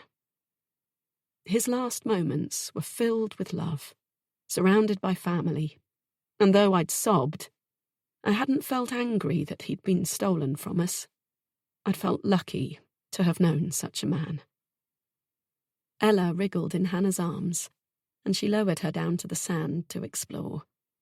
She slipped an arm round my waist, and I hugged her back as we stood watching the children launch their boats out to sea, the sun sparkling on its clear surface, the smell of salt and sun cream all around us.